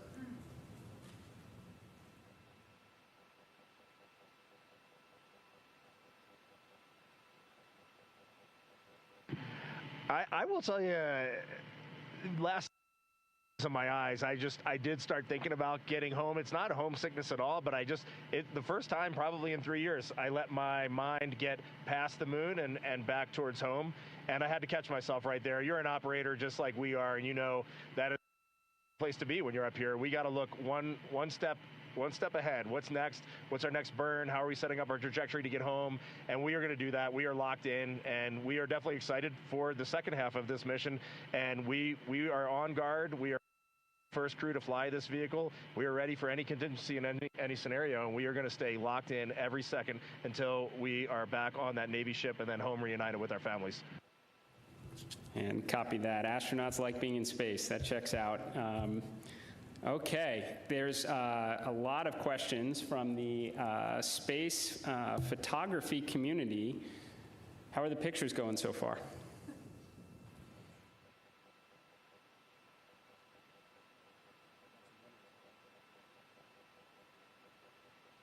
Well, we all love getting our hands on cameras and our eyes behind the lens here, because we're just trying to share the incredible things that we're seeing, and that's obviously the best way we can try to do that.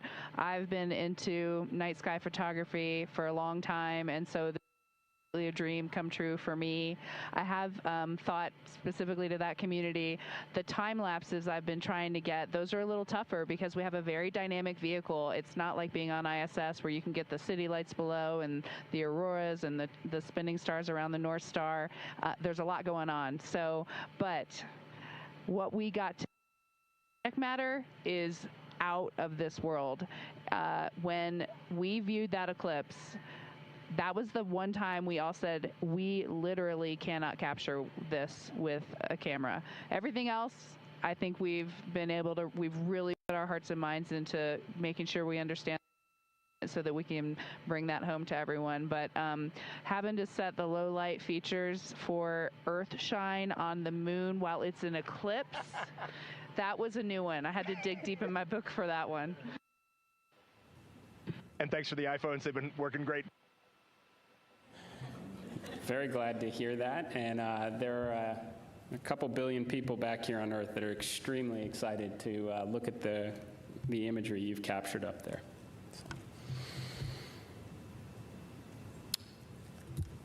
Okay, well, I want to thank you all. Integrity. So Reid, Victor, Christina, Jeremy, on behalf of NASA and space-loving people across the world, thank you for taking us with you to the moon. Thank you for your courage, all of your beautiful words that we've heard. You represent the absolute best of us. We are proud of you, and we look forward to welcoming you back safely to the good Earth very soon. Godspeed, and go Artemis II.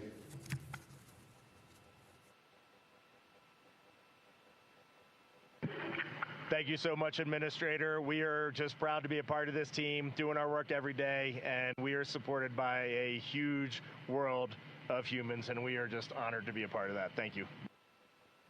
We'll see you soon. Integrity, this is Houston ACR. That concludes the event. Thank you. Thank you to all participants. Integrity, we are now resuming operational audio comm.